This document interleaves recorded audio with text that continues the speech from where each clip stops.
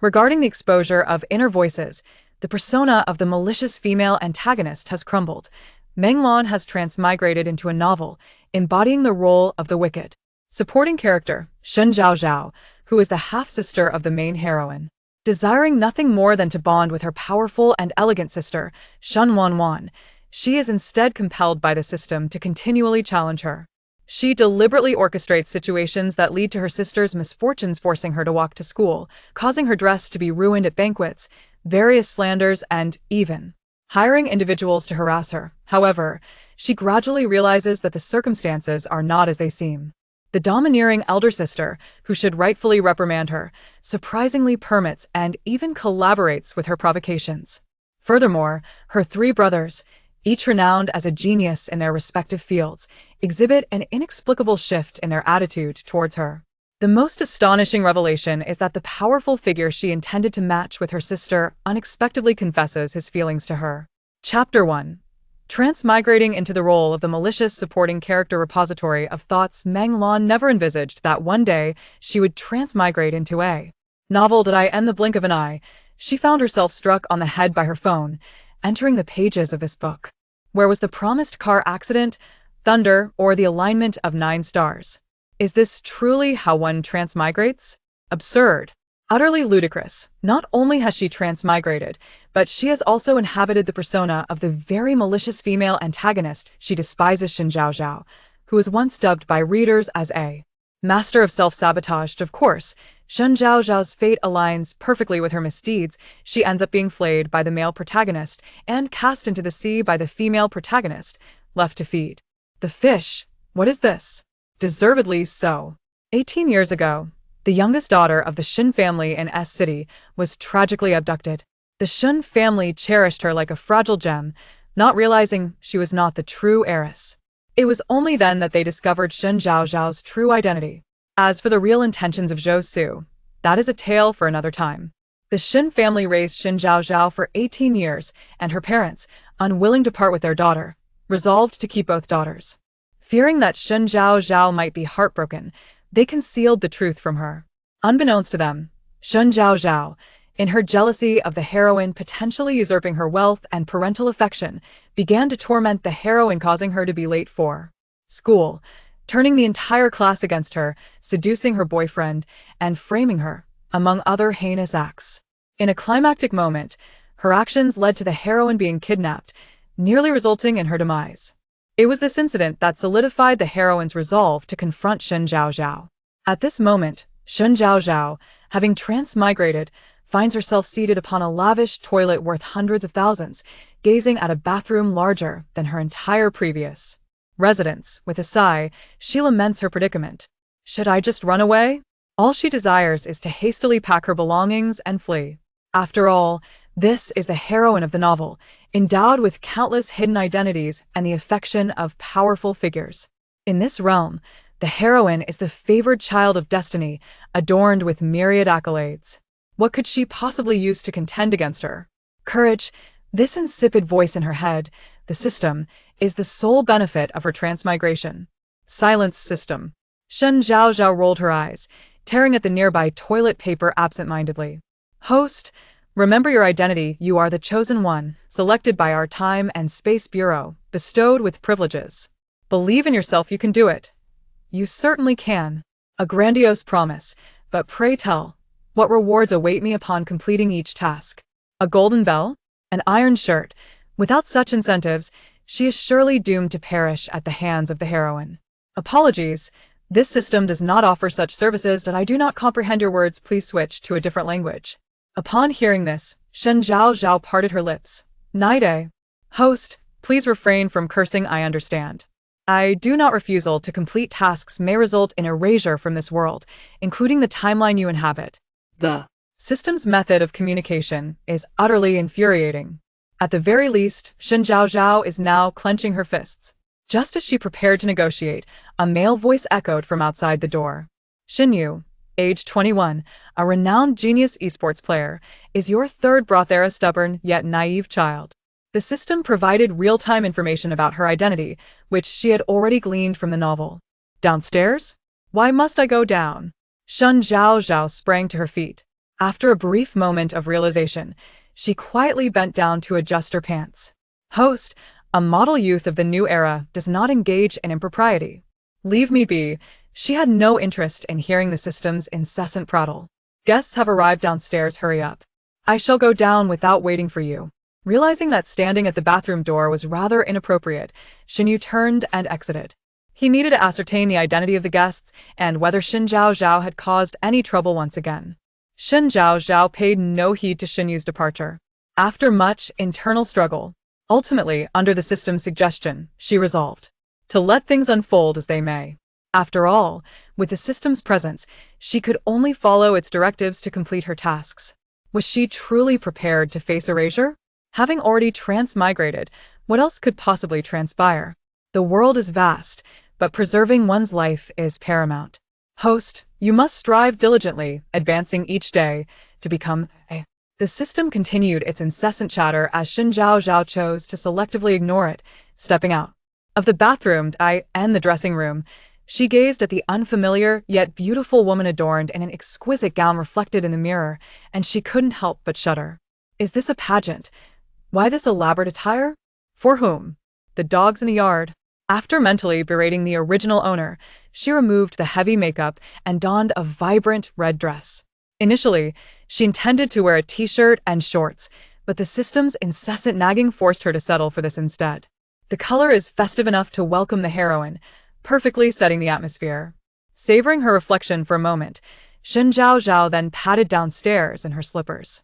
As expected, the living room was filled with the Shen family members. Shen father, Shen Tianxiang, and Shen mother, Lu Yan, were seated on the sofa, while her three brothers occupied the chairs opposite. A striking beauty with a cold demeanor sat on a single sofa nearby. As her gaze descended, she was momentarily blinded by the sight of her long, fair legs. Indeed, it was a strikingly beautiful woman, standing at 1.7 meters with short hair, exuding an aura of elegance and aloofness. This was the heroine of the story, her greatest adversary, Shen Wanwan. Friendly reminder, host, you are merely an outsider, do not develop feelings for the characters within the story, as this may lead to temporal collapse, resulting in your complete disappearance from this world. The last sentence was delivered by the system in an unusually grave tone, underscoring the severe consequences of Shen Zhaozhao forming attachments to these fictional characters. Chapter 2. First encounter with Shen Wanwan. Is this the legendary heroine? Shen Wanwan has inherited the finest traits of the Shen family. Her beauty and intellect are unparalleled. Even having grown up in a poor rural household in our city, she possesses countless hidden identities. According to the original plot, the heroine had long been aware of her true identity as the heiress of the Shen family. Her decision to reveal herself stems from the family's social standing, which enables her to conceal her true identity while assisting someone in need. Standing at the staircase, Shen Zhaozhao gazes at Shen Wanwan, a wave of exhilaration surging within her. Ah, what a breathtaking beauty! Let me perish in my sister's embrace. The original owner was utterly foolish. How could she disregard such a stunning sister? What a waste. Host, stay calm, do not act like an inept fool. I am embarrassed. Shen Wanwan, 18 years old, the female protagonist of the story. A remarkable individual. With countless identities, a child of destiny, she is someone you absolutely cannot offend. Shen Tianxiang, 51 years old, the head of the Shen family, the biological father of the female protagonist, the richest man in City S, and the former president of the Shen Group. Lu Yan, 50 years old, Shen Tianxiang's wife, the biological mother of the female protagonist, a kind and sentimental woman. Shen Qing, the eldest son of the Shen family, 26 years old, who inherited the Shen Group last year, becoming its new president and the youngest billionaire in City S. Dignified, composed, yet distant and hard to approach.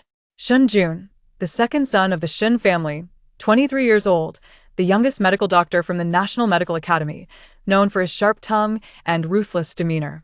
In various hospitals, listening to the system introduce each character one by one, Shen Zhaozhao mentally matched the names to their faces. Once again, she marveled at how these paper characters were all exceptionally attractive. How absurd! I am about to commit a series of wicked and malicious acts against my charming and beautiful sister. The mere thought of how the original Shen Zhaozhao had perished in a variety of ways made her want to draw a curse against the system.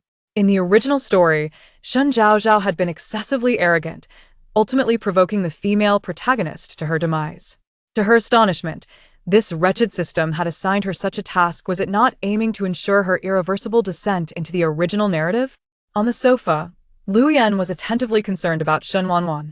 Grasping Shen Wanwan's hand, she suddenly recalled something and turned to Shen Tianxiang, saying, "We must truly thank the second young master of the Zhou family, Zhou Su. Without his help, we wouldn't have been able to bring Wanwan home so swiftly." Upon hearing the name Zhou Su, Shen Zhaozhao instinctively tightened her grip on the armrest.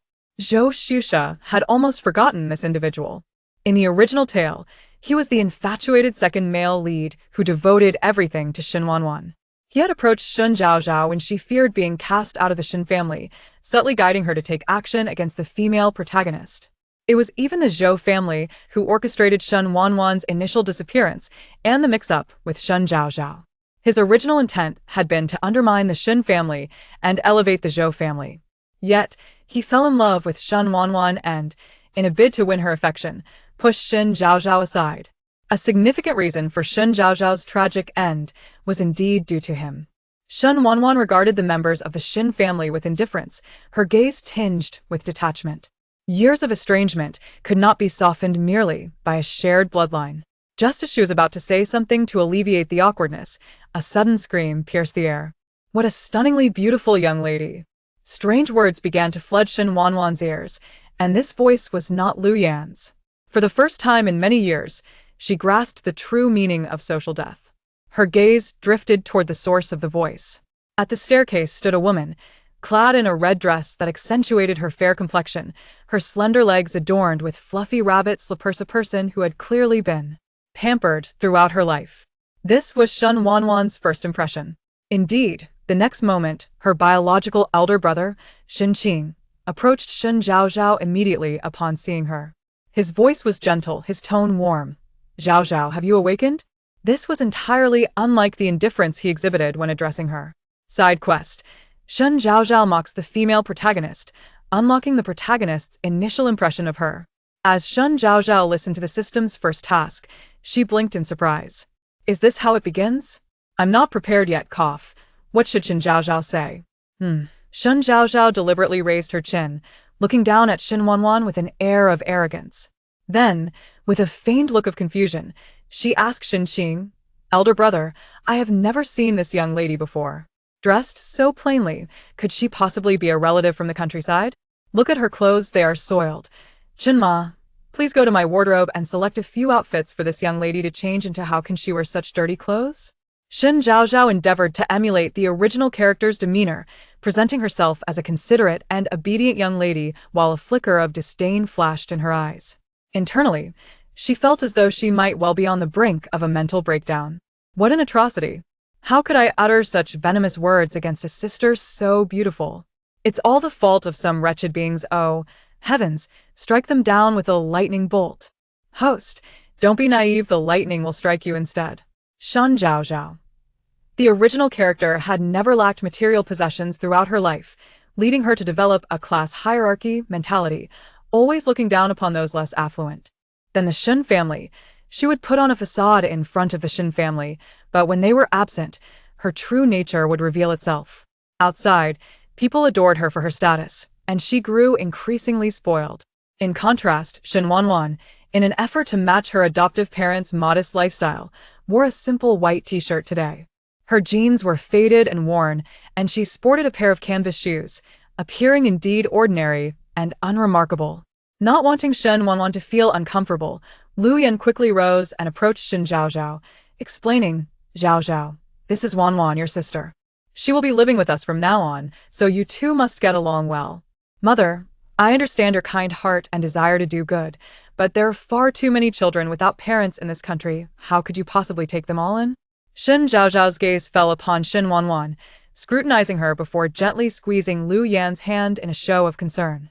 Similarly, Shen Wanwan was observing her, but unlike the veiled hostility in Shen Zhaozhao's eyes, hers were filled with confusion and curiosity. Zhaozhao, you've misunderstood. Wanwan is your mother's biological daughter. Initially, Lu Yan took Shen Zhaozhao's hand, her expression filled with maternal affection as she recounted the mix-up regarding their daughters. As Shen Zhaozhao listened, her heart raced under the weight of Shen Wanwan's gaze. She is looking at me. She is truly looking at me. What could she be thinking? Did I go too far? Oh dear, I didn't mean it. Chapter 3. The skill of the pure white flower acquired. The moment the system's voice echoed, it signified the completion of her task. Shen Zhaozhao suddenly turned to Shen Wanwan, revealing a silent, foolish smile. Just as she intended to say more, the system's voice resounded once again. Side quest. Preserve Shen Zhaozhao's original rune, evoke the Shen family's affection for Shen Zhaozhao, and unlock the pure white lotus skill. As she spoke, she blinked, holding back tears. Her pitiful demeanor evoked an instinctive sympathy in those around her. She had indeed grasped the essence of the pure white lotus skill. How pretentious! Came the mocking voice from the system. Zhaozhao, you are still my daughter. How could I abandon you for Wanwan? Lu Yan felt a pang of heartache upon seeing her like this, immediately enveloping her in a comforting embrace. Zhaozhao, do not entertain such thoughts. You will always be a member of the Shen family, my brother's sister. Shen Qing gently ruffled her hair. Shen Yu stood up abruptly, casting a glare at Shen Wanwan. Zhaozhao, with me around, who dares to cast you out of the Shen family? Shen Jun added, after a nap. It seems you've lost your intellect. The task was not yet fulfilled, and Shen Zhaozhao continued her performance. When others were not looking, she flashed a triumphant smile at Shen Wanwan. Shen Wanwan inwardly sighed at her sister's apparent lack of wit. Her attention then shifted back to the strange voices she had just heard. Could it be that my sister has truly lost her mind? Have I not made my intentions clear enough for her to notice that I am deliberately making things difficult for her? Didn't they say my sister is exceptionally intelligent, a rare genius? Why does she seem a bit foolish? The voice echoed once more, and Shen Wanwan fixed her gaze on Shen Zhaozhao, without blinking. The sound of Shen Zhaozhao's speech matched the voices she had heard. Yet Shen Zhaozhao had not spoken. As she pondered this, an unrealistic notion emerged in her mind. It seemed she was hearing Shen Zhaozhao's innermost thoughts. This was the only rational, yet unscientific explanation. Shen Zhaozhao spoke again. As long as my parents do not abandon me, I will forever be their daughter. It seems you must have lived quite a difficult life, sister. Listening to her obedient words, Shen Tianxiang and Lu Yan felt a sense of comfort. As long as you two can get along, that's all that matters. What sister? I only have Zhaozhao as my sister. Could it be that she is coveting the Shen family's wealth and is here to impersonate a member of our family? Shen Yu remarked, casting a disapproving glance at Shen Wanwan, his tone harsh. He had always cherished Shen Zhaozhao. The moment he learned from Shen Qing that Shen Wanwan had approached Zhou Su with a paternity test, his dislike grew. Now, witnessing Shen Zhaozhao's submissive and cautious demeanor, his disdain for this biological sister intensified. These words sent a shiver down Shen Zhaozhao's spine, and she fervently shook her head in her mind. Third brother has become daft from gaming. This is your biological sister, a true powerhouse. Beware. Your momentary thrill in bullying your sister may lead to your own demise in the future. Hearing the inconsistency in Shen Zhaozhao's words, Shen Wanwan discreetly pressed her lips together. It was now evident that she could indeed hear Shen Zhaozhao's thoughts.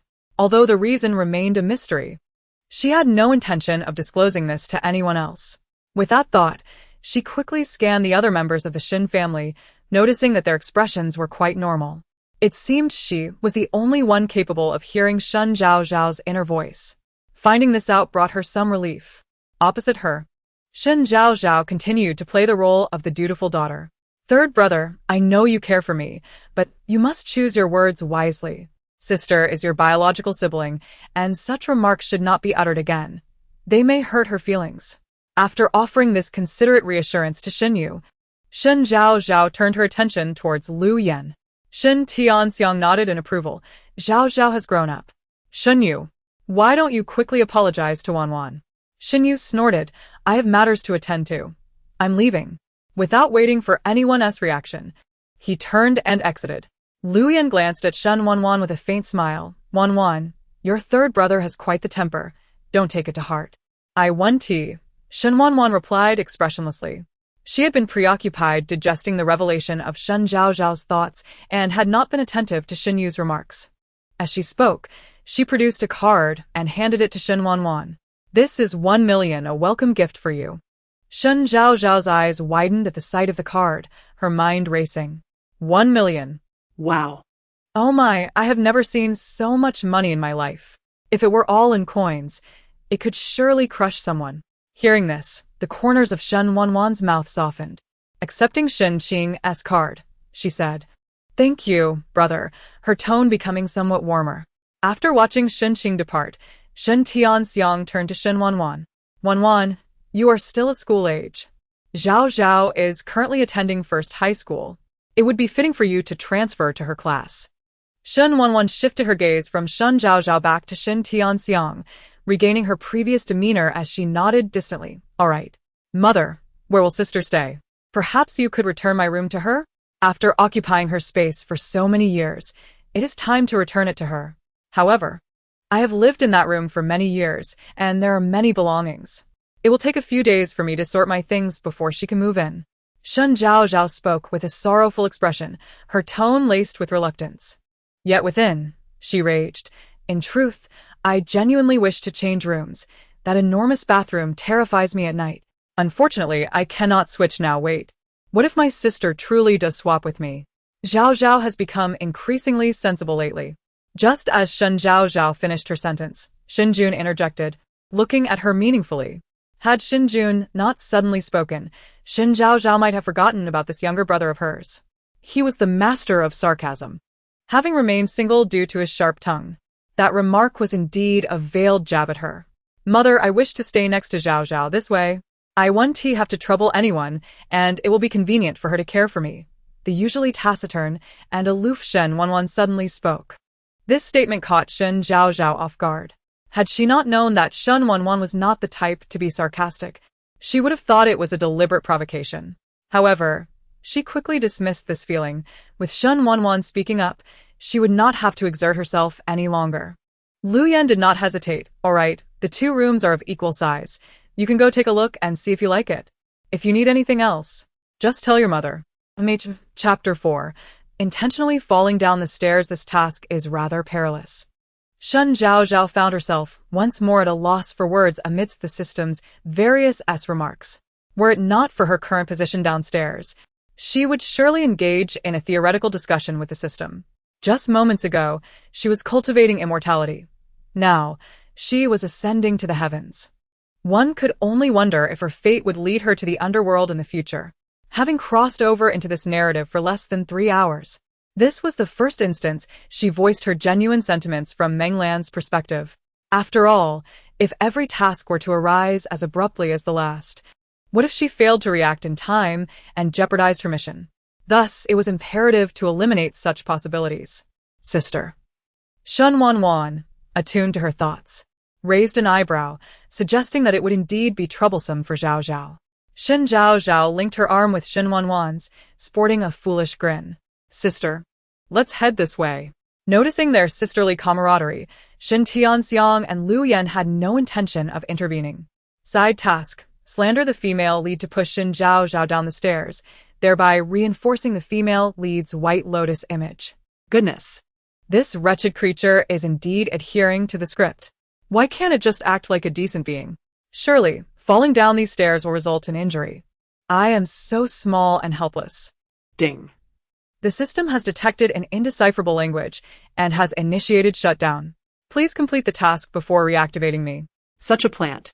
Reluctantly, Shen Zhaozhao found herself at the pivotal location for her descent down the stairs. At the bend of the staircase, she was perfectly positioned to obstruct the view of those below.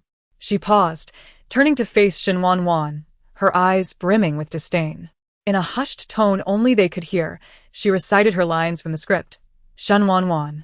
"Sister, do you truly believe that your laughable blood ties can usurp my place in the Shen family? Perhaps you ought to consider whether you are worthy of such a position." As she spoke, her contemptuous gaze scrutinized Shen Wanwan from head to toe.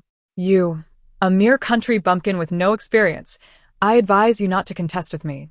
Nothing belonging to the Shen family is yours to claim, do you understand? Surely, I have been possessed, and my eyes have been blinded. How else could I utter such venomous words to my remarkably beautiful sister? With such thoughts swirling in her mind, Shen Zhaozhao extended her hand, her long nails grazing Shen Wanwan's cheek, maintaining her lofty posture as she glared down at her. Clenching her teeth, she pondered, if I fall, I surely won't perish. Will I? She was consumed by thoughts of how to fall while maximizing her own safety, completely oblivious to the fleeting smirk in Shen Wanwan's eyes. Listening to the discord between Shen Zhaozhao's inner thoughts and outward expressions, Shen Wanwan began to question her sister's mental stability. As for the potential fall, with her presence, it was impossible. Her agreement left Shen Zhaozhao utterly bewildered. Huh. That's not how the script goes. How am I to proceed from here? Is my sister truly this mild-mannered? The system, feigning inertness, seemed equally unprepared for this turn of events. Don't panic. If it doesn't work, just take action. What? Am I to strike my sister? Failure to complete the task will result in obliteration. The system switched to a more encouraging tone. Fine. Sister, step aside. I am truly going to hit you this time. Such a grave sin. May God save me. Do not think that I will be deceived by your facade of innocence, you wretched girl. Shen Zhaozhao feigned a desperate demeanor and, upon finishing her words, raised her hand to strike Shen Wanwan's face. To her surprise, Shen Wanwan was quicker, gently sidestepping the impending slap. Seizing the opportunity, Shen Zhaozhao deliberately leaned forward and tumbled down the staircase. Bang! Her back collided heavily with the wall below. Shen Zhaozhao inhaled deeply. Thank goodness I am clever. I avoided hitting my head on that vase and preserved my life. Phew. Oh my, Zhaozhao, how did you suddenly fall? Are you all right? Lu Yan was the first to notice the commotion and rushed over. Shen Tianxiang and Shen Jun followed suit. Zhaozhao, how are you? Are you feeling dizzy? Father, do not move. You may have a concussion. I will call for an ambulance. Shen Wanwan was the last to approach. Her expression devoid of emotion as she surveyed the scene below, her hands clenched at her sides. While Lu Yan and Shen Tianxiang expressed concern for Shen Zhaozhao, only Shen Jun glanced at her while making the call. Zhaozhao, can you hear your mother speaking? Hearing Lu Yan's affectionate concern, Shen Zhaozhao could only feel pain coursing through her body, her eyes swollen with tears. Mother, it hurts. Fearing additional complications, they refrained from moving her, opting instead to engage her in conversation to distract her. Zhaozhao, dear, hold on. The ambulance is on the way. Do not move at all. Zhaozhao, how could you be so careless while walking? How could you possibly fall? Shen Tianxiang's words triggered a flood of tears from Shen Zhaozhao's eyes. Father, it wasn't my fault, it was. At this moment, she instinctively glanced at Shen Wanwan, her meaning unspoken yet clear. The onlookers were all astute individuals. Understanding her implication, Wanwan, do you have nothing to say? Upon witnessing Shen Wanwan's demeanor, Shen Tianxiang immediately interrogated her, his expression solemn, clearly convinced that Shen Wanwan had indeed pushed her down the stairs. Photographic memory card. Upon successful use, the host will possess photographic memory skills for a designated time, with this card's effects lasting a total of 24 hours. I have fallen to such an extent, and I only receive a 0. 03? Not even a 0. 1? Apologies. This system does not entertain haggling. Farewell and good night. Shen Zhaozhao felt as though this wretched system would eventually drive her to madness. Fortunately, the subsequent rewards were relatively practical, although currently unusable. Having them was better than not. With a sigh of relief, Shen Zhaozhao began, Father, actually. Zhaozhao. Do not speak. Shen Tianxiang interrupted her, then turned to Shen Wanwan. Wanwan, you explain. Words failed her, yet her heart raced with urgency. Oh, my head. I truly fell by my own accord. It has nothing to do with my sister. Just moments ago, I was walking in front of my sister. Even if she wished to push me, she would need to switch places first. Surely, a wise individual could clarify this for my sister. Chapter 5, Shen Jun, Dog's second brother? As the atmosphere around them grew increasingly somber, it was not only Shen Tianxiang whose expression darkened, but even Lu Yan's countenance reflected concern. Yet, Shen Wanwan remained resolute in her silence, showing no inclination to offer an explanation. Shen Zhaozhao understood that this was the essence of Shen Wanwan's character. As a protagonist with a cold demeanor, she never felt compelled to clarify matters to anyone. After all, if she found it difficult to connect with someone, she would simply sever ties completely. This was the trajectory of the original plot.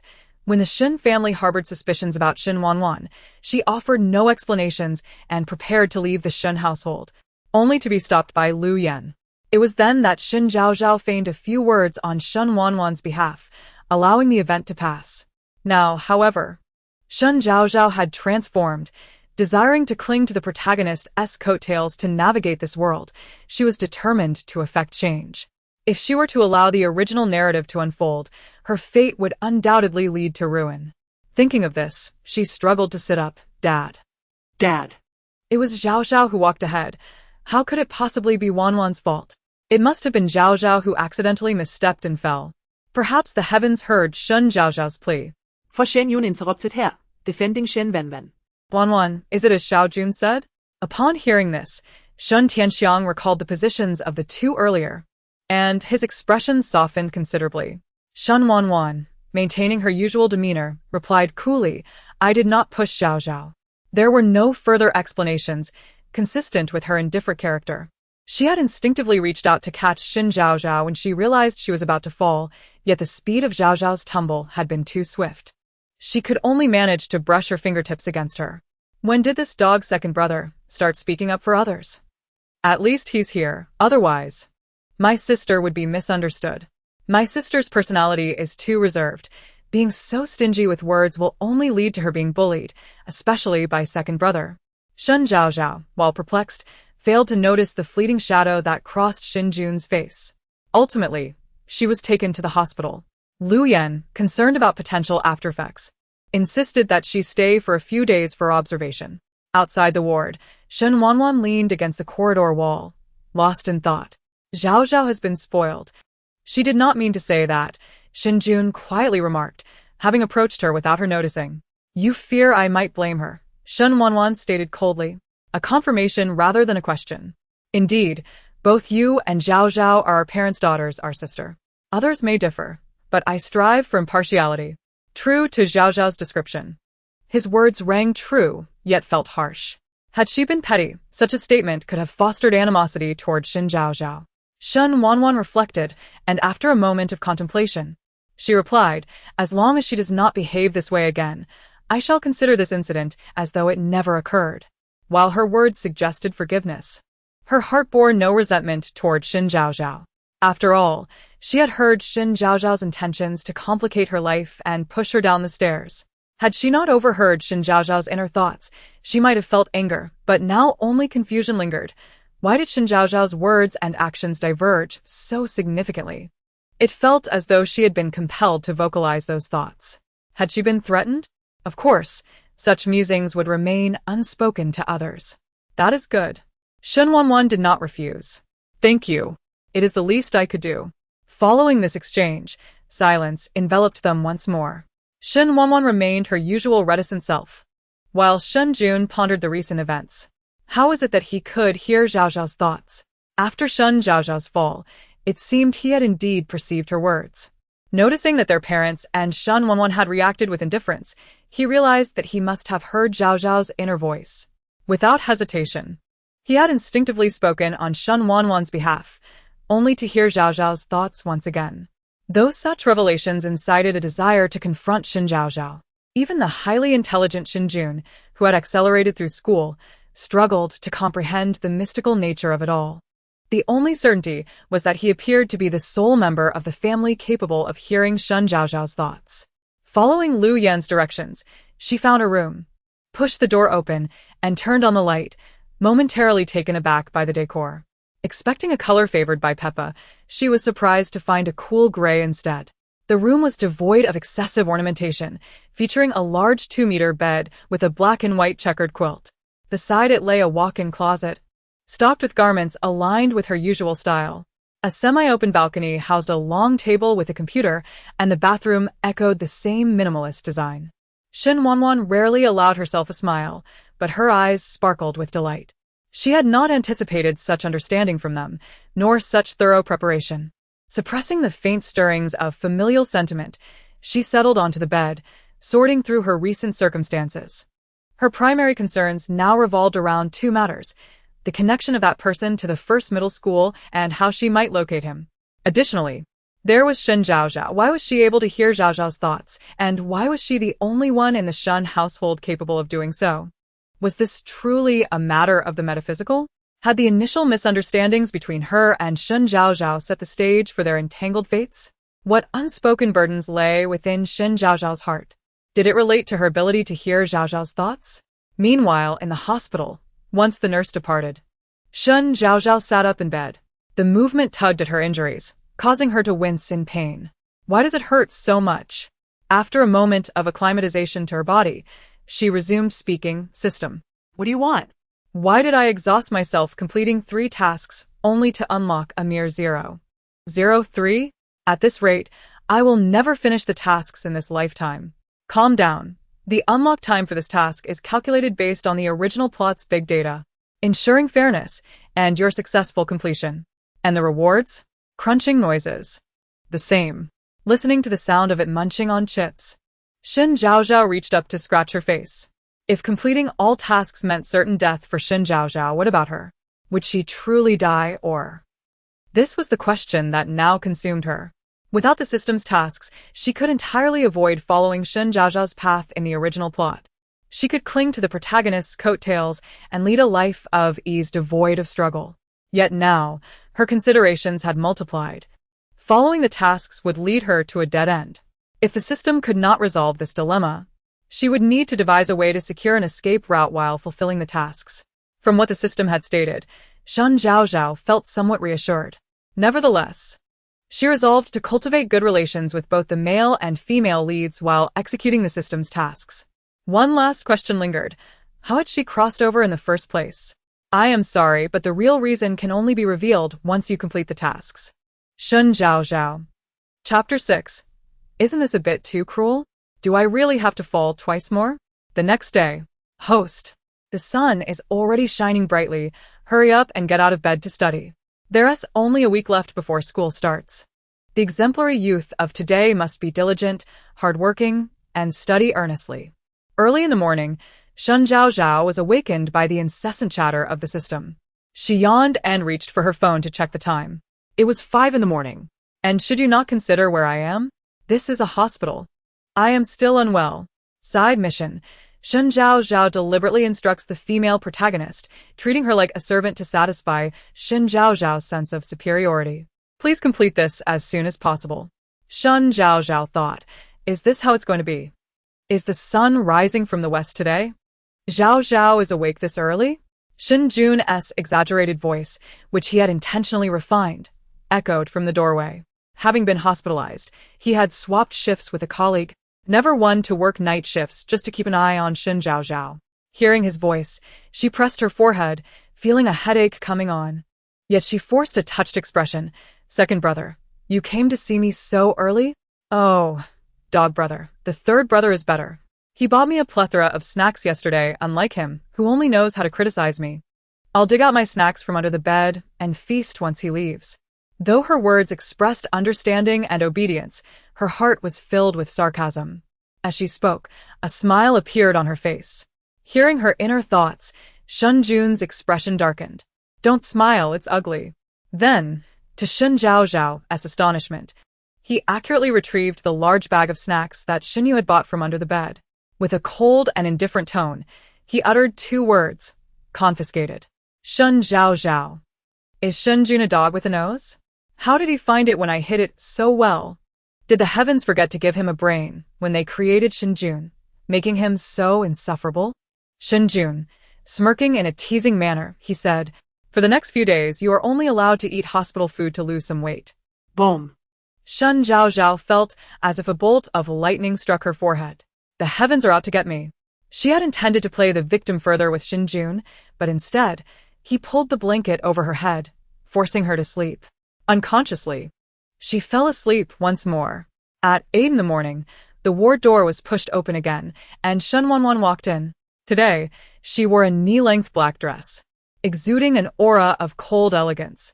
Looking at the face that resembled Lu Yan, a hint of jealousy flashed through Shen Zhaozhao's eyes.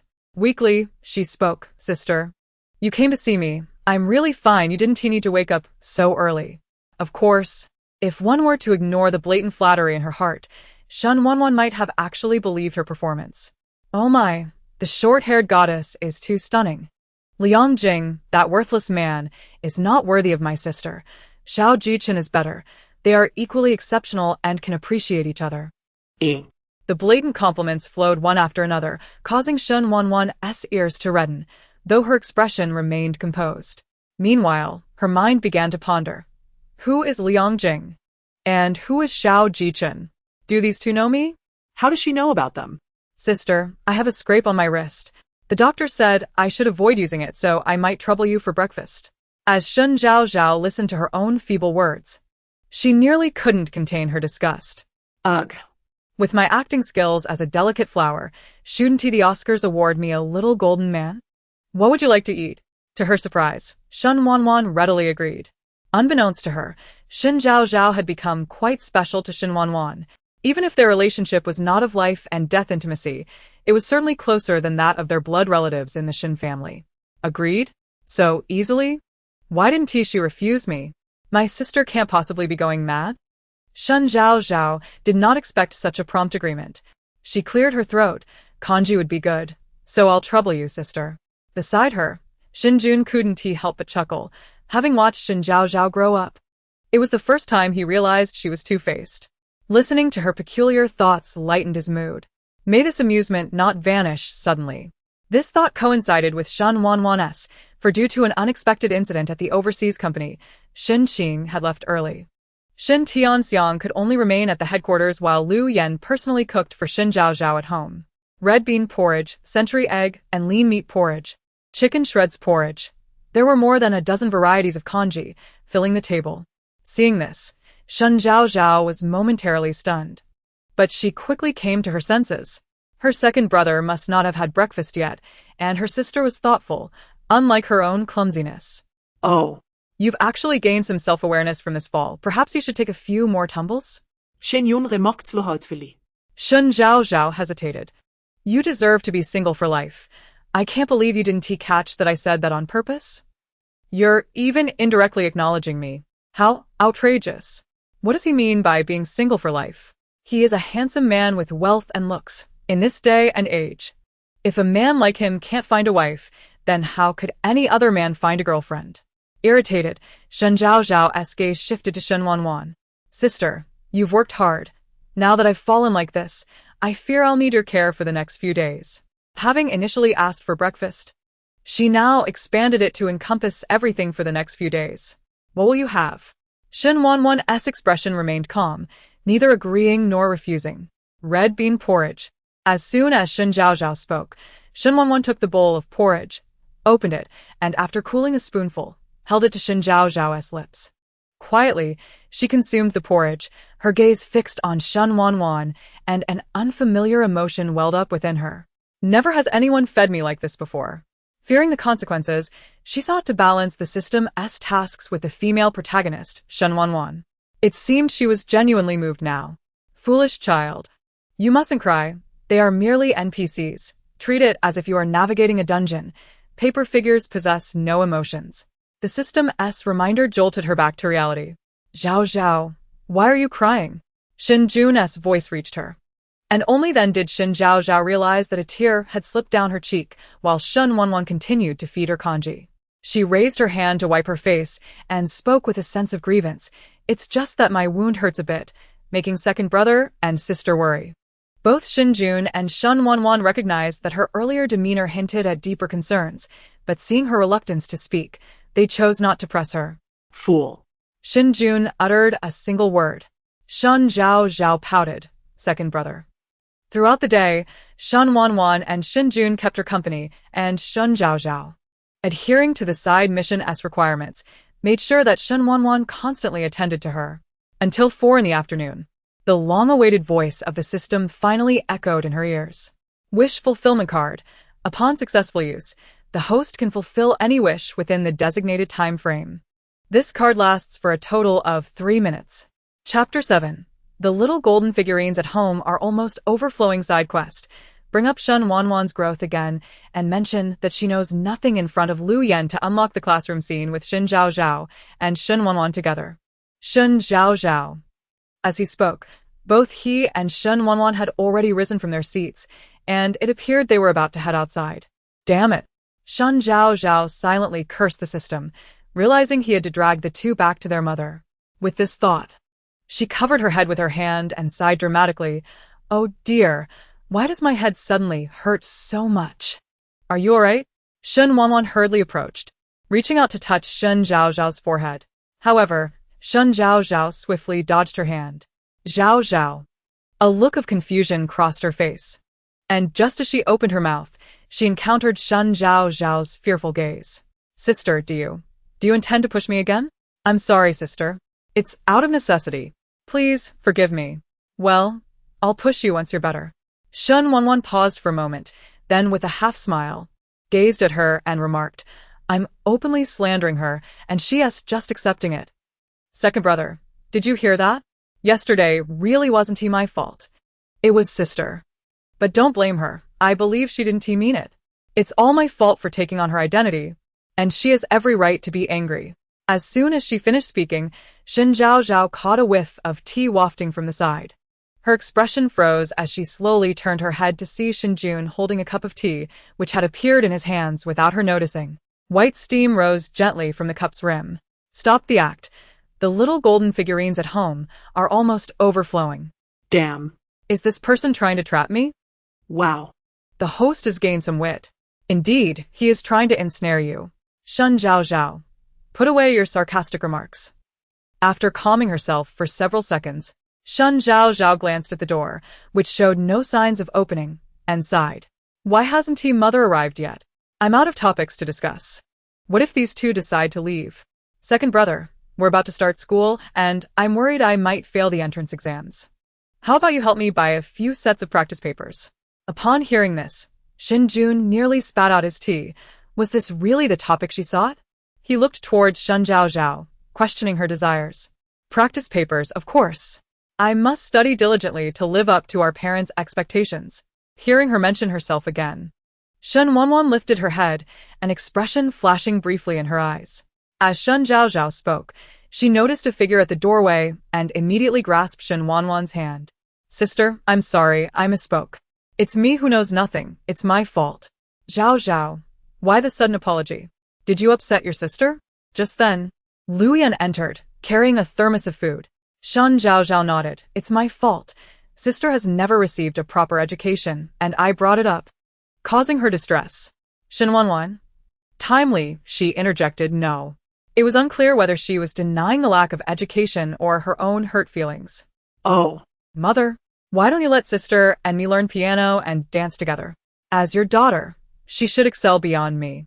Shen Zhaozhao continued, as if she hadn't heard. Indeed, this is something I overlooked. Wanwan, you shall learn piano with Zhaozhao from now on. You've grown up now. As for dance, it might be too late, Lu Yan thoughtfully suggested. Shen Zhaozhao shook her head inwardly. Mother, you are mistaken. My sister is the only disciple of teacher Anna, qualified to teach students. The disparity between people is greater than that between humans and dogs. Suddenly, Shen Wanwan turned her gaze toward Shen Zhaozhao, unable to articulate her astonishment. Almost no one knew she was Anna's disciple. How did Shen Zhaozhao know? She recalled the names Liang Jing and Xiao Jichen mentioned by Shen Zhaozhao earlier, deepening her suspicions. Could it be that her sister possessed some foresight, which made her seem to target her on purpose? Shen Jun cast a discreet glance at Shen Wanwan. It appeared that this younger sister had an identity unknown to the family. He did not doubt the truthfulness of Shen Zhaozhao's words, as she had even invoked metaphysical concepts. What else might be impossible? Wanwan? Do you dislike the suggestion your mother made? He inquired promptly, suppressing her chaotic thoughts. Shen Wanwan replied, It's all good. Zhaozhao, I'll be relying on you from now on. Mother, don't worry, I will take good care of my sister. Shen Zhaozhao said, her smile not quite aligning with her words. Shen Jun refrained from exposing her, handing her the now lukewarm tea. Drink less tea in the future. It affects your physical and mental health. Lu Yan remained oblivious to the sarcasm woven into their words. Host, he said you are a green tea. I'm not a fool. I figured that out. 2 days later, Shen Zhaozhao stared at the pile of practice papers on her desk, stretching wearily. Initially, her mention of practice papers had merely been a casual excuse, but unexpectedly, Shen Jun had gone to great lengths to procure so many. He had even kindly informed Lu Yan that she needed to study diligently. With the system's incessant reminders, she found herself reluctantly engaged in earnest study, embarking on a daily journey as a diligent student. Her industrious demeanor even caught the attention of Xin Qing, who typically focused solely on the company, leading him to arrange a video call for a heart-to-heart discussion. Only after confirming her well-being did he finally relax. How does it feel to be so accomplished? No. I suddenly feel as if the world should erase me. Pathetic. As a youth in this new era, how can you be so despondent? You should rise, strive forward, and contribute to the prosperity of our great nation. Shen Zhaozhao raised her hand in a lackluster applause, her expression devoid of vitality. You truly are an exemplary system, devoted to the cause. I admire you. Modesty, modesty. As a gesture of goodwill, I must remind you that your entrance exams are related to your tasks, so your studies are indeed beneficial now. Perhaps buoyed by the praise, the system took the rare opportunity to provide her with a timely reminder. Chapter 8. What if she ends up with Liang Jing without me? Upon the mention of the task, Shen Zhaozhao's expression turned grave. What if she truly failed to complete the mission? You will be eliminated. Isn't this system rather flawed? At the very least, it should offer a chance for redemption. Do you dare to doubt that I will lodge a complaint with the Temple Bureau? As soon as these words left her lips, the usually loquacious system fell into an unusual silence. After a brief interval of about 10 seconds, it finally spoke again. The methods for redemption vary according to the tasks. Shen Zhaozhao chuckled. Ha ha ha, after all these days, I've finally uncovered your weakness. System. Call me daddy. System. Detected severe attack on the system. It has now shut down automatically. Goodbye, dear. Good night. Shen Zhaozhao found herself both amused and exasperated by this behavior. She could only hope it wouldn't wake up again. The following day, as Shen Zhaozhao finished her morning routine and descended the stairs, she found Shen Wanwan already having breakfast. Apart from her, Shen Tianxiang and Lu Yan were absent from the dining room. Side mission: force the female protagonist out of the car and take her wallet, ensuring she walks to school. Side mission: ensure the female protagonist arrives late to school. Shen Zhaozhao clicked her tongue. You truly are a villain. How could such wicked schemes even be conceived? Hearing her inner thoughts, Shen Wanwan's expression softened. I won't take the blame for this. Alas, sister, you must forgive me. I am about to embark on another self-destructive endeavor. Shen Wanwan remained unfazed, calmly scooping her porridge. Over the past few days, she had witnessed Shen Zhaozhao's various ploys, plastic snakes, dead mice, ghostly antics at midnight. In comparison, her own antics seemed trivial. The two shared a silence as they finished their breakfast and eventually exited the villa. The car that would take them to school was already parked at the entrance. Shen Zhaozhao, with her expensive Hermes bag, strutted ahead. The driver stepped out to open the car door, but she did not rush in, instead waiting for Shen Wanwan to approach. Sister, I heard that schools in the countryside are quite a distance from the village. Do you usually walk to school? That must be quite exhausting, right? She initiated her first snide remark of the day.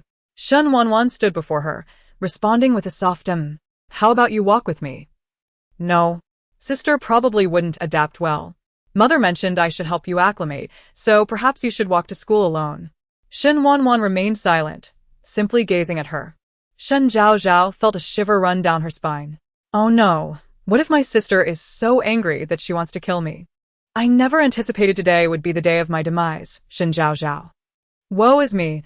I haven't even seen my sister with Xiao Jiqin yet. What will happen if she ends up with Liang Jing without me? Sister, did you hear what I said? Oh my, I am such a dedicated performer. Terrified on the inside, yet maintaining the fade of a wicked female antagonist. Shen Wanwan nearly laughed aloud at this remark. A wicked female antagonist? With her height of merely 1.60 meters, she was hardly more than a quirky little girl. Suppressing the smile threatening to emerge, she finally said, All right. So easily agreeable? Shen Zhaozhao cleared her throat, tugging at Shen Wanwan's backpack. This bag is so heavy. Let me carry it for you to school. After saying this, she turned to get into the car, and the driver hesitated, glancing at Shen Wanwan before deciding not to enter immediately. What are you looking at? Are you reluctant to do your job? Shen Zhaozhao shot an irritable glare at the driver, her tone sharp. In the original narrative, Shen Zhaozhao had always treated the driver and subordinates with such disdain. The driver quickly lowered his head. I apologize, Second Mississippi. Though Shen Zhaozhao was not the biological daughter of the Shen family, they still treated her as such, and he dared not offend her. Just before getting in, he cast another glance at Shen Wanwan, who calmly said, It's fine, I will walk. Upon hearing this, the driver finally felt at ease to enter the vehicle. These two young ladies were not to be trifled with. As Shen Zhaozhao lowered the car window, she feigned a weak tone. If it weren't for my high heels, I would accompany you on foot to school. Alas, I must let you walk alone. Holding Shen Wanwan's backpack, she gazed out at the swiftly receding scenery. Casually, She inquired, Wait a moment, I fell so badly last time that it only unlocked 003. Why is letting Wanwan walk to school unlocked so much more? Upon questioning this, she suddenly realized that any task involving Shen Wanwan was unlocking at an astonishing rate.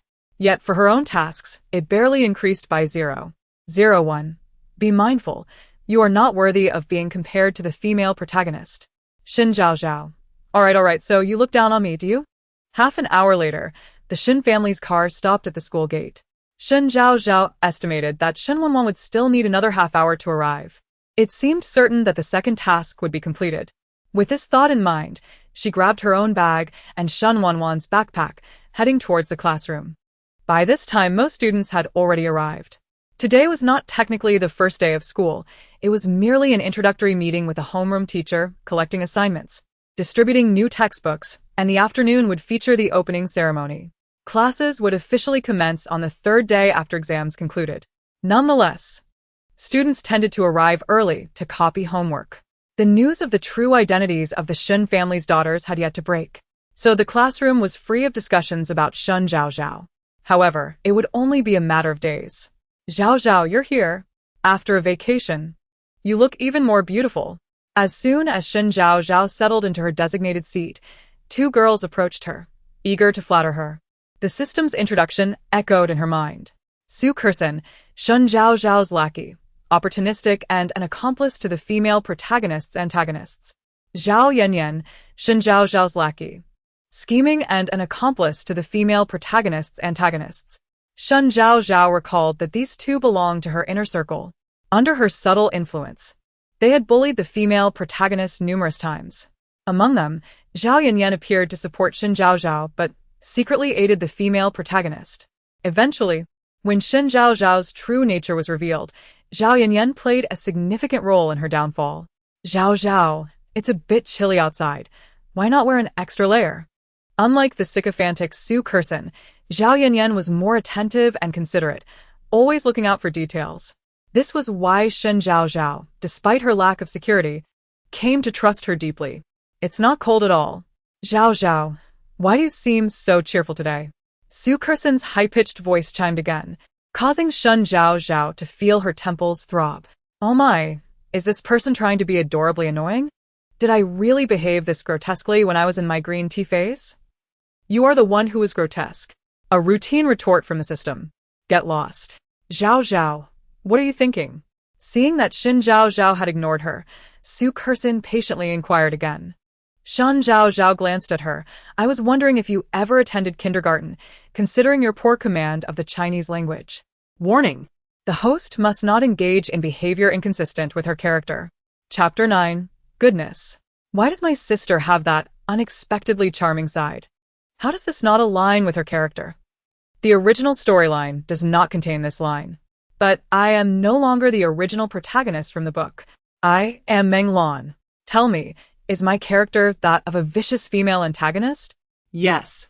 Is there a stipulation in the book stating that a vicious female antagonist can only be cruel to the female lead and not to others? No. Then that settles it. Any opposition is futile. E. Shen Zhaozhao engaged in a back and forth with the system, ultimately silencing it. Elated, She realized that although she needed to restore the plot, as long as her actions were consistent with her character, she could do things that were not included in the original narrative.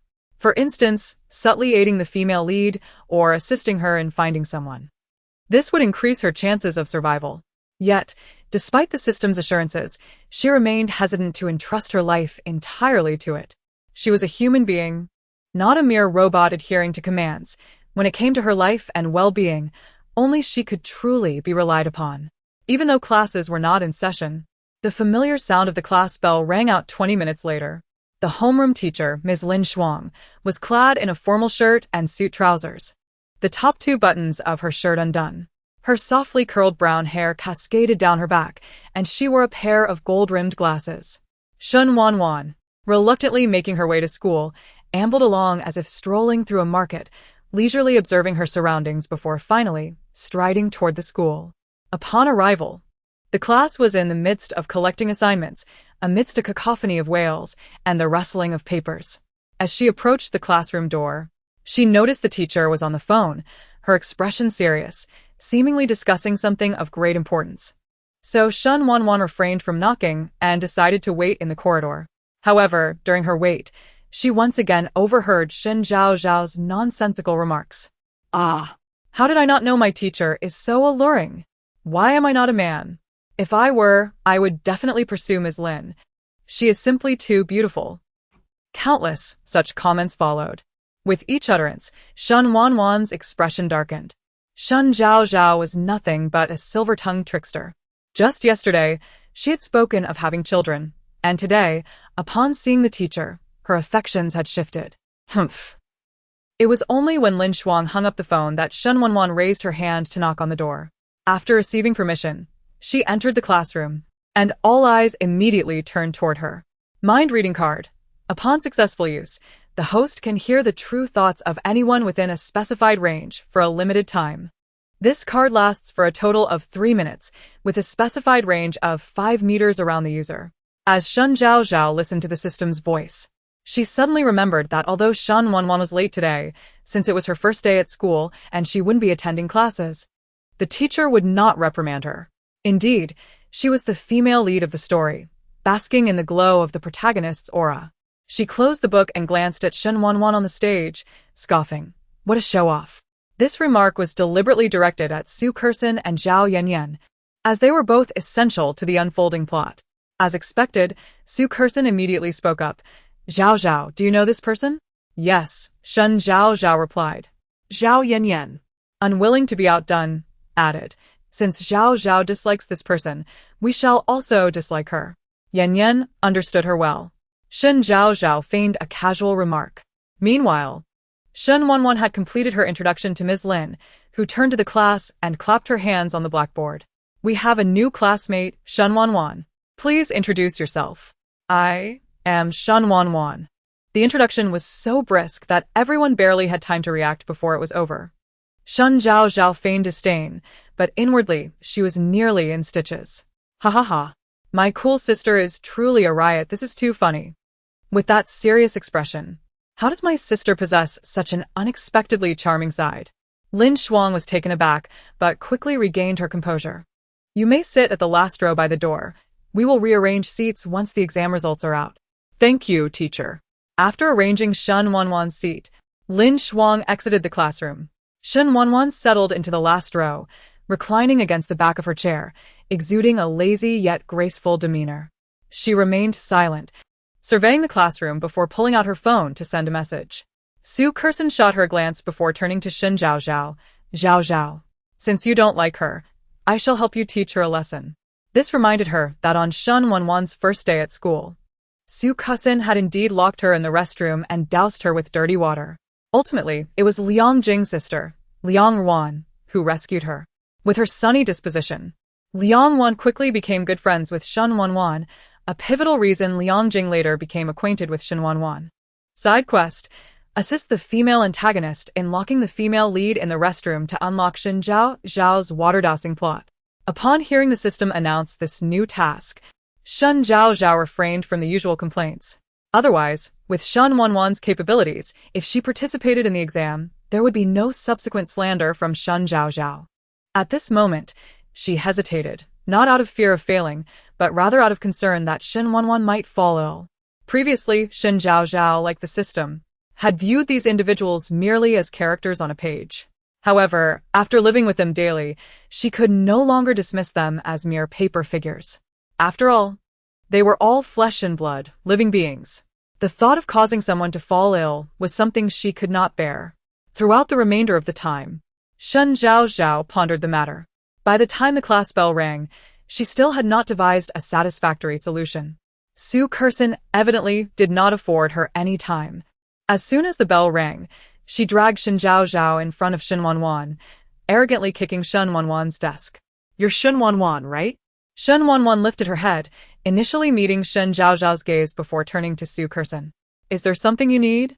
Indeed, there was something. But could they step outside to discuss it? No. She refused without a moment's hesitation. Since aligning herself with Shen Zhaozhao, Su Kursen had never been so openly rejected. She glared at her in frustration. What else with the attitude? I told you I have something to discuss. Under ordinary circumstances, Shen Zhaozhao would have made a sarcastic comment about such an awkward scene. However, her mind was currently consumed with finding a solution. What to do? My sister must go to the restroom, but... All right. Noticing Shen Zhaozhao's troubled expression and hearing her thoughts, Shen Wanwan readily agreed. Before Shen Zhaozhao could intervene, Shen Wanwan and Su Kursen stepped out one after the other. This is bad. She furrowed her brow tightly and hurried to follow. Once inside, Su Kursen raised her hand as if to slap Shen Wanwan, but Shen Wanwan seized her wrist. With a stern expression, she questioned, Are you out of your mind? Shen Zhaozhao stood at the door, absent-mindedly watching the unfolding scene. Chapter 10. Shen Zhaozhao's transformation surpasses even the masters of Sichuan opera. This time, Shen Zhaozhao refrained from acting against Shen Wanwan, contemplating a method that would serve both purposes. Moreover, Su Ku Xian alone could hardly contend with Shen Wanwan. Perhaps if she remained inactive and prolonged this task indefinitely, she might avoid completing it altogether. After all, there would be time to address future matters later. However, in the next moment, the system's voice shattered her every consideration. A host. Please complete the side mission promptly. Countdown 1 minute. Failure to complete the task on time will result in all previously unlocked progress resetting to 0. What on earth is this operation? This fool. Even if I join in, we might not be able to defeat my sister. Sister. I can only apologize. Shen Wanwan distingue persevit her house. She lifted her gaze to Shen Zhaozhao, observing her expression of struggle, which stirred something within Shen Wanwan. Since it had come to this. Shen Zhaozhao, are you merely here to spectate? Countdown. 30 seconds. Forget it, sister. I am truly sorry. No, I am here to teach you not to covet what does not belong to you. In an instant, Shen Zhaozhao transformed her demeanor and swiftly approached Shen Wanwan, using all her strength to push her while she was still holding Su Ku Xian. Shen Wanwan's back collided forcefully against the restroom door, staggering a few steps before regaining her balance. Su Xin did step quickly, slamming the restroom door shut and propping it up with a nearby mop. Fortunately, with you, Zhaozhao, this person is not so easy to handle. Su Ku Xian boasted. Yet Shen Zhaozhao's mood was far from jubilant. I used so much strength just now. I must have injured my sister's back. I'm worried about my sister. Who knows how she will retaliate when she comes out. Next year on this day will be my death anniversary. As her thoughts swirled, Su Ku Xian bent down to grab the mop bucket, and Shen Zhaozhao swiftly took it from her, pouring out the dirty water and refilling it with clean warm water. Su Ku Xian was puzzled by her actions. Zhaozhao, how can we teach her a lesson like this? Fool, do you wish for the entire school to know that I, Shen Zhaozhao, am bullying her? Su Ku Xian suddenly realized it was indeed Zhaozhao who had the right idea. We should keep her trapped a little longer. Soaked through, she would surely catch a cold, perhaps even become a fool, thus saving us the trouble.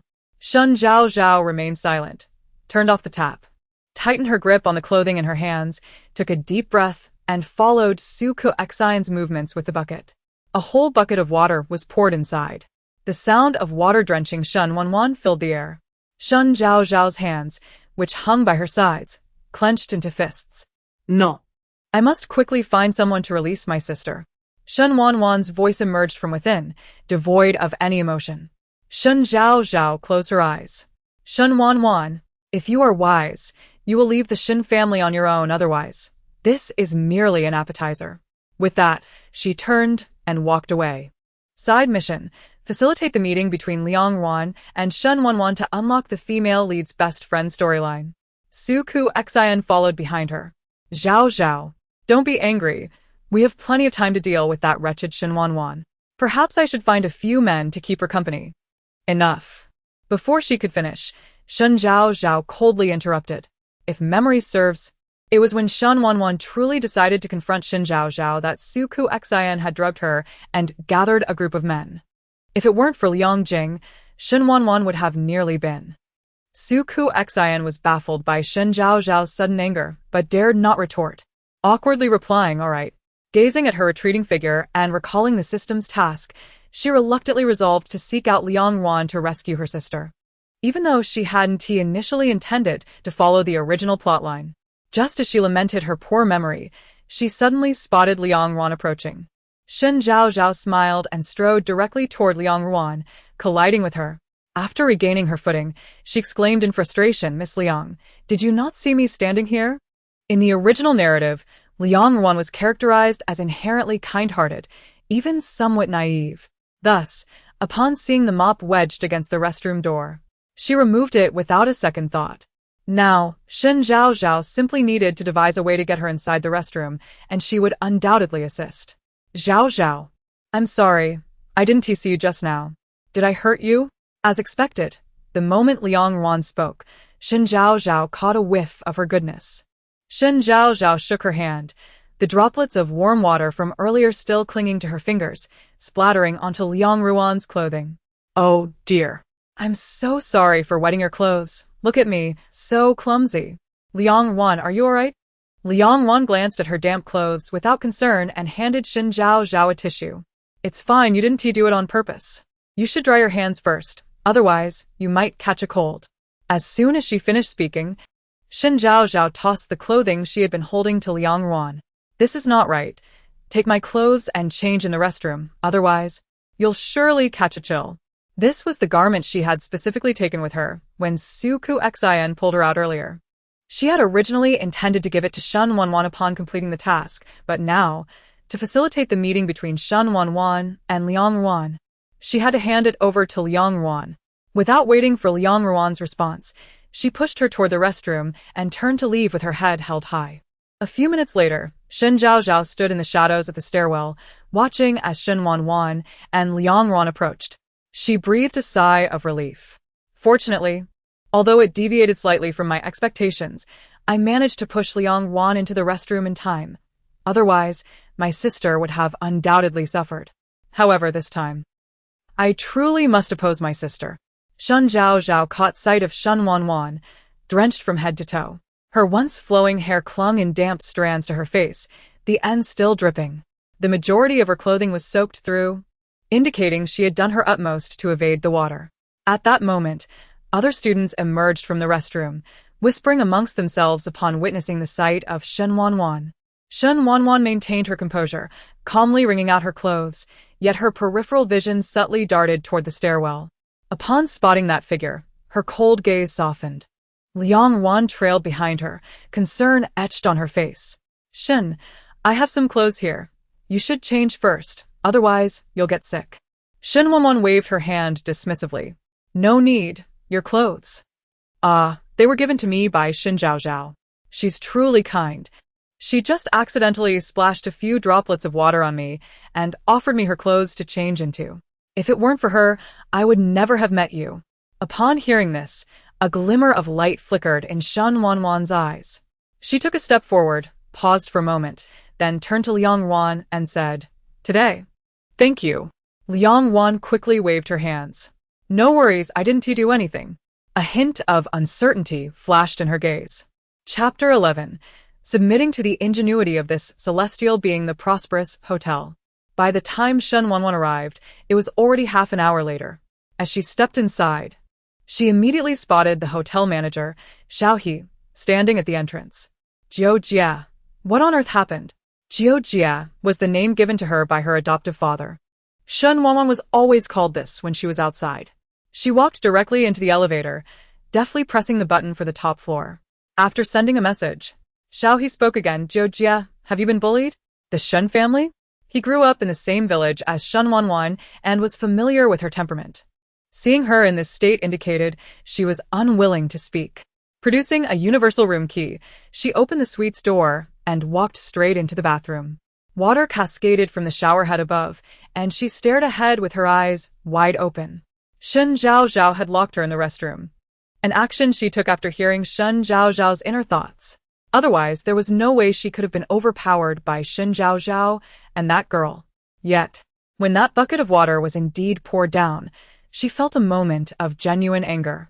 Thus, she uttered the emotionally void name Shen Zhaozhao. However, having heard Shen Zhaozhao's thoughts, she realized the warm water was deliberately switched and that Liang Ruan was intentionally sent to make her change clothes in the restroom. Suddenly, her anger dissipated. Nonetheless, she still struggled to comprehend why Shen Zhaozhao felt the need to act in such a manner. Since her arrival in the Shen family, Shen Zhaozhao's actions had become increasingly egregious. This time, witnessing Shen Zhaozhao's struggle made her almost empathize with her. How could she have forgotten that hearing someone's inner voice was an inherently bizarre phenomenon? Shen Zhaozhao was likely confronting something beyond the realm of metaphysics. What could mere mortals do against that? Furthermore, after bullying her, Shen Zhaozhao sought to atone for her actions, indicating that Shen Zhaozhao was not as she appeared. She mused, this time, it seems she is truly set against me. Reflecting on Shen Zhaozhao's last inner thought, a faint smile graced Shen Wanwan's lips. Foolish, yet rather endearing. A gentle glimmer sparkled in her eyes. In the afternoon, the opening ceremony of the first high school commenced. All faculty and students were to arrive promptly at 1 o'clock in the auditorium. Shen Zhaozhao arrived at 12:40, compelled by the system's new task. Subquest: use laxatives to replace the speech opportunity of the new student representative, Wen Xiang, laying the groundwork for Wen Xiang to deal with Shen Zhaozhao in the future. Wen Xiang, a reclusive girl of modest means, was known for her studious demeanor. Last semester, she achieved a perfect score of 733, ranking first in the school, making her the most likely candidate for direct admission to prestigious universities such as Beijing. Naturally, the school held her in high regard, and the opening ceremony was an occasion for her to represent the student body. In the original narrative, Shen Zhaozhao feared that the Shen family would gradually lose affection for her with Shen Wanwan's arrival, thus seizing every opportunity to showcase herself in front of the Shen family members. The opening ceremony was one such opportunity. As a captivating antagonist, Shen Zhaozhao possessed some degree of capability. Her own grades were slightly lower than Wen Xiang's, and without Wen Xiang, she would have been the one to speak on behalf of the new students. Therefore, Shen Zhaozhao administered laxatives to Wen Xiang, rendering her unable to deliver her speech. The teachers, left with no choice, ultimately had to call upon Shen Zhaozhao as a last-minute substitute.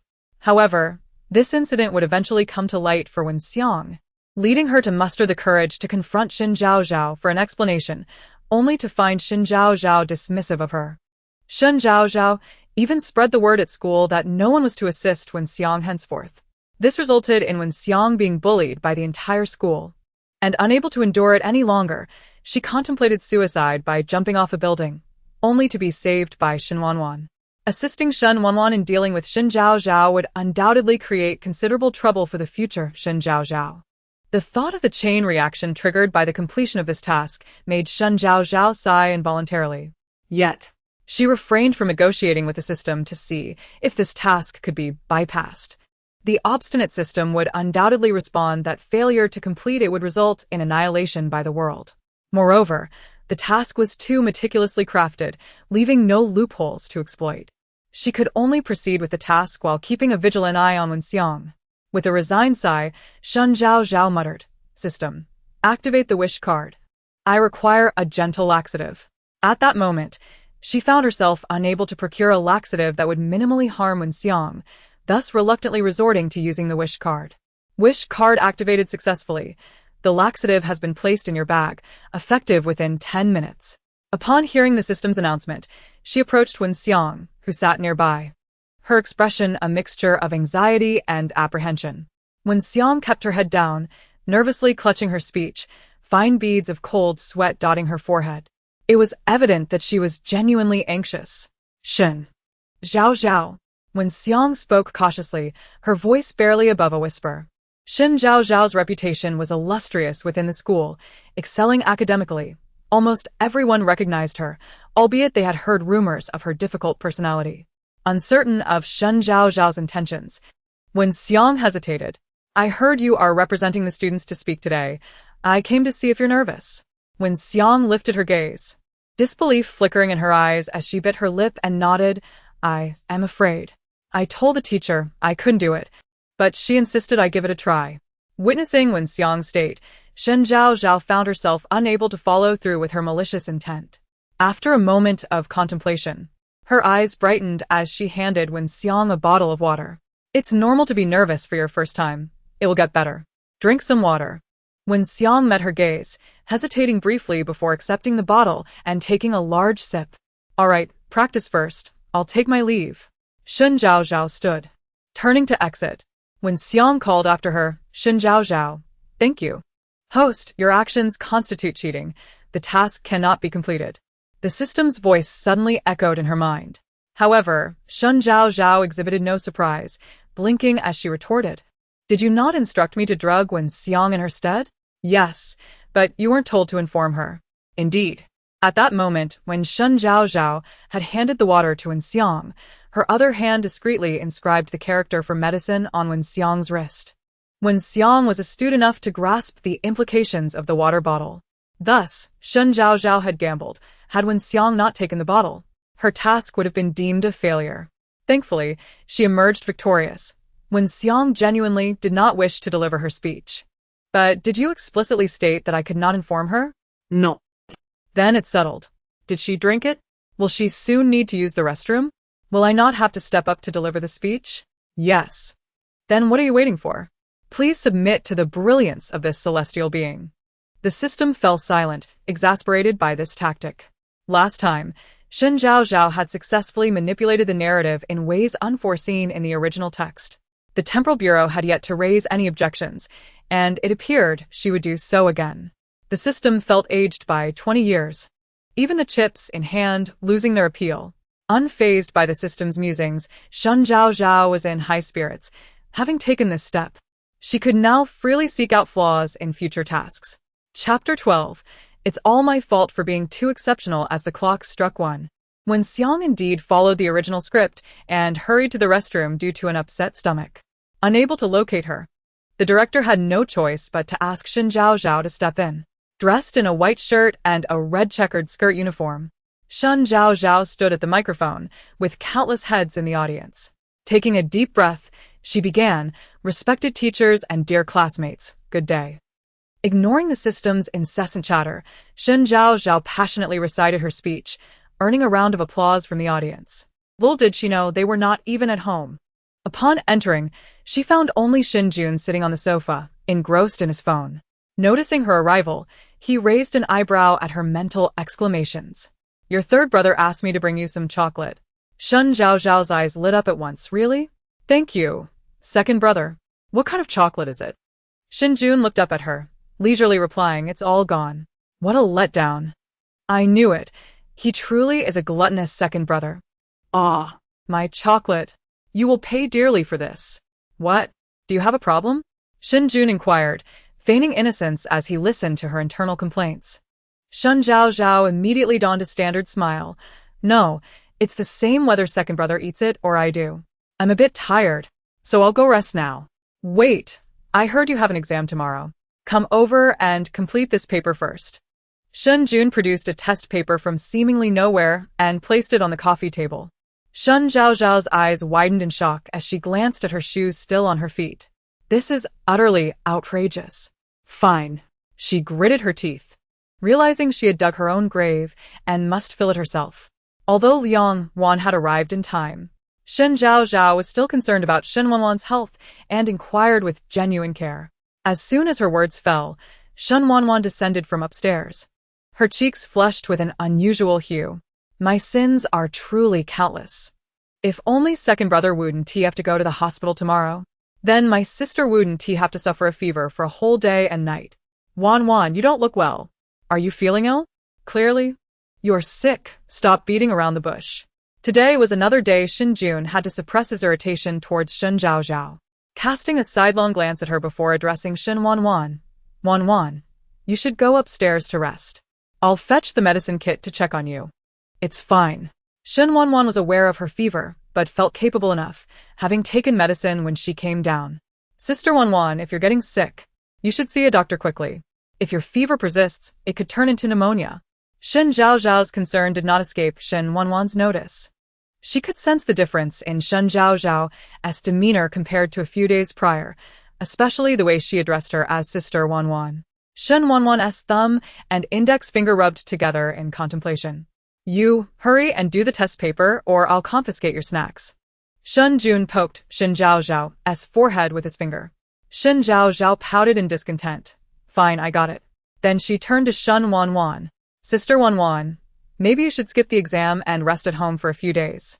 After listening to Shen Zhaozhao's subtle words for several days, Shen Jun surprisingly perceived sincerity in her tone. Don't worry, I can handle it. Seeing Shen Wanwan was still in good spirits, Shen Zhaozhao didn't press further, wary of their personalities being too different and raising suspicion. Without regard for the reactions of the two, she dashed upstairs. Watching her retreating figure, a smile crept into Shen Jun's eyes. With her presence, it seemed Shen Zhaozhao had undergone some transformation. Sometimes quirky, sometimes gentle, and at times particularly irritable. Hearing this, the cold contours of Shen Wanwan's face softened as she nodded. This is quite good.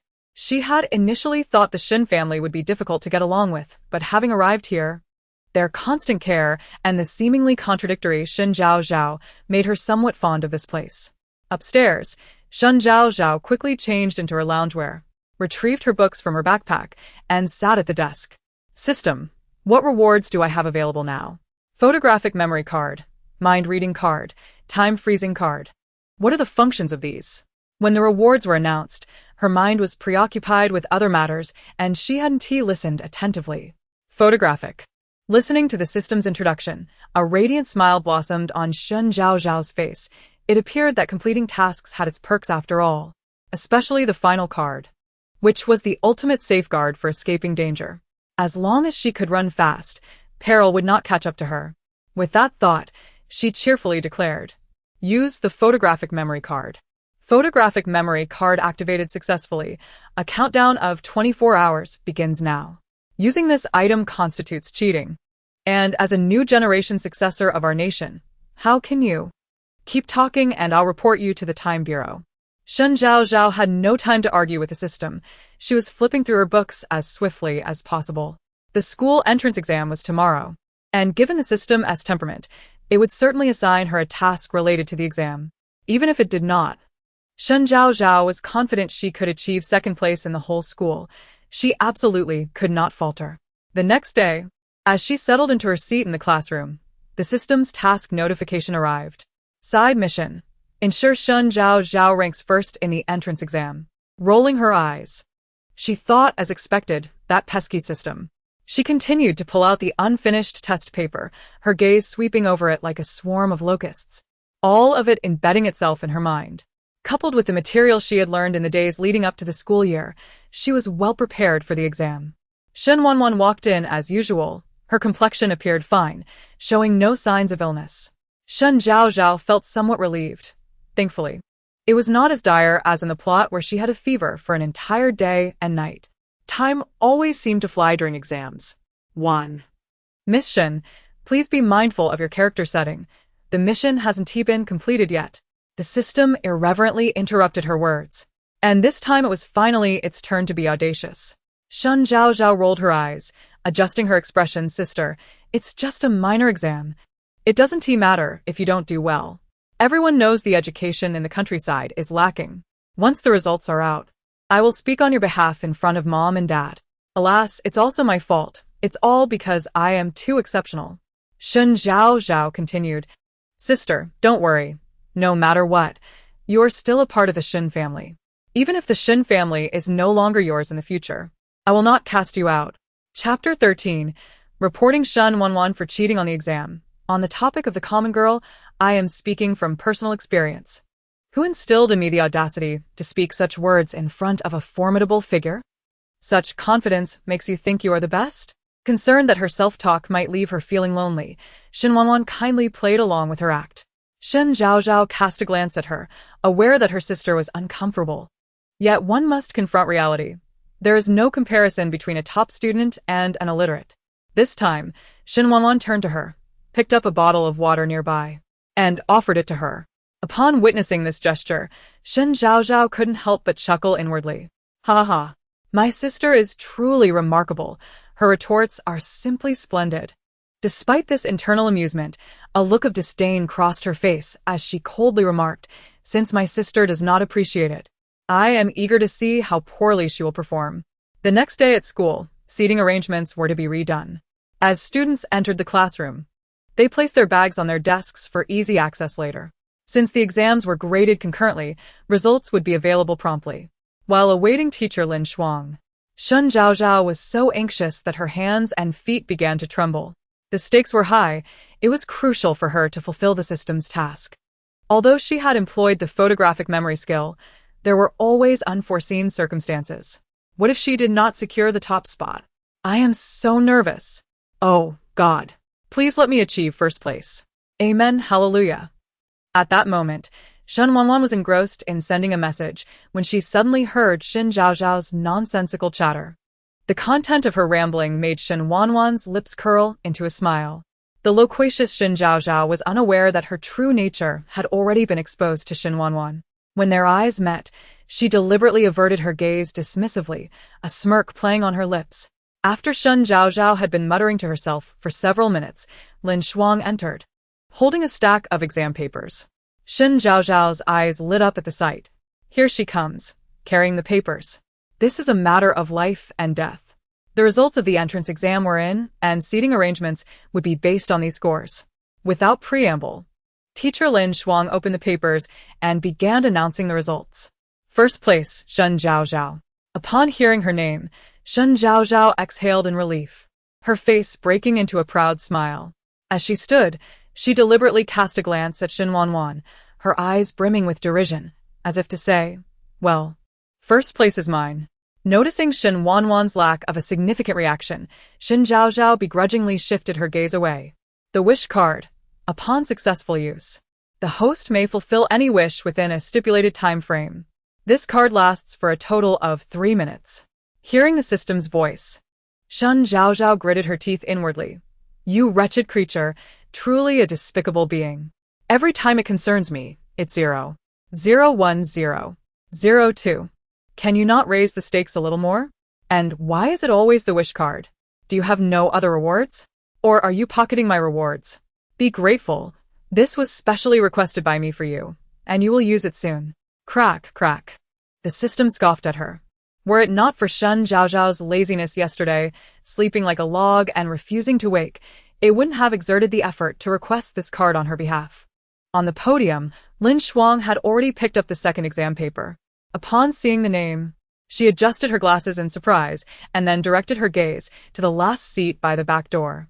Shen Wanwan, tied for first place, performed admirably. Shen Wanwan calmly got up and walked to the podium, thanking the teacher before descending, catching Shen Zhaozhao's enthusiastic thoughts and smirking. Ah, as expected of my sister. She truly is first place. Fortunately, I've been studying diligently these past few days. Otherwise, I would not have secured a tie for first. Side mission. Accuse Shen Wanwan of exam cheating, unlock the entire class's plot related to Shen Wanwan. Just as Shen Zhaozhao was reveling in Shen Wanwan's success, the system's voice interrupted her. She froze momentarily, suddenly realizing that her arrival seemed intended to frustrate the protagonist or perhaps to challenge her. This system's tasks were becoming increasingly arduous, and if this continued, she would be courting disaster. The protagonist would surely follow the original plot and eliminate her. With this thought, Shen Zhaozhao suddenly stood up. No. Just as she intended to have a serious discussion with the system, she noticed that everyone in the classroom, including teacher Lin Shuang, was staring at her in unison. Shen Zhaozhao felt embarrassed, her toes digging into the ground. Oh no! How could I forget that I am in class right now? Oh heavens, grant me a fissure in the earth to hide in.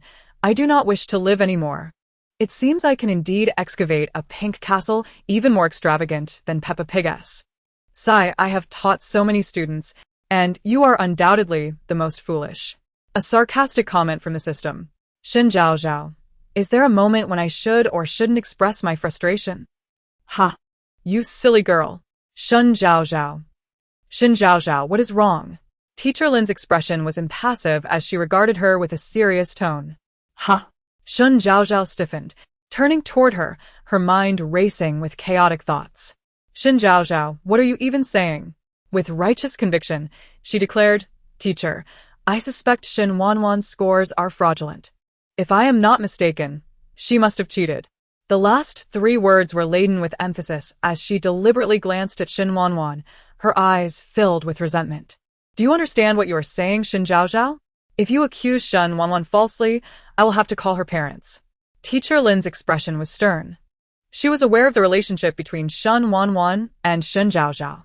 Previously, when the Shen family brought Shen Wanwan to school, they specifically mentioned that the two shared a close bond. Clearly, this was not the case. Shen Zhaozhao raised her chin defiantly. Of course, I personally witnessed Shen Wanwan arriving at school last night and entering the teacher's office. Teacher Lin, if you do not believe me, you may check the surveillance footage. She was not foolish enough to slander Shen Wanwan without evidence.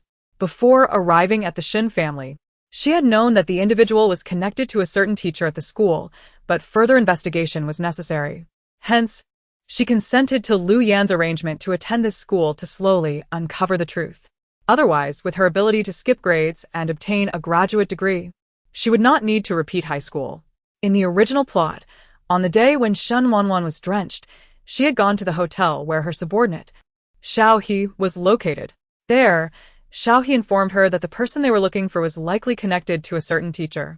However, she did not anticipate that their first operation would coincide with the day before the exam. On her way back, she was unexpectedly discovered by Shen Zhaozhao, who took the opportunity to enter Shen Wanwan's room in her absence. There, she found a handwritten exam paper from teacher Lin Shuang. It was this paper that led her to conclude that Shen Wanwan would cheat during the exam. To eliminate Shen Wanwan, Shen Zhaozhao took a photo of this paper, saving it for the day the results would be announced to expose Shen Wanwan. Ultimately, Shen Zhaozhao did succeed in slandering her. Chapter 14. Does drinking more milk make you taller? Shen Wanwan indeed took the exam paper from teacher Lin Shuang. However, it was not just Lin Shuang's. In order to compare handwriting, she had collected handwritten papers from all the teachers. She merely glanced at it, completely oblivious to the fact that she was holding an exam paper. Perhaps it was due to her overwhelming concern for that person. Or perhaps it was simply the necessary progression of the plot that led to her being captured on surveillance, displaying a profile as she exited the office. Even though it was just a profile, it was sufficient for Shen Zhaozhao's accusations to succeed. Having transmigrated into Shen Zhaozhao, she had already fallen into a deep slumber the night before, and thus had not seen Shen Wanwan. Now, she was merely following the storyline. Upon hearing Shen Zhaozhao's confidence, teacher Lin felt a twinge of doubt. She had indeed misplaced a handwritten exam. Yet, no one was aware of this incident. Could it be that Shen Wanwan had secretly taken it? She turned to Shen Wanwan and asked Shen Wanwan, Shen Zhaozhao claims you cheated. Do you have anything to explain? Shen Wanwan stood up and replied, no. Shen Zhaozhao scoffed. I see you have nothing to say. After all, if you dare to do it, you must be prepared to face the consequences. Although she appeared fierce, her heart was filled with trepidation. Oh no, it's over. This time, truly no one can help my sister. It's all that Lin Gao's fault. Why hide so well? It would have been better if my sister had found it easily. Lin Gao, wait, isn't he Lin Shuang's brother? No wonder Lin Shuang suddenly treated my sister so well. It must be because of Lin Gao. Shen Wanwan stood there nonchalantly. But upon hearing Shen Zhaozhao mention Lin Gao, her eyes widened in shock. Could it be that Shen Zhaozhao truly had some foresight? Even she had only begun to suspect the relationship between Lin Gao and Lin Shuang after seeing Lin Shuang's handwriting. How did Shen Zhaozhao know that the person she was searching for was named Lin Gao? How did she know that Lin Gao was Lin Shuang's brother? The multitude of questions made Shen Wanwan eager to question Shen Zhaozhao. Nevertheless, Considering the situation, she had to suppress her curiosity. Resolving the matter at hand was of utmost importance. Zhao Yanyan, please continue distributing the exam papers. Shen Zhaozhao, Shen Wanwan, both of you follow me. Lin Shuang handed the papers to Zhao Yanyan and escorted Shen Zhaozhao and Shen Wanwan out of the classroom. As the three figures vanished from the doorway, the classmates immediately began to discuss the incident. Could it be true? Did Shen Wanwan really cheat? You don't know Shen Zhaozhao. The proud and arrogant eldest daughter of the Shen family wouldn't stoop to framing others. But Shen Wanwan doesn't seem like someone who would cheat. There's a saying that one must not judge by appearances. Don't you know this? Curson retorted with a clipped tone, her confident demeanor suggesting that Shen Wanwan's guilt was already a foregone conclusion. As Zhao Yanyan distributed the papers, she pondered the situation. It was the first time she had seen Shen Zhaozhao harbor such animosity towards someone, even sensing a hint of hatred. Who exactly was this Shen Wanwan that could provoke such concern from Shen Zhaozhao? Meanwhile, Lin Shuang led Shen Zhaozhao and Shen Wanwan into her office. Perhaps due to the class being in session, no other teachers were present. She turned to the two and addressed Shen Zhaozhao first. Shen Zhaozhao, are you certain you want to report Shen Wanwan for cheating? Considering their relationship, Lin Shuang asked again. She couldn't comprehend Shen Zhaozhao's actions. Why be so antagonistic toward a sister? Of course, she did not oppose reporting cheating, but believed it should not be done so openly in front of the entire class, as it could deeply affect Shen Wanwan's psyche. If Shen Zhaozhao knew what Lin Shuang was thinking, she would surely remark, "You're overthinking it, teacher." This one remains unfazed even if the world were to end. Shen Zhaozhao, with a sense of pride, gazed at Shen Wanwan and declared, "Indeed, I will not shield Shen Wanwan simply because she is my sister. That would truly ruin her." Oh dear, I've convinced even myself with that statement. The wicked woman. The system exclaimed unexpectedly. Shen Zhaozhao rolled her eyes internally. Huh. Upon hearing this, Lin Shuang found merit in her reasoning, her expression softening considerably. You two stay here for a moment. I will check the surveillance. Shen Zhaozhao nodded obediently. Rest assured, teacher. I will keep an eye on my sister. Lin Shuang acknowledged her with a sound of agreement, casting a sympathetic glance at Shen Wanwan before exiting the office. Once the teacher left, Shen Zhaozhao immediately reverted to her true self. Striding confidently toward Shen Wanwan, she lifted her chin with a mocking gaze. Sister, if you had not appeared, the Shen family would have been mine. But alas, you are so oblivious. I am not one to be merciless. If you leave the Shen family willingly, I promise to do nothing and even provide you with a sum of money to ensure your comfortable living for the rest of your life. Sister, will you consider it? For the first time, she shed her facade before Shen Wanwan, revealing her true nature of volatility, arrogance, and hypocrisy. Despite her outward calmness, internally she mused, my sister must be at least 7 meters tall. Help, I need to stand on my tiptoes.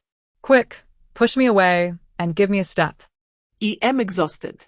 Had I known, I wouldn't have pretended so. Hearing this, Shen Wanwan nearly burst into laughter. Casting her gaze downward and noticing that the little imp was indeed standing on tiptoes. How foolish to threaten someone without understanding the gravity of the situation. Her eyes sparkled with amusement as she reached out her long, fair hand to grasp Shen Zhaozhao's arm. Awkward. Shen Zhaozhao's expression faltered momentarily before she swiftly shook off Shen Wanwan's hand, glaring at her in exasperation. Sister, don't overstep. I let you go for your own good. Otherwise, when the day comes that you are expelled from the Shen family, do not come crying to me.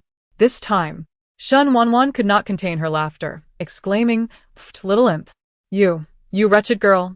Shen Zhaozhao pointed at her, seemingly infuriated and at a loss for words. Yet internally she lamented, please, I know I'm short, but there's no need to keep bringing it up. I have my pride too.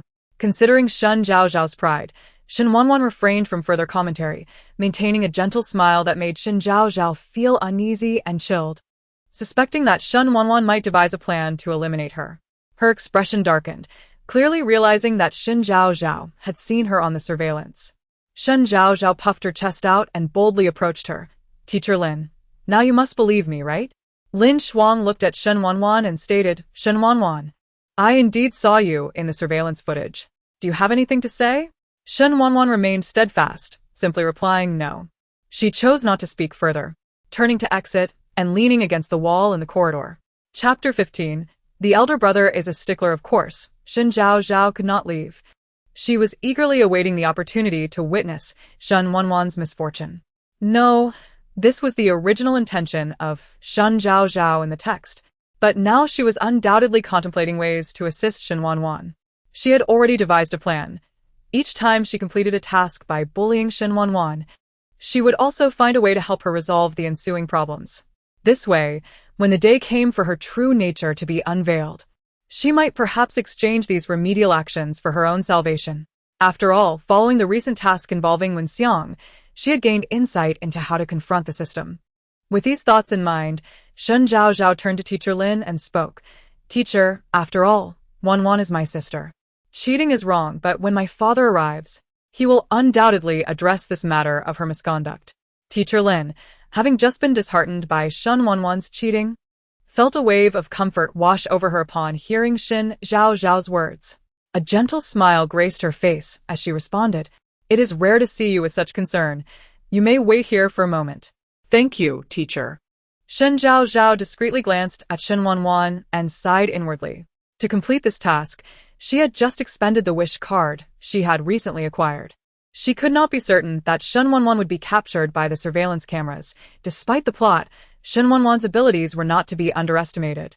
Thus, as a precaution, she had utilized the reward card to ensure that Shen Wanwan's profile would be visible in the footage. No wonder the system had indicated that she could use this card. It all made sense now. Meanwhile, Shen Wanwan stood in the corridor, gazing through the window at Shen Zhaozhao, her mind swirling with questions. How did she know about Lin Gao? Should she inquire about it? Would asking potentially harm Shen Zhaozhao in any way? For the first time in years, Shen Wanwan found herself hesitating due to another person. Shen Wanwan. A voice called from behind. It was Shen Qing. Shen Wanwan suppressed her thoughts and turned around, softly addressing him. Elder brother. Teacher Lin called me and mentioned that you cheated on the exam. Is that true? Shen Qing's expression was serious, his tone stern. In his eyes, Shen Wanwan could struggle academically, but cheating was absolutely unacceptable. After all, one's innate talent and moral character were two distinct matters. I did not cheat. Upon hearing Shen Wanwan's response, Shen Qing was about to say something further when Shen Zhaozhao's voice interrupted. Is it possible that the one who arrived is my elder brother, that stickler? This is disastrous. My sister is truly finished this time. He is worse than dog ergo. At least he does not judge by appearances and seeks the truth. This stickler will surely reprimand my sister. Shen Qing felt a jolt of disbelief as he processed the words stickler and dog ergo. Was this truly the obedient and sensible Shen Zhaozhao he knew? Approaching the door, he politely knocked. Hello, Teacher Lin. I am Shen Qing, the elder brother of Shen Wanwan and Shen Zhaozhao. Hearing his voice, Shen Zhaozhao emerged alongside Teacher Lin. Initially shocked, her face quickly transformed into a compliant smile as she called out, Elder brother. Casting a glance at Shen Wanwan, she feigned a triumphant expression while internally feeling anxious. Elder brother, you must speak on my behalf. I did not intend to frame her. Without me, you would not have noticed my sister's situation. Yet, what he heard was indeed Shen Zhaozhao's voice. Mr. Shen, hello. Teacher Lin assumed a typical teacher's demeanor. Shen Qing was still puzzled, instinctively nodding, hello, Teacher Lin. Today, we released the exam results and Shen Zhaozhao reported that Shen Wanwan cheated. I reviewed the surveillance footage in the teaching building and indeed saw Shen Wanwan enter my office. Since she has not provided an explanation and considering the gravity of cheating, I had to contact her guardians to determine how to proceed. I truly believe Shen Wanwan would not resort to cheating. Perhaps you could communicate with her? Shen Zhaozhao stepped closer to Shen Qing. Her tone soft and hesitant. Elder brother, I know I should not have reported my sister, but cheating is a serious matter. Our parents have always taught us to be honest, so even if it angers my sister, I must speak up. Elder brother, it is my fault for not keeping an eye on her. Shen Qing remained silent, as Shen Zhaozhao's voice echoed in his ears. How can I subtly convey that my sister did not cheat? Elder brother, you must rely on your instincts from the business world to see the truth. My sister is the top student in the nation. She would never cheat. But if I do not act, how will her brilliance be recognized? The more he thought, the more perplexed he became. He turned to look at Shen Zhaozhao, who remained silent, intensifying his confusion. Was he truly hearing Shen Zhaozhao's inner thoughts? He glanced at Shen Wanwan, whose expression remained calm, as if she had not heard anything. Was he the only one able to hear her thoughts? But if Shen Zhaozhao knew that Shen Wanwan had not cheated, why would she report her? As he pondered, Shen Qing realized that Shen Zhaozhao was likely leveraging the report to draw their family's attention to Shen Wanwan. The more he considered this possibility, the more it resonated with him. After all, in his eyes, Shen Zhaozhao was a kind and obedient girl, cherished by them since childhood. The thought that she would willingly portray herself as the villain for Shen Wanwan's sake was heart-wrenching. The deeper he contemplated, the more he veered off course. If Shen Zhaozhao were aware of his thoughts, she would likely jump up in protest. Leave the Shen family? Nonsense. With the protagonist present, were it not for the system, she would gladly cling to Shen Wanwan's leg. Seeing Shen Qing silent for so long, Teacher Lin pressed, Mr. Shen, how do you believe this matter should be handled? Finally, Shen Qing snapped back to reality, recalling Shen Zhaozhao's insinuations about tarnishing Shen Wanwan's reputation. He turned to Teacher Lin. Although Wanwan did enter your office, that does not necessarily imply she stole the exam papers. Teacher Lin paused, her gaze falling on Shen Wanwan. Shen Wanwan, why did you enter the teacher's office? Shen Wanwan cast a discreet glance at Shen Zhaozhao, who wore a smug expression. She finally spoke up, my phone was confiscated by the teacher, and I went to retrieve it. This was her prepared excuse. Having deliberately acted out at the school gate to ensure she had a plausible rationale in case she was discovered. She continued, Teacher, I can retake the exam under your supervision. If Teacher Lin had any lingering doubts, they vanished with this statement. After all, no matter how good Shen Wanwan's memory might be, it was impossible for her to memorize the content of all subjects overnight. Since she dared to propose this, it was evident she had sufficient confidence in her ability to answer the questions. If she could do so, why would she cheat? Very well then. After this, please accompany me to continue your exam. Mr. Shen, I kindly request that you remain until Shen Wanwan completes her test. Chapter 16. Please call me the Golden Horse Best Actress. It should be a bother to Teacher Lin. In the future, if Zhaozhao and Wanwan encounter any issues at school, just give me a call. Shen Qing and Lin Shuang exchanged polite remarks. Zhaozhao, are you feeling unwell? Suddenly, as they walked towards the classroom, Shen Qing posed a question that left Shen Zhaozhao bewildered. She tilted her head towards him. Brother, I feel perfectly fine. Her voice was soft and meek, reminiscent of a timid little rabbit, starkly contrasting the turmoil raging within her. Indeed, Shen Zhaozhao was feeling quite agitated at that moment, for the system had just delivered an urgent message. Oh my dear host, please complete the side quest promptly, otherwise you shall be erased by the world. The snarky tone of the voice left Shen Zhaozhao utterly exasperated. A phrase of discontent lingered in her mind, yet she hesitated to voice it. Better not speak it. You have 3 minutes remaining. Failure to complete the task will result in your erasure. Just the other day, it had reset. Now, it threatened annihilation. Alas, I am but the green leaf that complements my sister. All for her sake. If only the system had a physical form, Shen Zhaozhao swore she would deliver a beating that would leave it unrecognizable.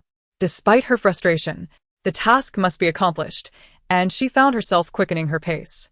Hearing her mutterings, Shen Qing couldn't help but smirk, utterly astonished that such words originated from his innocent and kind-hearted sister. In that moment, Shen Zhaozhao became alert. An NPC was conversing with her, regarding the plot. She smiled and replied, Of course, I'm delighted. Ever since I was a child, I've longed for an older sister. How could I not be happy now that my dream has come true? After this charade of pretense, Shen Zhaozhao's inner self reveled in triumph. It is indeed my sister who suffers from my antics. Foolish child. Crunch, crunch. The system chided while munching on potato chips. Shen Zhaozhao rolled her eyes internally. Please refer to me as the Golden Horse Award Best Actress. Thank you. The system. Shen Qing. Renowned as a commercial prodigy, Shen Qing remained unfazed by any schemes or tricks. This was the first time he found himself at a loss. How could he articulate the bewildering revelation that he could suddenly hear his sister's innermost thoughts, only to discover that she seemed to be an actress? As Shen Qing pondered the absurdity of life, he and Shen Zhaozhao arrived at the classroom door. Shen Zhaozhao discreetly scanned her classmates, affectionately linking her arm with Shen Qing's, nearly brandishing a megaphone to announce, "This is my brother." Shen Qing patted her fluffy little head, sighing, "If you need anything, just call your big brother." After a brief pause, he added, "If you ever feel unwell, especially regarding your head, do let me know." Shen Zhaozhao, though puzzled, assured him, "Don't worry, brother, I'll take good care of myself." With that, the two, clearly on different wavelengths, concluded their conversation. As Shen Qing's figure disappeared at the staircase, Shen Zhaozhao turned to enter the classroom. As expected, her classmates were whispering among themselves, "Is that the young master of the Shen family? He is so handsome and dotes on Shen Zhaozhao so much. But why would he come here? Could it be that Shen Wanwan bullied Shen Zhaozhao, and Shen Qing came to support her? How enviable! She is wealthy, attractive, excels academically, and has such a wonderful brother. She is truly a winner in life." Despite sharing the same surname, Shen Wanwan was caught cheating on an exam and could never compare to Shen Zhaozhao. Listening to the faint murmurs, Shen Zhaozhao's smile widened, her eyes gleaming with satisfaction. Just as she settled into her seat, Su Kersen and Zhao Yanyan swiftly approached her. "Zhaozhao, did Shen Wanwan really cheat?" Zhao Yanyan's voice was perfectly pitched to be heard by the entire class. Having just witnessed Shen Qing's affectionate gaze towards Shen Zhaozhao, she grasped the depth of the Shen family's adoration for her. If Shen Qing would run an errand just to settle a score, how effortless it would be for Shen Zhaozhao to leverage that affection for their family's benefit. Contemplating this, Zhao Yanyan brought up Shen Wanwan's cheating incident. Since Shen Zhaozhao held no fondness for Shen Wanwan, she felt compelled to curry favor with Shen Zhaozhao at her expense. When the topic arose, Shen Zhaozhao's expression gleamed with triumph. She playfully admonished, "Stop it, it's my fault too. I shouldn't have mentioned this in front of the whole class, but I am not one to slander others without cause." Wow, I didn't expect you to lack a clear self-awareness. Leave me be. How could that be? The entire school knows that our Zhaozhao is the kindest soul. After all, you are only looking out for Shen Wanwan, considering that cheating will only harm her in the end. Exactly, Zhaozhao. Why be so kind-hearted? Zhao Yanyan chimed in, with Su Kersen quickly agreeing. With these two supporting her, Shen Zhaozhao feigned regret, shaking her head. "We are all classmates. I certainly can't bear to see Wanwan stray further down the wrong path. One might think she was saving the world. In my view, those who cheat like Shen Wanwan simply do not deserve to remain in our class. What do you all think?" Su Kersen grew more animated, standing up to shout in the classroom. What Su Kersen said is right.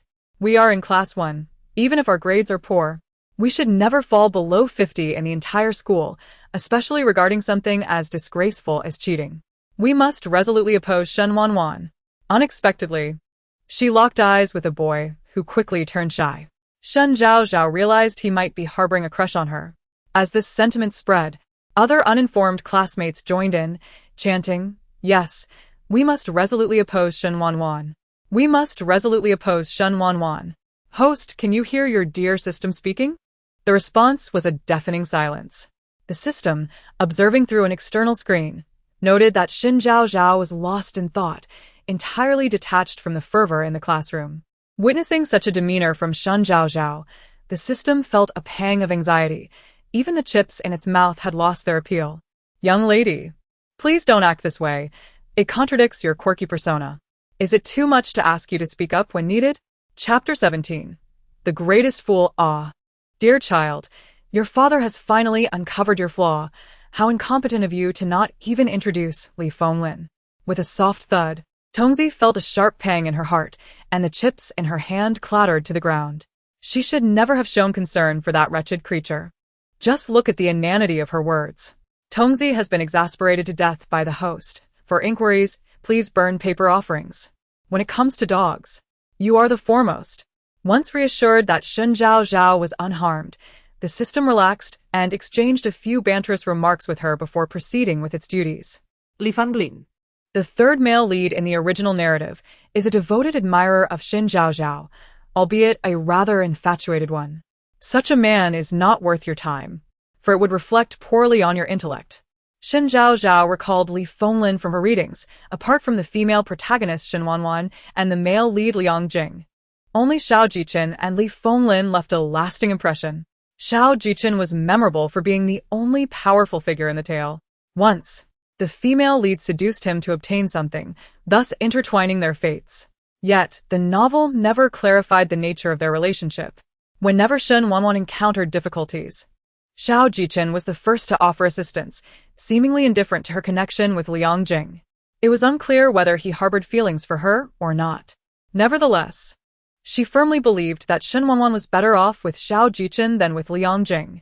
As for Li Fenglin, he was notable for his unwavering adoration for Shen Zhaozhao. Regardless of right or wrong, he always stood by her side. He was willing to go to the extremes for her, even to commit kidnapping or murder if need be. Ultimately, he was betrayed and framed by Shen Zhaozhao. Yet he willingly took the blame and ended up imprisoned. Compared to Liang Jing's dramatic sacrifices for the female lead, she found herself more inclined towards Li Fenglin. She vividly remembered exclaiming that had she been Shen Zhaozhao, she would have undoubtedly chosen Li Fenglin. Little did she know that her words would manifest into reality, for she had indeed become Shen Zhaozhao. Ding, ding, ding. The sudden ringing of the class bell interrupted Shen Zhaozhao's reverie, cutting short the discussions among her classmates. A hunched figure entered the room, placing the papers on the podium without uttering a word, then began to scribble a series of English phrases on the blackboard. Glancing at the problem, Shen Zhaozhao nonchalantly replied, "Yes, yes, yes, let us discuss it after class." Perhaps due to the upcoming retake, Shen Wanwan had not returned to school that morning. Meanwhile, Shen Wanwan hastily completed her examination, turning in a thoroughly filled paper to teacher Lin before departing the school. Armed with information about Lin Gao, she needed to strategize promptly. At the rich hotel, as soon as Xiao He saw her, he approached eagerly. "Sister Jiao, shouldn't you be in class at this hour? I have news about Lin Gao." "Really?" Xiao He's eyes widened in surprise. Lin Gao, a renowned medical prodigy, had earned his doctorate from a prestigious medical institution at the age of 24. Unlike Shen Yun, who specialized in cardiothoracic surgery, Lin Gao focused on neurology. He became the youngest medical professor at 30, reputed to negotiate with death itself, always capable of healing as long as there remained a flicker of life in the patient. However, he detested confinement and preferred to roam freely, famously declaring he would only treat those who could locate him. This proclamation led to a nationwide game of hide-and-seek, as countless individuals sought his life-saving expertise. Shen Wanwan was among those desperate enough to seek him out, for a crucial person in her life lay paralyzed, teetering on the brink of death. Despite her extensive connections, no one seemed to know Lin Gao's whereabouts. Previously, due to the Shen family circumstances, she had deliberately distanced herself from this area. Thus, she decided to present herself openly in S City as the genuine daughter of the Shen family. Originally, she intended to find Lin Gao and leave S City immediately. But the unexpected emergence of Shen Zhaozhao altered her plans. With an expression devoid of emotion, she issued her commands, which would have left Shen Zhaozhao in awe had she been present. This was indeed the commanding queen sister, issuing orders from her lofty perch. At the airport in S City, Xiao Jichen stepped out of the terminal clad in a black coat. "Young master, it is said that Lin Gao's sister teaches at First High School," the man behind him whispered while carrying a suitcase. Upon hearing this, a glimmer of intrigue flashed in the depths of Xiao Jichen's eyes behind his golden-rimmed glasses. His deep, resonant voice emerged from his crimson lips. "I hear the Shen family is hosting a banquet tomorrow." "Indeed. Prepare a gift. When in someone else's territory, one must pay their respects." "Understood." Unbeknownst to the obedient Shen Zhaozhao, the greatest trouble of her life was already looming on the horizon. In the afternoon, Shen Wanwan entered the classroom with 5 minutes to spare before the lesson began, causing a momentary silence among her classmates. Noticing the concern in their eyes, Shen Wanwan's lips curled into a slight smile. She was no longer the same person as before. Recalling Xiao He's earlier inquiry, she now possessed an answer. "We came to S City for Lin Gao, and once we find him, are we leaving immediately?" She had resolved, She would not be leaving. Shen Wanwan. I believe you ought to consider dropping out. Since the establishment of First High School, there has never been a student caught cheating. Do not tarnish our century-old reputation with your indiscretions, Su Kersen exclaimed loudly as she stood to confront Shen Wanwan.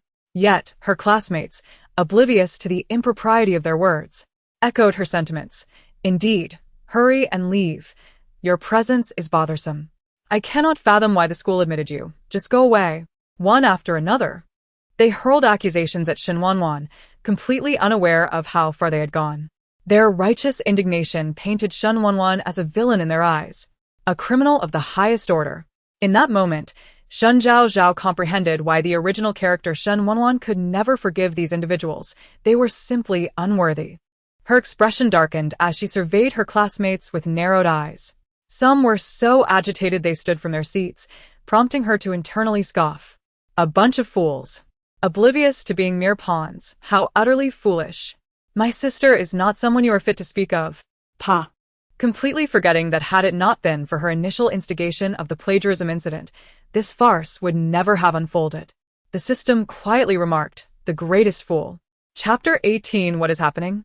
Is the plot unraveling? Her demeanor was normal, her tone unremarkable, so much so that it seemed almost unfamiliar.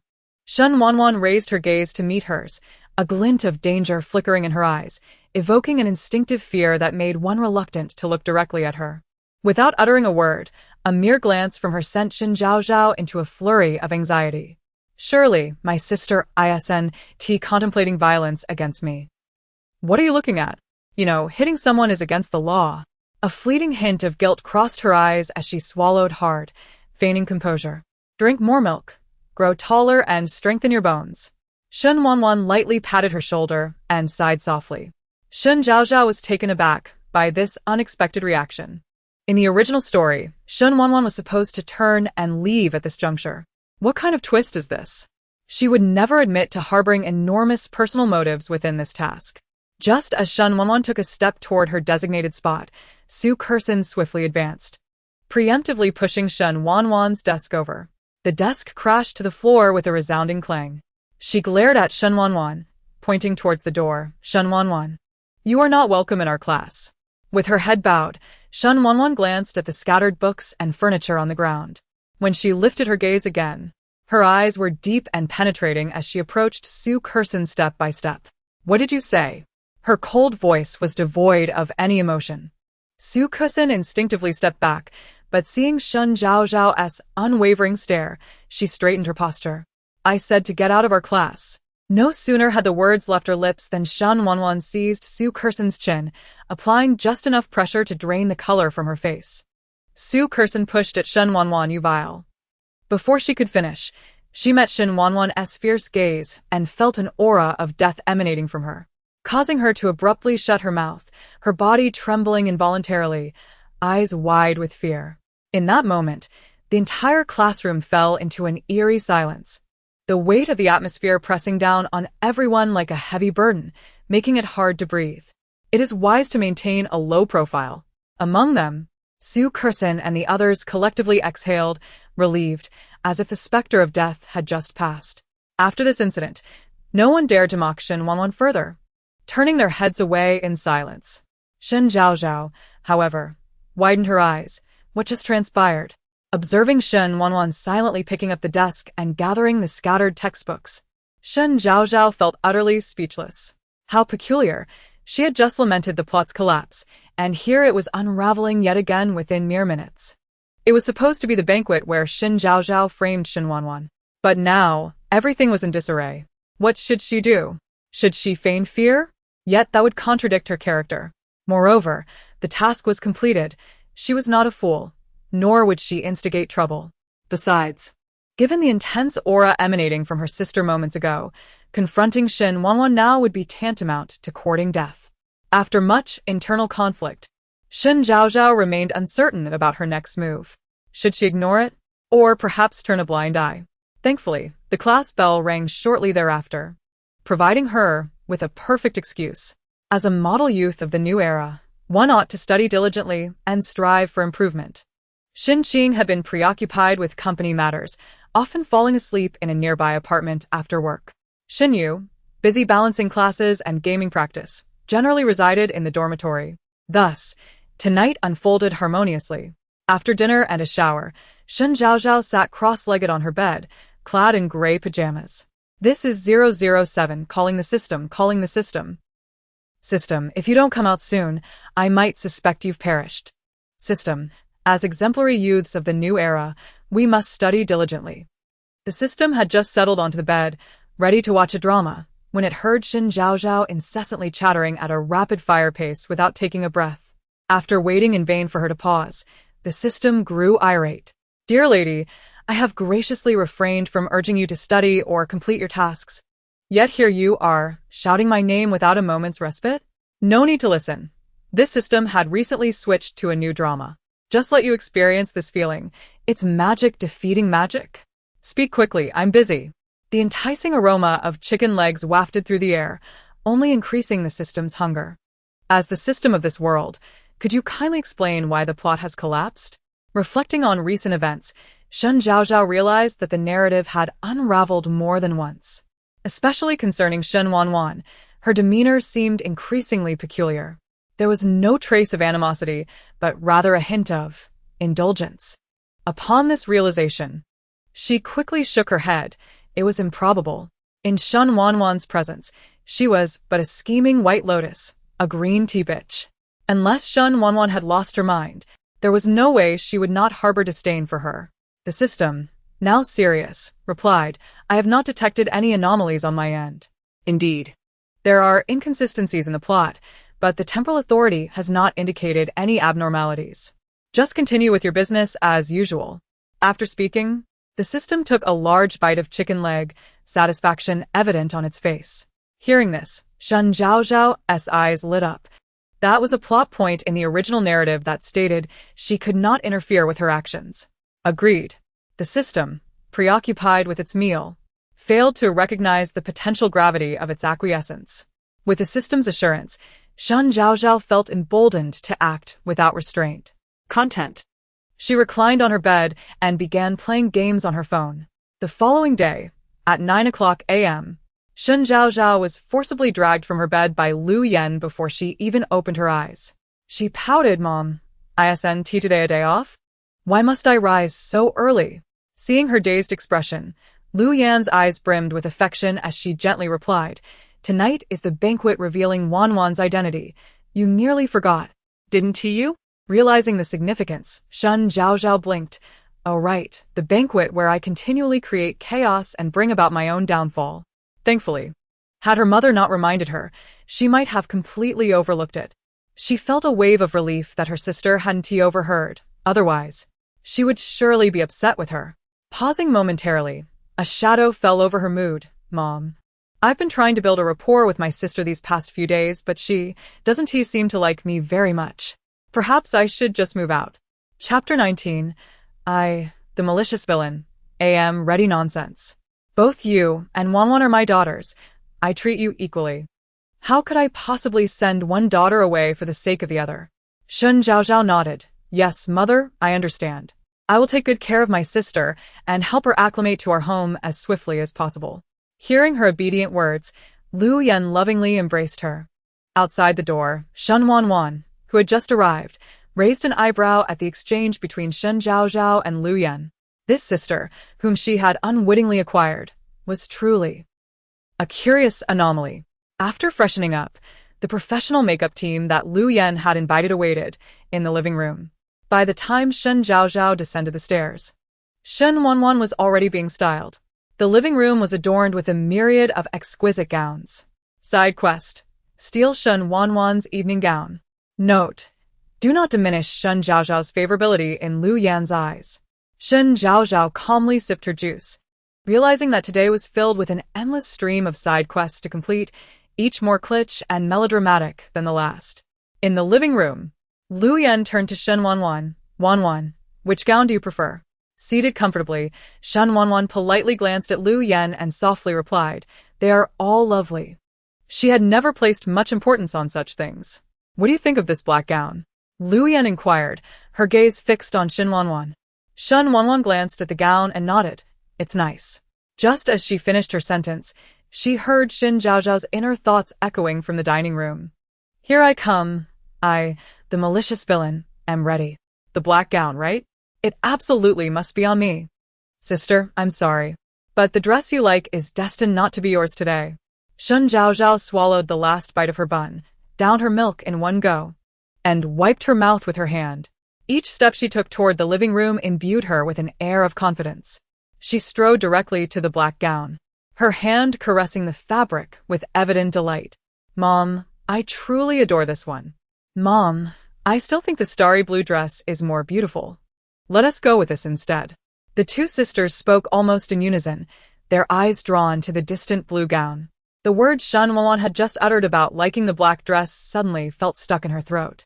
Lu Yan responded with an affirmative. All right, since Wanwan likes this one, let us go with it. After speaking, she turned to Shen Zhaozhao. Zhaozhao, you would look splendid in this long gown as well. Shen Zhaozhao felt utterly speechless, acutely aware of the phrase lifting a stone only to drop it on one's own foot. Why hadn't she waited a moment longer until Shen Wanwan began her styling to voice her thoughts? She had assumed Shen Zhaozhao as silent stemmed from fear of not looking good in the gown. Quickly, she reassured Shen Wanwan, hoping to bolster her confidence. Knowing the truth, Shen Wanwan struggled to suppress a smile. Yes, it looks good. How could my sister be like this? Even a Sichuan opera face-changing act wouldn't be this quick.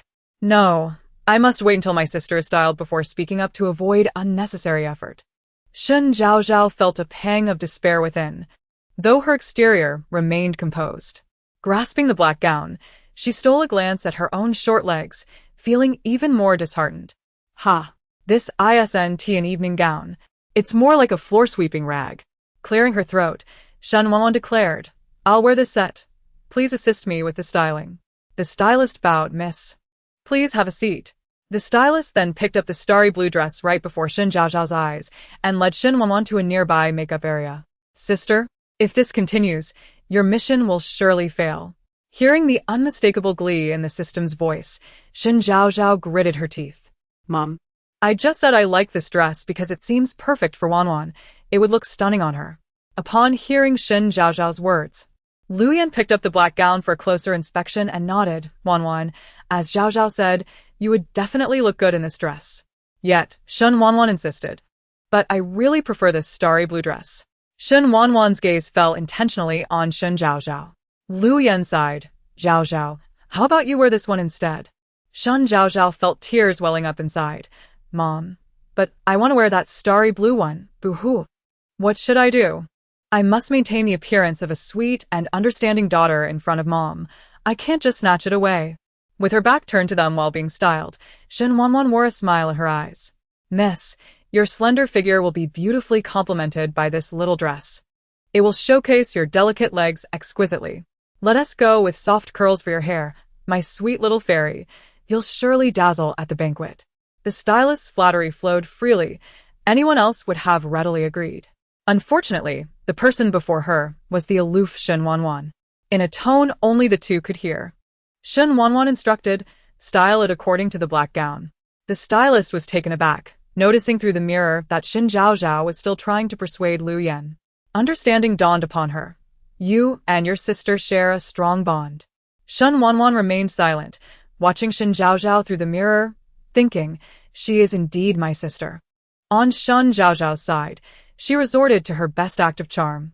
Mom, my sister has a wonderful figure. She would look stunning in that black gown. Why not let her try it on? Lu Yan, already fond of her, surrendered completely to Shen Zhaozhao's plea. Looking at Shen Wanwan, she said, Wanwan, what do you think? I'm sorry, Mom, but I've already made up my mind. I will wear this. Seeing that Shen Wanwan was resolute, Lu Yan felt it best not to force her. All right, you both can choose whatever you wish. I won't interfere. To her, this was merely a normal exchange between two girls, and she hadn't considered any negative implications. Lu Yan turned to head upstairs to select her own gown. Once the living room was devoid of family, Shen Zhaozhao immediately revealed her arrogant demeanor. Striding over to Shen Wanwan, she seized the starry blue gown. Sister, I still think you're better suited for the black one. Let me wear this one. Fearing Shen Wanwan would disagree, she added, Mom just said that the black one is more suitable for you, so you should wear it. Shen Wanwan softly replied, "All right." Shen Zhaozhao cast a puzzled glance at her. She had been fully prepared to tear the facade with Shen Wanwan. To her surprise, Shen Wanwan agreed so easily. This was entirely different from what she had anticipated. Why is my sister so accommodating today? Luckily, she didn't force me to swap. Otherwise, if she had given me that icy glare from yesterday at school, I would have surely been terrified. Shen Wanwan realized this comment referred to her demeanor towards Su Kurson the previous day. Had she truly been that intimidating? She pondered, looking up at the mirror, where her delicate features reflected back. Although her facial contours appeared somewhat rigid, she seemed less approachable when not smiling. Chapter 20. The True Golden Child. Shen Wanwan. As Shen Wanwan pondered whether she was being too aloof, Shen Zhaozhao was fervently praying in her heart. Oh God! Today I must bully my sister countless times. Please ensure she navigates through this safely. Jesus, I beseech you, let my sister not harbor any thoughts of doing me harm. Why must I, a small and helpless creature, endure such trials? When Lu Yan descended the stairs once more, Shen Wanwan and Shen Zhaozhao had already begun preparing their looks. Beside Shen Zhaozhao lay a celestial blue dress, while Shen Wanwan was adorned with a flowing black gown. Zhaozhao, have you decided to wear this one? Yes, mother. Look at how exquisite my sister appears in this dress. It not only showcases her beautiful figure but also conceals the sun-kissed skin she acquired from working in the fields. Upon hearing this, Shen Zhaozhao immediately lowered her head, a look of guilt crossing her face. I'm sorry, it's all my fault. If it weren't for me, my sister wouldn't have to endure such grievances. Lu Yan, offering comfort, replied, Zhaozhao, you mustn't blame yourself. If anyone is to be blamed, it should be your father and me for losing Wanwan. All right, remember to tell your mother if you need anything. Through the mirror, Shen Wanwan observed Shen Zhaozhao's performance, her eyes brimming with amusement. Had she not been attuned to Shen Zhaozhao's inner thoughts, she might have mistakenly believed her to be a mere shallow socialite. The Royal Clubhouse epitomizes opulence. It is an international elite venue often referred to as a den of luxury. Every first-tier city across the nation boasts its own royal clubhouse. Families hosting banquets here are renowned dynasties, prominently featured on the Forbes list. The most illustrious aspect of the clubhouse is the Sky Garden, a restaurant perched on the 17th floor, where each dish commands a four-digit price. Countless affluent families choose this venue to flaunt their status. Yet, the true identity of the club's owner remains a mystery. Tonight, the venue has been exclusively reserved by the Shen family. The entrance is lined with luxury vehicles, surrounded by reporters whose flashes illuminate the night.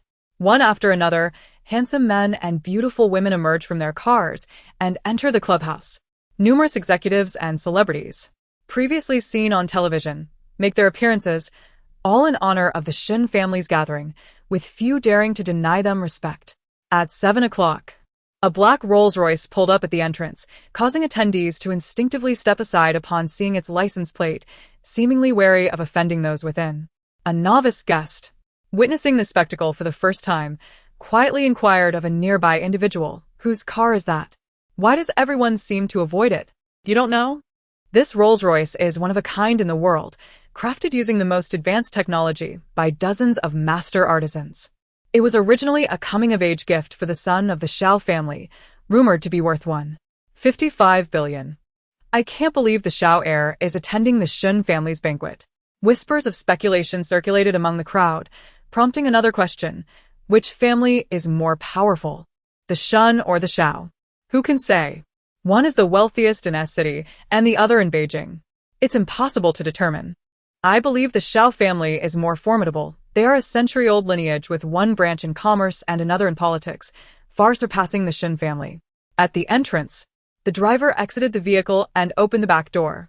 Zhao Jichen stepped out, eliciting gasps from the crowd. His deep, dark eyes captivated all who beheld him. With thick eyebrows, a prominent nose, and subtly crimson lips, every feature was flawlessly striking. Dressed in a royal blue suit, standing at an impressive height of 1.9 meters, his well-proportioned physique exuded the allure of a mature man. Upon entering the clubhouse, 2 sports cars followed suit, one belonging to the Li family, partners of the Shen family, and the other to the Lin family, shareholders of the Shen Group. Interestingly, the young masters of the Li and Lin families had a history of rivalry. Upon spotting each other, they exchanged glances, simultaneously scoffing and turning away, equally matched as they proceeded inside. Soon, other smaller families from S City began to arrive. The young lady of the Yun family, Yun Xiangxiang, emerged from her vehicle, and the surrounding flashes erupted into a frenzy.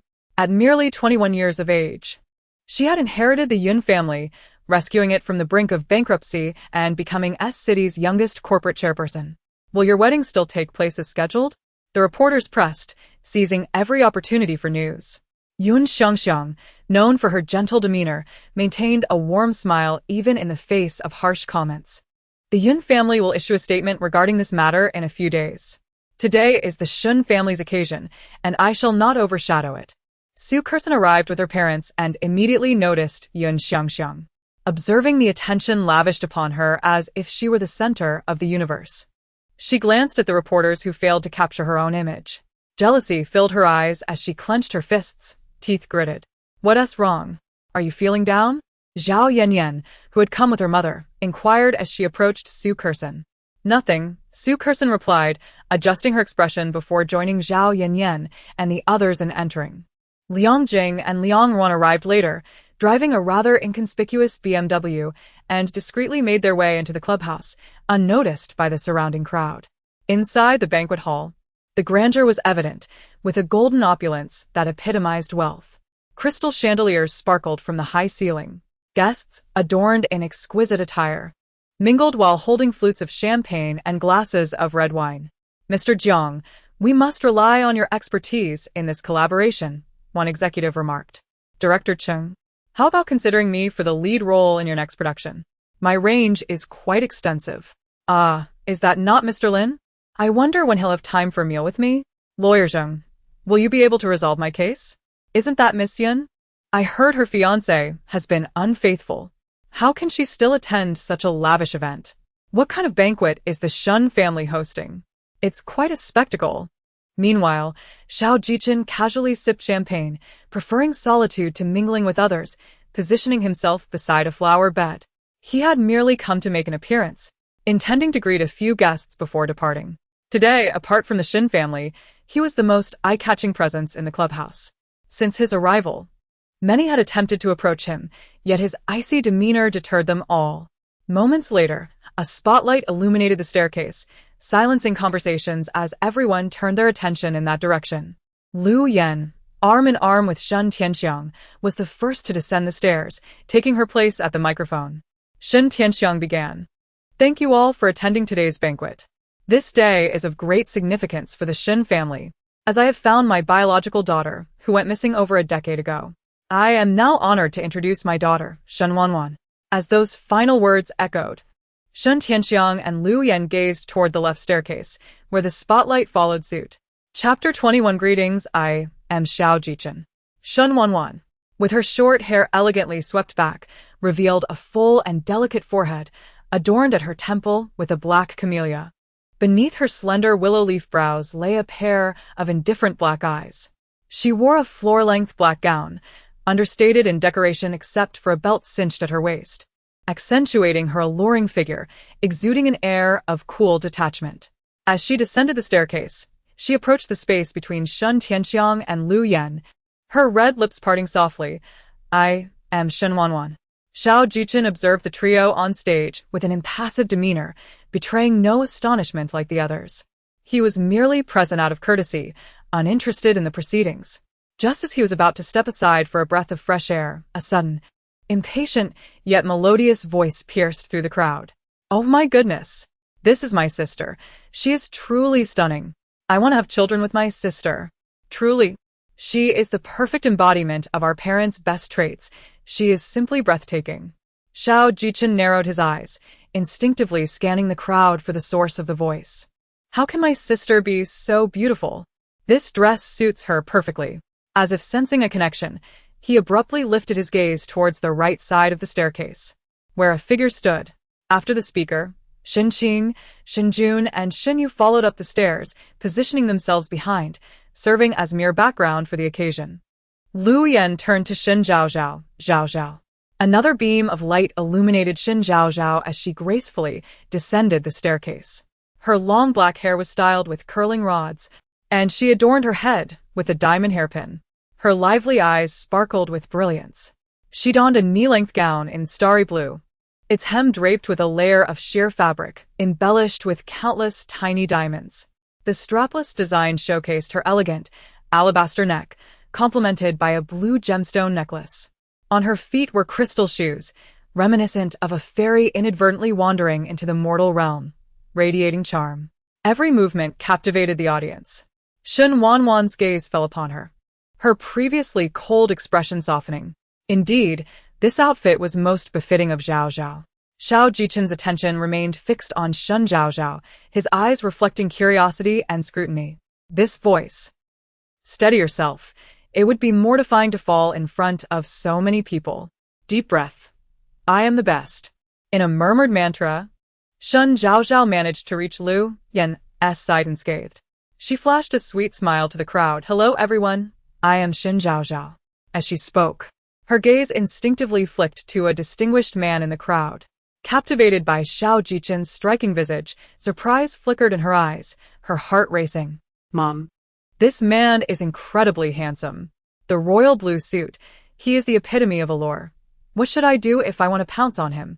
As their eyes met, Xiao Jichen could now ascertain that the voice he had heard earlier belonged to Shen Zhaozhao. Upon hearing the words "want to pounce," a subtle smile graced his lips. Shen Zhaozhao understood the meaning of a smile that could conquer a city. Her heart skipped a beat. My goodness, how can there be such an exquisite man in this world? Lost in the allure of the handsome gentleman, she remained oblivious to the threatening gazes from Shen Qing, Shen Jun, and the nearby Shen Wanwan, all directed at Xiao Jichen. Side quest. Seize the opportunity for the female lead to perform the opening dance. Dance. Oh dear. Thankfully I have learned this. Otherwise, it would be utterly embarrassing. Shen Zhaozhao felt a surge of joy within, a sweet smile gracing her face as she approached Shen Tianxiang. Leaning in close, she whispered, Father, how about I perform the opening dance? If my sister were to do it, wouldn't that be? Her sentence trailed off, yet Shen Tianxiang grasped her implication. He turned to Lu Yan. What do you think? Since Shen Zhaozhao had previously suggested that Shen Wanwan join her for lessons, Lu Yan naturally agreed. She said to Shen Wanwan, let Zhaozhao perform the opening dance tonight, shall we? All right. For someone like Shen Wanwan, who preferred a quieter existence, this was splendid news. Without hesitation, she acquiesced. With everyone in agreement, Shen Qing, clad in a pristine white suit, approached Shen Zhaozhao, bowing graciously as he extended his left hand. With a smile, Shen Zhaozhao placed her right hand gently on his, and together they glided to the center of the banquet hall. Accompanied by soothing music and special lighting, they danced gracefully. Her hand clasped his, while his rested on her waist. They moved forward and backward, exuding elegance. The blue hem of Shen Zhaozhao's gown swayed with her movements, the tiny diamonds twinkling as though they contained the entire cosmos. At that moment, the center of the banquet hall transformed into a breathtaking tableau, drawing the captivated gazes of all present. As the performance concluded, resounding applause erupted around them. Shen Qing and Shen Zhaozhao bowed. High society gatherings often served as mediums for collaboration and exchange between various enterprises. Although the primary intrigue today revolved around the Shen family's true heiresses. When Shen Tianxiang announced the availability of exquisite food and fine wine, the event morphed into a grand corporate networking affair. Triggering main quest 2. Please ensure the male and female leads engage in a romantic relationship within 1 year, while simultaneously diminishing Shen Zhaozhao's favorability in Liang Jing's eyes. Unlocking significant future plotlines for the female lead. Upon hearing the system's proclamation, Shen Zhaozhao felt exhilarated, relieved that she would not have to worry about her demise in the coming year. However, she was also perplexed, as her intention was to facilitate a pairing between Xiao Jichen and her sister. Yet, in the original narrative, Xiao Jichen had never attended the Shen family's banquet. It seemed she would have to wait for him to arrive in S City before formulating a plan. As for Liang Jing, she was indifferent. She would not permit him to be with her sister. Side quest. Diminish the female lead's gown, lowering her favorability among the crowd.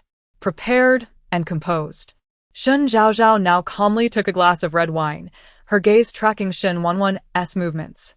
She raised her glass, ready to sip, when the captivating man in the blue suit approached her. Xiao Jichen lifted his glass, lightly clinking it against hers. Zhaozhao, hello, I am Xiao Jichen. His magnetically rich voice almost rendered Shen Zhaozhao faint.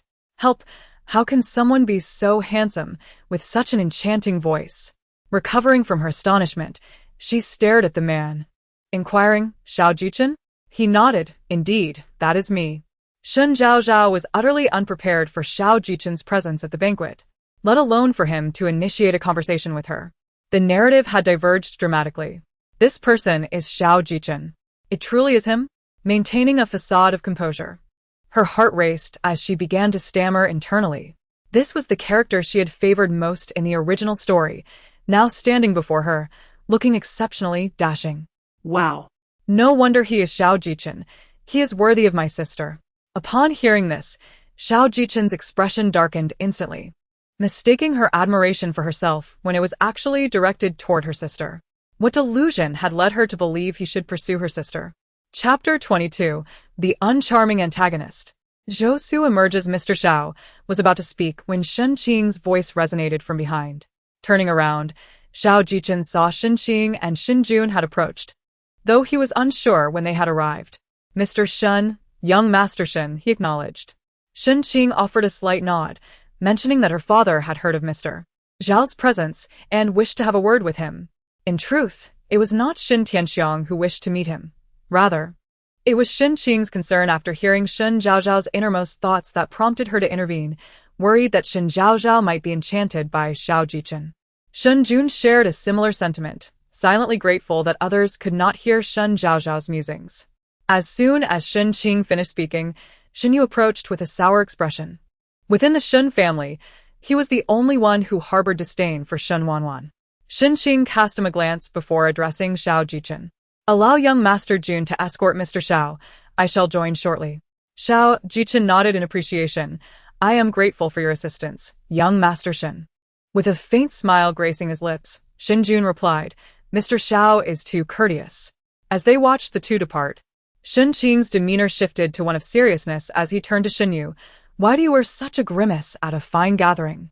This was the first time Shen Zhaozhao had spoken her heart openly, agreeing silently with the words. After all, this is my sister's home. If anyone is an intruder, it should be me. Moreover, I have always been the one to make my sister suffer. I must find a way to ensure she no longer endures such hardship. If she were still engrossed in novels, it would be one thing, but these were real individuals before her. Furthermore, according to the original narrative, Shen Zhaozhao's bullying of Shen Wanwan would only escalate, and she found herself unable to act against them. She needed to devise a method to fulfill her mission without causing harm to these people. Shen Qing, attuned to her thoughts, harbored an entirely different perspective. Understanding Shen Zhaozhao's feelings, he felt a deep pang of sympathy and gently patted her fluffy head. With a sigh directed at Shen Yu, he remarked, Zhaozhao is our sister. And Wanwan is too. Both deserve equal treatment instead of favoritism. Do you understand? Afterward, he expressed his concern, Zhaozhao, if you face any bullying, please inform me, alright? Third brother, you must take care of yourself outside, Shen Zhaozhao replied, her concern easing Shen Yu's expression considerably. Rest assured, Zhaozhao.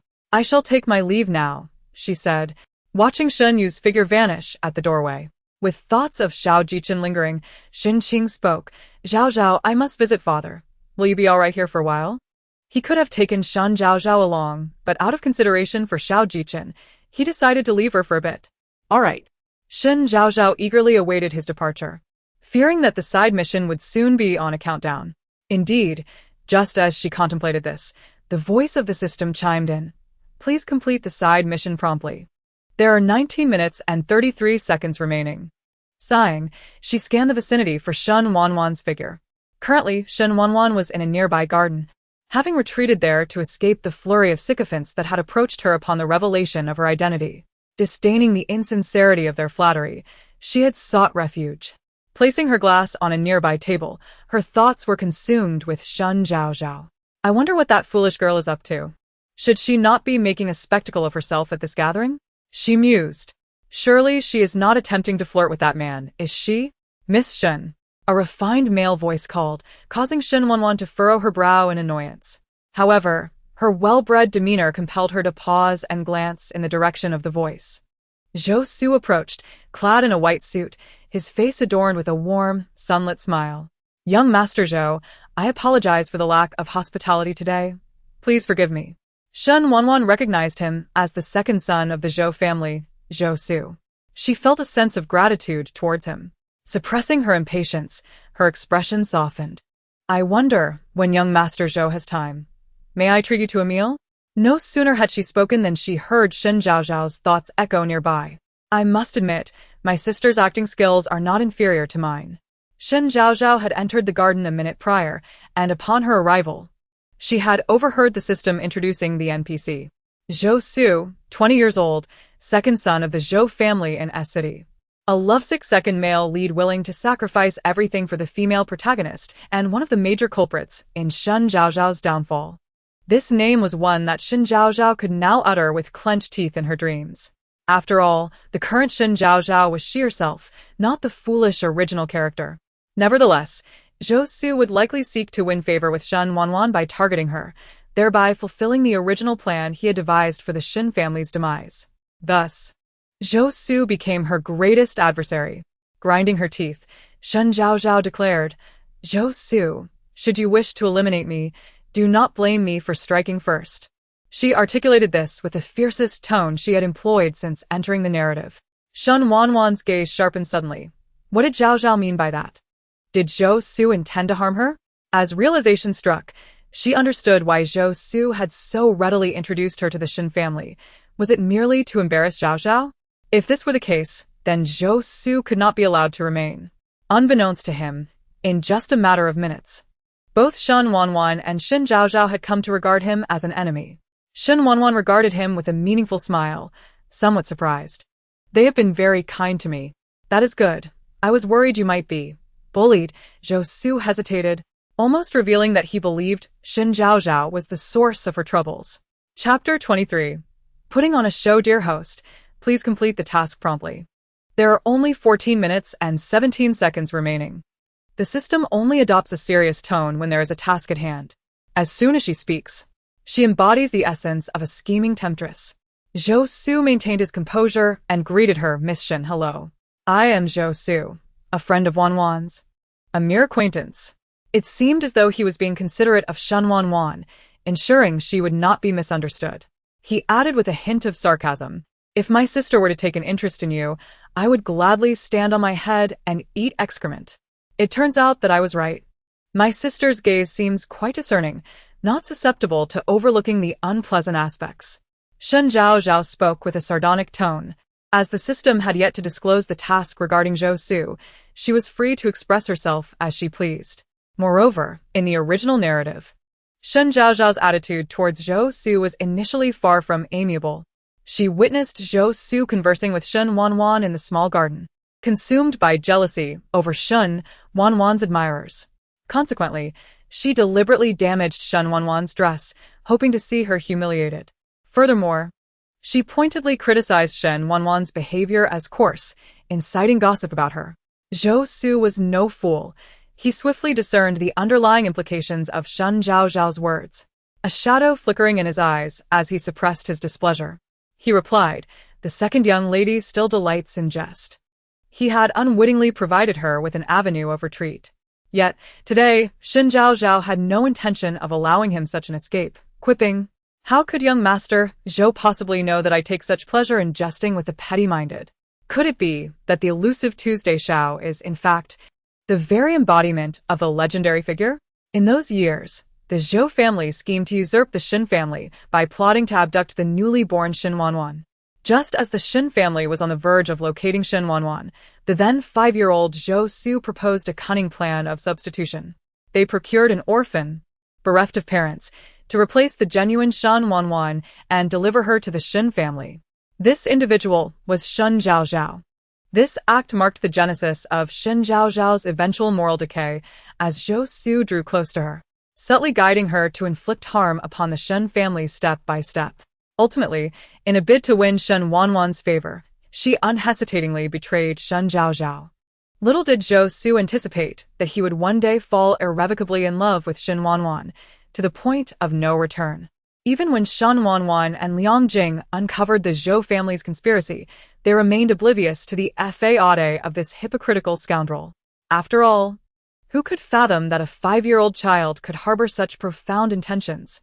Throughout the entire ordeal, Zhou Su maintained an image of innocence. At this moment, when Shen Zhaozhao spoke, even Zhou Su could no longer muster a smile. Considering the current circumstances and Zhou Su's identity, Shen Wanwan interjected. Zhaozhao tends to speak in riddles. Do not take her seriously, young Master Zhou. Just as Shen Zhaozhao was about to retort, Shen Wanwan seized her hand, drawing her close, her gaze a silent threat. Shen Zhaozhao was taken aback by this look, and her words faltered. In that instant, she finally comprehended the feelings of Su Kursen, her heart silently lamenting. Oh, my sister, this man is a cunning wolf in disguise, a villain. He still harbors feelings for you, plotting against you, and conspiring against our Shen family. My dear sister, you must not fall for this man.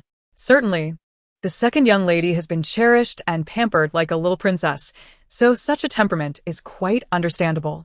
As someone attempted to mediate, Zhou Su also wished to avoid any unpleasantness with Shen Zhaozhao, thus he echoed Shen Wanwan's words. Realizing the underlying implication, Shen Wanwan instinctively rubbed her thumb and index finger together. Had she valued her blood relatives and been unable to hear Zhaozhao's true feelings, her immediate reaction to such words would have been jealousy towards Shen Zhaozhao. Now, she could ascertain that Zhou Su harbored ulterior motives regarding the Shen family. Zhou Su nodded in agreement. Shen Wanwan then spoke. Second young Master Zhou, as our esteemed guest, please proceed. Uncertain whether it was out of concern for Shen Zhaozhao's potential discord with Zhou Su or reluctance to let go, she continued to hold on tightly. Oh, my sister is leading me forward. She is truly guiding me along. The host is urged to complete the side quest promptly. There are 3 minutes and 17 seconds remaining. The cold, emotionless voice of the system roused Shen Zhaozhao, who was hopelessly engrossed in her sister's allure. She sighed silently, contemplating, the daily grind of self-destruction. Some tasks simply must be accomplished. Is this dress sturdy enough? Could I possibly damage it with a single step? Would a tear count as ruin? Dear, our Time and Space Bureau has always upheld integrity in our dealings, refusing to accomplish tasks through cunning and opportunistic means. Creak, creak, creak. Upon hearing this, Shen Zhaozhao's expression twisted into a grimace, hoping fervently that my sister had donned appropriate undergarments. Otherwise, this skirt would surely tear apart. The thought of what was to come filled me with dread. I truly deserve my fate. Throughout the entire event, Shen Wanwan pondered. She remained uncertain about how to remedy the affliction of histrionics. The atmosphere in the garden was remarkably harmonious, with Shen Tianxiang engaging in conversation with Lu Yan and others. Shen Qing stood alongside several men clad in black suits, his serious demeanor indicative of discussions regarding collaboration. Shen Jun sat nearby in a rocking chair, furrowing his brow as he dealt with the woman standing before him. It appeared that Xiao Jichen had already departed, for Shen Zhaozhao scanned the area and found no trace of him. At this moment, she could not afford to dwell on such thoughts. Her gaze shifted to Shen Wanwan, who was still engaged in a somewhat aimless conversation with Zhou Su. Gritting her teeth, Shen Zhaozhao stepped on the hem of Shen Wanwan's gown. As Shen Wanwan continued to advance, the fabric tugged, producing a sharp sound. Snap. The wine glass fell to the ground, producing a crisp sound. Sister, how could it have fallen so suddenly? Shen Zhaozhao exclaimed in astonishment, her voice drawing the attention of everyone around. There lay Shen Wanwan on the ground, her long gown inexplicably torn, revealing her delicate, snow-white legs. Beside her, Zhou Su hurriedly removed her coat and draped it over Shen Wanwan, concealing the damaged area of the gown. In a gentle tone, she inquired, Wanwan, are you all right? Listening to his insincere tone, Shen Zhaozhao could not help but feel a surge of anger. Zhou Su, you scoundrel. If it weren't for that kick you delivered from behind, how could my sister have ended up like this? If I were to allow you to live until the age of 30, I would no longer bear the surname Shen. Just moments ago, She had meticulously calculated that the position where she stepped would only cause her skirt to tear up to her knees. And it certainly would not rip to such an extent. Had it not been for the fact that Shen Wanwan was wearing a pair of shorts underneath, she would have truly embarrassed herself today. If Zhou Su hadn't extended her foot, Shen Wanwan would never have fallen, leading to her current predicament. Were it not for the unfinished task at hand, she would have undoubtedly slapped Zhou Su for causing her sister to stumble. And now such a significant blame rested solely upon her. Zhou Su truly is quite cunning. Shen Tianxiang and Lu Yan hurried over at the swiftest pace to assist Shen Wanwan. With genuine concern, Lu Yan inquired, "Wanwan, are you hurt anywhere? I notice my ankle is swollen. It must be sprained." "Waiter, please bring me an ice pack," Shen Tianxiang continued. Chapter 24. You are absolutely right. She is indeed remarkable. In the eyes of the Shen family, Shen Wanwan's fall is of little consequence. What truly matters is the safety of their kin, rather than any superficial reputation. Shen Qing inquired, "Is your arm injured?" As he spoke, he removed his coat and tied it around Shen Wanwan's waist, handing over Zhou Su's coat with a cold, emotionless tone, expressing gratitude to Mr. Zhou for his garment. He had clearly heard Zhao Zhao's inner thoughts. Had it not been for Zhou Su, Wanwan would not have fallen. Zhou Su, oblivious to the scrutinizing gaze from Shen Qing, accepted the coat, replying, "It's my fault. Perhaps if I had been more attentive, Wanwan would not have stumbled. I should have supported her, knowing she struggles with formal attire and high heels." Tears brimmed in Shen Zhaozhao's eyes, her face etched with guilt. As these words left her lips, a murmuring arose among the crowd, starting from an unknown source. Though Shen Wanwan is the biological daughter of the Shen family, she did not grow up within its embrace, and when compared to Shen Zhaozhao, sigh. In my view, with Shen Zhaozhao present, Wanwan's absence would make little difference. Shen Zhaozhao embodies the true essence of a refined young lady, the wish fulfillment card. Upon successful use, the host can realize any wish within a designated time frame. This card lasts for a total of 5 minutes. Although Lu Yan was concerned for Shen Wanwan, she did not overlook Shen Zhaozhao. Noticing her guilt, Lu Yan quickly reassured, "Zhaozhao, this was merely an accident. It is not your fault." With tears in her eyes, Shen Zhaozhao bit her lip. "Sister, are you all right?" Shen Wanwan remained silent, her expression impassive, her gaze indifferent, making it difficult for anyone to discern her thoughts. Upon hearing Shen Zhaozhao call her, Shen Wanwan finally looked up, responding, "I'm fine." Shen Tianxiang and Lu Yan breathed a sigh of relief. Wanwan appeared to be her usual self, indicating no significant harm had befallen her. Shen Qing was the first to regain composure, addressing the onlookers. "Just a minor incident. I hope it hasn't disrupted your enjoyment." With that, he picked up a glass of wine from a nearby table, raised it to the crowd, and took the first sip. Others followed suit. Shen Wanwan replied affirmatively. Shen Zhaozhao rose and moved to the center of the garden, nodding slightly to the audience before taking a seat at the piano. The first movement of the piano concerto number 1 flowed from her fingertips. This wish fulfillment ability is truly remarkable. Look at this crowd, they must be dumbfounded. Indeed. The transmigrated Shen Zhaozhao could not play the piano, relying solely on a prop card to cheat. Fortunately, the system had assisted her twice, exchanging rewards for the wish fulfillment card. Otherwise, she would have been at a loss. "It's all about me. Advising you to study hard would be beneficial. Yet you refuse to listen. It's your own fault.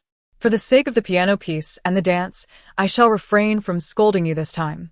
The audience became immersed in the fluid melody, quickly dismissing the earlier incident of Shen Wanwan's fall. In a shadowy corner of the garden, Xiao Jichen observed the girl at the piano, a gentle smile softening his deep gaze. "The second miss is truly exceptional," Zhou Su remarked in admiration, then shifted his gaze to Shen Wanwan, adding, "Of course, had you grown up in the Shen family, you would undoubtedly be even more remarkable." He deliberately lowered his voice, ensuring only he and Shen Wanwan could hear. A flicker of disdain crossed Shen Wanwan's eyes. Did he truly believe she did not comprehend the implications of his words? Recalling the moment of her fall, her aversion towards Zhou Su intensified. Aware that Zhao Zhao intended to step on her dress, her attention had been solely on Zhao Zhao. Thus she failed to notice when Zhou Su extended his foot. Holding on to Shen Zhaozhao, she had feared that avoiding Zhao Zhao would lead to her own tumble, allowing herself to fall instead. Upon hearing Zhou Su's feigned concern, Shen Wanwan found herself at a loss for words, fearing she might retch from disgust. Yet now, With Zhao Zhao's piano piece aiding her composure, she could continue to play along with Zhou Su. Indeed, Zhao Zhao is exceptional. As Shen Wanwan uttered this sentiment, it marked the first time she openly expressed admiration for Shen Zhaozhao. Noticing her expression, Zhou Su felt a twinge of alarm. If Shen Wanwan embraced Shen Zhaozhao, their plans to undermine the Shen family would surely falter. No, Shen Zhaozhao and Shen Wanwan must not coexist harmoniously. With this thought, he narrowed his eyes at Shen Zhaozhao, realizing he would have to target her directly. As the final note of Shen Zhaozhao's performance faded, a moment of silence enveloped the area before a thunderous applause erupted. She maintained a poised smile, attentively listening to the system's new task. Side quest: facilitate the female lead's piano performance, counter Shen Zhaozhao, and shatter the crowd's preconceived notions of Shen Wanwan, accomplishing the first reversal of the female lead's narrative. After hearing this, Shen Zhaozhao sighed for the fourth time that day. Now that is the true aura of a female lead. This is how my sister ought to be. From this day forth, it will be a continuous cycle of my self-sabotage followed by my sister's rebuttals. oh, I am like Lin Dayu bearing flowers, lamenting my fragile fate. Shen Wanwan listened, bewildered. What aura? How has she been countered? How is her fate fragile? Shen Qing had just received a phone call, thus he missed this exchange. Otherwise, he might have feared for his kind-hearted sister's well-being. As for Shen Jun, he had long departed for a challenging surgery at the hospital, perfectly missing this moment. Only Xiao Jichen. Upon hearing those words and recalling Zhao Zhao's earlier deliberate act of stepping on Shen Wanwan's dress, seemed to grasp something, a subtle smirk playing on his lips. Zhao Zhao, you are truly remarkable. You are indeed incomparable to that Shen Wanwan. Su Kersen hurried to Shen Zhaozhao's side, offering flattering remarks. She and Zhao Yanyan had always lingered beside their parents, finding little opportunity to make their voices heard in such gatherings. Upon learning that Shen Wanwan was the true heiress of the Shen family, Su Kersen was seized by fear. She had even consulted her father about whether she should court favor with Shen Wanwan. It was her father who informed her that even if Shen Zhaozhao was not of Shen blood, she was still a daughter of the Shen family. As long as the Shen family acknowledged her, Zhao Zhao belonged to them, so it was best for her to maintain her friendship with Shen Zhaozhao. Zhao Zhao, you are truly splendid. Zhao Yanyan followed suit, having resolved that she would not offend either Shen Zhaozhao or Shen Wanwan. Shen Zhaozhao proudly lifted her chin, attributing her success to her parents, who had provided her with the finest education and living conditions, saying, "My sister deserves such a privileged life as well." Chapter 25. One of the world's most challenging piano pieces, sister. Do you not enjoy the piece I am playing? It is understandable, after all. I have taken away your life. As she spoke, a sense of grievance appeared on her face, tears welling in her eyes. To an outsider, it seemed as though Shen Wanwan was bullying her. Those with ulterior motives began to whisper among themselves. Poor Shen Zhaozhao, who had so eagerly played the piano to win Shen Wanwan's favor, only to find herself disrespected. Clearly, Shen Zhaozhao's life in the Shen family was not easy. After all, Shen Wanwan was the biological daughter of the Shen family, while Shen Zhaozhao was not truly one of them. How could her situation be favorable? Despite Shen Zong's grandiose words, they were merely for the perception of outsiders. However, one cannot overlook that Shen Zhaozhao had been mistaken for someone else at a tender age, likely before she could even speak. Sister. Shen Wanwan, even if you are the true daughter of the Shen family, you should not treat Zhaozhao this way. Zhaozhao kindly plays for you and you ignore her. Isn't that a bit excessive? Just as Shen Zhaozhao was about to express her thoughts, Su Kersen, unable to contain her indignation, interrupted her. Shen Wanwan, having caught wind of the murmurs around her, typically indifferent to such matters, now felt a twinge of concern for Shen Zhaozhao, fearing she might indeed feel wronged. She lifted her gaze to meet Zhaozhao's, seeing her eyes brimming with tears. On the verge of crying, softly, Shen Wanwan said, "Thank you, Zhaozhao, I truly like it." Yet, no sooner had the words left her lips than she heard Shen Zhaozhao's thoughts. "Oh my, as long as my sister speaks, I won't have to plot against her anymore." Which piano piece is the most difficult again? Her mind raced with calculations while she feigned a gentle demeanor, saying, "Really? If my sister likes it, I can play for you every day." Shen Wanwan. She had indeed underestimated Zhaozhao's ability to change her demeanor swiftly. "Young man, there are just 8 minutes left to complete your side quest. If you fail, you are doomed. The cool night brings thoughts of you." The voice of the system echoed, and then it even played a song. With cool swirling in her mind, Shen Zhaozhao felt a wave of annoyance. She affectionately said, "Sister must not have learned the piano, right? No worries, I will teach you. It is quite easy to learn." "Oh dear, Zhaozhao. Do you think everyone is a genius like you? Only you find the piano simple. Others might think you are deliberately making things difficult for Wanwan." In front of others, Su Kusin spoke in a much more subdued manner, yet the fleeting mockery in her eyes was not lost on Shen Zhaozhao, who sensed her disdain for Shen Wanwan. Kursin, please do not say that. "My sister is very intelligent and will surely learn." Her eyes sparkled with anticipation as she asked, "Sister, don't be afraid. Just follow my lead when you play." Feigning disappointment, Shen Zhaozhao said, "Sister, it's all right if you cannot play the piano. I will teach you later.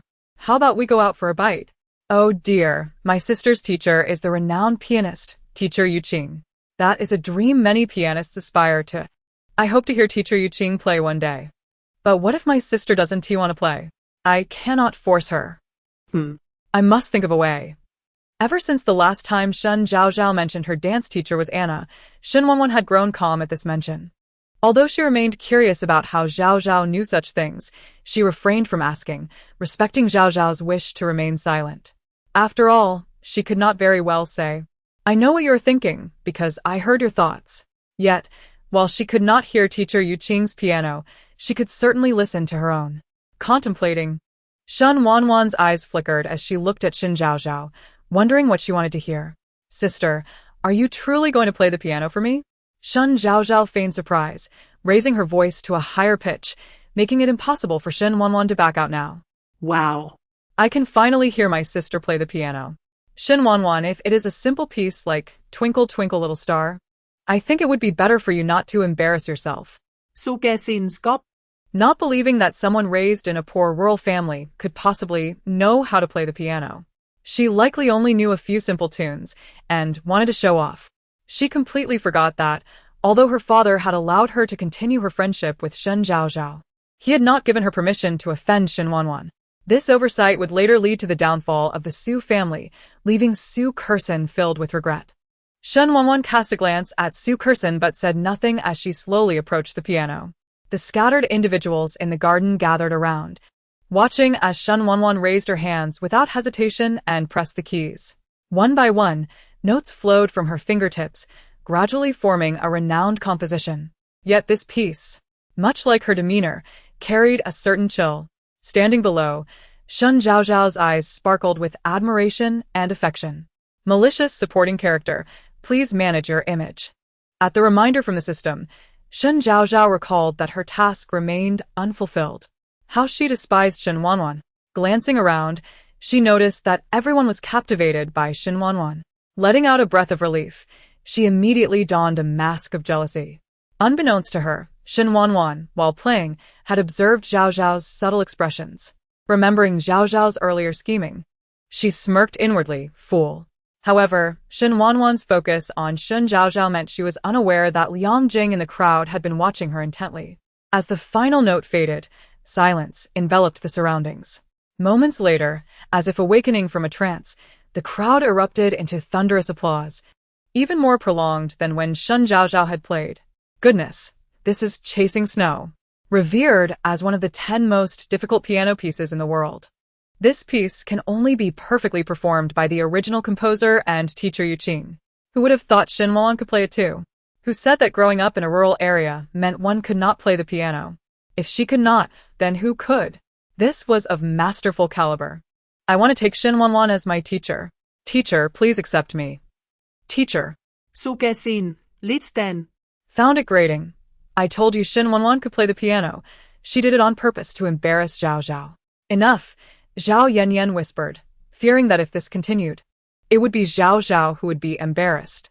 Yet Su Kursin remained unrepentant, mumbling, "But I am not wrong. Shen Zhaozhao heard the crowd's admiration with a grimace. Her hands clenched tightly at her sides, her icy gaze fixed on Shen Wanwan. The jealousy in her expression did not escape Zhou Su, who stood nearby, a knowing smile playing on her lips.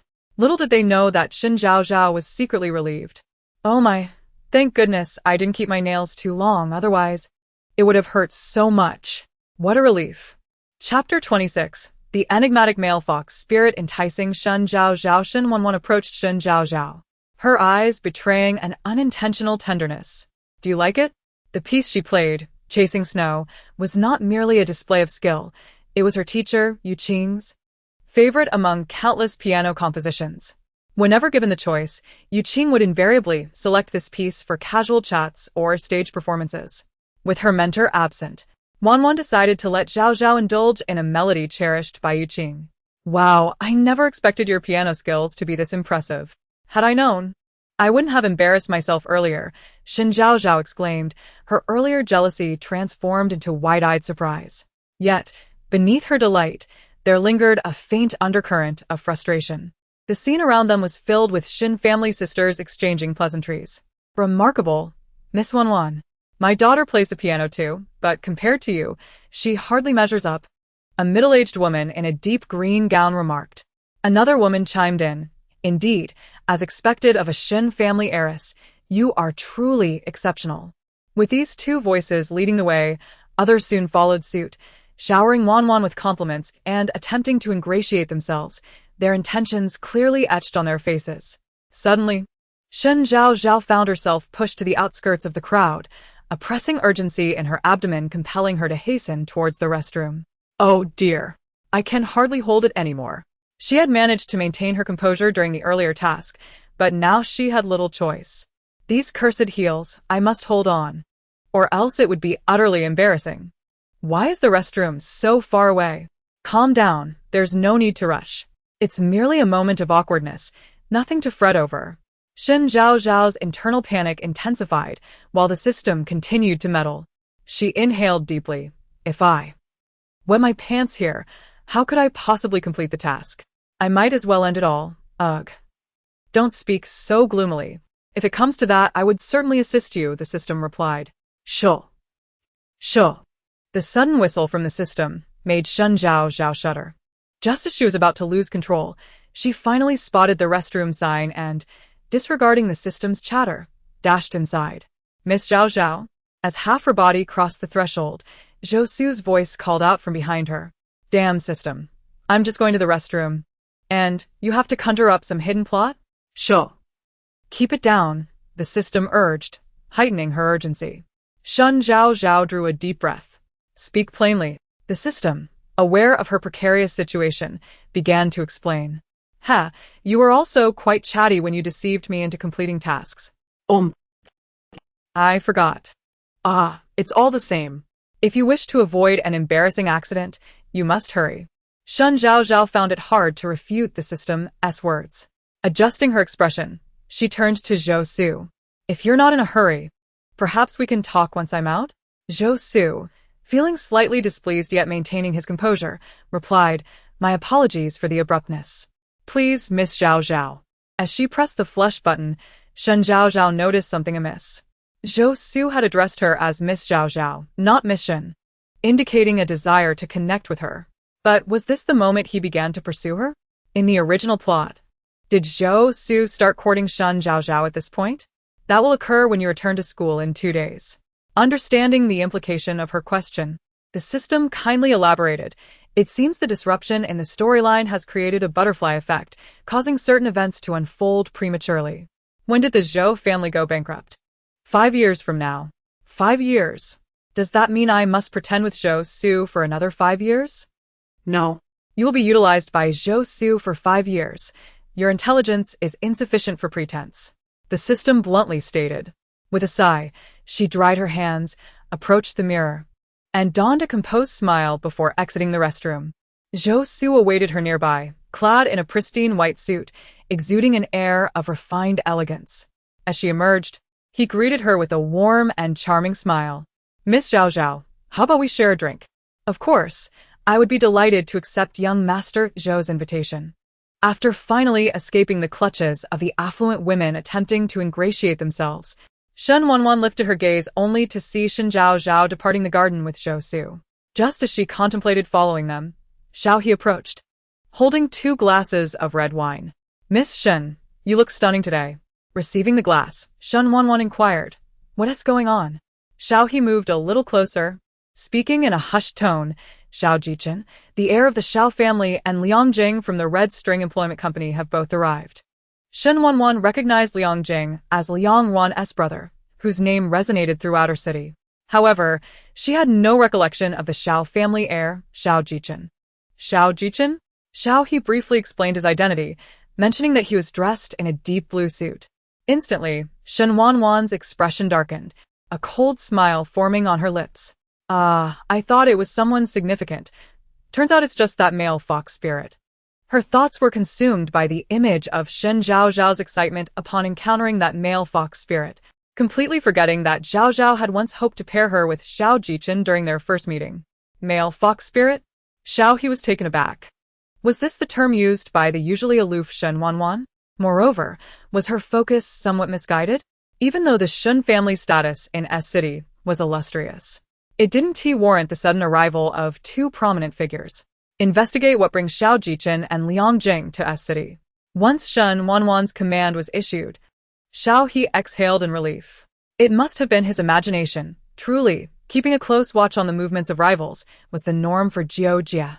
Meanwhile, Shen Zhaozhao and Zhou Su had already entered the banquet hall connected to the garden, where the crowd remained outside, leaving this space relatively quiet. "I thought young Master Zhou held no interest in me, that you would only engage with my sister," Shen Zhaozhao remarked, taking the initiative to tease him. Zhou Su's expression remained unchanged. "I have known Wanwan for a longer time, so naturally, I would approach her first." Goodness, how can this be so unpalatable? This dreadful wine costs tens of thousands? Zhou Su continued, "In contrast, I find Miss Zhaozhao's authenticity quite admirable." Upon hearing this, Shen Zhaozhao turned her head to regard him properly. What a coincidence. I too have little patience for pretentious individuals. That is why I am willing to converse with you, Miss Zhaozhao. Zhou Su raised his glass, leaning forward to present it to her. How has Miss Zhaozhao fared in recent days? Chapter 27. A Word of Caution. Bang. Shen Zhaozhao lightly clinked her glass with his, a hint of sorrow gleaming in her eyes. The young master was perceptive, well aware of the circumstances that now enveloped Shen Zhaozhao. A life of abundance, with food to eat, money to spend, and someone to dote on her.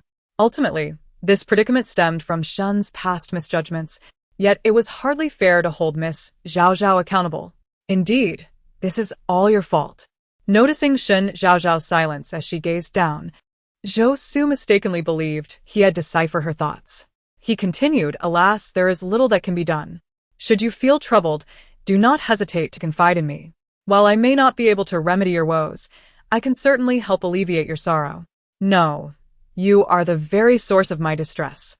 Unbeknownst to them, not far away, Shen Wanwan stood in the shadows, absorbing Zhou Su's insinuations and Shen Zhaozhao's unspoken sentiments, her brow softened with tenderness. Concerned that Shen Zhaozhao might fall prey to Zhou Su's manipulations, she had hastily dismissed Xiao He and rushed over, only to overhear this peculiar exchange.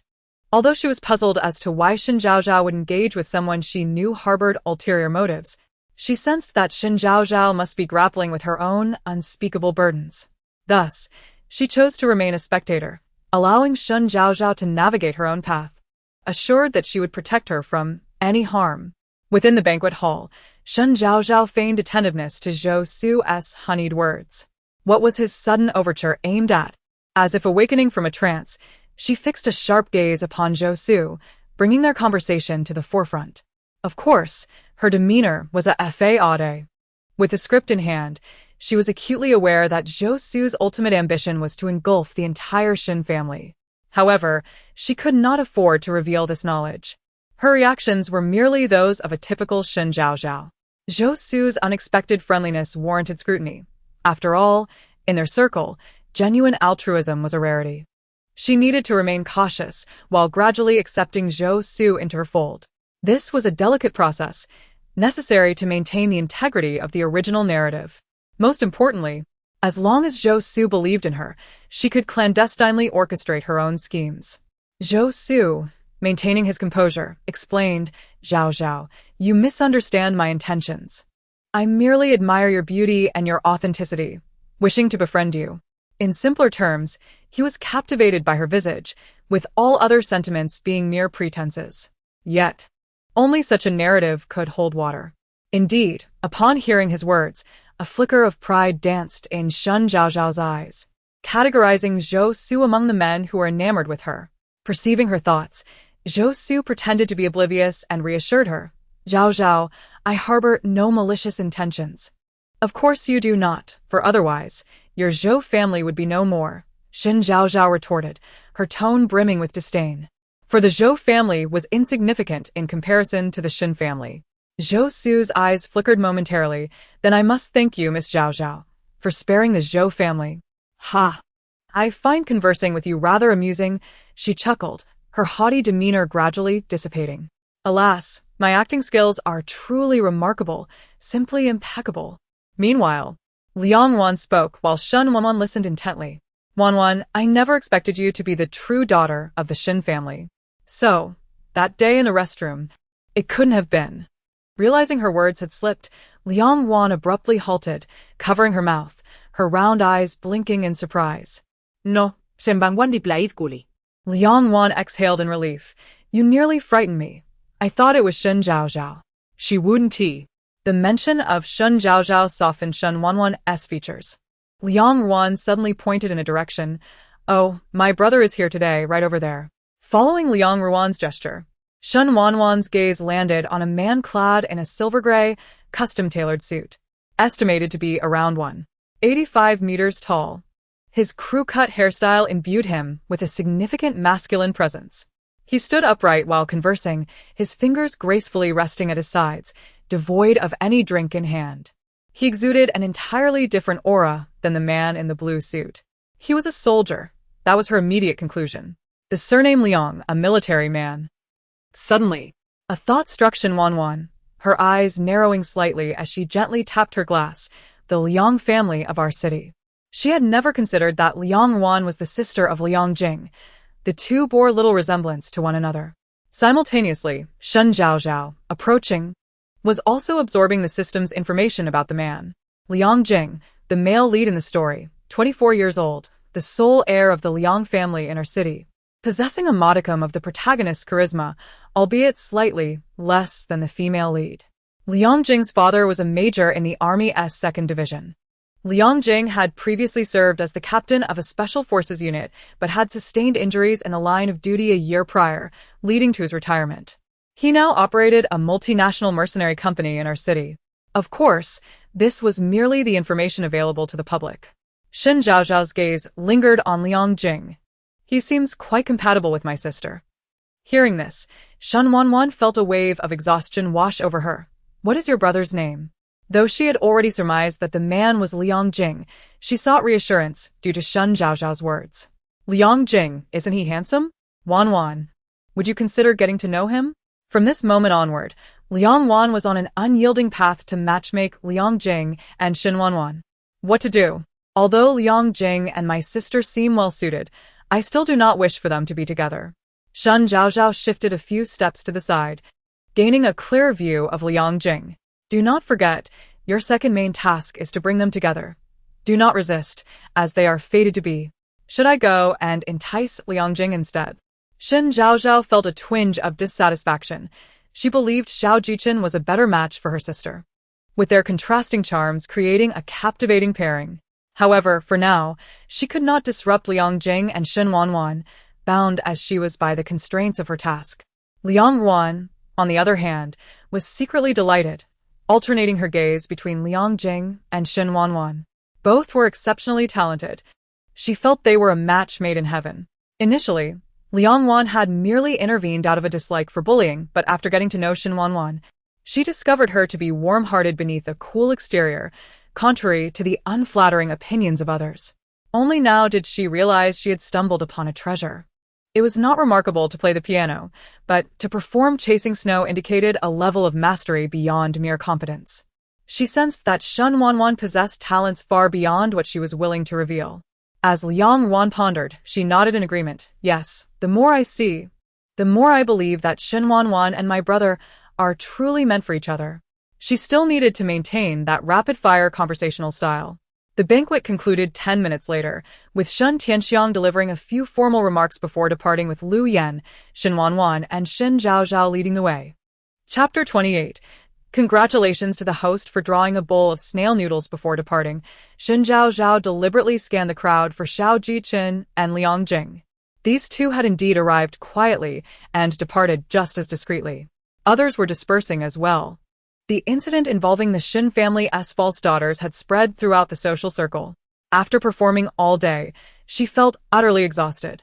After filling the bathtub with hot water, Shen Zhaozhao luxuriated in the warmth, watching a drama and chatting idly with the system. So, Xiao Jichen attended the banquet today as well. Could this be the reason for the plot twist? She couldn't help but sigh at the thought of Xiao Jichen's extraordinarily handsome face. If it weren't for her impending demise, she would undoubtedly pursue him. After all, being with someone so striking would not be a loss. Unfortunately, she didn't belong in this world and wouldn't linger here for long. I can't say for certain. I've explained that many significant plot points will unfold prematurely, the system replied. By the way, what is this lottery all about? Creek. This is a benefit provided by the Time and Space Bureau. The lottery pool contains countless cards, including items like wish fulfillment cards and escape cards. Each time a task is completed, there's a 50 chance of earning a lottery chance, and what you draw depends on your luck. Shen Zhaozhao's eyes sparkled. If I draw multiple wish fulfillment cards, can I use them to complete tasks? The system hesitated. Well, probably not. This was an excellent question. So much so that the Time and Space Bureau had no such clarification. Previously, hosts carrying out tasks had never raised this requirement. It was indeed Shen Zhaozhao with her unique thought process. A wicked smile spread across Shen Zhaozhao's face. Then that must mean I can. Who said that? Then show me the rule that forbids it. Fine. The system once again succumbed to Shen Zhaozhao's cleverness. Now, let us proceed with the lottery. As soon as she spoke, a transparent screen materialized in her mind, resembling an electronic display from a game. It displayed the words, "Would you like to draw?" On the left was no, and on the right was yes. Without hesitation, she selected the right option. The screen began to scroll rapidly, various cards zipping past her.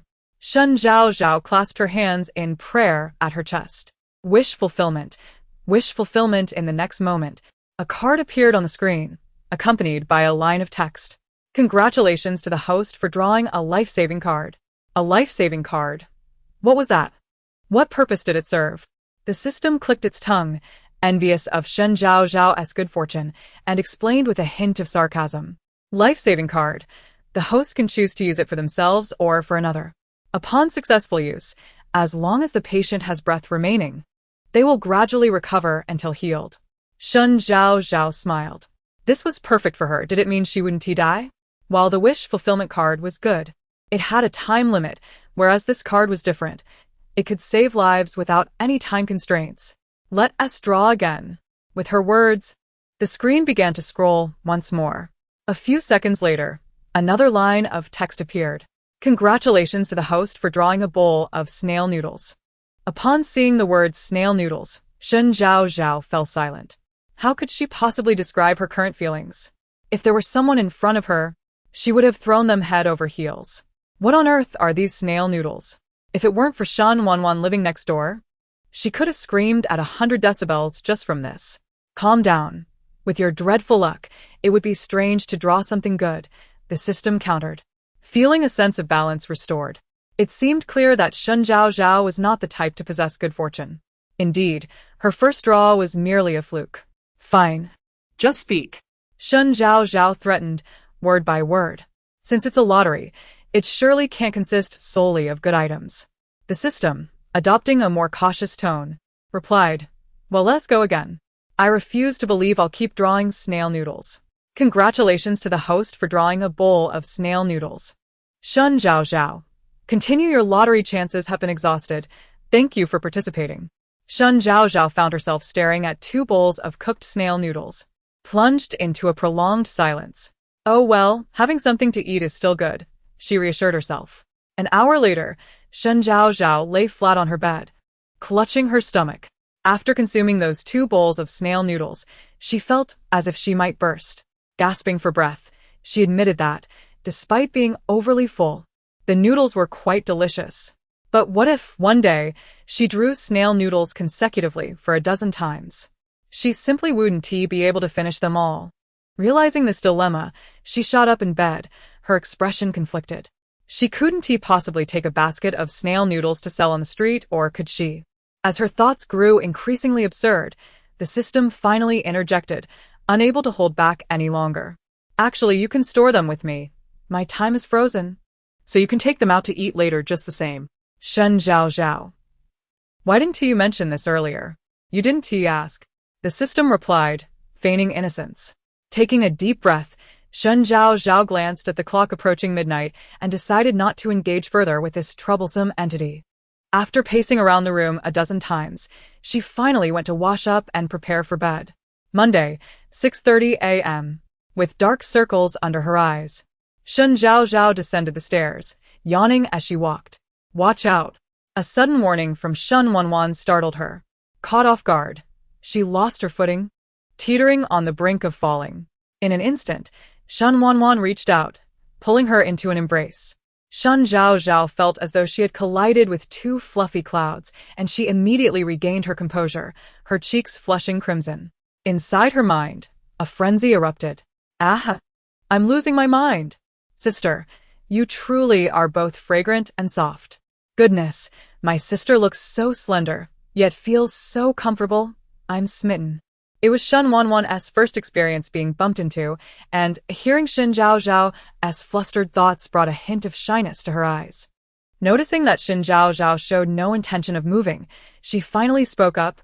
Aren't you getting up? Her typically cool voice carried an unusual tone. Ahem. I wasn't intentional. Shen Zhaozhao quickly composed herself, raising her head, her senses still tinged with the faint fragrance of camellias. After hastily mumbling a greeting, she dashed down the stairs without waiting for Shen Wanwan's reaction. Mom and Dad, good morning. She greeted Shen Tianxiang and Lu Yan, who were seated at the dining table before sitting down in silence to eat breakfast. When Shen Wanwan sat beside her, Shen Zhaozhao instinctively glanced up, only to quickly lower her gaze again. What should I do if I feel a bit nervous? Why won't this damn heart stop racing? Oh. So it turns out I'm not reluctant to consider a romance. I just met the one who can turn me. Shen Wanwan picked up her favorite shrimp dumpling and placed it in her mouth, a subtle smile gracing her lips. Lu Yan set a bowl of congee before Shen Wanwan, inquiring with concern, How are you feeling? It's fine. Could it be any finer? If my sister were to embark on a journey to the West, I'd be the one setting up the trials and tribulations. Chapter 29, Nipped in the bud, that's good. If you need anything, please let me know, my dear. This is your home, and you needn't be formal with us. Understood? Lu Yan observed that Shen Wanwan's demeanor was consistently aloof, her expressions always subdued. She spoke sparingly, often minimizing her words. During the past few days at home, Shen Wanwan had chosen to remain in her room, which stirred a sense of concern in Lu Yan. She often pondered whether Wanwan still harbored resentment towards their family. Understood. Shen Wanwan replied, seemingly reading Lu Yan's thoughts. She added, The family is wonderful, and I truly enjoy it here. That's great. If there's anything inconvenient for me to know, you can also confide in Zhaozhao. Given your similar ages, I'm sure you share common interests. Which would ease my worries, Lu Yan suggested. Yes, rest assured, I will help my sister acclimate to the family soon. Alas, it seems she is only growing to despise the family. All right, let the children decide for themselves. You worry too much, Shen Tianxiang interjected. He then turned to Shen Wanwan and Shen Zhaozhao, noting that formal classes would commence this week. Initially, I intended for Wanwan and Zhaozhao to attend piano lessons together, but I didn't expect Wanwan to be so proficient. His eyes sparkled with surprise. While the Shen family traditionally prioritized character over talent, a well-rounded development was undoubtedly advantageous for the children. When he first learned of Shen Wanwan's existence, he had ceased to concern himself with such external measures. Last night's banquet had brought him an unexpected delight thanks to Wanwan. Is there anything you particularly enjoy, Wanwan? If not, you can rest at home this weekend. Considering that Zhaozhao was still engaged in piano and dance lessons, he felt it necessary to inquire. Upon hearing this, Shen Zhaozhao's mind raced. She quickly chimed in, "Dad, my piano skills are nowhere near my sister's level. She doesn't need to learn anymore. But I do need her help." She blinked and playfully pleaded. "Please, if my sister skips her lessons, how will I manage later?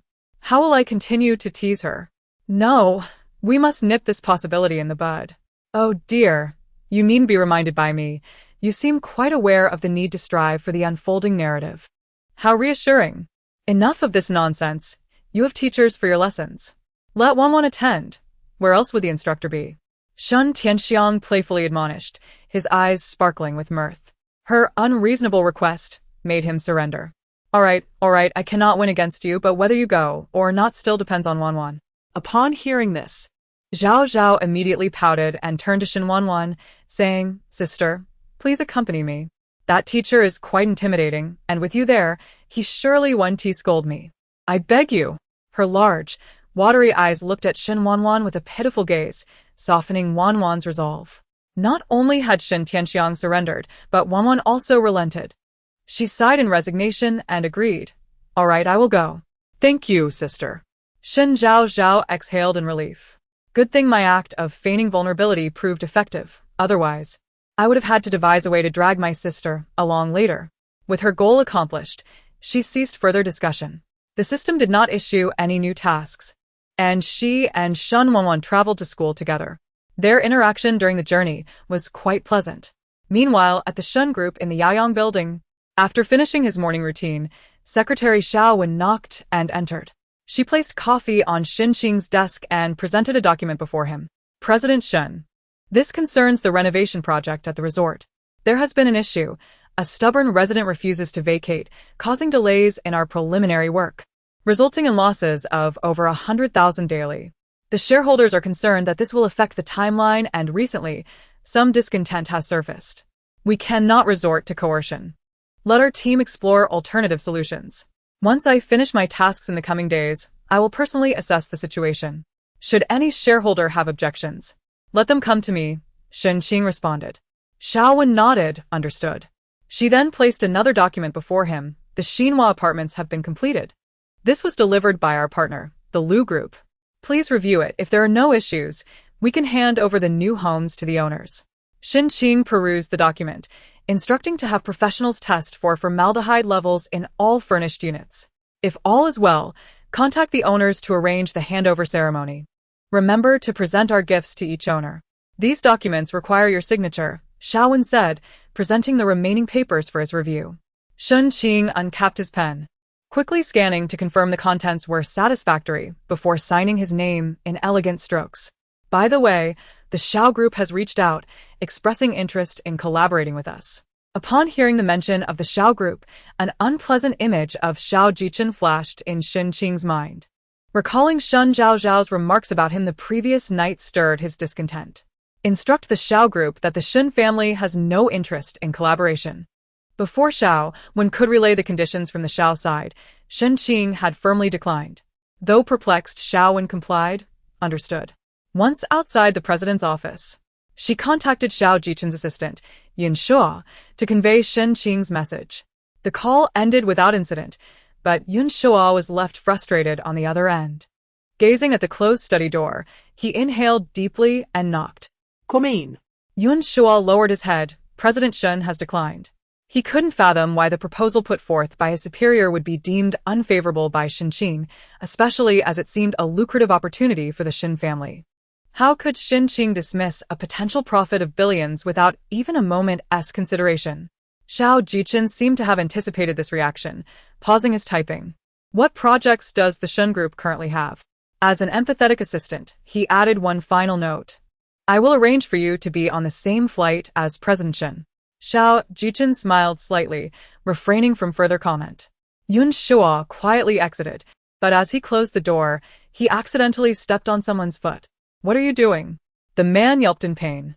Yun Shuo quickly covered his mouth. The president is busy. We are here to find someone, right?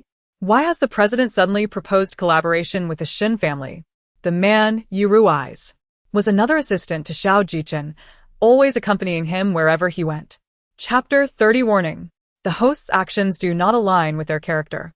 Yun Shuo pulled Yu Rui's to a place where they would not disturb Xiao Jichen, then spoke candidly.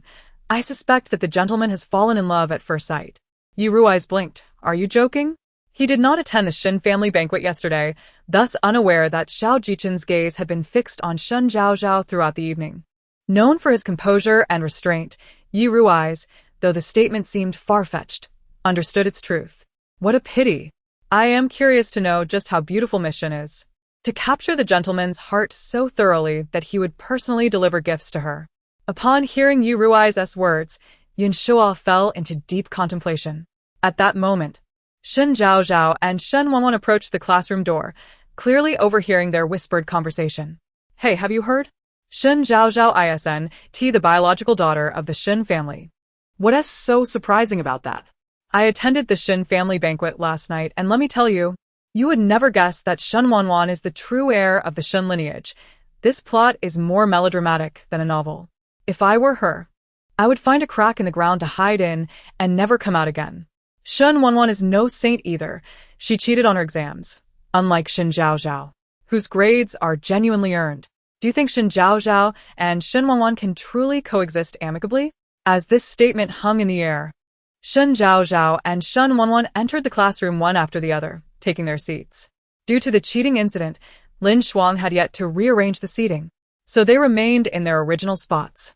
Shen Zhaozhao retrieved her textbook and scanned her surroundings, noticing numerous furtive glances directed at her, many of which were laden with ill intent.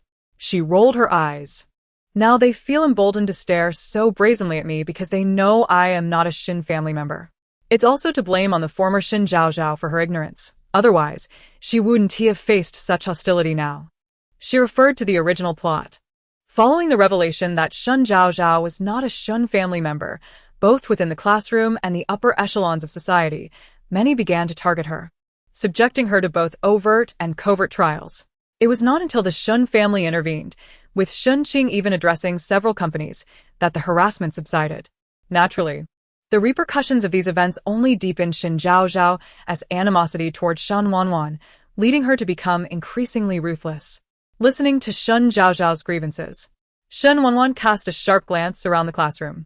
Unlike the previous days, now that her identity was known, those who met her gaze quickly averted their eyes, mirroring their previous treatment of Shen Zhaozhao. He had arrived early and had been subjected to the classroom-esque discussions regarding Shen Zhaozhao and Shen Wanwan for the entire morning. Those who had once fawned over Shen Zhaozhao had now shifted their allegiances. Anger simmered within him as he directed his ire towards Shen Wanwan, seeking to defend Shen Zhaozhao. With his words, the classroom fell into an immediate hush. The next moment, Su Kersen chimed in. Indeed, I never expected the eldest daughter of the Shen family would resort to cheating. You truly cannot compare with our Zhaozhao. Outside of the Shen family, her true nature is revealed once more. Hearing her words, Shen Zhaozhao turned to her and said, Su Kersen, enough. We will find out if Sister Wanwan cheated when Teacher Lin arrives. There's no need to keep discussing it. Zhaozhao, what are you afraid of?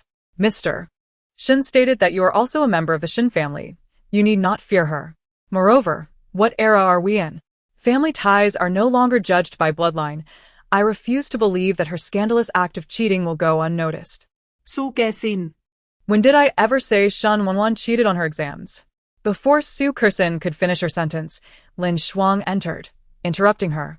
Still fearful of the teacher, she immediately fell silent, and the others dared not speak, except for Li Fenglin, who glared at Shen Wanwan with fury. Lin Shuang, holding papers and books, stood at the podium, her expression stern as she looked at Li Fenglin. Li Fenglin, what are you doing? Sit down. First High School has a century-long tradition of rigorous academic standards and has produced numerous students for prestigious universities, which is why there is such strong opposition to cheating. With Li Fenglin's lead, other diligent students in the class echoed in agreement. Yes, teacher, our class has always set the standard for the entire school. We cannot have cheating students. Agreed. Even if Shen Wanwan is a member of the Shen family, cheating is cheating, and it is unforgivable. Bang. Lin Shuang's face darkened as she slammed her hand on the desk. Everyone, be quiet. Look at how you are behaving. Shen Wanwan is your classmate. How can you speak of her like this, devoid of any camaraderie? A student who cheats does not deserve to be our classmate. Li Fanglin noticia Shen Zhaozhao, Who was lowering her head and countered Lin Shuang's gaze. Lin Shuang looked at the students in their uniforms and said, "Did I accuse Shen Wanwan of cheating on her exams?" She raised the paper in her hand and continued. "This is the test paper that Shen Wanwan rewrote in my presence, and it matches her exam answers perfectly. Additionally, she has solved other questions correctly. So do you think Shen Wanwan needs to cheat?" Upon hearing this, those who had just accused Shen Wanwan of cheating immediately lowered their heads. The other students looked on in astonishment, with one daring soul asking, "Teacher, does this mean we have another academic prodigy among us?" Lin Shuang nodded, yes. Shen Wanwan's academic performance is outstanding. She may very well become the new top student of the grade. I hope those who have slandered Shen Wanwan will apologize to her. After saying this, she shot a glance at Li Fenglin. Li Fenglin, since you initiated the questioning, you should apologize to Shen Wanwan first. Teacher Lin, I don't believe I did anything wrong. Isn't it right to point out cheating suspicions? If it was a misunderstanding, then why didn't Shen Wanwan explain herself at the time? Do you think you're blameless? You incited the entire class to ostracize Shen Wanwan, which undermines class unity and could lead to her isolation, potentially resulting in more severe consequences. Is it truly a hardship for you to apologize? Li Fenglin appeared oblivious to Lin Shuang's words, standing silently. Lin Shuang furrowed her brow and spoke again. Since you do not recognize your wrongdoing, then step outside and stand there. Li Fenglin remained silent, turning to exit through the back door. Shen Zhaozhao then stood. Looking at Shen Wanwan, Sister Wanwan, it was my fault. I should not have reported you for cheating based on my own biases, and I hope you can forgive me. Warning. The host's actions do not align with their character. Shen Zhaozhao would not feel positively towards Shen Wanwan nor apologize. I shall not apologize. What about my parents misunderstanding me as having malicious intent due to this incident? Moreover, Shen Zhaozhao had already apologized to Shen Wanwan, albeit in a different manner. It was merely the attitude behind the apology that differed. In the original narrative, Shen Zhaozhao expressed her apology with a tone of insincerity. Very well. I shall let you off this time. Chapter 31. The beauty scheme. Shen Zhaozhao rolled her eyes internally, considering the combat prowess of this student to be woefully inadequate. There were still many rebuttals she had yet to articulate. What a weakling! Standing on the podium, Lin Shuang felt a sense of satisfaction at Shen Zhaozhao's resolute apology, a smile gracing her face. Observe Shen Zhaozhao. Although she reported Shen Wanwan for cheating, upon discovering it was a misunderstanding, she promptly apologized. You all ought to learn from her. The classroom fell into a profound silence once more, but Lin Shuang paid it no mind, tapping the blackboard lightly. Well, this matter is settled. No one is to mention it again. Now, let us focus on this examination paper. The bell rang, signaling the end of class. Lin Shuang gathered the unfinished papers, uttered a quick class dismissed, and exited the room. As soon as the teacher departed, the classroom erupted in chatter. Side quest. Actively approached Li Fenglin to enhance Shen Zhaozhao's favorability in his eyes, preparing for further utilization of Li Fenglin. Just as Shen Zhaozhao tucked the paper into her desk, the system presented her with a task. She glanced out the window. Li Fenglin stood there, motionless, seemingly forgotten by Lin Shuang, who neither instructed him to leave nor to remain. Idiot, if Teacher Lin is ignoring him, it means he need not stand there any longer. Why is he still lingering? She internally scoffed before rising, disregarding Su Kerson's chatter, and exited the classroom. Li Fenglin, with his head down, suddenly noticed a pair of white marten boots before him. He looked up to find his dream girl standing there. Shen Zhaozhao, do you need something? The eloquent speaker from class now fidgeted, gripping the hem of his shirt, his cheeks and ears flushed, resembling a bashful young lad experiencing the stirrings of first love. Shen Zhaozhao blinked innocently, her expression pure and unassuming, causing anyone to perceive her as a kind-hearted girl. Little did they know, beneath that facade lay a mind brimming with cunning schemes. You don't wish to hear their discussions. About what? Shen Zhaozhao leaned closer, a faint fragrance of gardenias enveloping him, rendering him momentarily speechless, as if his heart skipped a beat and his thoughts evaporated. Noticing his lack of response, she waved her hand before him. Hey, Li Fenglin, I'm speaking to you. Her sweet voice jolted him back to reality, his face reddening further as he stammered. What is it? You mentioned you didn't want to hear their discussions. What were they discussing? Me, Li Fanglin Nudda. You needn't concern yourself with them. Do not let their words affect you. Life is yours to live, so why bother with their opinions? But you... Do you truly despise Shen Wanwan so much that you dared to confront Teacher Lin? Well, she cheated on the exam and shouldn't be in our class. Li Fenglin offered a plausible excuse. Understanding his sentiments, Shen Zhaozhao countered, but Teacher Lin has confirmed that Shen Wanwan did not cheat. It was my fault. Don't you think that makes me a villain? Upon hearing this, Li Fenglin immediately lifted his head, retorting, How could that be? I know you. You wouldn't do anything malicious intentionally. Even if you did, you surely had your reasons. Shen Zhaozhao felt a tinge of envy for the original Shen Zhaozhao, who had Li Fenglin steadfastly supporting her. Suppressing her emotions, she smiled sweetly and retrieved a lollipop from her pocket, presenting it to him. Here, this is for you. Thank you for believing in me. Li Fenglin looked incredulous. For me? Why else would I offer it? Just teasing you, she replied, turning away, her hair brushing against his face, leaving behind the faint scent of gardenias. The brief exchange had thoroughly disoriented Li Fenglin, who gazed at her retreating figure, holding the lollipop and grinning foolishly. You underestimated her. This beauty scheme is quite effective. The system chimed in cheekily. Shen Zhaozhao lifted her chin. It's merely a minor, naive youth. Enticing him is rather convenient. Suddenly, she felt a chill at the nape of her neck and turned to find Shen Wanwan's icy gaze locked onto her. Startled, she shivered internally. Why is my sister looking at me with such a terrifying expression? I've been obedient today and haven't upset her. Why do I feel as if I won't survive until tomorrow?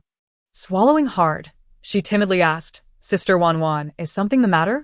Shen Wanwan's expression was grim, her eyes trained on Shen Zhaozhao with an unfamiliar coldness. She remained silent, her mind consumed with thoughts of Shen Zhaozhao deliberately approaching Li Fenglin. Anger flared within her. Li Fenglin wasn't particularly attractive, not even comparable to that charming scoundrel Xiao Jichen. Why would Shen Zhaozhao actively pursue him? Could it be she genuinely fancied him? Sister Wanwan. Just as Shen Zhaozhao attempted to say more, the class bell rang. Li Fenglin stepped into the classroom, his gaze immediately seeking Shen Zhaozhao. Noticing her concentration on the examination paper, he clutched the candy tightly, his heart brimming with sweetness. At noon, Shen Zhaozhao decided to visit the cafeteria. Having dined at home since her arrival in this world, she longed for the outside culinary delights. The food at the first high school cafeteria was reputedly delectable. After sending a message to Shen Wanwan, she headed straight to the cafeteria. She refrained from informing Shen Wanwan in person, as the earlier look had frightened her. Entering the cafeteria, the aroma of braised pork ribs wafted towards her, brightening her eyes as she approached the serving counter. Auntie, I'd like 2 servings of braised pork ribs.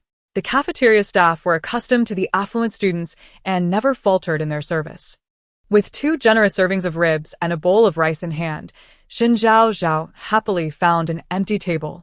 Just as she lifted her chopsticks to grasp a piece of rib, a hot soup splashed over her. Though she dodged quickly, her shoulder and ear were still scalded.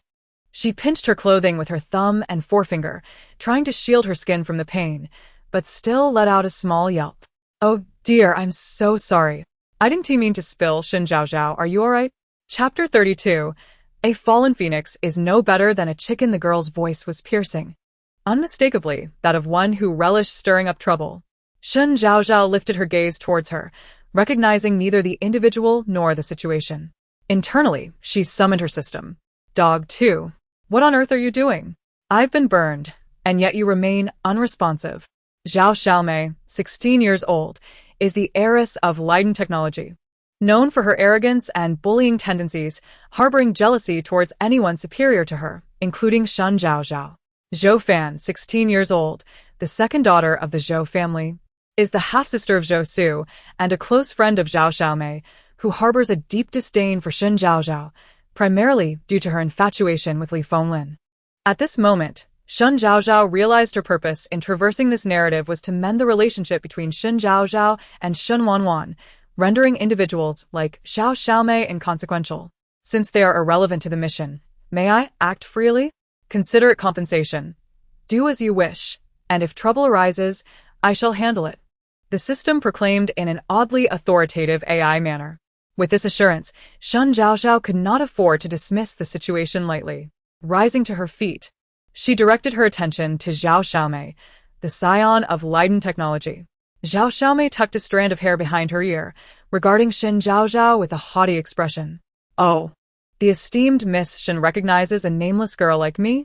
You are mistaken. It should be second miss, merely a delusional sparrow aspiring to soar. A wretch unacknowledged even by her own parents. Slap. As Zhou Fan finished her taunts, Shen Zhaozhao swiftly delivered a resounding slap, causing her face to swell instantly. The fiery sting of pain registered, prompting Zhou Fan to scream.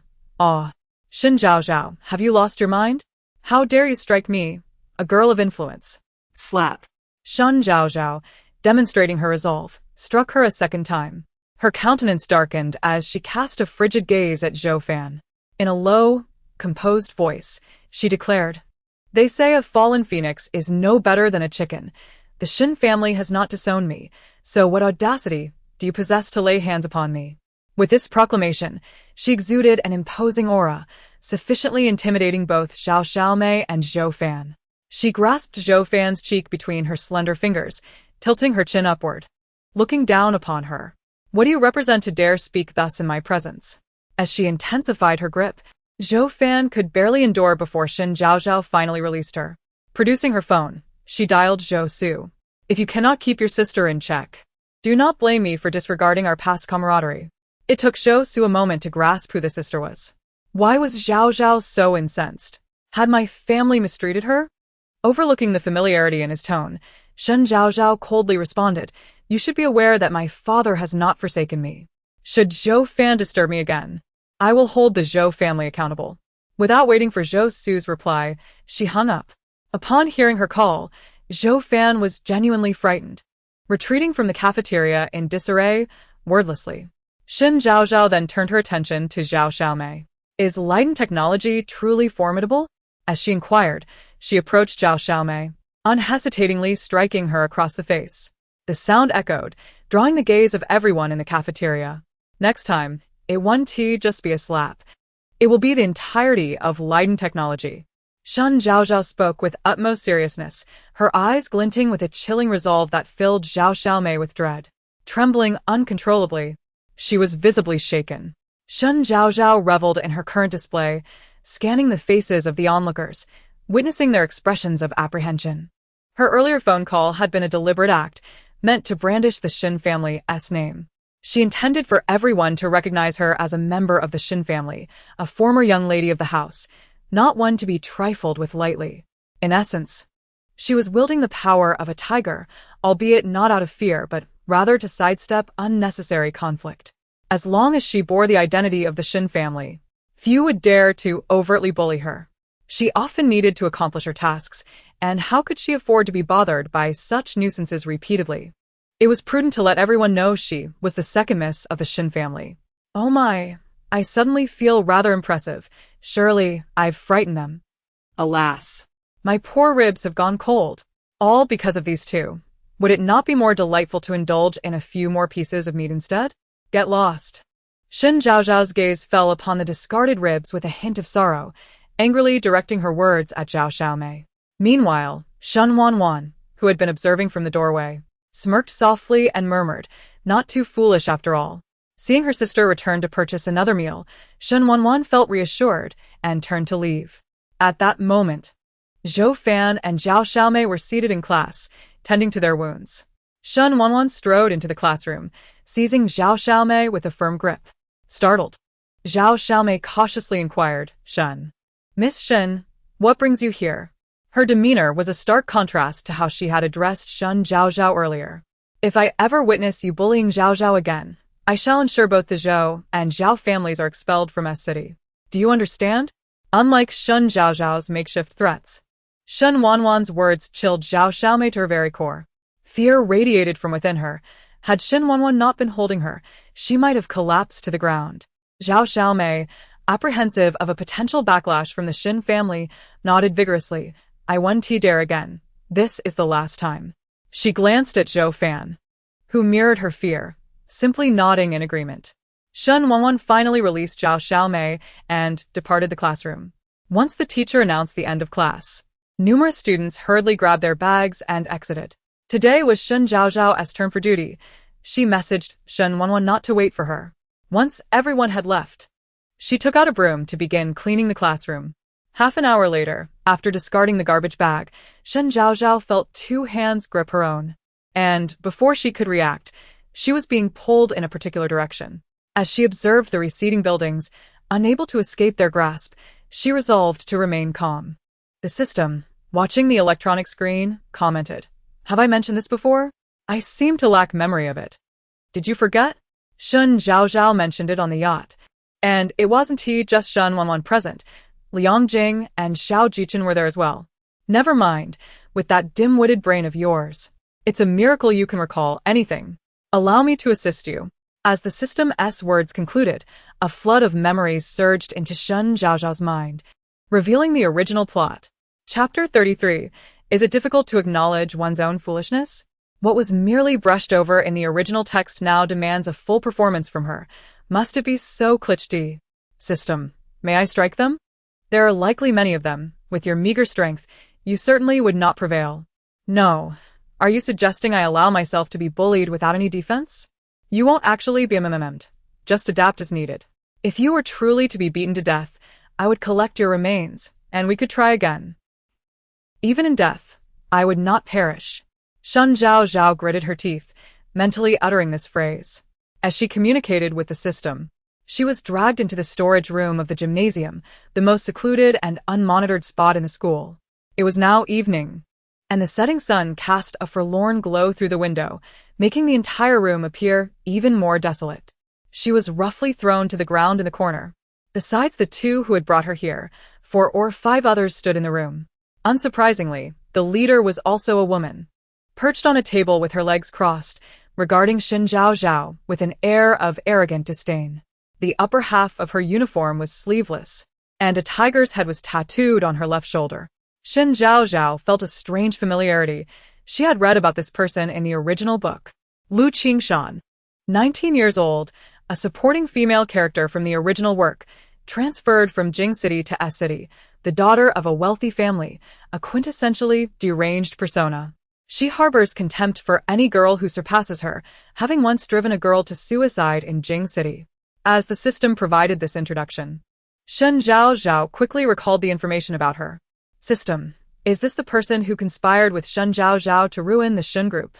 Indeed. Do not be deceived by Lu Qingshan's seemingly foolish demeanor. She is quite astute. She is one of the 3 major antagonists in this narrative. Zhaozhao. It appears you have met your match. Please, I am a transmigrated individual with a script in hand. How can she possibly compare? Pretentiousness invites calamity. I will keep a vigilant eye on your situation. If necessary, I shall provide you with a card to ensure your wishes are granted. My dear child, be obedient. Although the system was often irreverent and unreliable, it mostly took its role seriously in aiding her. Shen Zhaozhao rose to her feet, regarding Lu Qingshan seated on the table, rubbing her wrist, which had inadvertently struck the ground. So, this is her plan to bully me? In the original text, it was Lu Qingshan who orchestrated the bullying of Wen Xiang. She is indeed a complete lunatic. If Shen Zhaozhao's descent into villainy stemmed from her fear of being abandoned by the Shen family, coerced by Zhou Su into becoming a malicious supporting character, Zhou Su, corrupted from childhood by her family's influence, was inherently wicked. Lu Qingshan, however, was a lunatic. Anyone she deemed unworthy was subject to her relentless pursuit to expel or even eliminate them. Moreover, she was obsessively infatuated with Xiao Jichen, and when he assisted Shen Wanwan, she targeted Shen Wanwan in various ways, even allying with Shen Zhaozhao. Yet now, her ire was directed at Shen Zhaozhao. How does it feel to fall from grace, Shen Zhaozhao? Lu Qingshan's voice was unexpectedly soft, though her haughty demeanor rendered it oddly dissonant. Hearing her words, Shen Zhaozhao's lips curled into a sardonic smile as she dragged over a nearby armless stool and sat down. With a nonchalant tone, she replied, "Quite well indeed. After all, my father has declared that I am still a member of the Shen family, and I now have an additional sister. What do you think?" Lu Qingshan scoffed. "Stop deceiving yourself. I refuse to believe you are not terrified of being cast out from the Shen family. You have bullied so many in the past. It is time you experienced that same feeling." Side quest. Establish a friendly relationship with Lu Qingshan to prepare for future schemes against Shen Wanwan. Could you not have mentioned the quest a bit earlier? Squeak, squeak. How can this be my fault? I only just received the notification. Hearing the system's innocent protest, Shen Zhaozhao felt relieved. Fortunately, she had opted for a battle of wits rather than resorting to violence. Otherwise, the mission would have certainly collapsed. Stop making excuses. You clearly lack the ability to confront her physically, hence the verbal sparring.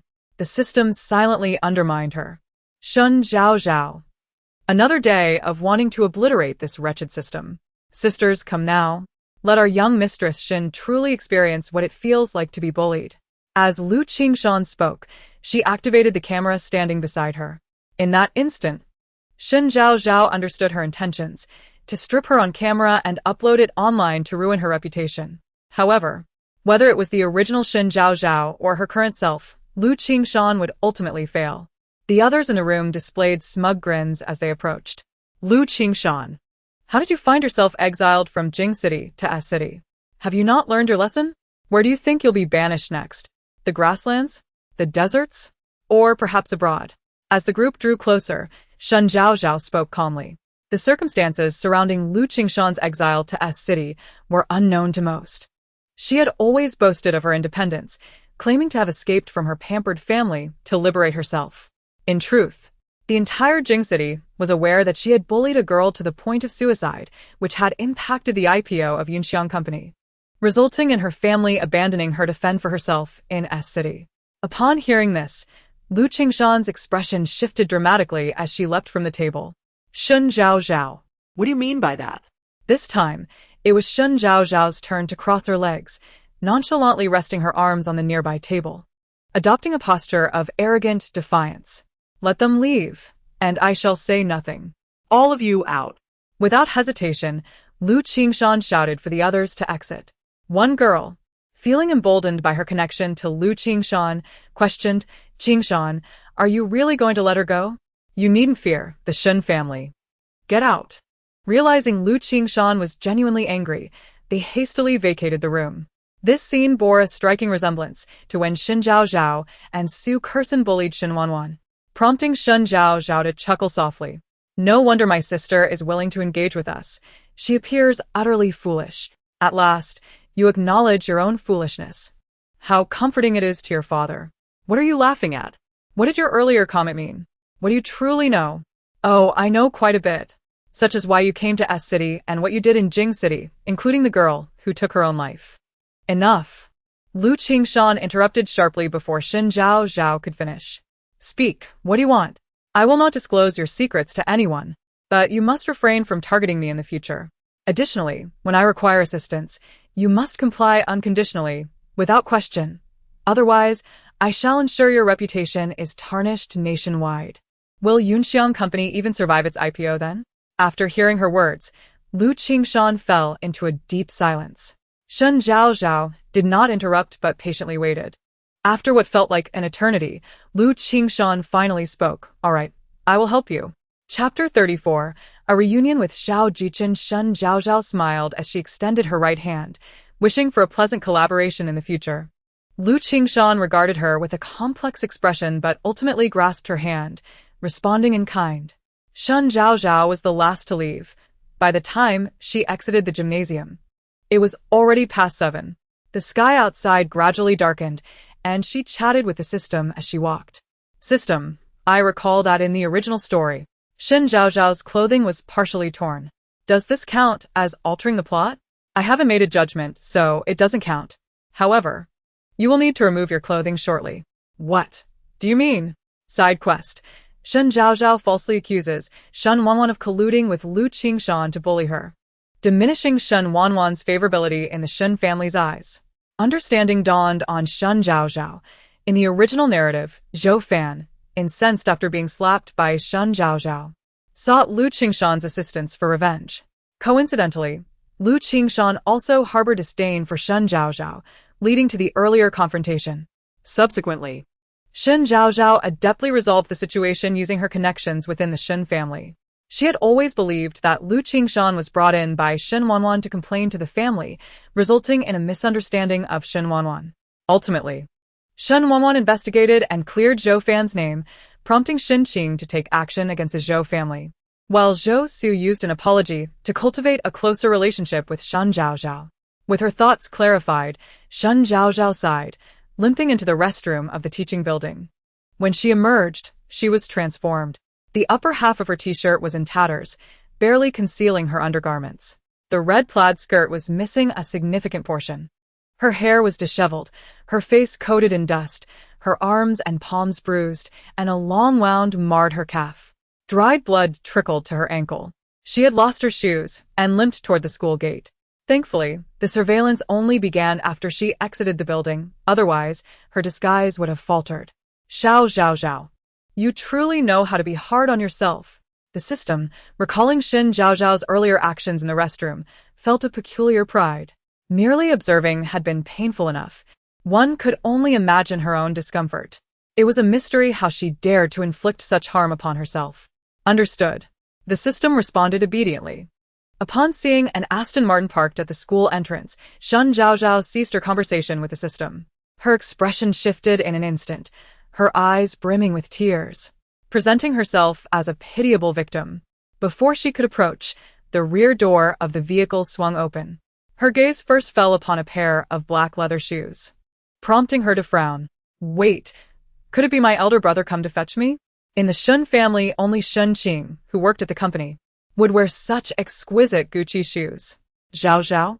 A voice, both strange and familiar, resonated with an alluring timbre that captivated her.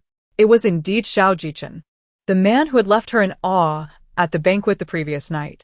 Why is it him? Oh, this isn't my family's car. Shen Zhaozhao was utterly astounded. Although 7 o'clock was not particularly late, she was still a young girl. Her family seemed overly trusting at the very least. They should have sent a driver to escort her, right? Unbeknownst to her, Shen Tianxiang and Liu Yan had embarked on an impromptu trip earlier that afternoon, and were currently on a plane. Shen Qing was preoccupied with a meeting regarding an acquisition, while Shen Jun was engrossed in research at the hospital, neglecting his own well-being. Shen Yu had been residing at the training base due to upcoming competitions. Xiao Jichen's initial glance at Shen Zhaozhao was one of delight, quickly shifting to concern for her physical state. It's nothing, just a minor mishap. I thought it was my family's car. I mistook it, my apologies. Shen Zhaozhao waved dismissively, but as she did so, she inadvertently winced, her injury flaring up. This is hardly a trivial issue. I will take you to the hospital. No. Need. Before she could finish, Xiao Jichen approached and firmly guided her into the car, his hand pressing on her shoulder. Yun Shua, ever perceptive, started the engine swiftly, providing her with no opportunity for dissent. The scenery outside blurred as they drove. Why am I running into Xiao Jichen instead of my sister? This situation is utterly baffling. She failed to notice Xiao Jichen beside her, grinning in delight as he overheard her internal musings. I just sent a message to President Shen, explaining your situation. Were you bullied? No. The thought of having to feign vulnerability before her family and slander Shen Wanwan silenced her objections. As a member of the Shen family, how could anyone dare to bully you? Perhaps they have the audacity. Shen Zhaozhao realized her mistake only after speaking. She could not appear pitiful in front of Xiao Jichen, especially since she intended to match him with Shen Wanwan. If he misinterpreted Shen Wanwan as a malicious woman, that would be disastrous. Thus, she quickly altered her narrative. After all, Xiao Jichen was not part of her mission scope. She could say whatever she wished. This Xiao Jichen seems perfectly suited for my sister. They make a stunning pair. Xiao Jichen fell silent, his brow furrowed in deep contemplation. What was it that led Shen Zhaozhao to so firmly believe that he and Shen Wanwan were a match made in heaven? The journey continued in silence until they reached the hospital entrance. Considering her uncertain condition, Xiao Jichen directly contacted the hospital director. The heir of the Xiao family arriving personally caused the already off-duty director to rush back in haste. Upon exiting the vehicle, Xiao Jichen draped his coat over her shoulders and swiftly picked up Shen Zhaozhao, striding toward the entrance. Really, I am not that serious. I can walk on my own. Shen Zhaozhao felt uncomfortable being held by an unfamiliar man, even one as handsome as Xiao Jichen. Moreover, she spoke the truth. Her wounds were self-inflicted, and she understood they were not severe, merely appearing alarming. We will discuss it once your brother arrives. His tone brooked no argument. As they entered the lobby, uncertain of their next steps, they encountered Xin Jun and several doctors emerging from within. Xiao Jichen's striking presence caught Xin Jun's attention immediately, and he rushed over. Confirming it was indeed Shen Zhaozhao. Zhaozhao? He hurried closer, concern etched on his face. Shen Zhaozhao's eyes glistened with tears as she weakly called out, "Second brother." Come with me. Xin Jun, focused on her injuries, bypassed any inquiries about Xiao Jichen's presence and led them directly to his examination room, where he retrieved a medical kit to carefully assess Shen Zhaozhao's wounds. Chapter 35. Who is responsible for this? As Xin Jun tended to Shen Zhaozhao's wounds on her legs and arms, he inquired about the circumstances surrounding her injuries. She cleverly refrained from directly accusing Shen Wanwan but instead employed insinuations that would subconsciously lead others to suspect her. After all, the only person in the Shen family with a conflict with Shen Zhaozhao was Shen Wanwan. However, she was unaware that Xin Jun could hear her thoughts. Coupled with his previous observations of her deliberate bullying of Shen Wanwan, he now regarded her words with skepticism. Upon inspection, he discerned that her injuries were not severe and that some of the cuts were not inflicted by an outsider. He had likely surmised that this was yet another self-staged drama by Shen Zhaozhao. What else going on? Even a dog like Xin Jun should show some concern for me at a time like this, she thought. Could it be that he has realized these injuries were self-inflicted? Hearing her thoughts, Shen Jun's expression darkened and his grip tightened. Shen Zhaozhao winced involuntarily. "Does it hurt?" he asked. She nodded, tears brimming in her eyes. "If it hurts, perhaps you will learn a lesson," Xin Jun remarked coldly, easing his touch. Yet, he felt anger bubbling within him. No matter how much Shen Zhaozhao misbehaved, he could overlook it as long as it did not cross the line. But mocking her own body was unacceptable. Yet, he could not voice his frustrations and was left simmering in silence. Shen Zhaozhao, in turn, concealed her embarrassment with tears, impressively managing to shed so many. Finally, 20 minutes later, Xin Qing arrived in haste, just as Xin Jun finished treating the injuries. "Elder brother, I leave Zhaozhao in your care. I have a surgery to attend to," he stated. "Understood. I don't recognize that person. They took advantage of me." She recounted her encounter with Lu Qingshan, omitting the collaborative aspect and embellishing the details. Shen Zhaozhao also deliberately mentioned the matter of the true and false daughters of a Shen family, ensuring that anyone who listened would inevitably think of Shen Wanwan. "Elder brother, even though they say that, I firmly believe it has nothing to do with my sister. I trust her." Upon hearing this, Xin Qing immediately associated the incident with Shen Wanwan, his heart filled with doubt toward her. "Yes, my sister would never resent me for taking her identity," Shen Zhaozhao affirmed vigorously. "There's no water here," she thought just as Xiao Jichen entered, carrying a bottle and diligently twisting the cap off before handing it to her. "You must be thirsty," he remarked. "Thank you, Mr. Xiao," Shen Zhaozhao replied, her eyes lighting up as she took a generous sip. "How considerate of him to bring me water just when I was thinking about it. Points for that, Mr. Xiao. Thank you for bringing Zhaozhao over. It's getting late, so I won't keep you any longer," Xin Qing said. Upon hearing Shen Zhaozhao praise Xiao Jichen, his expression darkened. He walked to the door and opened it, his intentions clear. "Zhaozhao, Shenzong, I will take my leave now. Goodbye." The last two words were directed at Shen Zhaozhao, who nodded in response, adding mentally, "Future brother-in-law." This successfully deepened Xiao Jichen's frown. Why did she mention her sister in every other sentence? Once he departed, only Xin Qing and Shen Zhaozhao remained in the office. I don't know either. I was on duty today and sent my sister a message telling her not to wait for me, and since then, I haven't seen her. She must be home by now. I'll go handle your hospitalization paperwork.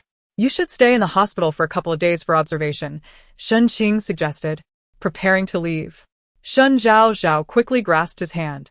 I'm fine, elder brother. Second brother said just a few minor abrasions. I don't need hospitalization. Very well. At this hour, the Shen manor was usually ablaze with light, yet tonight it lay shrouded in darkness. Shen Qing's countenance had been grim since hearing Shen Zhaozhao's account of the beating. Entering the living room, he switched on the central control, illuminating the entire estate. Uncle Shen, he greeted as the butler approached. Why are the lights off today? And where is my sister? She pulled out her phone to call Shen Wanwan, the ringtone echoing behind her. Sister, you didn't know? Shen Zhaozhao's eyes widened in confusion at the question. What? Would I know? Wasn't it my sister who arranged for this? Shen Zhaozhao exclaimed, her small face smeared with dirt, yet shining with determination. Shen Wanwan stepped forward, gently ruffling her hair. Yes, it has nothing to do with me. She then turned to Shen Qing, who regarded her with suspicion, and declared, I will investigate this matter thoroughly and provide Zhaozhao with an explanation. Despite her assurances, Shen Qing remained unconvinced. Zhaozhao, you must be tired today. Go upstairs and rest well. Don't attend school for the next few days. Okay, elder brother, sister. Good night. Good night, they replied in unison. As Shen Zhaozhao ascended the stairs, Shen Qing turned to Shen Wanwan. Where were you today? His tone was markedly different from when she was present. Personal matters. What personal matters? I don't wish to discuss it. Shen Wanwan met Shen Qing's gaze. Her eyes devoid of guilt or fear. I will investigate this matter concerning Zhaozhao. I do not wish to be implicated. With that, Shen Qing turned and ascended the stairs. Shen Wanwan remained in place, her head lowered as she softly uttered a single word, okay. Meanwhile, Xiao Jichen sat in his car, his expression dark as Yun Shuo sensed his mood and drove in silence. Investigate who is responsible for this incident, he ordered. Understood. Yun Shuo realized that his master had genuinely taken an interest in Shen Zhaozhao. Otherwise, he would not have arrived an hour early to wait at the gate of the first high school, merely to catch a glimpse of her. Chapter 36. What time does my sister intend to act? Shen Wanwan emerged from the bathroom clad in a bathrobe, retrieving a bottle of red wine and a stem glass from her modest liquor cabinet. She made her way to the rocking chair on the balcony, where a picturesque view unfolded before her. The azure lake illuminated by streetlights, surrounded by lush greenery, occasionally interrupted by the distant chirping of cicadas. The deep crimson liquid exuded a rich, inviting aroma. Suddenly, the tranquility of the moment was shattered by the abrupt ringing of her phone. Glancing at the screen, she swiped to answer. Jie, everything is prepared here. Are you certain you wish to proceed? We must find Lin Gao. Understood. Please investigate what transpired after school today at the first middle school. As she recalled Shen Zhaozhao's injuries and her torn clothing, Shen Wanwan's eyes grew cold, her tone icy. Xiao He, perplexed, inquired, Jie, could you provide a more specific scope? There are thousands of students at the first middle school. Each could have encountered different situations. It is impractical to investigate them one by one. Look into Zhaozhao. At the mention of this name, Xiao He's eyes brightened. Yeah. Are you finally planning to take action against Shen Zhaozhao? That little sparrow has been occupying the nest for far too long. You. Silence. Zhaozhao was bullied last night. Find out who did it and inform me. Shen Wanwan took a sip of her wine after speaking. Xiao He sighed, his tone earnest. Jie, Shen Zhaozhao is spoiled and arrogant, and she loves to play the victim. I recall you despising such individuals. Her whimsical thoughts and duplicitous demeanor are what I find intriguing. Zhaozhao is not that kind of person. I wonder what spell Shen Zhaozhao has cast upon you, to endear yourself to her in such a short time. On the other end, Xiao He stared at the darkened screen of his phone, rendered speechless. At 9 in the evening, Shen Zhaozhao stared in silence at the tablet displaying a dismal score of 0 to 13. Goodness, with such a performance. TSK, I could play better with my feet. The sudden voice of the system startled her. What on earth were you doing? I called for you over 100 times. And you ignored me. Apologies, I was undergoing a system-wide update. What is it? Do you need to summon your father? Did the previous task get completed? Wish fulfillment card. Upon successful use, the host can fulfill any wish within a specified time. This card lasts for a total of 10 minutes. Low-level weapon card. Randomly grants one weapon and proficiency in its use. System, you haven't been robbing other systems, have you? Why the sudden generosity today? This is a compensatory reward following my upgrade. Reassured by the notion of compensation, Shen Zhaozhao recalled the mention of the mall and inquired, "What is the mall?" The mall will open once the system reaches level 2, allowing the host to use points to purchase any items available there. Shen Zhaozhao blinked, intrigued. Let me take a look. She guessed there would be valuable items, essential for her survival. Would the host like to activate them all? Yes. As she spoke, a yellow electronic screen appeared before her, divided into 6 sections, each representing levels 1 through 6 of the mall. As I continue to level up, additional mall levels will gradually unlock. Currently, you can only access the level 1 mall, the system explained. Shen Zhaozhao nodded, lightly touching the level 1 mall section, prompting an instant transition on the screen. Numerous small cards appeared, featuring options such as time freezing card, elegance card, good luck card, and more. She casually clicked on a food card, revealing a detailed description. Food card. Upon successful use, the user can obtain any type of food. Each food card can only be used once and is valued at 150 points. This is quite useful, should I ever find myself stranded on a deserted island.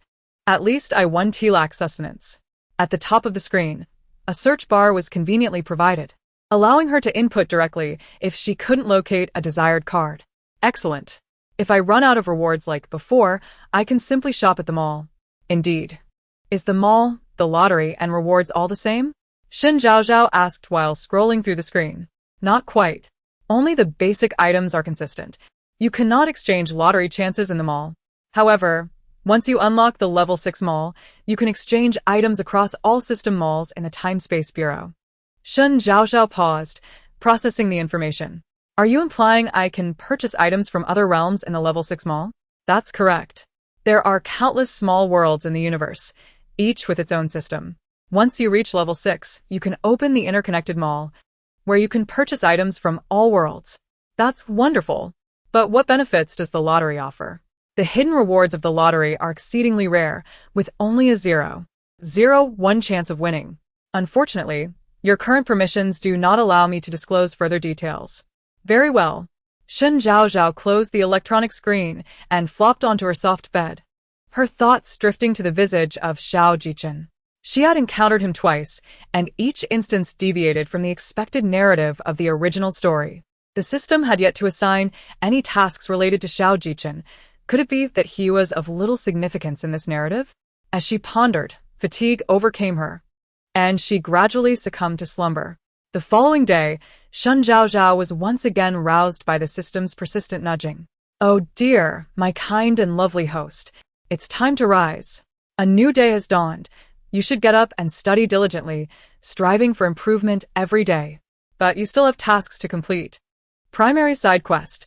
Sabotage Shen Wanwan's plan to lure Lin Gao, resulting in Shen Wanwan discovering your actions, thereby increasing her animosity towards you. Upon hearing the quest, she instantly became alert, sitting upright with wide eyes. What on earth? She hadn't misheard. She simply found it hard to believe. With this task in place, yesterday's trivialities suddenly seemed like childish play. She could vividly imagine the extent of Shen Wanwan's hatred towards her upon the task's completion. Taking a deep breath, Shen Zhaozhao reluctantly asked, "Can I use the wish fulfillment card to forego this task?" Not an option, I'm afraid. This is a critical side quest. If you abandon it, your progress to unlock the original world will reset to 0. Seemingly sensing her trepidation, the system added, "Don't forget, aside from you, everyone else is an NPC." Shen Zhaozhao rubbed her face with both hands, her voice muffled as she replied, "I haven't forgotten, nor dared to forget." Suppressing her underlying fear and reluctance, she rose to wash up. What time does my sister intend to act? Chapter 37. The Sincerity of Zhou. The Radiance of Colorful Light.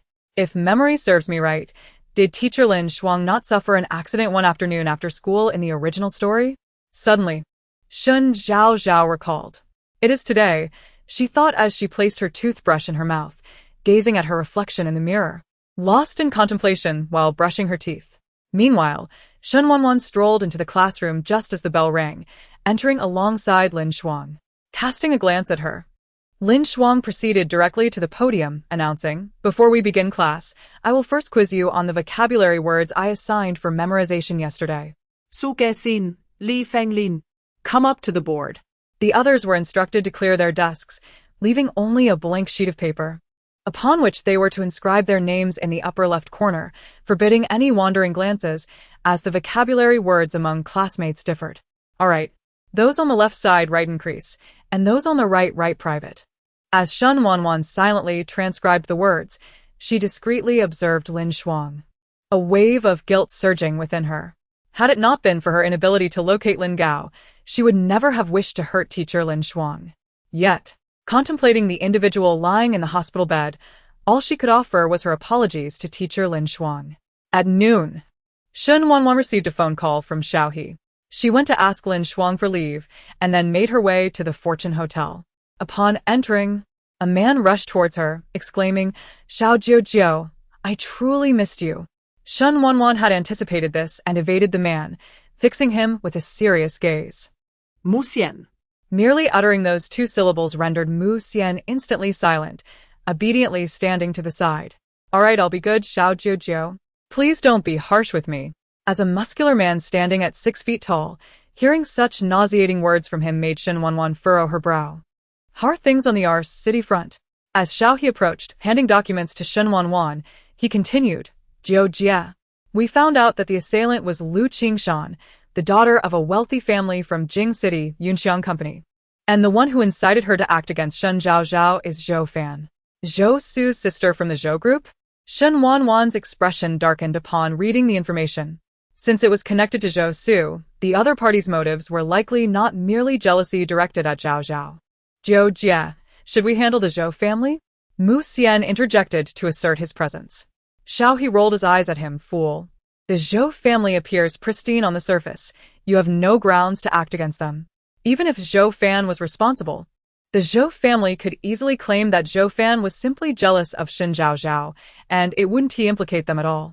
Leave this matter to Xin Qing, and further investigate whether my disappearance over a decade ago is linked to the Zhou family." Recalling Shen Zhaozhao's sentiments upon encountering Zhou Su at the banquet, she narrowed her eyes. The Zhou family harbors ill intentions. Understood. Shen Wanwan promptly forwarded the information to Xin Qing. Upon receiving it, Xin Qing immediately targeted the Zhou group.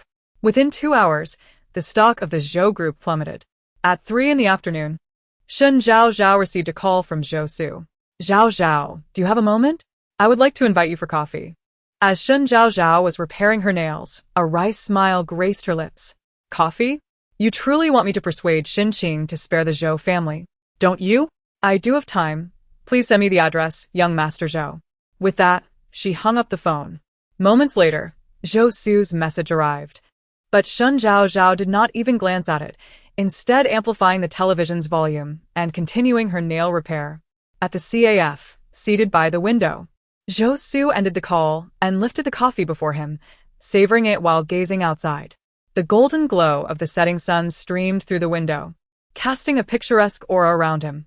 Passers-by couldn't help but steal glances in his direction, and several young women approached him for his contact information. Initially, Zhou Su remained composed, even somewhat self-satisfied. However, after consuming cup after cup of coffee and visiting the restroom thrice, his composure faded. With an irritated expression, he frequently checked the time.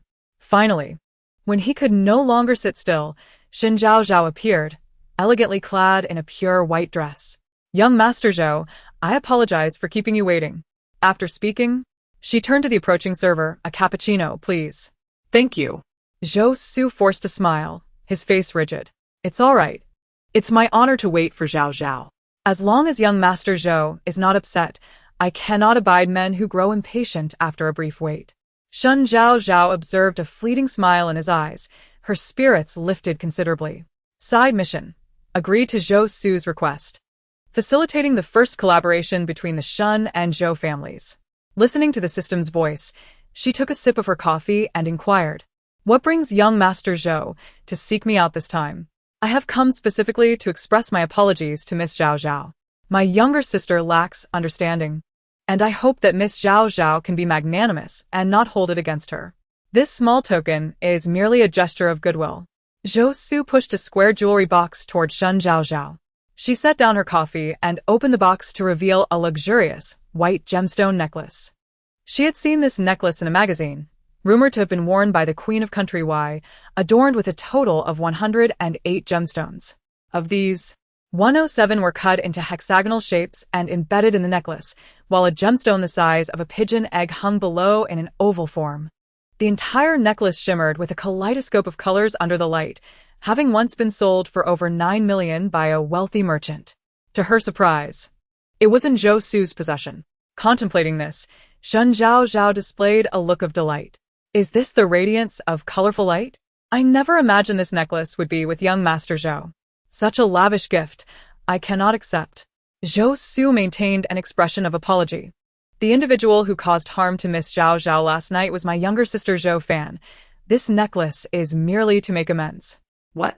"Are you saying that Lu Qingshan abducted me yesterday because of Zhou Fan?" Shen Zhaozhao exclaimed in disbelief. "This matter is the Zhou family's fault. Please feel free to express any demands you may have." Zhou Su once more pushed the necklace toward her, and this time, Shen Zhaozhao did not refuse. Placing her snowy white hand on the box, she stated, "Very well, let Zhou Fan experience what I endured." "This. Zhou Fan is still a girl. Will that be appropriate? So what? Am I not a girl?" Shen Zhaozhao scoffed. "I misspoke. How could Zhou Fan possibly compare to Zhaozhao? Thus, let Zhaozhao find joy in whatever she wishes." Considering the Zhou family's long-term prospects, Zhou Su unburdened himself of Zhou Fan without hesitation. Upon hearing this, Shen Zhaozhao felt satisfaction. "Then this matter is settled. I appreciate your generosity, young Master Zhou. I truly love this necklace." Zhou Su is utterly oblivious to what he has lost.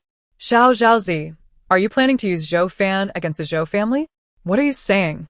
I do not comprehend." The system rolled its eyes. It was not incorrect. Shen Zhaozhao indeed intended to leverage Zhou Fan against the Zhou family.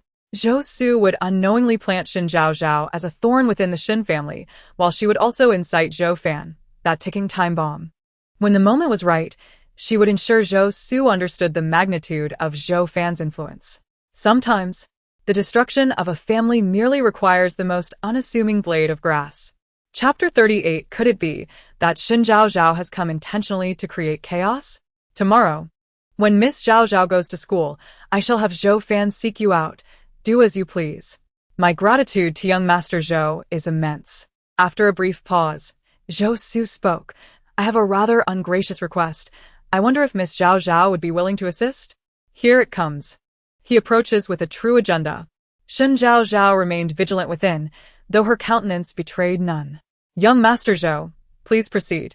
The Zhou family has recently developed a new project and seeks to collaborate with the Shen family. Might I request that Miss Zhaozhao introduce us to President Shen?"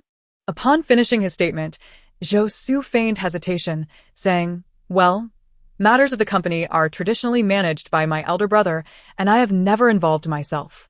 In truth, my suggestion to collaborate with the Shen family is also for your benefit, Zhaozhao." Me? Shen Zhaozhao's face reflected confusion. She fell into silence. "Worrying for nothing.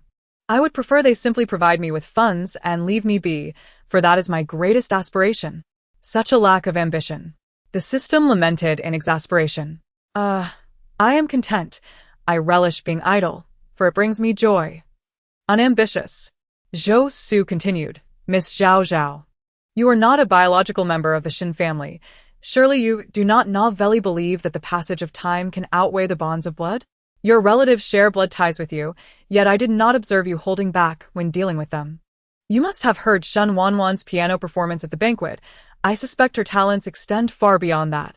As her brilliance multiplies, the public will inevitably associate the title of Miss Shen exclusively with Shen Wanwan, leaving no memory of Shen Zhaozhao." Zhou Su's words were meticulously crafted. Had it been the former Shen Zhaozhao, she would have harbored profound hatred for Shen Wanwan and the Shen family upon hearing them. Alas, The individual seated before him was an unambitious slacker, content to languish. Zhou Su continued his persuasion, asserting that if Miss Zhaozhao could assist the Shen family in this project, her capabilities would be duly recognized, ensuring that she would not be easily cast out by them. No sooner had he spoken than Shen Zhaozhao forcefully set down her coffee cup, causing it to clatter loudly, splattering coffee across the table. Others in the CAF instinctively turned their attention towards her. "No one can expel me from the Shen family," she declared, her countenance twisted in emotion. Zhou Su was quite pleased with her reaction. Without Shen Wanwan, Miss Zhaozhao would naturally remain secure within the Shen family. Would she not? Shen Zhaozhao appeared to awaken to this realization. Indeed, as long as Shen Wanwan was absent, she would be the sole heiress of the Shen family. And regarding this project, to achieve his aim, Zhou Su was eager to move on. "No, I must go see my third brother. I shall not trouble you further, young Master Zhou." With that, she took her leave. "Miss Zhaozhao, travel safely." Shen Zhaozhao raised a smile and departed the CAF with the jewelry box in hand. Upon returning to her car, she commanded, "Take me to First High School." It was 4:40, and with 20 minutes until dismissal, she would arrive just in time. In essence, this task is to rescue teacher Lin Shuang, correct? That is not incorrect. The familiar sound of crunching chips echoed once more from the system. I can already envision my sister, filled with delight, believing she is about to capture Lin Gao, only to discover her plans thwarted by me. I can imagine her terrifying gaze. Do not panic if all else fails. A hasty retreat is an option. Isn't my mission related to my sister? Can I not flee? Of course you cannot. I merely jest. And you took it seriously? Shen Zhaozhao rolled her eyes. What a fool. Miss, I shall await your return here. The driver, recalling the events of the previous night, hesitated to comply, fearful of further complications. Very well. Shen Zhaozhao did not argue, exiting the vehicle.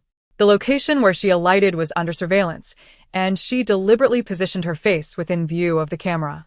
If Shen Wanwan were to discover her, she had no intention of hiding. Upon reaching the school gate, Shen Zhaozhao seamlessly blended into the crowd, eagerly anticipating the school bell alongside the other parents. Approximately half an hour later, Lin Shuang emerged, her bag in hand. Stopping to converse with familiar parents, she eventually headed toward the subway station.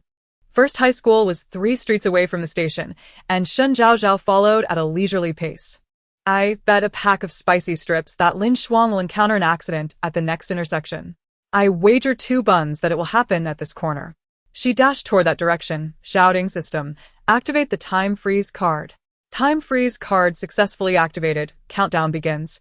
5, 4, 3. As the system reached the final second, Shen Zhaozhao timely pushed Lin Shuang aside and rolled away. The suddenness of the event caused the vehicles on the road to halt, and passers-by quickly gathered around. Some checked on Lin Shuang, others on Shen Zhaozhao, while most merely pulled out their phones to capture images and murmured among themselves. The time freeze card had granted her an additional 5 seconds, enabling her to escape from beneath the truck. Though she suffered minor injuries, she stood up with the assistance of kind onlookers. Immediately, she sought out the truck, only to find it had vanished. "Shen Zhaozhao, are you all right?" Lin Shuang's concerned voice rang out nearby. Shen Zhaozhao turned and, seeing only a scrape on her arm, breathed a sigh of relief. "Teacher Lin, are you unharmed?" "I am fine, but you, in saving me, must have been caught off guard by the truck. Are you injured?" Lin Shuang's tone softened significantly compared to when they were in class. Shen Zhaozhao nonchalantly shook her arm, assuring her, "Teacher, do not worry. I told you I am fine." Without waiting for Shen Zhaozhao's response, Lin Shuang hailed a cab at the roadside, whisking Shen Zhaozhao away to the hospital. Meanwhile, at the prosperous hotel, smash! Xiao He, in frustration, shattered a glass. Still unsatisfied, he exclaimed, "It is all Shen Zhaozhao's fault. How could she possibly be here? And what a coincidence to save Lin Gao." Suddenly, a thought struck him as he glanced at Shen Wanwan. "Sister Jiao, could it be that Shen Zhaozhao has come here with the intent to cause trouble?" Chapter 39. Mother, I am afraid. Mu Xian's countenance was grim. Orchestrating an accident in City S was no trifling matter. With their operation thwarted, They now faced the additional burden of concealing the driver while evading the police's scrutiny, an intricate predicament indeed. Xiaohe nodded in agreement. Jiu Jia. It seems that Shen Zhaozhao cannot be left alive. How could she fortuitously appear to rescue Lin Shuang? There must be something amiss. Who among our people would divulge information to Shen Zhaozhao? Shen Wanwan remained expressionless, contemplating in silence for a protracted moment before finally speaking. Upon her utterance, both Xiaohe and Mu Xian's expressions shifted noticeably. Our people are undoubtedly trustworthy. Mu Xian insisted with unwavering conviction. That must be mere coincidence. Let us secure that individual. And as for Lin Gao, we shall bide our time for the next opportunity. With that, Shen Wanwan rose and exited the luxurious hotel. Meanwhile, the other two had been monitoring Lin Shuang's situation. Liang Jing sat on the hotel sofa, intently watching the video of the accident near First High School on his phone. His expression was grave. This incident was likely no mere accident. Certainly not an accident. I commenced my investigation the moment it transpired. The opposing party acted swiftly. And that driver has vanished, remarked Rong Su, Liang Jing's friend, who sat rigidly in camouflage attire, legs apart, hands resting on his knees. Still no news on Lin Gao. The last trace we uncovered was that he was in Las Vegas 3 days ago, after which he has gone missing. Liang Jing closed his phone, instinctively placing his hands on his knees. We will find him sooner or later, along with those hidden in City S. In the villa on the mountainside, Xiao Jichen sprang from the sofa at the moment he saw Shen Zhaozhao leap forward. How did she end up there? Miss Shen arrived at First High School's entrance at 4:50, blending into the crowd as she awaited Lin Shuang's appearance. When Lin Shuang was involved in the accident, she intervened to push her away. Yun Shua and Yi Rui's exchanged glances. See, I told you, Sir has been moved. Yi Rui sighed deeply. This is troublesome. Sir now has a vulnerability. What is she like? Xiao Jichen's gaze was fixed on his phone screen, wishing he could extract the figure from the display. This revelation astonished him. Even he could not guarantee pushing Lin Shuang away in the face of that vehicle. Yet, Shen Zhaozhao, a seemingly fragile minor, accomplished it. The luck of this faux heiress was indeed remarkable. Recalling his ability to hear Shen Zhaozhao's thoughts, Xiao Jichen speculated that there were inexplicable phenomena surrounding her. Do you know who she is? She hails from City R. We have yet to acquire specific information. Yi Rui's interjected, they acted before us. And we are still in the dark. They cannot be underestimated. A flicker of dark intrigue crossed Xiao Jichen's eyes. City S is indeed a den of hidden talents. All for Lin Gao, Yun Shua added. Yi Rui's nodded in agreement. Indeed. All for Lin Gao. Meanwhile, Shen Zhaozhao, under Lin Shuang's insistence, was subjected to various medical examinations. Observing her swift and decisive handling of payments and queuing, Shen Zhaozhao felt a pang of nostalgia. Teacher Lin truly keeps her word. Her efficiency is commendable. I've already completed 3 or 4 tests in such a short span. This is the care from your teacher. Do not take it for granted. By the way, have you prepared for the inquiries from Shen Wanwan? The mere mention of this made Shen Zhaozhao's head throb. In the original narrative, she had not saved Lin Shuang but had instead collided with the vehicle orchestrated by Shen Wanwan while driving under the influence. Fortunately, neither she nor the driver suffered harm. Under Shen Wanwan's arrangement, the driver forgave Shen Zhaozhao. The Shen family intervened to resolve the matter. However, Shen Zhaozhao was also the catalyst for Shen Wanwan's mission's failure. When Shen Wanwan confronted her about the drunken driving, Shen Zhaozhao, unable to tolerate the accusation, retorted that it was intentional, aimed at causing trouble for the Shen family. Enraged, Shen Wanwan struck Shen Zhaozhao across the face, escalating their conflict into a bitter feud. Stop it. I'm about to get beaten. Oh, dear. Beep. Before Shen Zhaozhao could finish her thoughts, an alarm sounded from the machine she was undergoing a CT scan with. Instinctively tense, she thought, wow, has human technology advanced to this level? Did you get detected? The system, engrossed in watching empresses in the palace, rolled its eyes.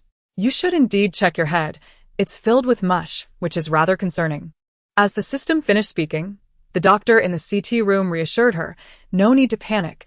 It's an issue with the equipment. I'll recalibrate it. All right. Shen Zhaozhao felt relieved.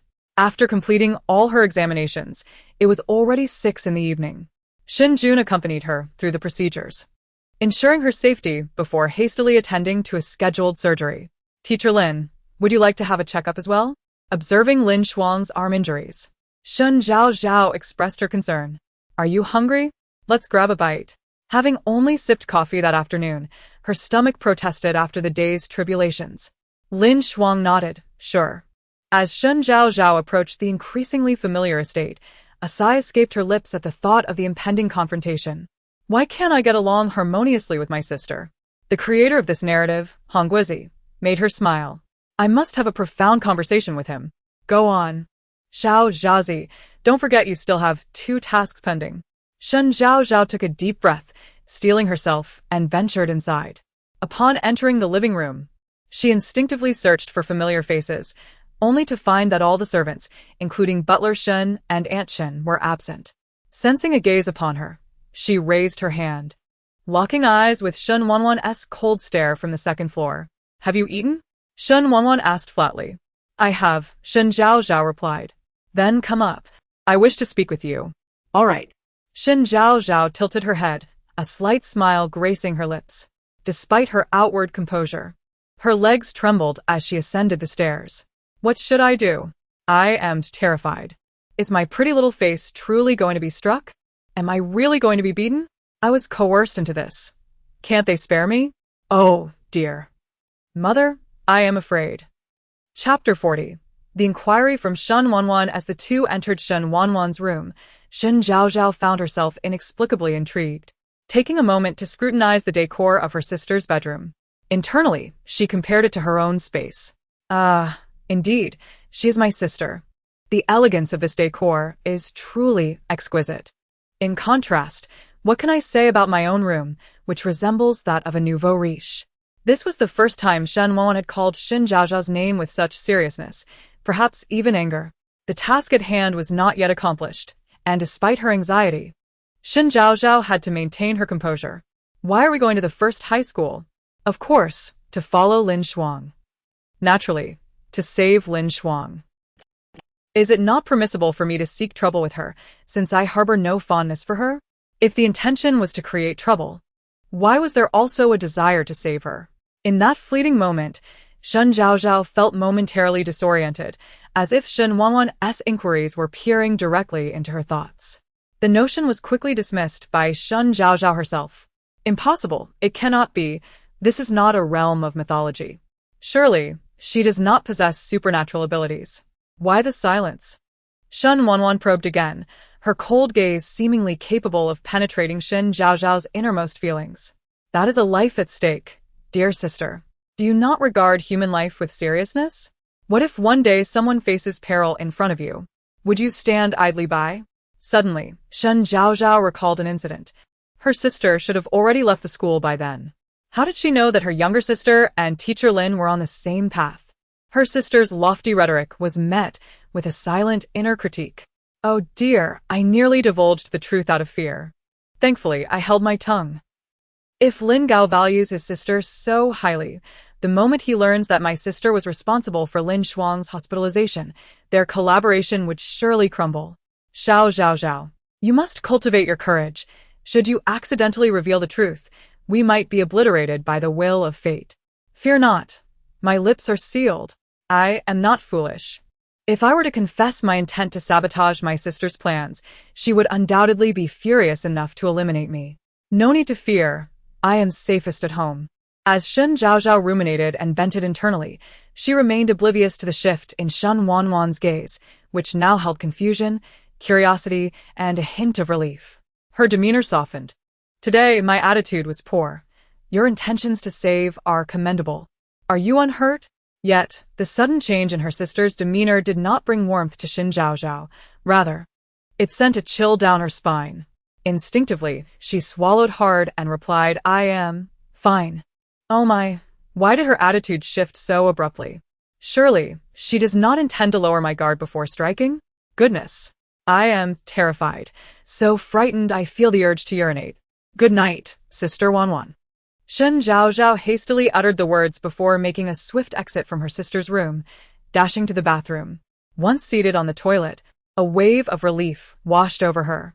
System, why are you granting me lottery chances as if they were worthless? If you do not want them, return them to me. The system retorted with irritation. With a sinister chuckle, the system added, do you truly believe you have completed a task? Do not forget, you have openly disrupted Shen Wanwan's plans. Shen Zhaozhao's joy came to an abrupt halt as she stood up in realization. Indeed. This might signify a complete severance of ties with her sister. I have stated before, as a model youth of the new era, one must not behave unscrupulously. Upon hearing this, she instinctively bent down to pull her pants up, reminiscent of a similar situation from the past. Has my sister adopted a more conciliatory approach? Her reaction seems off. Did she not strike Shen Zhaozhao in the original narrative? Upon hearing her words, the system fell into a prolonged silence. It was not until she finished brushing her teeth and washing her face that the system resumed speaking. It seems the storyline may have deviated again. But I have no indication of any issues. It should be fine. Any issues are your bugs. I have diligently completed my tasks, Shen Zhaozhao thought nonchalantly. The system wholeheartedly agreed with her assertion. Indeed. After selecting her outfit for the following day, Shen Zhaozhao sat cross-legged on her bed and opened the blue electronic lottery screen once more. With a click, the screen began to scroll rapidly. Congratulations, host. You have won a bowl of snail noodles. Congratulations, host. You have obtained an elegance card. Congratulations, host. You have received a pharmaceutical card. Congratulations, host. You have won a bowl of snail noodles. Congratulations, host. You have won a bowl of snail noodles. Congratulations, host. You have won a bowl of snail noodles. Congratulations, host. You have won a bowl of snail noodles. Not too shabby.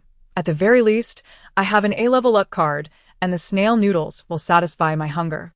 The system's tone dripped with sarcasm. Shen Zhaozhao scoffed. Clearly, it's you who is subpar. How could someone as fortunate as I fail to draw something good? Ah. Enough chatter. Introduce those two cards, or I shall file a complaint with the Time and Space Bureau. Elegance card. Upon successful use, the user will become the most elegant and courteous person in the world. This card lasts for 4 hours. Friendly reminder. This is a one-time use card. It is best employed before attending banquets or auctions. Pharmaceutical card. Upon successful use, the user can obtain any medication, traditional or Western. This is also a one-time use card. The pharmaceutical card appears to be quite beneficial. Shen Zhaozhao, I advise you to retire early this evening, for tomorrow you must tackle a particularly challenging task. Upon hearing the system's unsettling voice, Shen Zhaozhao collapsed onto her bed, akin to a deflated balloon, exuding an aura of despair. The Shen and Zhou families have coexisted in S-City for over a decade, without a single collaboration. Do they believe that a mere couple of my words will suffice to forge a partnership? That scoundrel Zhou Su came to me with a project. It is evident he has ulterior motives. In the midst of her grievances, Shen Zhaozhao succumbed to slumber. The following day, she indeed awoke late, realizing it was already 10 in the morning. Perhaps it was due to the injury she sustained the day prior, compounded by her act of saving Lin Shuang from danger. She had managed to sleep undisturbed. Otherwise, she would have had a prop card to utilize, alleviating her worries about examinations. After changing her clothes, Shen Zhaozhao descended the stairs and entered the kitchen, where Aunt Shin was preparing lunch. Seeing her approach, Aunt Shin inquired with concern, "Miss, you are awake? How do you feel? Is there any discomfort?" As she spoke, she set a plate of breakfast before her, stating, "This was specially instructed by the eldest miss. As you have sustained injuries, it is best to keep your meals light." Chapter 41. The lifetime reputation of Air Guzi lost in thoughts about her task. Shen Zhaozhao lacked the appetite to ponder what to eat. She settled at the dining table and scooped a spoonful of porridge. Suddenly recalling something, she looked up at Chenma. "Please prepare 2 lunch boxes for me. I will deliver one to my elder brother shortly." "Of course," Chenma replied. At 11 o'clock, Shen Zhaozhao stood at the base of a towering Shen Group building. She gazed up at the magnificent structure before entering with the lunch. Although the receptionist had never met her, she recognized her instantly. "Good morning, Second Mississippi," Shen Zhaozhao nodded. "Good morning." As she stepped into the elevator, the receptionist promptly called Xiaowen. "The second miss has arrived." When the elevator doors reopened, Xiaowen was already waiting at the entrance. Second miss. Is my brother in the office? Yes, he knows you're here and is specifically waiting for you. Shen Zhaozhao handed one of the lunch boxes to him. This is for you. Thank you for taking care of my brother. Xiao accepted the insulated lunchbox with surprise. Thank you, Second Mississippi. It is my duty to care for President Shen. I will head in now. Xiao quickly placed the lunchbox on the table and hurried to open the office door for her, closing it gently behind her as she entered. Inside the office, Shen Qing had just finished reviewing a document. Rubbing his sore neck, he turned to see Shen Zhaozhao approaching. He removed his glasses and set them on the desk, standing to take the lunchbox from her. You still have injuries. Why aren't you resting properly at home? I'm fine. It's my elder brother who has been busy with the acquisition lately. I fear he isn't eaten well. Shen Zhaozhao settled onto the sofa, opening the lunchbox to reveal a hearty meal of 4 dishes, a soup, and rice arranged before Shen Qing. It's made by Chen Ma. Please eat more, elder brother. All right. Shen Qing picked up his chopsticks and dug in, aware that this crucial period of the acquisition left him little time for proper meals. Most days, he merely consumed a few pieces of bread. The enticing aroma of the dishes indeed made him feel hungry. In less than half an hour, he had polished off all the food. Taking the empty lunchbox to the small kitchen outside the office for cleaning, he glanced at Shen Zhaozhao and asked, You came today. Is there something you wish to discuss with your elder brother? Standing there, Shen Zhaozhao suddenly found it challenging to articulate her thoughts. Well, there is an idea I would like to share with you. Speak.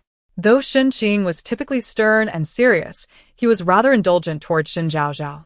Unless it pertained to a matter of grave consequence, he generally acquiesced to her wishes. After much internal debate, Shen Zhaozhao finally spoke yesterday. Zhou Su from the Zhou family requested to meet with me. From her demeanor, Shen Qing discerned that Zhou Su's intentions were likely more than just an apology. What else did he say? He mentioned that the Zhou family has discovered a new project and wishes to collaborate with us. Old Deng, are you here to persuade Shen Qing? Is this how you do it? Ignoring the interruption, Shen Zhaozhao maintained her steady gaze on Shen Qing, her eyes reflecting a clarity as pure as a tranquil spring. What are your thoughts? Rather than refuting her, Shen Qing inquired about her perspective. A sign of his respect for her opinion. I agreed to persuade you to collaborate with the Zhou family. Zhaozhao, do you even realize what you are saying? You've exposed yourself. This mission will surely fail. My lifetime reputation as heir Guzi could be obliterated because of this little eunuch.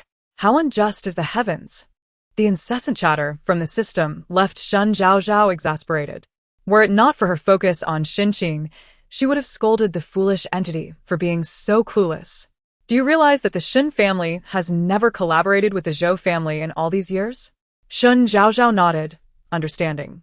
Shen Qing dried his hands with a towel, his expression solemn as he regarded her. Then you still wish to pursue collaboration with the Zhou family? Shen Zhaozhao nodded again. Elder brother, who says only the Zhou family can engage in underhanded tactics.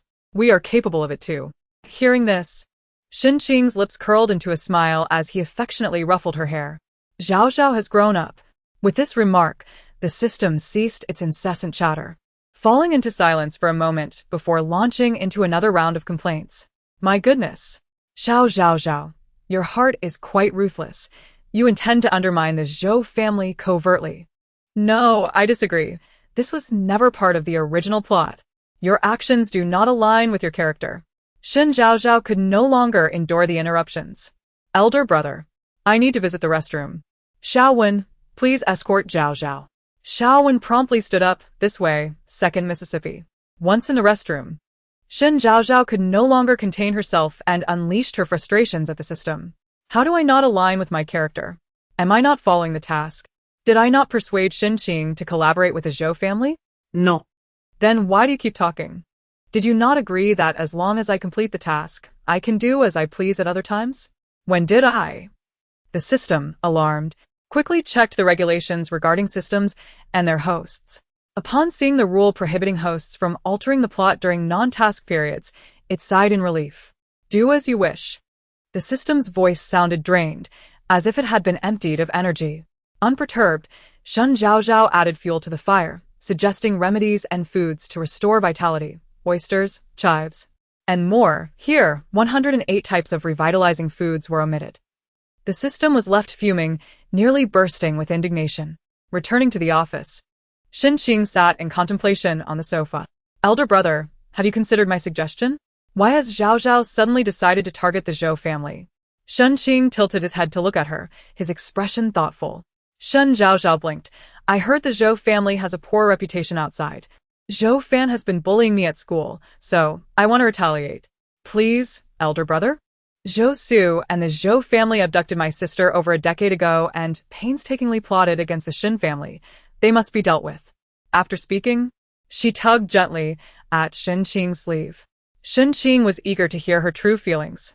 During the banquet, he had learned from Zhaozhao that Zhou Su had intentionally caused Shen Wanwan to stumble. He had also arranged to meet Zhaozhao outside, revealing that Zhou Su was far from the amiable person he pretended to be.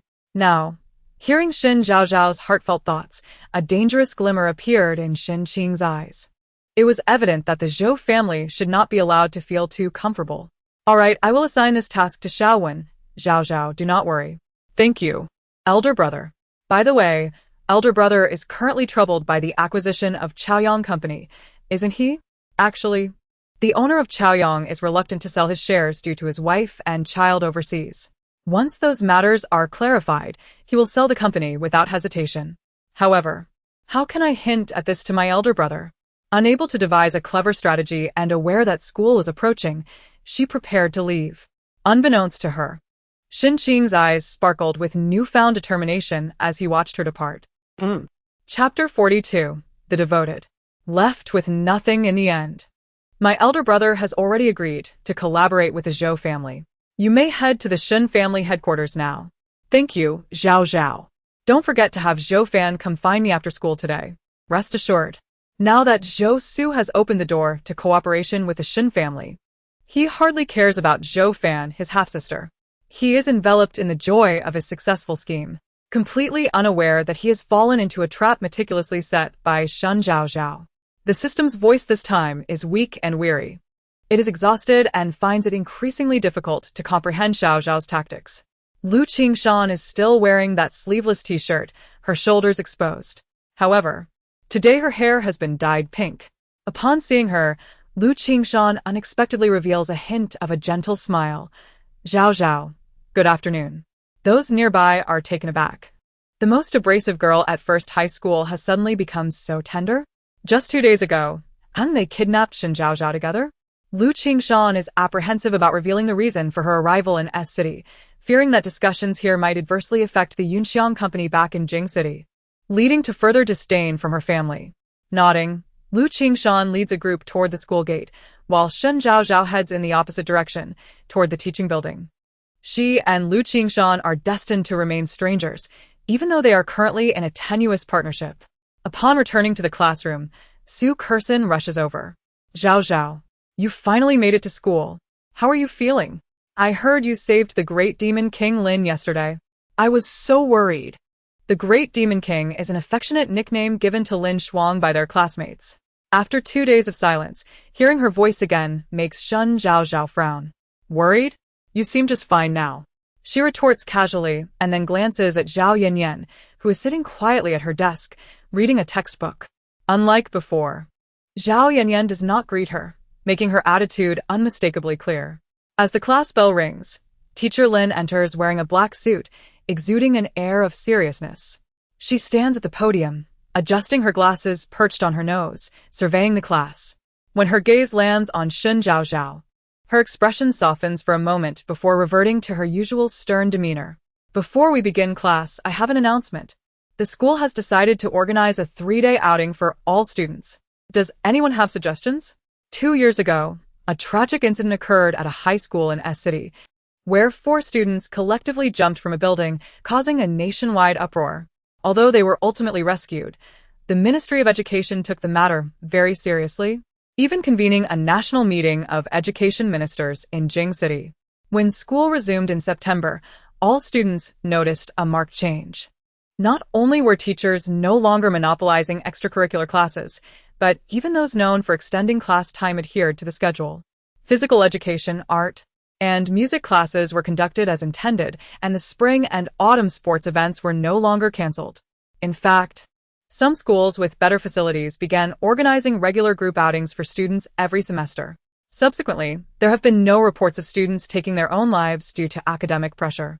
However, after the second year of high school, the academic workload remains quite heavy, especially in the third year. Shen Zhaozhao School is an exception.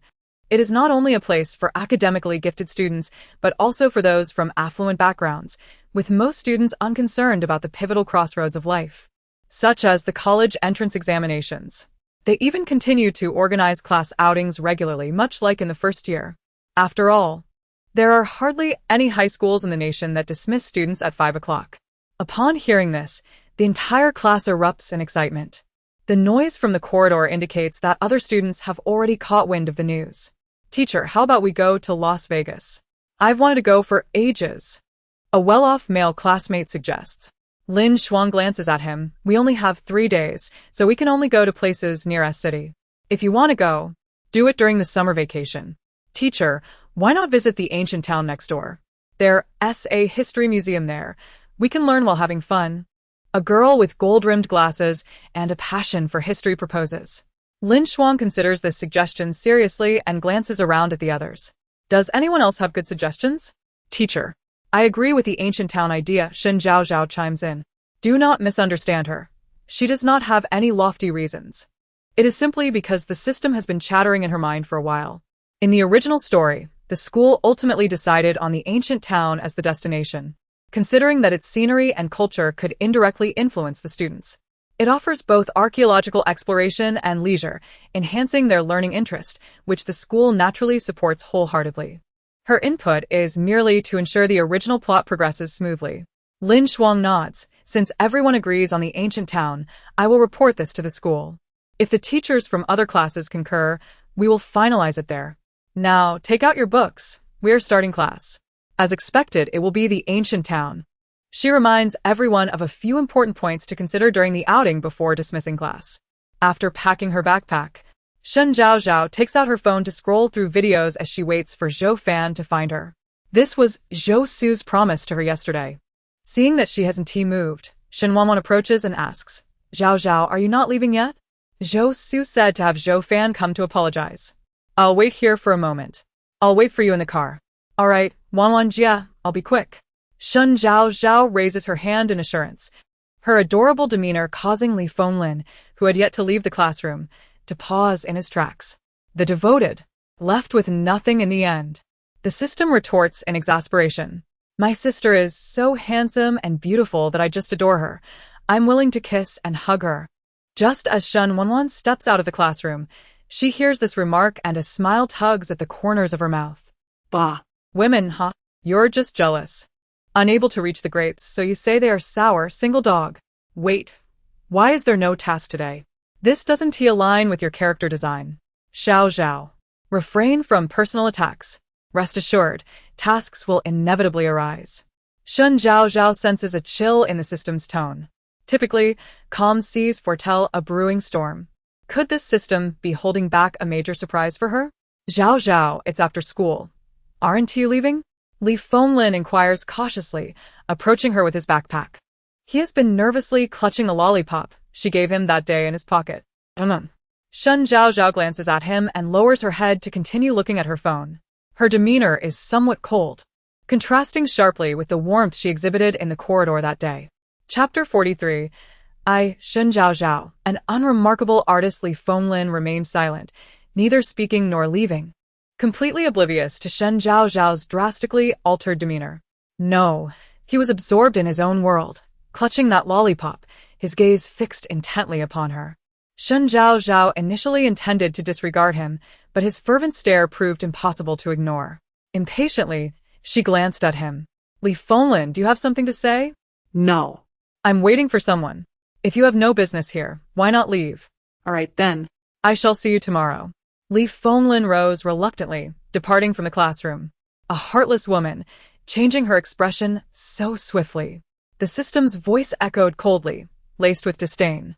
Shen Zhaozhao paid it no mind as she watched Li Fenglin's retreating figure. Her heart a tumult of conflicting emotions. According to the system's directive, she ought to grow closer to Li Fenglin, facilitating her use of him for future tasks. Yet, For Meng Lan's sake, she felt an aversion to exploiting such a sincere individual. She could not allow herself to develop feelings for him. It was imperative that he distance himself from her. Unfortunately, it seemed Li Fenglin was fated to remain close. Now, she was the only one left in the classroom, waiting for Zhou Fan. As she awaited his arrival, she reviewed the events that had transpired in the ancient town, preparing herself for what lay ahead. At 5:30, Zhou Fan finally arrived, hesitating at the door before stepping into the classroom, his gaze immediately landing on Shen Zhaozhao. A flicker of an unknown emotion crossed his face as he stood there for a moment, contemplating his approach. "I thought Master Zhou might choose to leave me waiting," Shen Zhaozhao remarked, her head still lowered, engrossed in her game, embodying the poise of a wealthy heiress. "Shen Zhaozhao, what do you truly want?" Zhou Fan asked directly. Since she had enlisted Lu Qingshan to deal with Shen Zhaozhao, she had been living in fear, anxious that the Shen family would retaliate. Yet, she harbored a secret hope that perhaps Shen Zhaozhao had been disowned by her family. With such thoughts occupying her mind, she had endured a day and night filled with trepidation. However, this situation had its advantages, confirming the significance of Shen Zhaozhao in the eyes of the Shen family. This was the primary reason Zhou Su dared to approach Shen Zhaozhao with a project proposal. Because of the Zhou family's need, Zhou Fan had adopted a submissive demeanor, ready to comply with any demands Zhou Su might make, fearing that she too might become a discarded pawn of the Zhou family, a fate far more unbearable. "Will you agree to anything I propose?" "As long as it does not harm the Zhou family, I can agree to anything," Zhou Fan affirmed. At her words, Shen Zhaozhao finally lifted her gaze, revealing remnants of pride and superiority in her eyes. Pride for the Zhou family. "It's a pity the Zhou family doesn't engage in pyramid schemes. I never realized they were so adept at brainwashing. Did you forget the scene where the Zhou family members, along with Zhou Su, met their demise in the finale?" The system's mention of this nearly provoked a laugh from Shen Zhaozhao. It was undoubtedly a comical yet tragic image.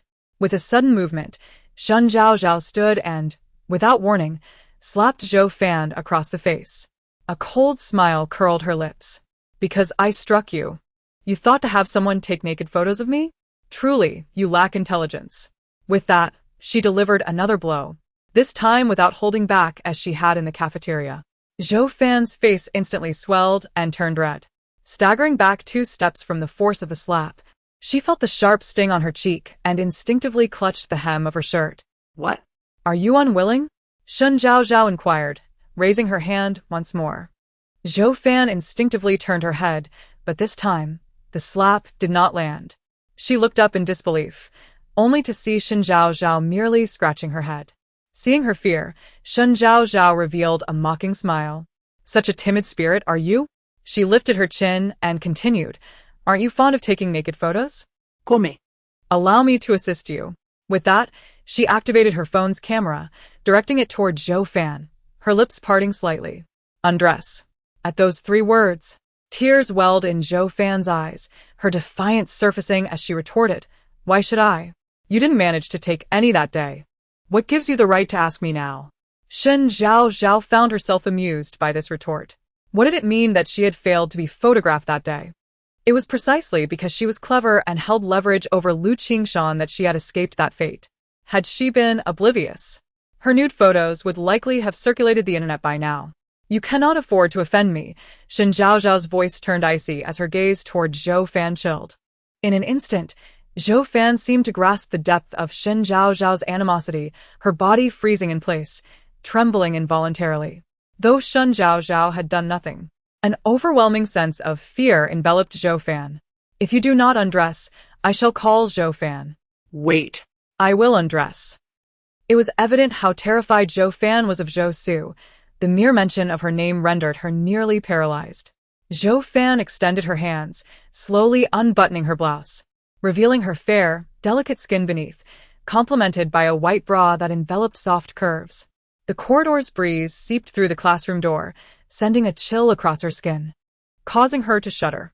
She glanced at Shen Zhaozhao, who stood motionless, phone in hand, a hint of a smile playing at her lips, reminding Zhou Fan that she was indeed recording. "Continue. This surely does not meet your standards, does it?" Shen Zhaozhao prompted. Zhou Fan bit her lip, her hands fumbling at her waist, struggling to remove the skirt. Shen Zhaozhao, I was wrong. I apologize. Will you forgive me? Shen Zhaozhao regarded her, silent yet smiling. I truly understand my mistake. I promise to avoid you in the future. I will never target you again, I swear. Zhou Fan pleaded, tears streaming down her face as she clutched her shirt tightly. This pitiful display, if witnessed by others, would surely lead them to believe that Shen Zhaozhao was the aggressor. Shen Zhaozhao, I beg you, forgive me this once. I will truly change. Whatever you ask of me, I will do. Very well, Shen Zhaozhao finally spoke. Zhou Fan's eyes sparkled with hope, believing she was about to be forgiven. However, the next sentence extinguished all her optimism. What I desire right now is for you to strip completely and allow me to take photos. The light fled Zhou Fan's eyes as she stood frozen, motionless for several seconds before, like a marionette, she began to remove her garments until she was entirely bare. Satisfied, Shen Zhaozhao pressed the save button, a smile gracing her lips. All right, I shall not pursue the matter regarding your attempts to involve Lu Qingshan. With that, she slung her bag over her shoulder and whispered in Zhou Fan's ear as she passed, You are welcome to seek revenge at any time, provided you are not afraid. Then, she exited the classroom, leaving Zhou Fan alone to silently gather her scattered clothing, donning each piece once more. Time slipped by, and at last, she regained her composure. Her gaze fixed on the door through which Shen Zhaozhao had vanished, akin to a venomous serpent. Her hands clenched into fists at her sides, nails digging into her flesh as if she felt no pain at all. Shen Zhaozhao. Chapter 44. What to do when your heart's voice is overheard by three brothers. Unbeknownst to her, Shen Zhaozhao, who had not descended the stairs at all, clearly heard the anger resonating within her. A knowing smile curled upon her lips. Indeed, the Zhou family members were all drama enthusiasts. Before Zhou Fan's arrival, she had been contemplating methods to sway him to her side, intending to plant a bomb to resolve Shen Wanwan's issues with the Zhou family. However, upon hearing Zhou Fan's words, as long as it does not harm the Zhou family, she promptly decided to alter her course of action. That bomb, if buried, might ultimately explode in her own face. At the doorway, a Rolls-Royce was parked, and the sight of it reminded her of the scene from 2 days prior when school had let out. Xiao Jichen's car bore a striking resemblance to this one, though his was said to be worth $1.55 billion, while this one was merely over $8 million. Shen Wanwan sat in the back seat, engrossed in a magazine.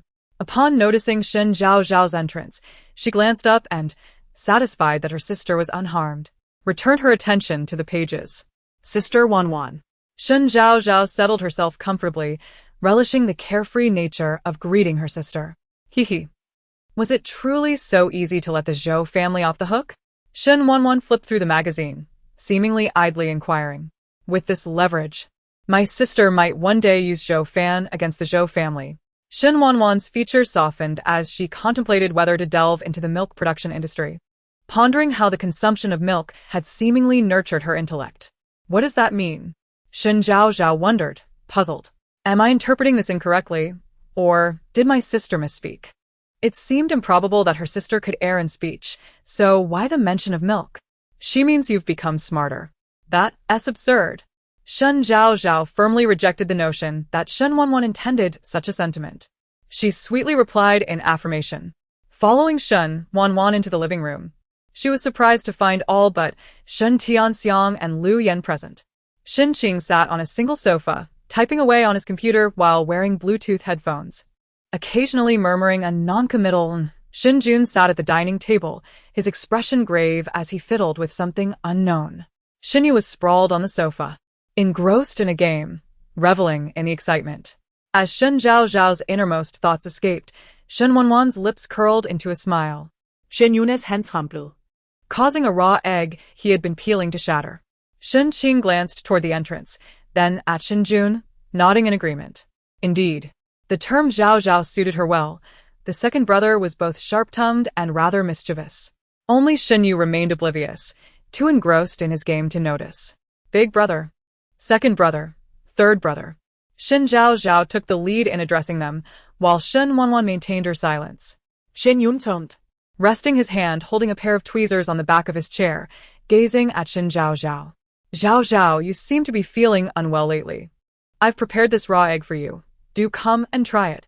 From his eyes, Shen Zhaozhao could only read malice, and with gratitude she responded, "Thank you, second brother, but such delicacies are better savored by you.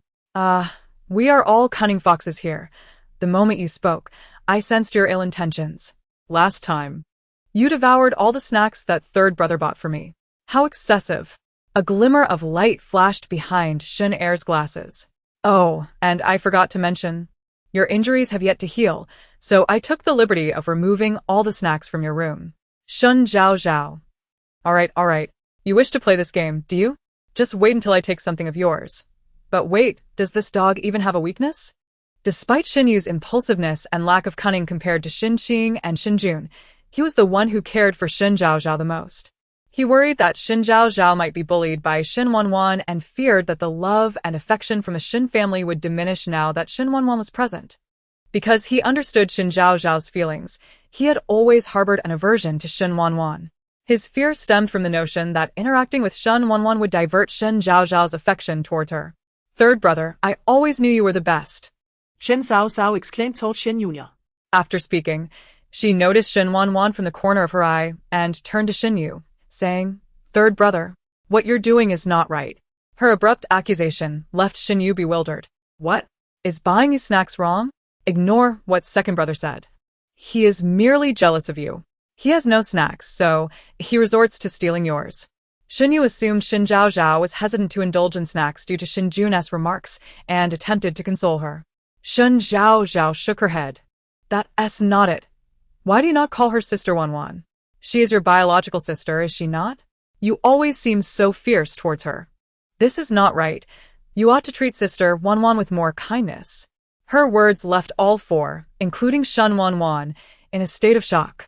Shen Qing nodded approvingly. "Zhaozhao is right. Wanwan is also our sister.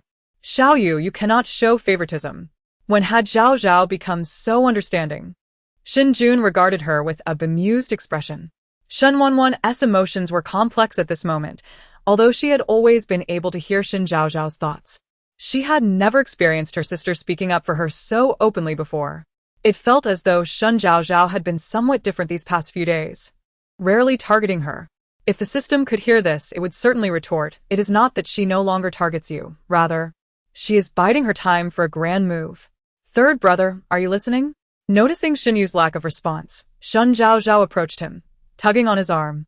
Shen Yu, typically at a loss when it came to her, did not wish to concede so easily and awkwardly replied, "I'll head upstairs first."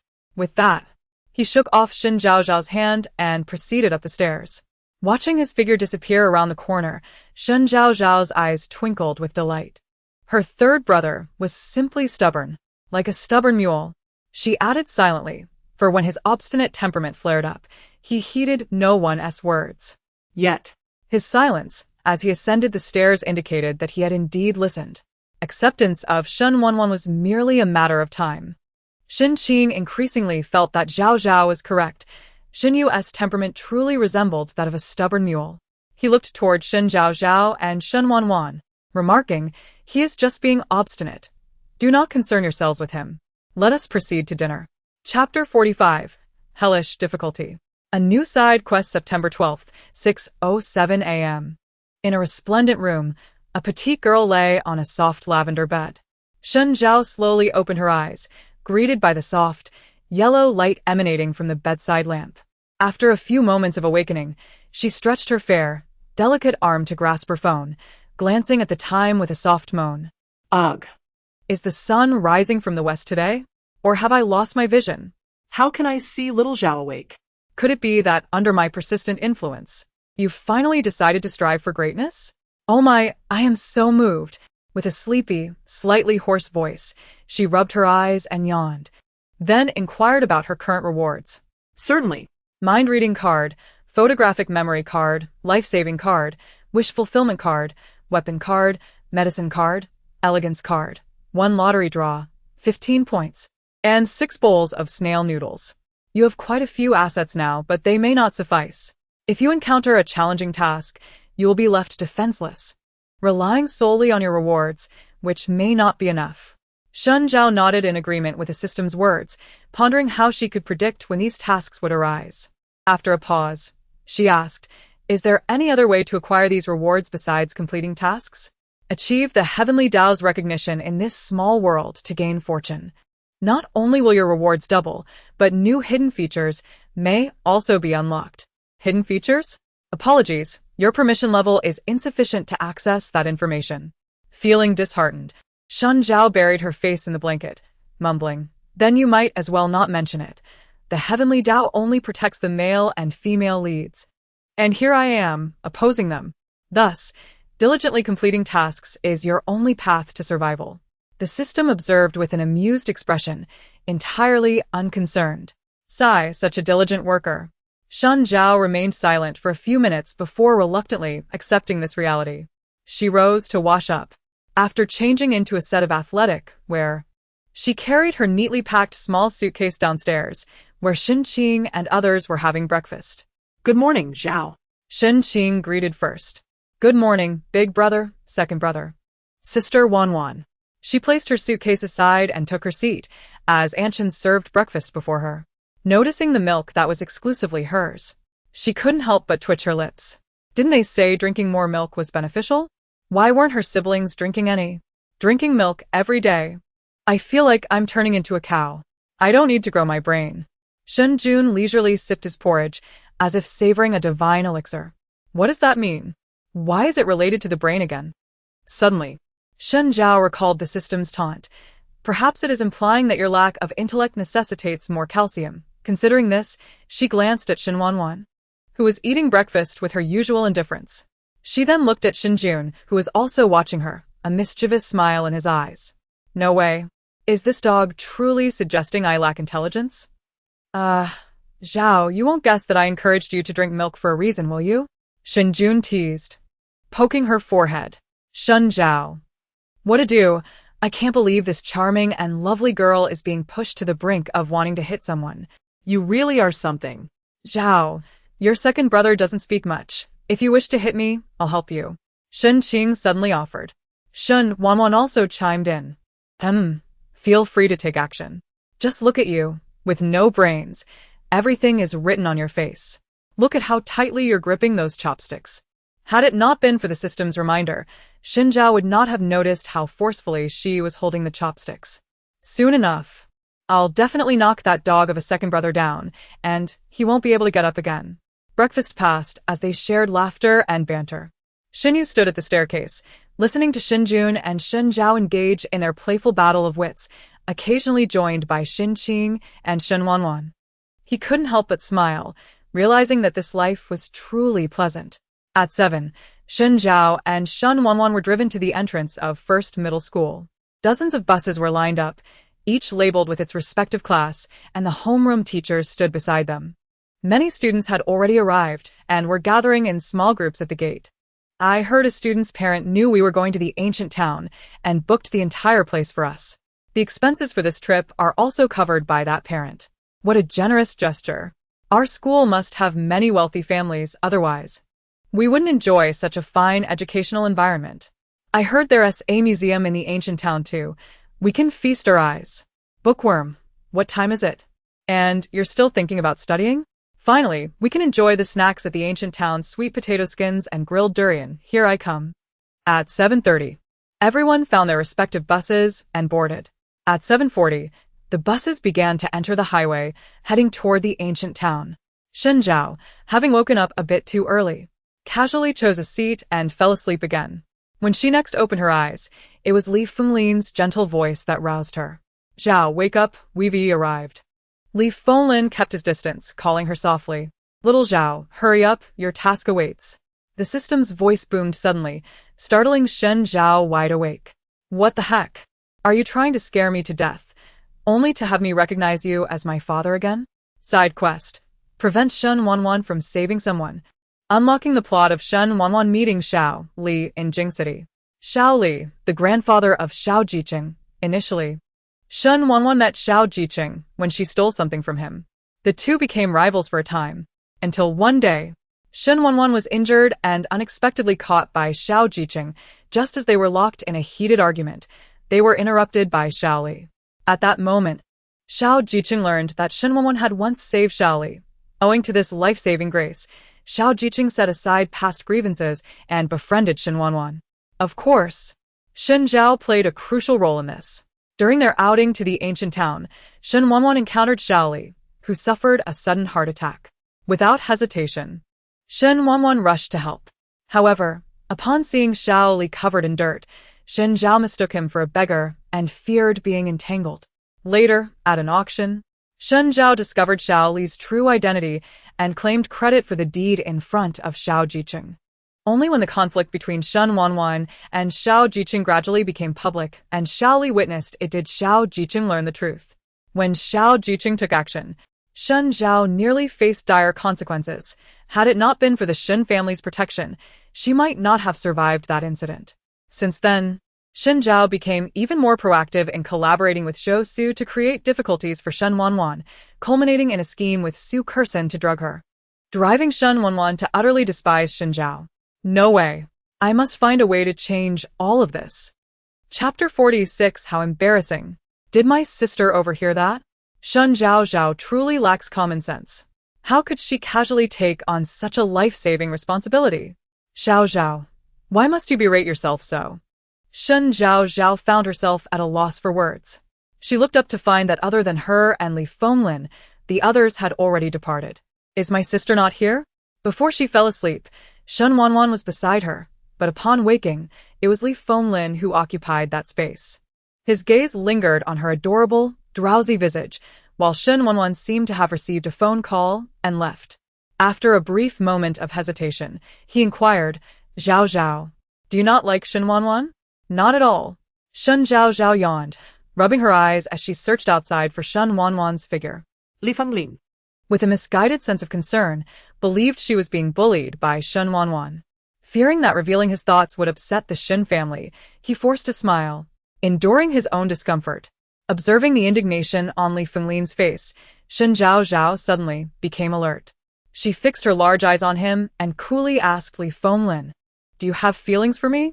Upon hearing this, Li Fenglin's face flushed crimson, unable to meet her gaze. Do you? Shen Zhaozhao pressed again. Yes. While holding the script, Shen Zhaozhao was aware of Li Fenglin's true feelings, and her expression turned serious. Li Fenglin, I will say this only once. You are a wonderful person, and I am happy to be your friend, but merely as friends. Do you understand?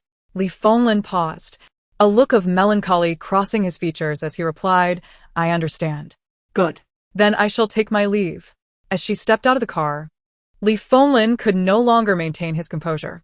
His shoulders slumped, and he leaned back against the seat, his heart a tumult of emotions. Zhaozhao, you rejected him so decisively. What if future tasks involve Li Fenglin? Where there's a will, there's a way. If worst comes to worst, I shall resort to the wish fulfillment card. The other students had begun to disperse. This outing was specifically organized for them, with accompanying teachers primarily responsible for ensuring their safety, thus allowing the students to act freely. This explained why no one had paid attention to their prolonged stay in the vehicle. I just calculated, Zhaozhao. You still have half an hour.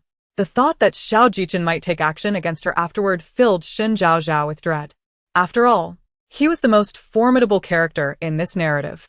Upon reflecting on this, Shen Zhaozhao felt utterly drained. Why did she have to find trouble for herself? It would have been better if she had transformed into Shen Wanwan directly, sparing herself from this perilous predicament. Just as she finished speaking, the elevator doors swung open, revealing Shen Wanwan standing at the entrance. The two locked eyes, an awkward tension filling the air. How embarrassing. Did my sister overhear that? Shen Zhaozhao stood frozen, watching the elevator doors begin to close again. Fortunately, Shen Wanwan quickly pressed the button, reopening them. What are you dawdling for? Come out. Ah. Oh, I'm coming. Shen Zhaozhao grabbed her suitcase and exited the elevator. Noticing that Shen Wanwan had no intention of asking questions, she refrained from bringing it up again and hurried toward her room, her retreating figure resembling one fleeing in panic. With a swift swipe of her card, she entered her room, executing the motions with fluidity. Shen Wanwan observed her from the corridor, a slight smile gracing her lips. Unfortunately, She lacked the ability to hear Shen Zhaozhao's earlier remarks. Once the door was shut, Shen Zhaozhao tossed her suitcase aside and collapsed onto the sofa, her head resting on her legs. Look, there's a crack by the carpet. Why not crawl in there? The system chimed in with its snide remarks, provoking another round of desperate cries from Shen Zhaozhao. Just let me die. Half an hour later, having mustered her courage, Shen Zhaozhao emerged from her room clad in a qipao, making her way toward an ancient village near the hotel. The town, aptly named Ancient Town, retained its historical charm, with only the main road paved in concrete. The rest remained a testament to ancient architecture. It is one of the best-preserved historical sites in the country and a renowned tourist attraction, frequently serving as a filming location for dramas. To protect this ancient city, it remains open to outsiders only during the 2 months of summer, and large-scale activities organized by schools, like this one, require special permission.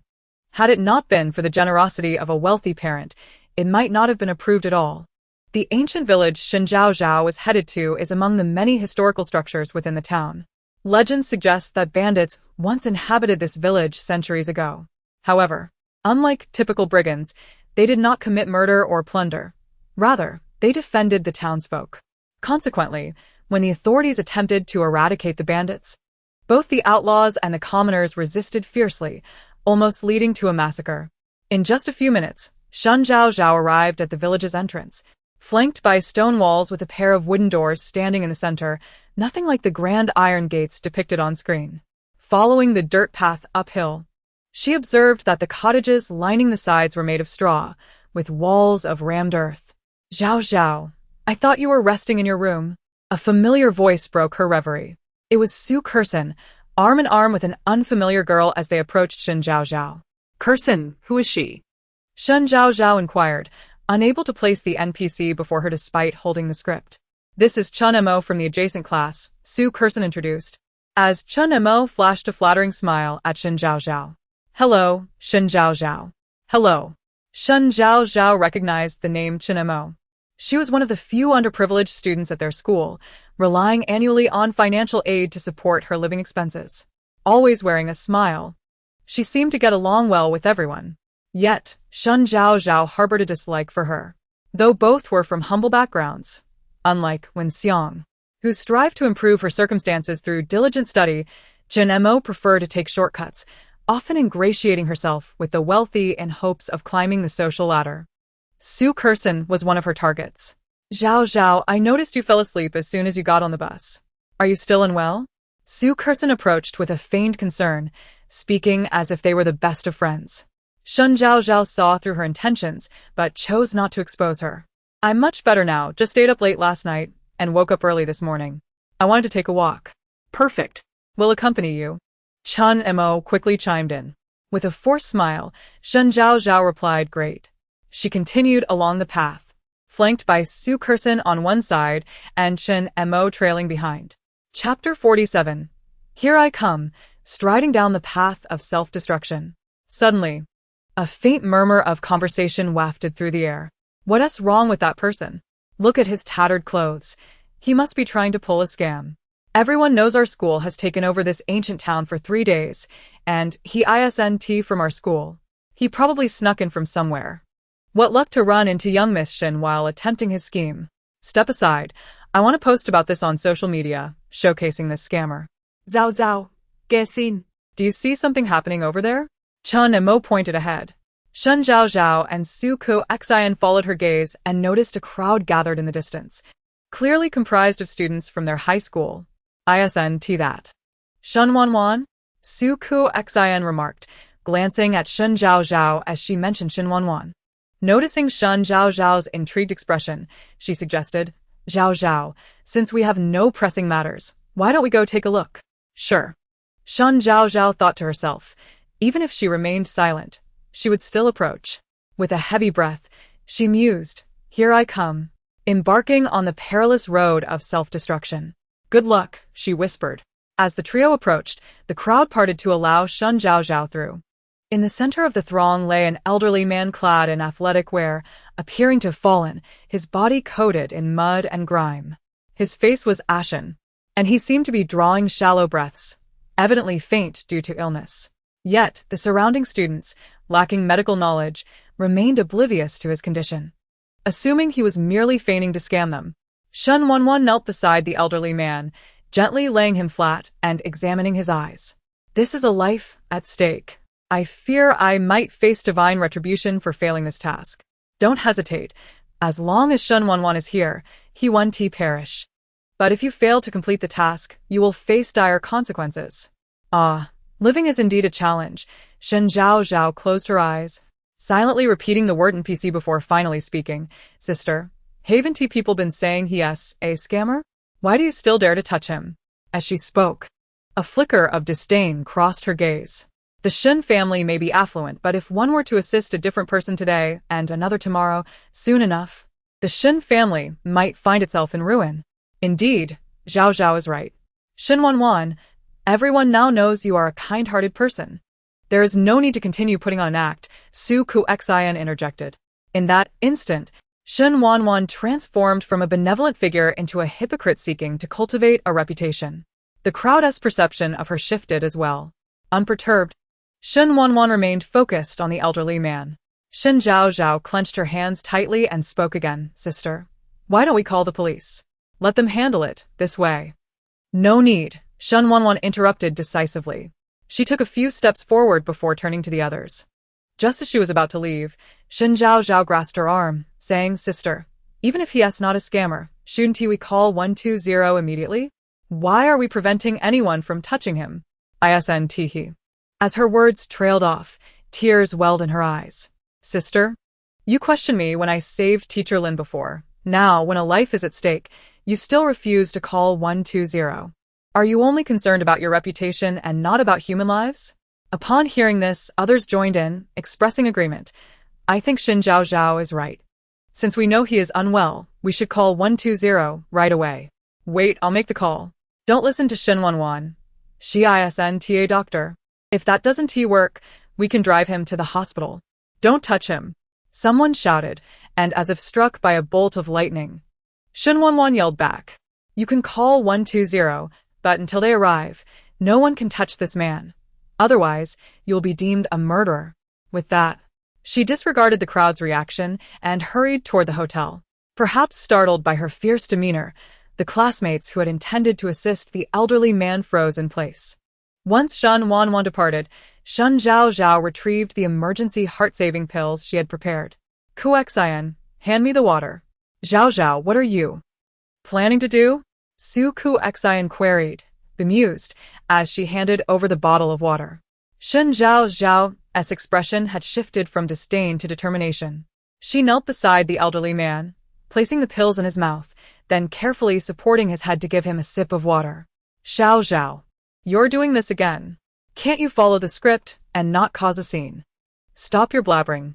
Was your mouth made just for talking? I didn't say a word. Little wonder you're full of hot air all day. All right, fine.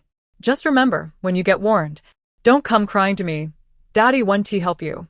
The system, exasperated, struggled to articulate its thoughts, taking deep breaths before angrily tearing open a bag of chips. You ungrateful wretch. Ungrateful wretch. Once Shen Zhaozhao confirmed that the elder had swallowed the medication, she gently laid his head back down. She then turned to Su Ku Xian, commanding call 120. Su Ku Xian hesitated, disbelief etched across her face. Zhao, you. Call 120. Don't make me repeat myself. Her face hardened as she scanned the crowd, until the ambulance arrives. No one is to touch him. With that, she sprinted off in the direction Shen Wanwan had taken. Su Ku Xian watched her retreating figure, her confusion deepening. It felt as though Shen Zhaozhao had changed. The old Shen Zhaozhao would never engage in such superfluous acts of kindness. Ku Xian, should we call 120? Chen Mo asked. Yes. Su Ku Xian retrieved her phone, dialing the emergency number. Meanwhile, as Shen Zhaozhao entered the hotel, Shen Wanwan had just stepped into the elevator. Memorizing the floor, she took the adjacent elevator to the second floor. Contemplating her mission, she silently declared, System, activate the wish card to ensure my sister cannot open the door once she enters. Wish card activated successfully. Countdown. 9 minutes 59 seconds, 9 minutes 58 seconds. The task merely instructed her to prevent Shen Wanwan. It never stipulated that she had to confront her directly. With the wish card successfully engaged, Shen Wanwan was now trapped within her room. Shen Zhaozhao could feign ignorance, ensuring that even if Shen Wanwan became angry, the blame would not fall upon her. Pleased with her cleverness, she couldn't help but smile, thinking she had achieved her goal while avoiding Shen Wanwan's disdain. A true win-win situation. A grin spread across Shen Zhaozhao's face. Oh my, I am quite the clever little fox. Huh, self-satisfied fool. The system retorted sarcastically. Didn't you say you wouldn't talk to me? This wretched mouth of mine. Chapter 48. Shen Zhaozhao's Dilemma. Shen Zhaozhao strolled leisurely to apartment 204, where Shen Wanwan resided, only to find the black door firmly shut. She raised an eyebrow. Just as she suspected, Shen Wanwan had yet to emerge. Just as she was about to knock, an explosive sound erupted nearby. Bang! It was Shen Wanwan, forcefully kicking the door. Shen Zhaozhao cleared her throat, maintaining a calm demeanor, and spoke softly. Sister, why are you suddenly so angry? Even if my previous remarks were perhaps ill-timed, you cannot. Shen Zhaozhao. Shen Wanwan's furious voice echoed. Open the door. I know it's you. Shen Zhaozhao blinked in surprise. Oh dear, has my sister figured it out? No. She must simply assume it was me appearing at this moment. Yes, that must be it. Shen Zhaozhao, you may indulge in your antics at any other time, but this is a matter of life and death. Listen to your sister, and open the door. Shen Wanwan's tone softened abruptly, attempting a more conciliatory approach. Alas. I wish I could open the door, but alas, I cannot. However, Bang! Shen Zhaozhao, do hurry and unlock the door. She keenly sensed Shen Wanwan's urgency, her own thoughts abruptly interrupted. In contrast to Shen Wanwan's desperation, Shen Zhaozhao remained composed. She had administered a quick-acting heart medication to Xiaoli, who was now stabilizing. Such is the nature of heart patients. Timely medication can sustain them until an ambulance arrives. Moreover, in the original narrative, Shen Zhaozhao had indeed delayed Shen Wanwan for a few minutes, yet Xiaoli was ultimately saved. Thus, she felt no need for haste. As she spoke, she pressed the doorknob, subtly indicating to Shen Wanwan that she was indeed unable to open the door. Addressing the closed door, she said, Sister, someone will be here shortly. Please hold on a moment. A minute later, a man and a woman exited the elevator. After a brief inspection, the man remarked, Miss, I apologize, but there seems to be an issue with the internal lock. We will need to disassemble it for further examination. Oh, I see.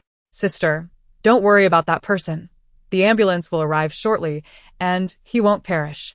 You should stay calm inside for a while.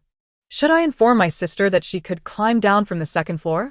But descending from the second floor, no matter how agile my sister is, she would surely sustain injuries. What should I do? To tell, or not to tell? Inside the room, Shen Wanwan, clutching a small black bag, glared at the closed door. Her expression darkened. She had just assessed the elderly man's condition, realizing he could last no longer than 15 minutes. The reason she refrained from calling 120 was that it would be too late. She could make it in time. However, she had not anticipated being locked inside. Amid her mounting frustration with Shen Zhaozhao, she suddenly perceived Shen Zhaozhao's thoughts. Glancing at the time, she noted there were 9 minutes left. Following Shen Zhaozhao's mental cues, she approached the window, opened it, and spotted a drainage pipe extending from the rooftop down the side of the building. Without a moment to spare, she clenched the fabric bag with her teeth and leaped through the window, grasping the pipe for support as she descended. Outside. Just as Shen Zhaozhao hesitated, the system interjected, Zhaozhao, do not forget your task. Prompted by this reminder, Shen Zhaozhao suddenly realized. Yes, she still had a mission. Her task was to facilitate the acquaintance of Shen Wanwan and Xiaoli. With that in mind, she quickly called out, Sister, you. As her words escaped her lips, the cold, emotionless voice of the system echoed in her mind. Fearing retribution from Shen Wanwan later, Shen Zhaozhao turned to the staff and urged, please expedite the repairs. I require an explanation. Shen Wanwan was far too astute. She needed to act swiftly to amend the situation. Xiao Lan, remember, you are not a denizen of this world. They are merely characters on paper.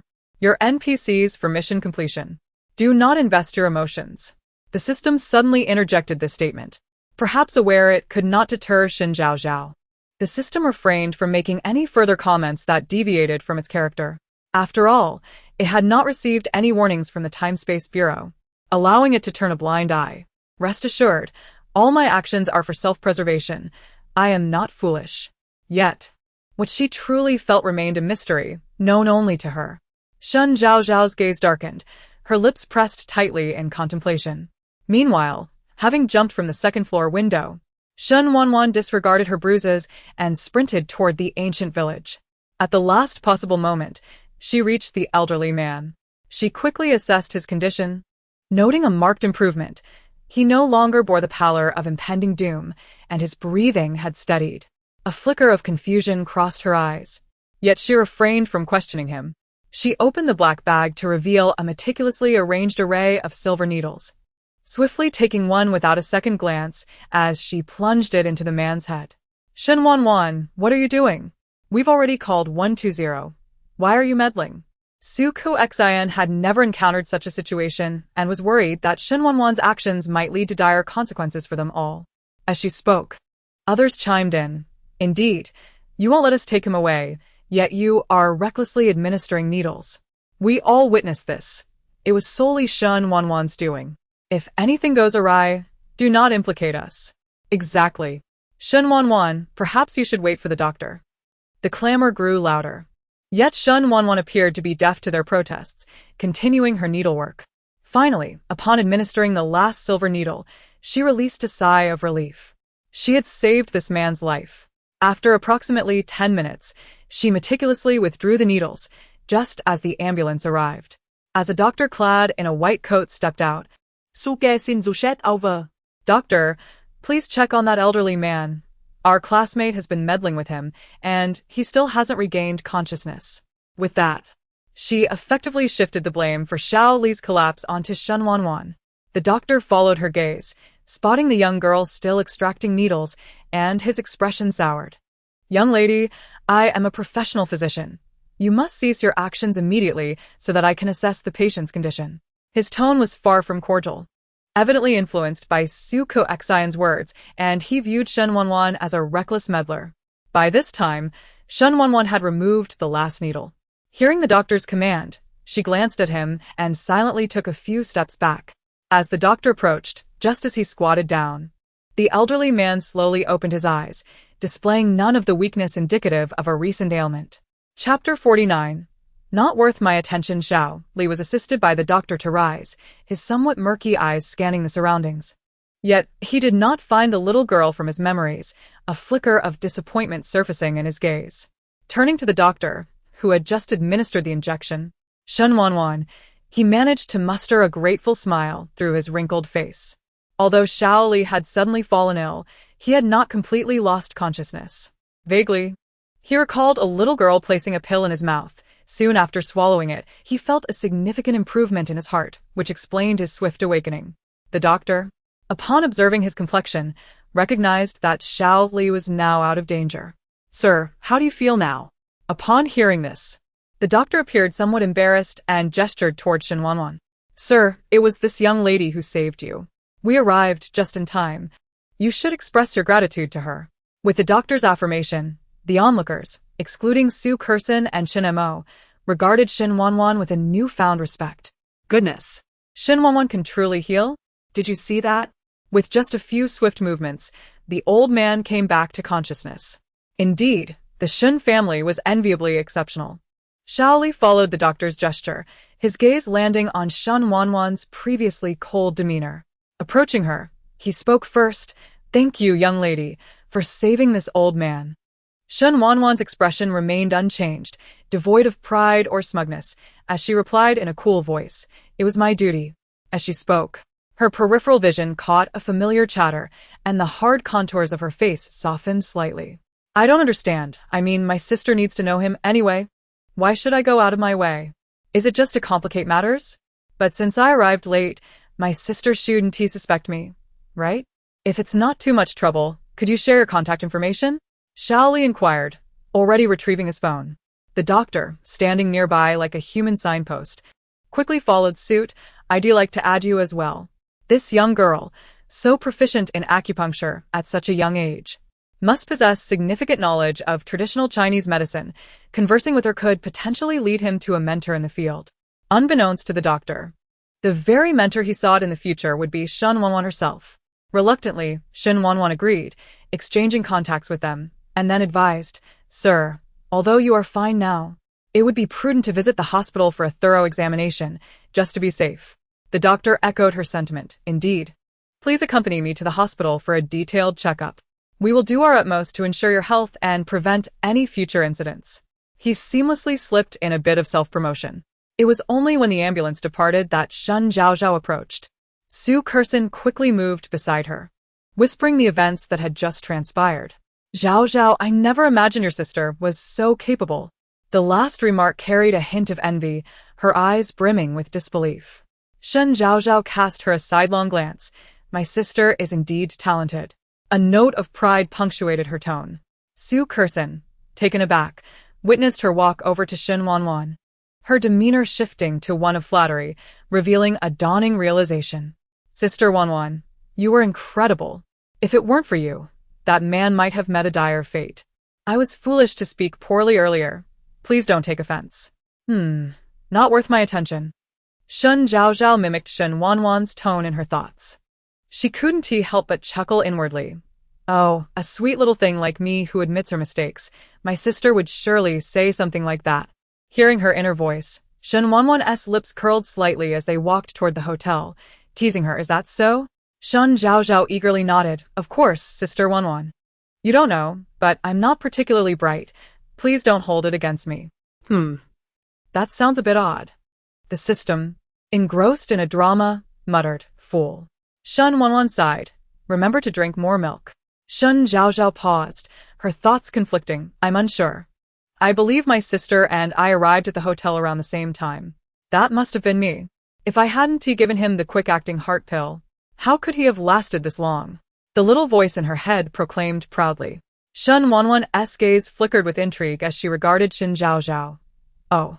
Pondering, she mused on the noticeable vivacity in Shen Zhaozhao, who had been so composed just moments ago. What had changed? Moreover, this wasn't the first time such a transformation had occurred. Shen Zhaozhao's current demeanor resonated with her inner thoughts. Furthermore, why had she so instinctively thought to prepare the quick-acting heart pill? Could it be her uncanny foresight? The use of again was deliberate, as past experiences such as her dance teacher Anna, Lin Gao, and Lin Shuang's accidents had led her to believe in her prescience. After contemplating for a few seconds, Shen Wanwan dismissed the issue, knowing time was on her side to seek answers. "Sister Wanwan, it's already afternoon. Are you hungry? Let me treat you to something delicious." Once they exited the ancient village, Shen Zhaozhao's gaze was fixated on the nearby eateries. The air was thick with the tempting aromas of spicy hot pot, rice noodles, fried delicacies, and milk tea, nearly overwhelming her senses. So fragrant, so irresistible. "I absolutely must indulge in some carbs right now." "Oh my, is that spicy? Boneless chicken feet?" Her resolve faltered as she gazed at the vibrant chicken feet on the vendor's cart, swallowing hard. Grabbing Shen Wanwan's hand, she rushed toward the cart. "Sister, you have to try this chicken feet. It's absolutely delicious. We must eat it later." Holding on to Shen Zhaozhao's delicate hand, Shen Wanwan couldn't help but smile at the sight of her. This lively Shen Zhaozhao was irresistibly cute. Buzzing. Noticing her phone vibrating in her pocket, Shen Wanwan glanced at the screen. In the next moment, her expression darkened. Her gaze fixated on the device, her countenance soured. "Sister, you must taste this. It's exceptionally good." "Ah." "So hot." A steaming piece of chicken feet was thrust into her hand just as Shen Zhaozhao's cheerful voice broke through her thoughts. Shen Wanwan instantly softened her expression. "Zhaozhao, I have something I must attend to, so I can't join you for lunch. Be good." She gently ruffled her hair before turning toward the hotel. Chapter 50. Why do I not recall this plot? Shen Wanwan failed to notice the dimming expression in Shen Zhaozhao's eyes as she observed the changes in Shen Wanwan. System. Did Shen Wanwan encounter any significant events at this time in the original narrative? Shen Wanwan was known for her indifference, Even if the world were to end, her demeanor might remain unchanged. Yet, she had just distinctly perceived Shen Wanwan's anger. It was different from the rage directed at her and Su Kurson. It was a calm yet profound anger, devoid of any emotional fluctuation. This very restraint worried her more, for Shen Wanwan's identity was multifaceted, and the emotions eliciting such a response were typically tied to matters of life and death. Let me investigate. An intangible system floated in Shen Zhaozhao's mind, reciting the original text word by word. It must be the crucial witness when Shen Wanwan was wrongfully accused later on, right? Indeed. Shen Zhaozhao popped a chicken claw into her mouth, feeling as though she could assist her sister. In the original narrative, Shen Tianxiang and Liu Yan tragically perished in a car accident shortly after their funeral, and the Shen group faced another crisis. Subsequently, Shen Qing was severely injured and hospitalized, while Shen Jun and Shen Yu lacked business acumen. The Shen group was left without a capable captain to steer the commercial vessel, facing imminent bankruptcy under the deliberate machinations of the Zhou family. It was then that Shen Wanwan emerged from obscurity, taking the helm of the Shen group and rescuing it from the brink of collapse. Had Shen Wanwan's friend survived, she could have played a pivotal role in the incident where the Shen group was accused, leading to the deaths of migrant workers. Alas, it was the absence of her friend that led to significant obstacles for Shen Wanwan in the face of that crisis. Contemplating this, Shen Zhaozhao gritted her teeth. How could Zhou Su, that despicable creature, commit such heinous acts and still attain a favorable outcome? Xiao Zhaoji, have you been standing there lost in thought for ages? What are you pondering? I was pondering what to eat. The sudden inquiry from the system nearly caused her to reveal her true feelings. Fortunately, she reacted swiftly, crafting a plausible excuse, and the system remained oblivious, returning to her chips. Shen Zhaozhao had just considered that if she could remind Shen Wanwan to prepare in advance and save that individual without incurring any penalties from the system, perhaps she could alter the fate of the Shen family's downfall.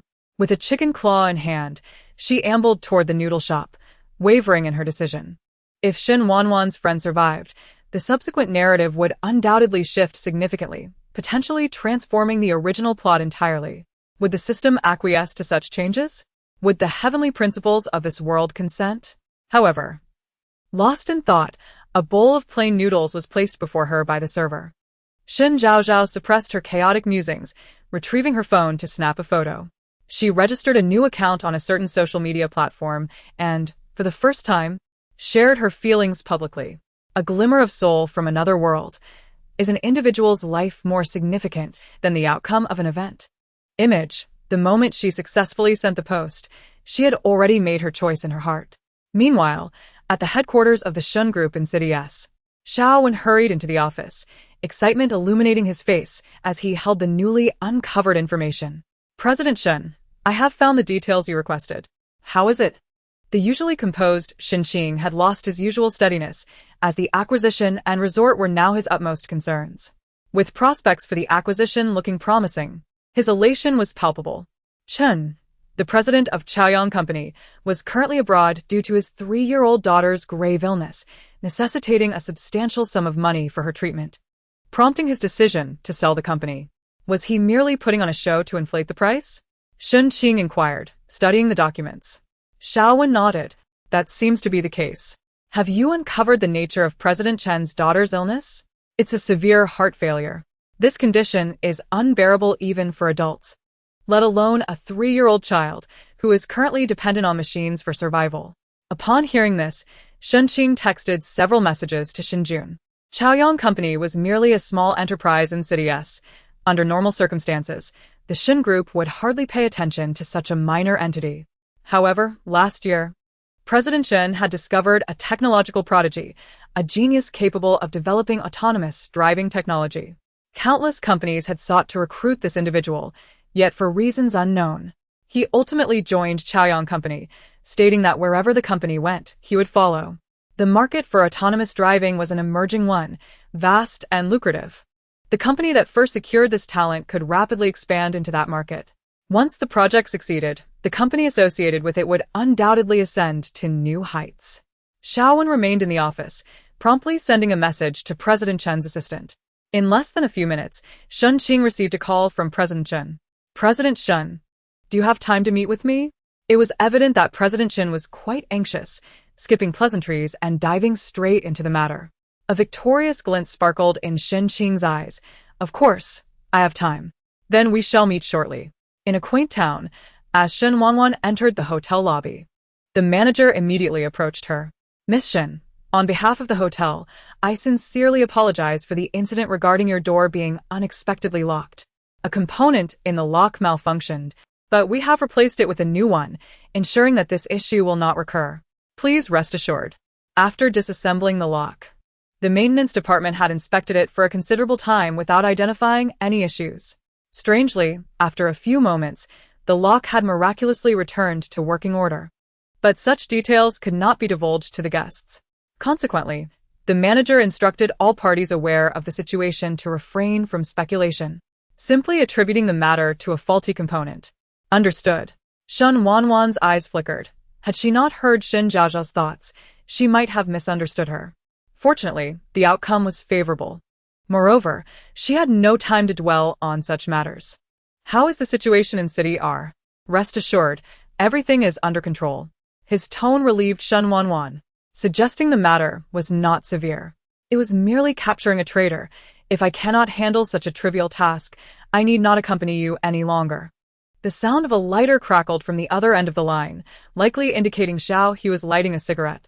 Shen Wanwan paused her actions, sinking into the sofa, her head resting against the back.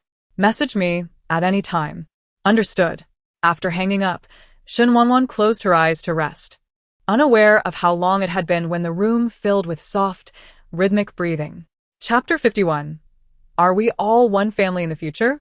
Where is your aloof persona, Xiao Jichen? At the first hospital of S City, when Xiao Jichen arrived, Shen Jun was discussing Xiao Li's health condition. Why is Mr. Xiao here? Shen Jun raised his head and saw Xiao Jichen striding in, his face etched with concern. Dr. Shen, do not mind him. He is my grandson, Xiao Li said, casting an irritated glance at Xiao Jichen. Shen Jun raised an eyebrow, completely taken aback, realizing that the elderly man, dressed rather shabbily, was none other than the patriarch of the Xiao family. Seeing Xiao Li sitting enscathed in the chair, Xiao Jichen breathed a sigh of relief. Hoenotete Shen Yun. Dr. Shen, and then turned to Xiao Li, grandfather.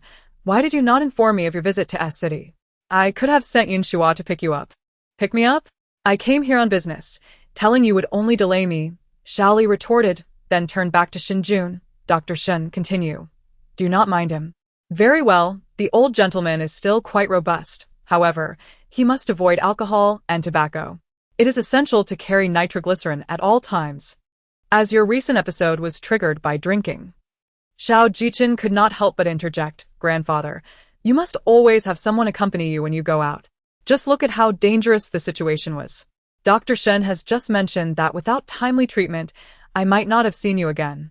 Enough of this. What brings you to S City? I'm looking for someone. Have you completed your errands? Not yet. In a few days, once my matters are settled, I plan to take Shen Wanwan out for a meal. You shall accompany me then. Xiao Li issued his command with a firm tone. Thinking of Shen Wanwan reminded him of the girl who had administered his medication. He had not seen her since leaving the ancient town. It seemed he would need to invest some time in investigating her. Rumors are always the same, Xiao Jichen concurred before inquiring. Is the person who administered acupuncture to you Shen Wanwan? While mentioning Shen Wanwan, his mind wandered to Shen Zhaozhao. He was contemplating how to approach the Shen family, and this reason presented itself. Yes, Xiao Li replied, then fell silent for a few moments before shaking his head. No, you must accompany me to the Shen family tomorrow. The first high school is taking all its students on a 3-day trip to the ancient town. If you do not meet Shen Wanwan tomorrow, it would be best to wait until their return. I plan to prepare a contract for Shen Qing to deliver. Xiao Jichen squinted. It seemed the collaboration with the Shen family was destined. Hearing Xiao Li agree, he responded, rest assured, if the Shen family requires assistance, the Xiao family will surely lend a hand. A glimmer of light flashed in Xiao Jichen's eyes. After all, we are all one family in the future, and thus we must assist one another. If Shen Zhaozhao were to overhear their conversation, she would undoubtedly applaud. Indeed, in this narrative world, regardless of how the plot may falter, It ultimately follows the predetermined course. In the original text, the Zhao family eventually aligned with the Shen family, primarily because Shen Wanwan had first rescued Xiao Li, and later, due to Xiao Jichen's connection. This time, however, it was because of Shen Zhaozhao. At 4 o'clock in the afternoon, Shen Zhaozhao was roused from her slumber by a phone call from Shen Yu, third brother. The soft voice from the other end tugged at Shen Yu's heart. Zhaozhao, are you sleeping? Did I disturb you? Of course not. I was already awake. Third brother. What brings you to call me at this hour? The autumn tournament was set to last 3 months, and during this time, Shen Yu trained relentlessly. Apart from Shen Zhaozhao, no one else could reach out to him, let alone him initiating a call. Thus, Shen Zhaozhao was somewhat surprised. I have a match next weekend. Do not forget to come and watch. Upon hearing this, Shen Zhaozhao immediately sat up. Third brother, is it the first round of the winners group, the 4-into-2 match? That Shen Zhaozhao, who typically paid little attention to games, was aware of the winners group, and the critical nature of the first round astonished Shen Yu. He instinctively thought that she had been following the game for his sake. The mere thought of this possibility brought a wide smile to his face. Yes, indeed. All right. Third brother, I will definitely be there. Even if Shen Yu had not called, she would have attended to support him. Hearing Shen Zhaozhao's willingness to come, Shen Yu beamed with a silly grin. I've got you front row tickets so you can see clearly. Thank you, brother. Since you are busy training lately, you should refrain from live streaming. It can be distracting, Shen Zhaozhao advised. The incident of the disfigurement at the tournament had begun with a live stream, and she could not help but remind Shen Yu. Shen Yu, carefree, did not catch the underlying concern in her words. Fine. I won't be doing any live streaming anyway since I'm preoccupied with training. Shen Zhaozhao responded with a simple suddenly. Shen Yu thought of Shen Wanwan and awkwardly added, by the way, let Shen Wanwan know. If she wants to come, she can. If not, it's fine. As soon as those words left his mouth, Shen Zhaozhao could not help but chuckle. All right, third brother, do not worry. Wanwan will definitely want to go. However, she secretly contemplated that even if Shen Wanwan did not wish to attend, she would drag her along. Shen Yu's attitude seemed to soften considerably. Perhaps with a bit of effort, they would grow to appreciate Shen Wanwan more, and the estrangement of over a decade could be mended. This way, perhaps in the future, Shen Wanwan would not be expelled from the Shen family, and Shen Tianxiang and Liu Yan might also escape their fates. Yet, all her musings could only occur when she was free of tasks. Otherwise, they were merely idle thoughts. Third brother, do you really want Wanwan to come? Shen Zhaozhao, knowing Shen Yu's character, teased him deliberately. Sure enough, upon hearing this, Shen Yu reacted like a cat whose tail had been stepped on, vehemently denying no. Whether she comes or not is irrelevant, as long as you are there. After saying this, he hung up the phone without waiting for Shen Zhaozhao's response. Huh? Third brother. Side quest. At the bonfire party, push Wen Xiang into the water and frame Shen Wanwan to unlock Wen Xiang's initial impression of Shen Wanwan. System. You have gone too far. I was just building rapport with Wen Xiang, and now it has all vanished. Rest assured, there will be even more outrageous tasks in the future. After being pushed into the pool, Wen Xiang was discussed by male classmates regarding her figure. This episode was witnessed by Lu Qingshan, who, succumbing to her twisted psyche, began to bully Wen Xiang for an extended period, all the while implicating Shen Wanwan as the one responsible for pushing Wen Xiang into the water. Thus, Wen Xiang blamed all her misfortunes on Shen Wanwan. It was only when she attempted suicide and was saved by Shen Wanwan that Shen Zhaozhao became entangled in the matter. Reflecting on this troubling narrative, Shen Zhaozhao sighed repeatedly, akin to an elderly man lamenting. Alas. Alas. What's wrong? Do you not wish to proceed? The system, adopting a domineering tone, asserted its perceived authority. Could there not be a task of higher intelligence? Darling, due to your limited intellect, the tasks are correspondingly simplistic. Shen Zhaozhao. Another day of wishing to change systems. Chapter 52. Fortuitous luck? S-rank reward, doubling card. The phone began to vibrate. A message from the president of the student council in the school group chat. Dear students, the bonfire party will be held at Jingxin Lake, starting promptly at 8 o'clock. You are welcome to join. The location for the large escape room event is in the small castle at the center of the ancient town, beginning at 7:30. There are a total of 50 spots available. Those interested can contact the head of the arts department. For more activities and registration details, please check the Student Council's official account. An introverted person like Wen Xiang would certainly not opt for the escape room. She would most likely choose to go to Jingxin Lake and find a quiet corner to sit in solitude. Collective activities were not something she would actively participate in at this point. Shen Zhaozhao yawned and listed the tasks she needed to accomplish in the near future. First and foremost was helping Shen Wanwan uncover the traitor and rescue her friend. Next, she needed to watch Shen Yu's esports competition. Additionally, she had to persuade the stubborn resident to ensure that the project would not be seized by the Zhou family. The remaining time was to be spent attending classes and extracurriculars such as dance and piano. When viewed in this light, it became evident that the upcoming month would offer no moments of respite. Shen Zhaozhao glanced at her phone. It was only 4:30, and there was still quite some time until 8. Little Tongzi, who do you think is busier, me or the national leaders? Shen Zhaozhao, one must possess self-awareness. You are not worthy of being compared to the national leaders. No need to elaborate. This was merely the lingering dramatics of a domineering CEO character. Lottery. Shen Zhaozhao was too lazy to argue and, recalling she had 4 more chances to draw, she decided to proceed. Upon seeing the familiar electronic screen, she pressed yes. The screen began to scroll rapidly. Moments later, the rewards appeared on the screen. Congratulations, host, you have drawn a wish fulfillment card. Yes. Congratulations, host, you have drawn a clothing card. Yes. Congratulations, host, you have drawn a medicine card. Yes. Congratulations, host, you have drawn an S-rank reward, the doubling card. Initially composed. Shen Zhaozhao shot upright upon seeing the last reward. Throwing her head back in laughter, she exclaimed, "Ha, dog-air Tom. You said my luck was poor. Just look at this. Look at what an S-rank reward truly is." Without needing the system to explain, she already understood the significance of this card. Tongzi, still munching on a chip, widened its eyes in disbelief as it processed the large bolds displayed on the screen. No way. Zhaozi, what kind of luck have you stumbled upon? Can't you speak properly? This is what they call a lucky break. Ugh. Wish fulfillment card. Upon successful use, the host can fulfill any wish within the specified time.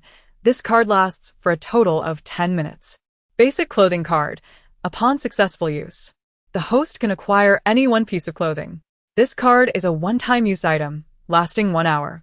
Note, the clothing card encompasses all seasonal attire, including but not limited to spring, summer, autumn, and winter. Medicine card.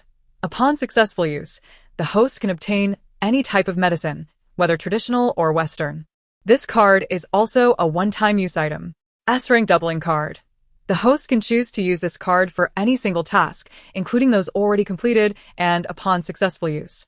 The rewards will be doubled, including but not limited to reward cards, lottery chances, points, etc. Note, this card is a one-time use item and will automatically be destroyed upon successful use. Ha ha ha, oh my, how could my luck be this exceptional? The thought alone filled Shen Zhaozhao with joy. This doubling card was an extraordinary existence, akin to a bug. With it, she could replicate any reward card she might require in the future. Yet, despite her elation, she remained rational. Cautiously, she inquired, "Does this reward card apply to all my completed task rewards?" Indeed, you can select to double the rewards from any task, from the very first task you completed to the most recent. It puzzled her. The probability of drawing an S-rank reward was merely 0.1. According to the Time and Space Bureau's parameters, she should have drawn such a reward in the later months, yet here it was now. I am truly clever and wise. As enchanting as the moonlit night, unparalleled in brilliance. Shen Zhaozhao reveled in her own excellence. She had previously fretted over the absence of powerful cards in future tasks, yet unexpectedly, she had received an even more formidable card. Truly, fortune favors the prepared. Had it not been her first time traversing this narrative and her unfamiliarity with the Time and Space Bureau, she might have thought they were deliberately helping her cheat.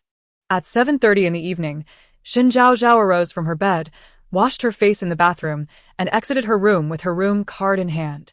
Though the sky had darkened, the nightlife in City S was just beginning. The ancient town streets were lined with lampposts, each household aglow, and the air was filled with the enticing aromas wafting from the night market stalls. Despite the late hour, The weather remained warm.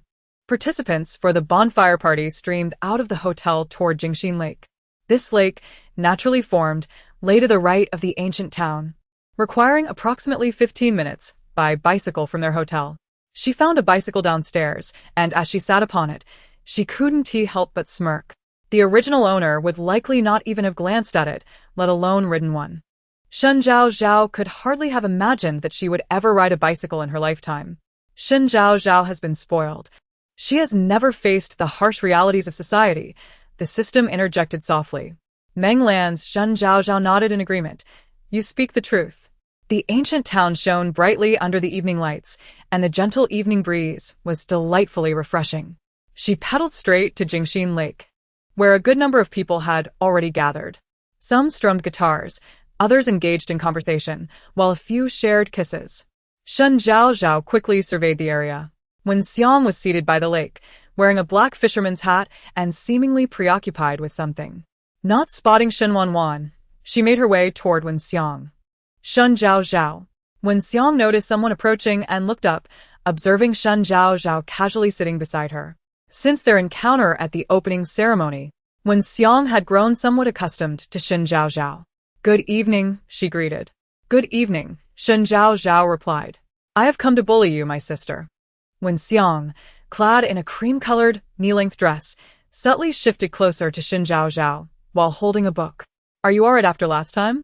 Shen Zhaozhao referred to the incident during the opening ceremony, when Wen Xiang had taken a laxative. Wen Xiang shook her head.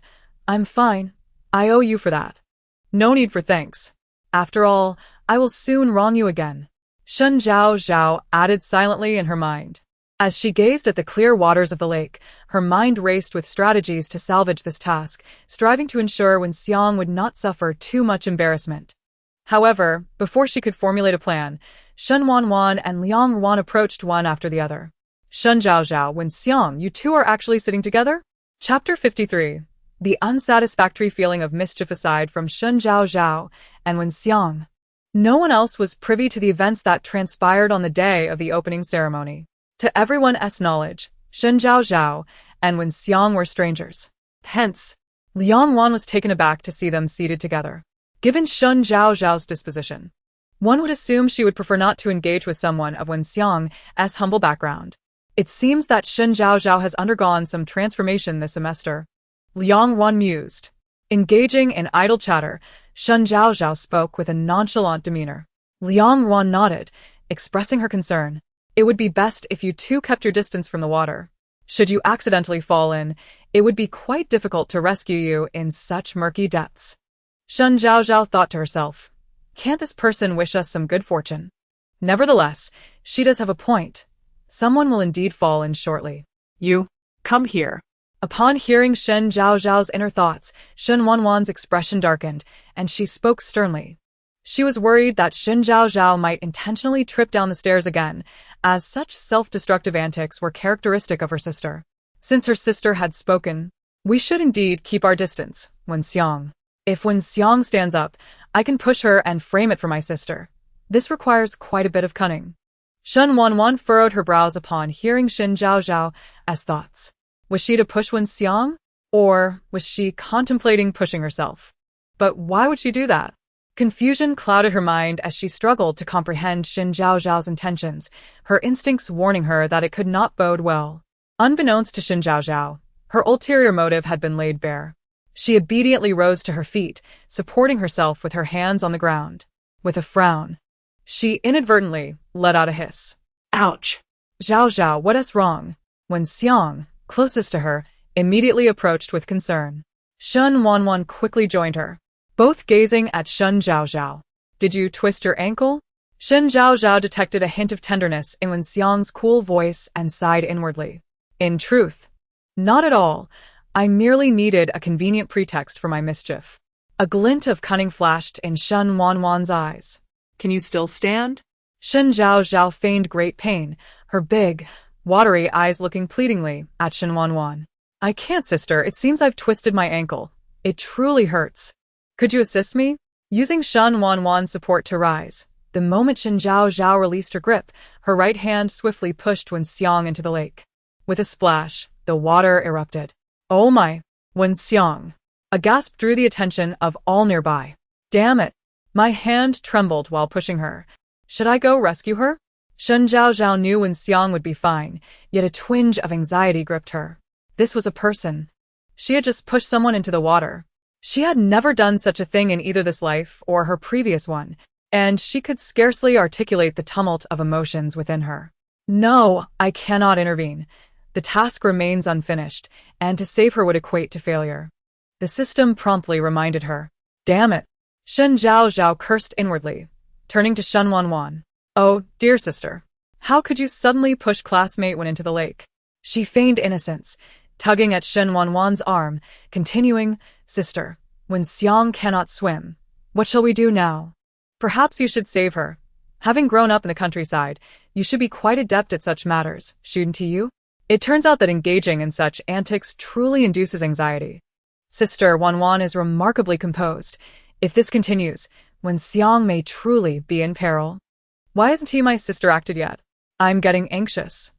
Shen Wanwan cast a meaningful glance at her, then, without hesitation, leapt into the lake. Her agile movements left Shen Zhaozhao in a state of astonishment. Wow.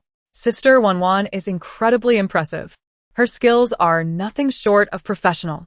Accompanied by a stream of praise, Shen Wanwan successfully pulled Wen Xiang from the water. With haste, Shen Zhaozhao removed her black sun protective jacket and draped it over Wen Xiang. Feeling relieved, fortunately, I wore a jacket today. Wen Xiang's wardrobe malfunction isn't too severe, otherwise, my transgressions would be significant.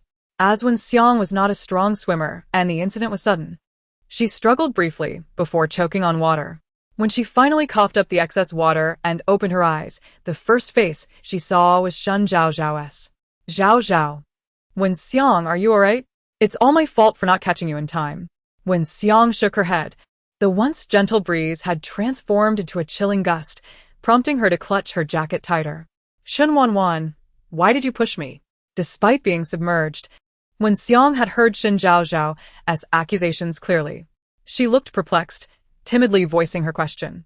Shen Zhaozhao had swiftly covered Wen Xiang. Yet a crowd of onlookers had gathered, their gazes fixed on the scene. Goodness, even if it's hot, surely classmate Wen isn't naked? A voice from the crowd broke the tension, causing everyone's attention to focus on Wen Xiang. Her once cream-colored dress, now soaked, clung to her form, accentuating her frail figure, leaving little to the imagination. Fortunately, the jacket concealed her modesty, or the situation would have been far more embarrassing. Wen Xiang appeared to hear the murmurs, her expression dimming as she trembled, gripping her clothing as if it were a lifeline.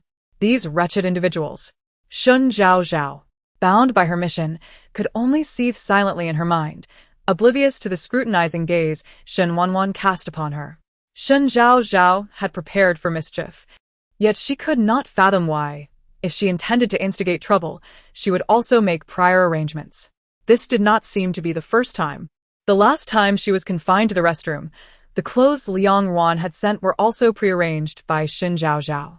Before she could unravel the reasoning, Shen Zhaozhao's moralistic rhetoric filled the air. Sister, regardless of any grievances you may have against Wen Xiang, you should not have resorted to pushing her into the water. Thankfully, you saved her in the end, preventing a tragedy. You must exercise more caution in the future. Even if you dislike Wen Xiang, consider the reputation of the Shen family. Shen Zhaozhao stood on her moral high ground, casting a look of disappointment at Shen Wanwan. 2 draws in total, a cumulative of 2 draws. 20 points, a cumulative of 55 points. Chapter 54, A Shift in the Narrative. An unforeseen side quest. In response to Shen Zhaozhao's words, Shen Wanwan twisted her damp clothing, seemingly oblivious. In contrast to Wen Xiang's disarray, she appeared considerably better off. Her wet hair was brushed back, adding a touch of wildness to her already striking and commanding demeanor, rendering her even more alluring. What nonsense are you spouting, Shen Zhaozhao? I've been standing right here, and I saw no such thing as Shen Wanwan pushing Wen Xiang. Liang Wan interjected, glancing at the crowd of onlookers, unwilling to let such an accusation tarnish Shen Wanwan's reputation. Before she could finish, Su Ku Xian and Shen Mo emerged from the throng. Even from this distance, I clearly saw Shen Wanwan push Wen Xiang. How could you possibly have missed it? Su Ku Xin was the first to speak, her voice dripping with skepticism. Are you perhaps turning a blind eye to favor Shen Wanwan? In truth, she had not witnessed the event either, but instinctively followed Shen Zhaozhao's lead. You. Fine. Even if I didn't see it clearly, I believe in Wanwan's character. She would never do such a thing, Liang Wan declared, her head held high in conviction. She turned to Shen Wanwan. Wanwan, explain yourself. Throughout the ordeal, Shen Wanwan maintained an expression of calm detachment, revealing no hint of emotion. The relationship between Shen Wanwan and Shen Zhaozhao seemed peculiar. If they were indeed close, why would Shen Zhaozhao attempt to smear Shen Wanwan's reputation? Conversely, if their relationship was strained, why did Shen Wanwan tolerate such accusations without a word of defense? With the task complete, Shen Zhaozhao was no longer constrained. She helped Wen Xiang to her feet and softly inquired, Wen Xiang, are you all right? Naturally reserved, Wen Xiang was even less inclined to speak after the incident. As Shen Zhaozhao helped Wen Xiang up, the crowd parted before them, though the murmurs of discussion persisted. I never expected Wen Xiang, with her rather slight build, would handle herself so well.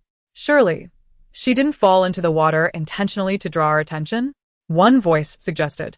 How did I not notice before that Wen Xiang is rather attractive? Is it just me, or does Shen Wanwan seem a bit intimidating? Shen Zhaozhao just claimed she pushed Wen Xiang into the water. Didn't Liang Wan say it was an accident? An accident? Wen Xiang's first question upon surfacing was why Shen Wanwan pushed her. The victim herself has confirmed it. What more is there to dispute? If I hear anyone speak ill of Wen Xiang again, I assure you, they won't be in S City by tomorrow morning. Shen Zhaozhao's expression darkened as she surveyed the crowd with an impassive glare. Her domineering demeanor, well known at First High School and bolstered by the Shen family's influence, commanded attention. Upon her words, the chatter ceased almost instantaneously, and the onlookers averted their gazes in fear. Su Ku Xin chimed in, you all are simply looking for trouble. What is there to discuss about this? She was perplexed by Shen Zhaozhao's actions and planned to inquire further when the opportunity arose. Determined to become Shen Zhaozhao's closest ally, she felt it imperative to grasp her thoughts at all times. The two escorted Wen Xiang to the hotel entrance and watched as she entered the elevator. Su Ku Xin produced the bubble tea she had purchased prior to the bonfire party, carefully inserting a straw and handing it to Shen Zhaozhao. Zhaozhao, I remember you used to dislike people like Wen Xiang. What has changed? Shen Zhaozhao took a generous sip of the tea and replied leisurely. Do you really believe Wen Xiang was pushed by Shen Wanwan? Her words dispelled Su Ku Xin's doubts entirely, and a sycophantic smile graced her lips. Zhaozhao, you are truly remarkable, achieving two objectives with one action. What is Zhao Yanyan doing today?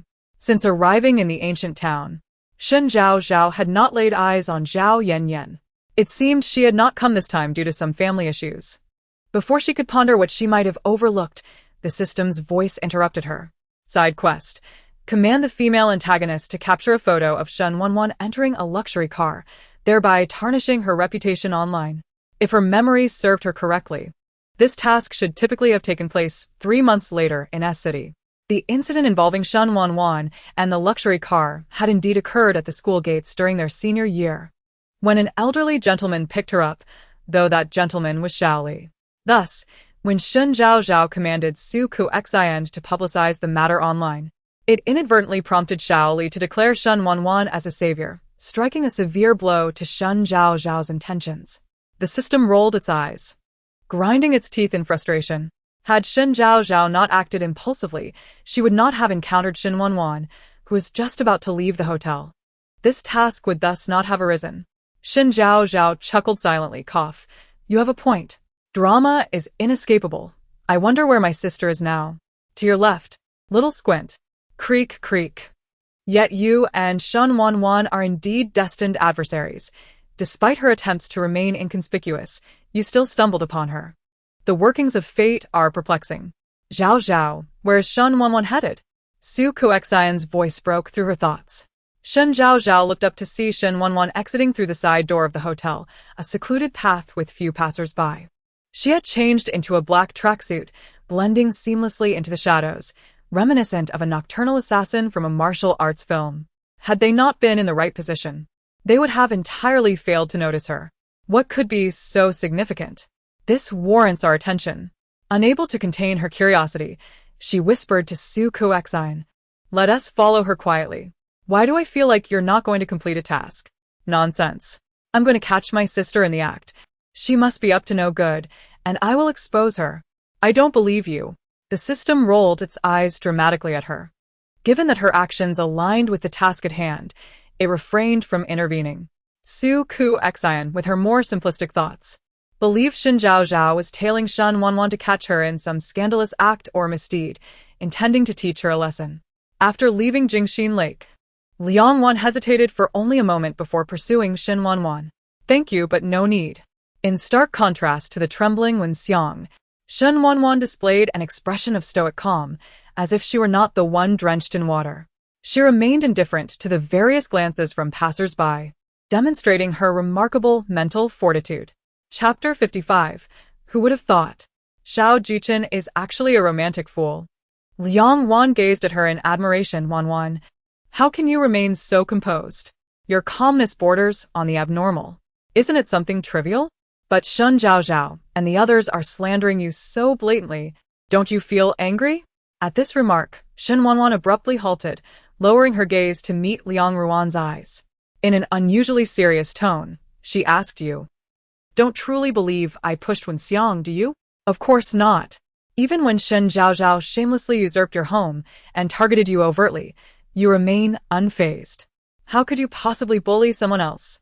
It was unclear whether it was the name Shen Zhaozhao or Liang Ruan's words that struck a chord within Shen Wanwan. Her expression softened, a subtle smile curving her lips as she replied, thank you.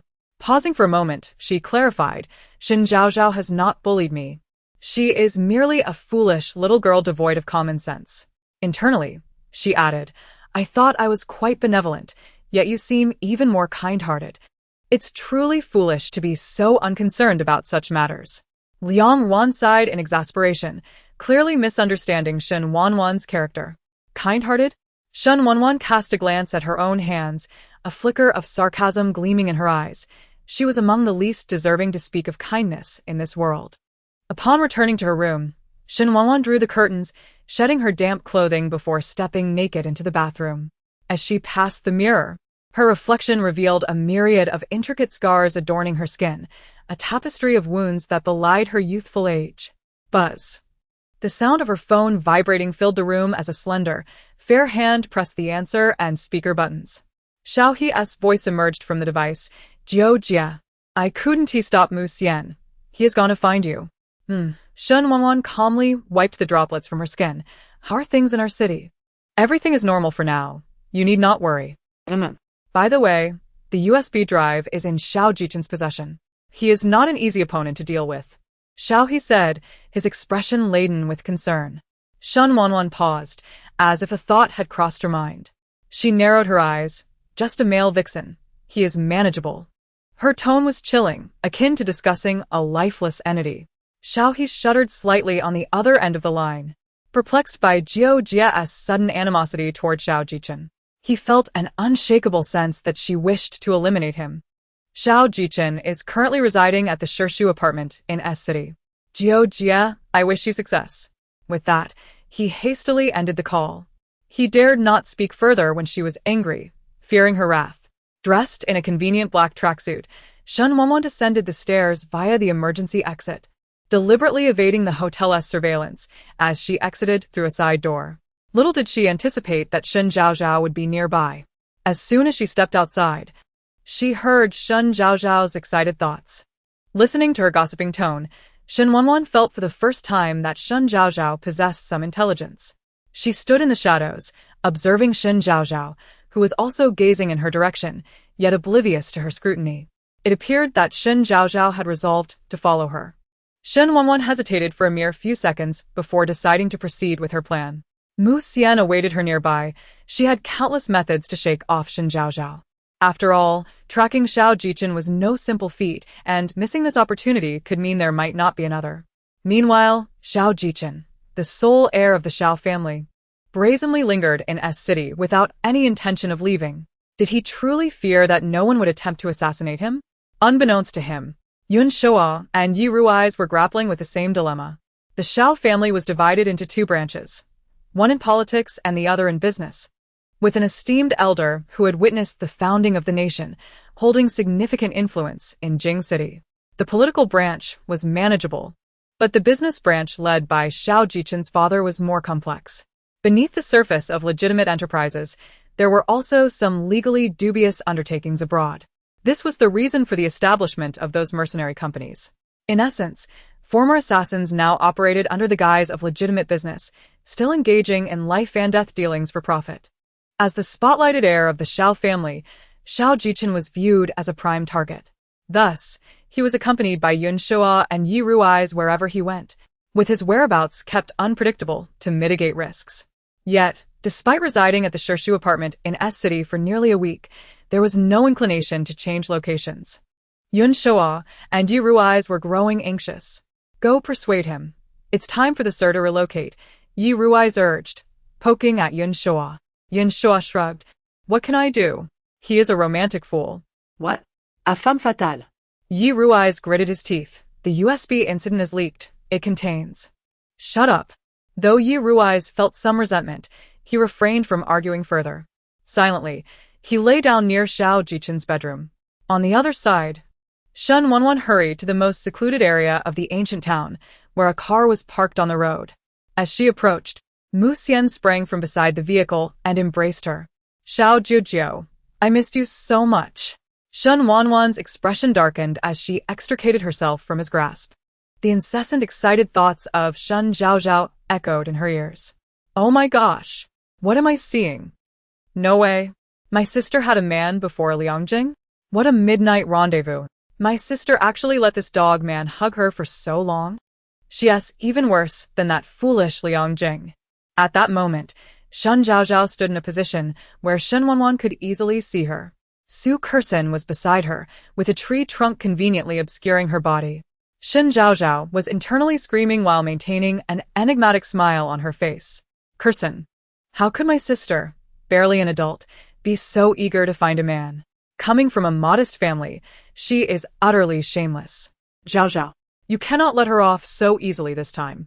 Fortunately, it was nighttime. Otherwise, it would be quite embarrassing if someone spotted them. Her words were laden with insinuation. Su Kersen understood instantly, a wicked smile gracing her lips. Zhaozhao, you are too kind-hearted. Such matters should be exposed.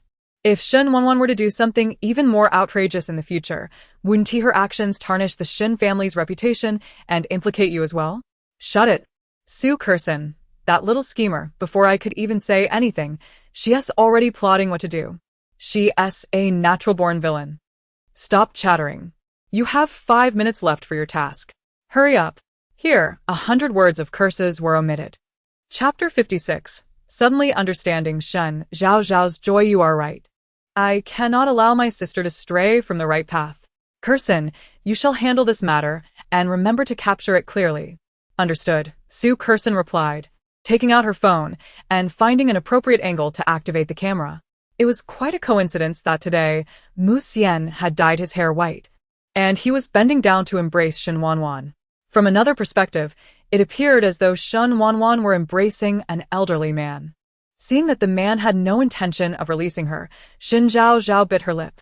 This dog of a man still won't let go. Is he blind? Unable to see the two vibrant individuals standing beside him? Cursing him in her heart, her peripheral vision caught a glimpse of Su Kersen, who was wholly engrossed in her role as a paparazzo, deliberately shifting slightly and accidentally stepping on a dry twig. In the stillness of the night, it emitted a crisp crack. Mu Xian, being a trained fighter, had sharp ears and quickly lifted his head to scan the surroundings. His gaze landed upon Shen Zhaozhao's eyes. Shall I take care of that Shen Zhaozhao for you? Mu Xian said softly, reaching out to tuck a stray hair behind Shen Wanwan's ear. A smile flickered in Shen Wanwan's eyes. No need, let's go handle our business. Mu Xian, though puzzled, did not oppose her and opened the passenger door for her, shielding her head with his hand to prevent her from bumping it. After she settled into the car and he closed the door, he circled to the driver's side, shooting a fierce glare at Shen Zhaozhao as he did so. Zhaozhao, do you think that man might discover us? Su Kerson inquired once the car had vanished into the night. Shen Zhaozhao raised her chin defiantly. What can you do? It's not I who committed such an act. Make sure to come up with a catchy title for my sister. It will help it go viral. Leave it to me, Su Kerson assured, her excitement palpable as she returned to the hotel, eager to manipulate a certain platform, her smile unwavering. She could hardly wait to witness Shen Wanwan's expression when the public scrutiny bore down upon her. It would undoubtedly be most entertaining. Seated on the sofa, Shen Zhaozhao poured herself a glass of water, observing Su Kerson's serious demeanor. Remember to avoid showing that man's face during editing and send me the original video. She had deliberately made a sound earlier, not only to alert Shen Wanwan but also to capture the man's face. With the original video, any subsequent explanations or clarifications with Shen Wanwan would be much easier. Tasks are tasks, life is life. In tasks, I may act recklessly, but in life, I must still be the protective sister, a little lapdog, ha. A few minutes later, a post on a certain platform skyrocketed to the top of the trending topics.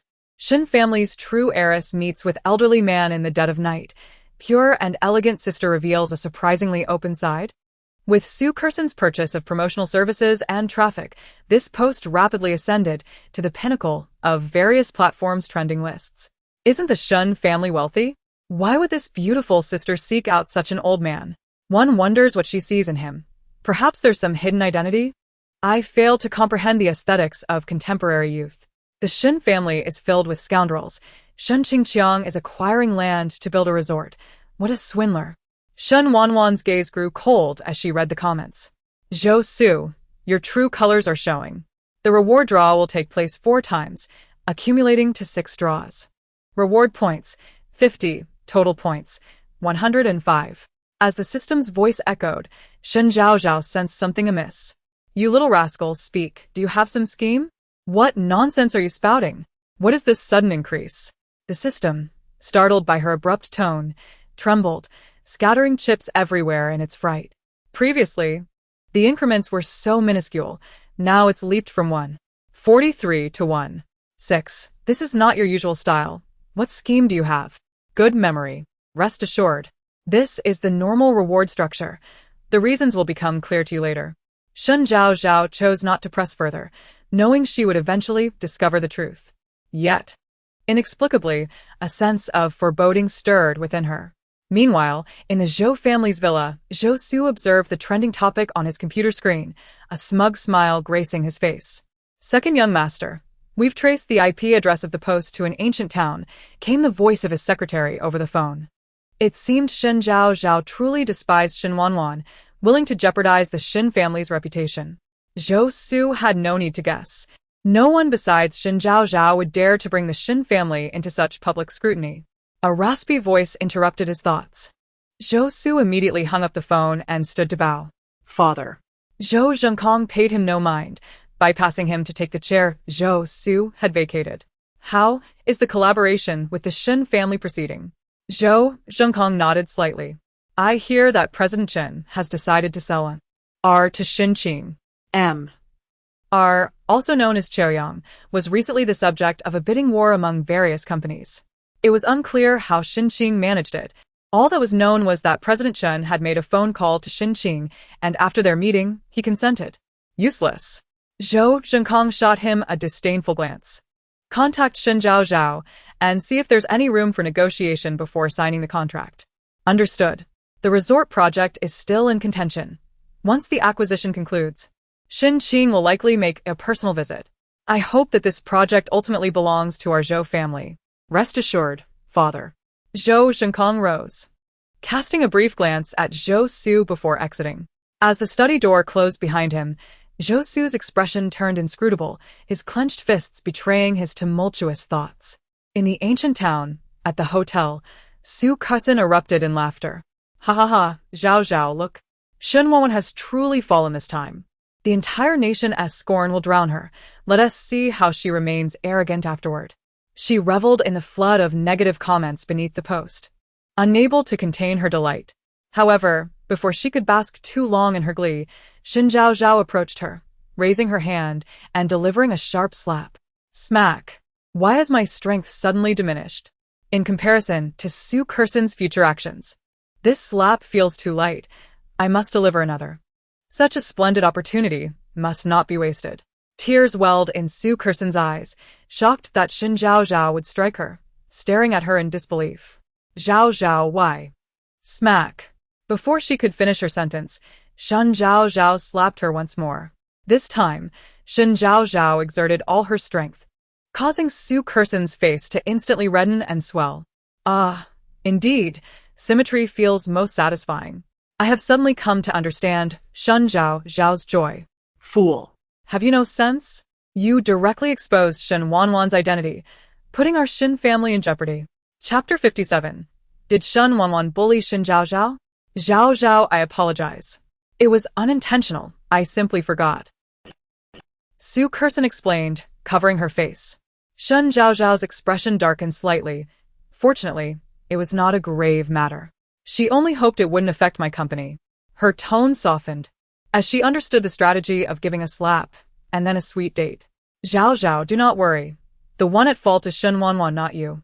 Even if we hadn't encountered her meeting with an older man today, someone would have discovered it eventually.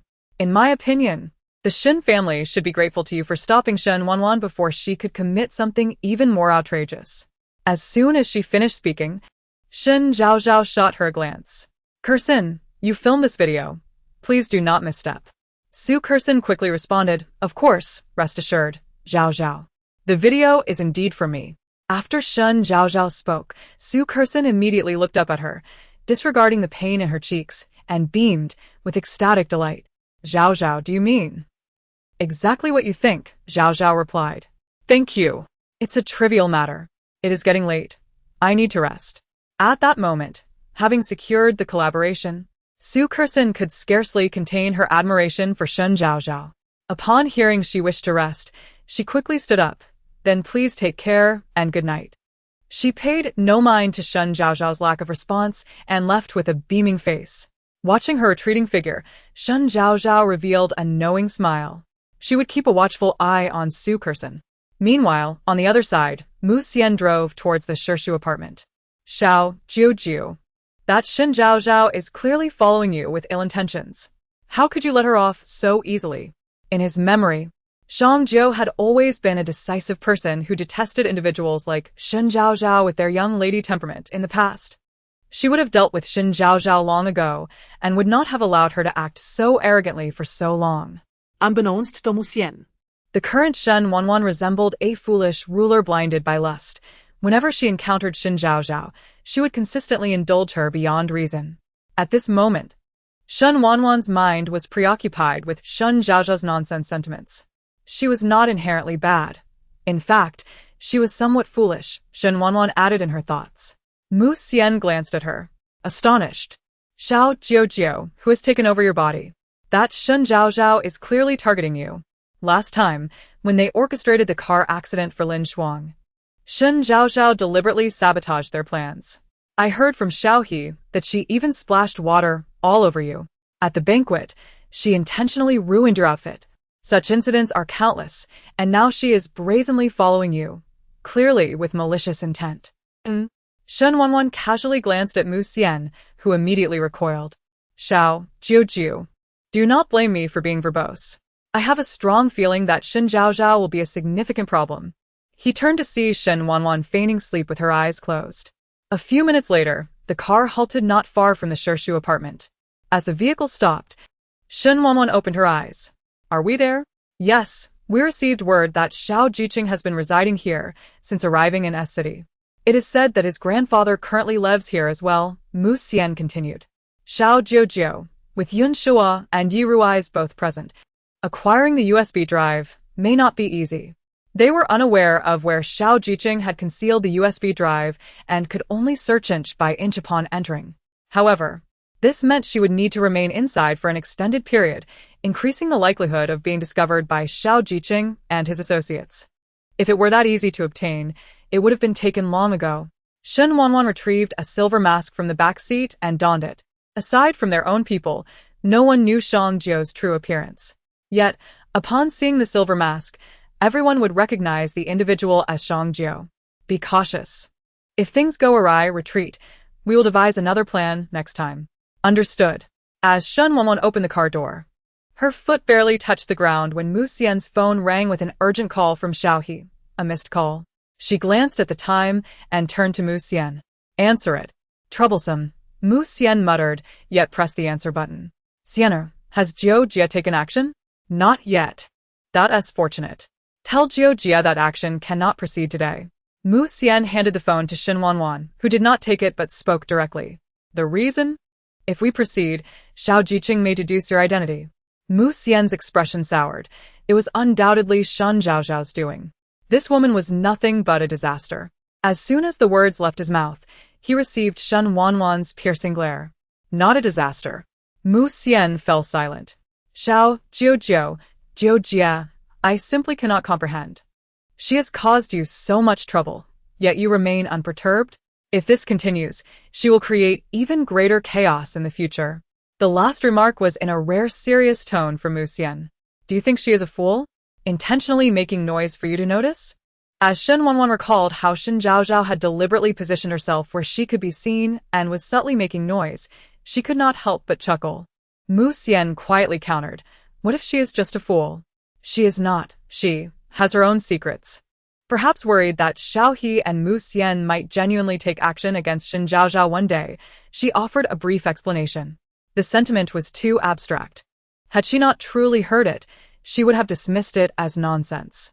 Moreover, she could only speculate that Shen Zhaozhao was not genuinely targeting her. But the exact reason remained elusive. Thus, she could only speak ambiguously. Xiao Jiao, you know I do not lie. Upon hearing this, Mu Xian calmed down. Having grown up alongside Shangjiu, he understood her. She had little regard for deceit. Could it be that Shen Zhaozhao was genuinely not intentional? Not an issue. With the conflict regarding Shen Zhaozhao resolved, Mu Xian reverted to his usual frivolous demeanor. Not far away, at the Shishu apartment, Yun Shua knocked on Xiao Jiqing's bedroom door. Sir, there is trouble with the Shen family. Xiao Jiqing immediately lifted his head. What happened?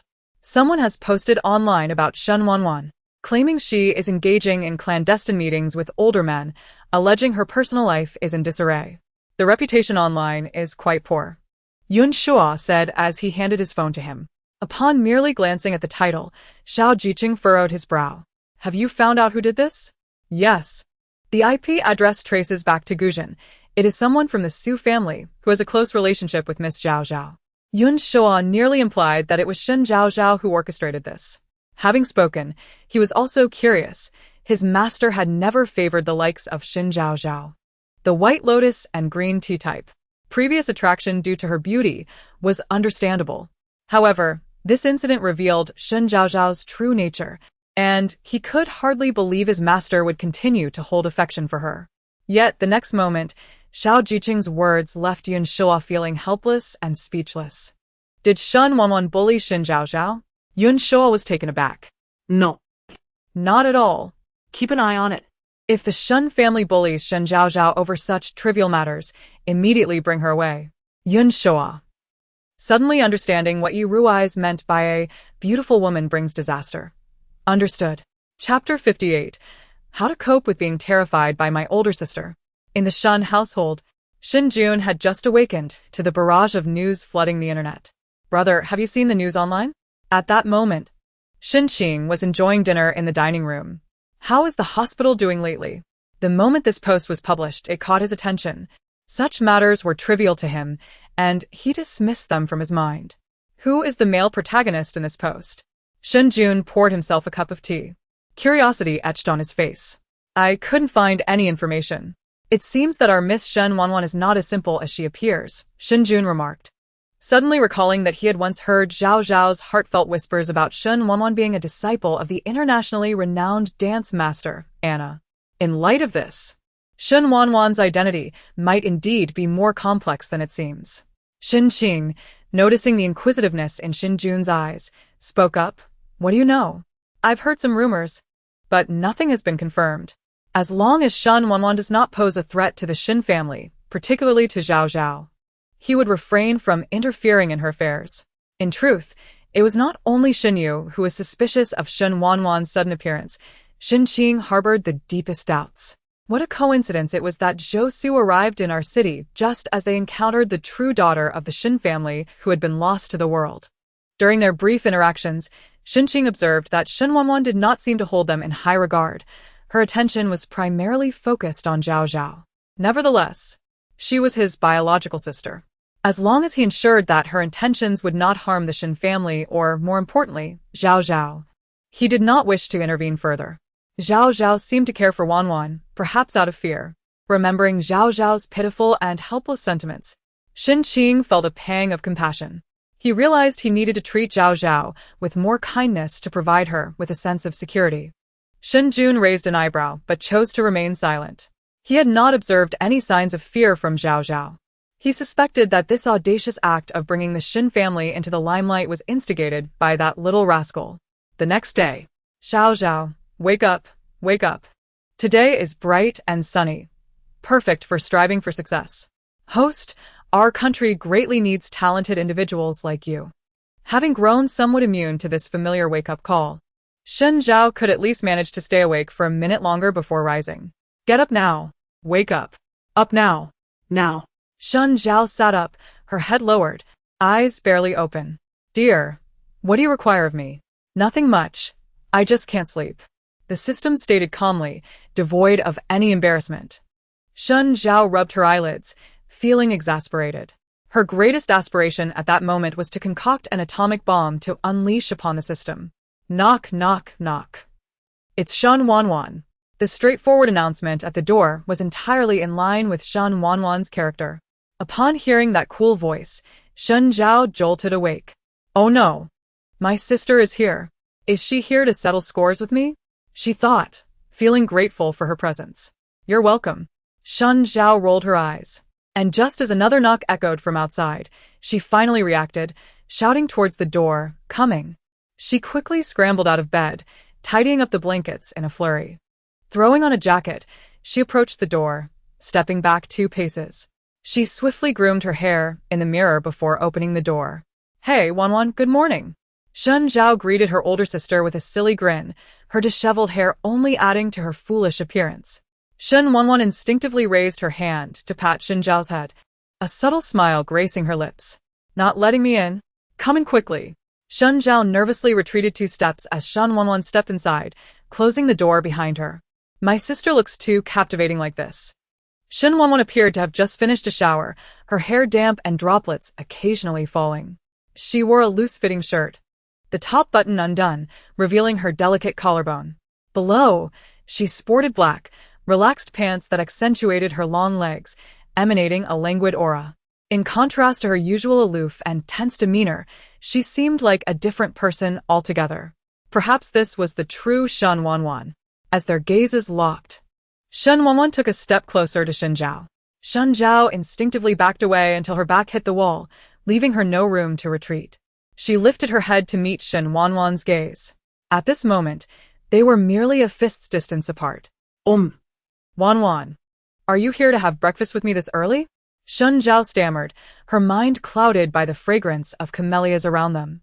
It dawned on her that her question was inappropriate. Don't look at me with those eyes. Oh dear. My legs are trembling. Mother, how is my sister so beautiful? I'm swooning. Last time, when Shen Wanwan had been furious, she had discovered it was merely a misunderstanding. This time, her demeanor was considerably gentle. Cough, cough, what's going on online? No way. In just one night, did my sister already figure out it was me? Shen Zhao feigned innocence, her eyes wide with an expression of I know nothing. The true daughter of the Shen family secretly meeting with an elderly gentleman at midnight. Before Shen Wanwan could finish her sentence, Shen Zhao interrupted her. Don't worry, sister. I have the original video. I'll help you clear your name. Zhaozhao. You're courting death. I'm telling you, if you dare to release that original video, I will chop you up. Ignoring the system's protests, Shen Zhao raised her right hand, assuring Shen Wanwan, Sister, rest assured, once I find out who dared to slander you, I will definitely. What sounds frightening, yet not overly dangerous. Break their neck. Shen Wanwan raised her hand, gently touching Shen Zhao's swan-like neck, adding softly, Oh no, my life is at stake. Heavens, is my century-long life about to end at the tender age of 18? Shen Zhaozhao swallowed hard, sister. Murder is against the law. Her voice trembled with anxiety. A glimmer of amusement danced in Shen Wanwan's eyes as she teased. Just kidding. Shen Zhaozhao stared wide-eyed for a few seconds, then realized, of course, someone as charming and graceful as Wanwan would never engage in such violent acts. Upon hearing this, Shen Wanwan's expression dimmed momentarily, but quickly returned to normal. Are you hungry? Shall we go have a meal together?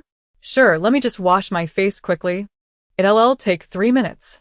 Shen Zhaozhao had intended to find an excuse to spend more time with Shen Wanwan today and, of course, would not decline. Take your time. Watching her dash into the bathroom, Shen Wanwan cautioned, be careful not to slip. Dala dala dala la. I recommend my sister try that spicy soup and soup dumplings. They are absolutely delightful. I'm getting hungry just thinking about it. Foodie. Chapter 59. Shen Zhaozhao's frenzied implications. Shen Zhaozhao hastily washed up, changed her clothes, and then pulled Shen Wanwan out the door with her. As they stepped out of the elevator, they encountered Su Ku Xian and Shen Mo walking in together. Zhaozhao. Su Ku Xian immediately spotted Shen Wanwan beside her, her greeting losing much of its enthusiasm. Seizing the moment while maintaining a distance, Shen Mo whispered, Ku Xian? Isn't Zhaozhao not fond of Shen Wanwan? She was aware of Zhaozhao's aversion toward Shen Wanwan, so seeing them walking hand in hand came as quite a surprise. As long as Zhaozhao is happy, it matters not whether she likes her or not. Su Ku Xian's thoughts were consumed by the collaboration Shen Zhaozhao had facilitated for her family, leading to her unreserved admiration. Now, whatever Shen Zhaozhao did seemed justified in her eyes. With this thought, Su Ku Xian took a couple of steps closer and greeted, Zhaozhao. Are you going for breakfast? Indeed, Shen Zhaozhao nodded.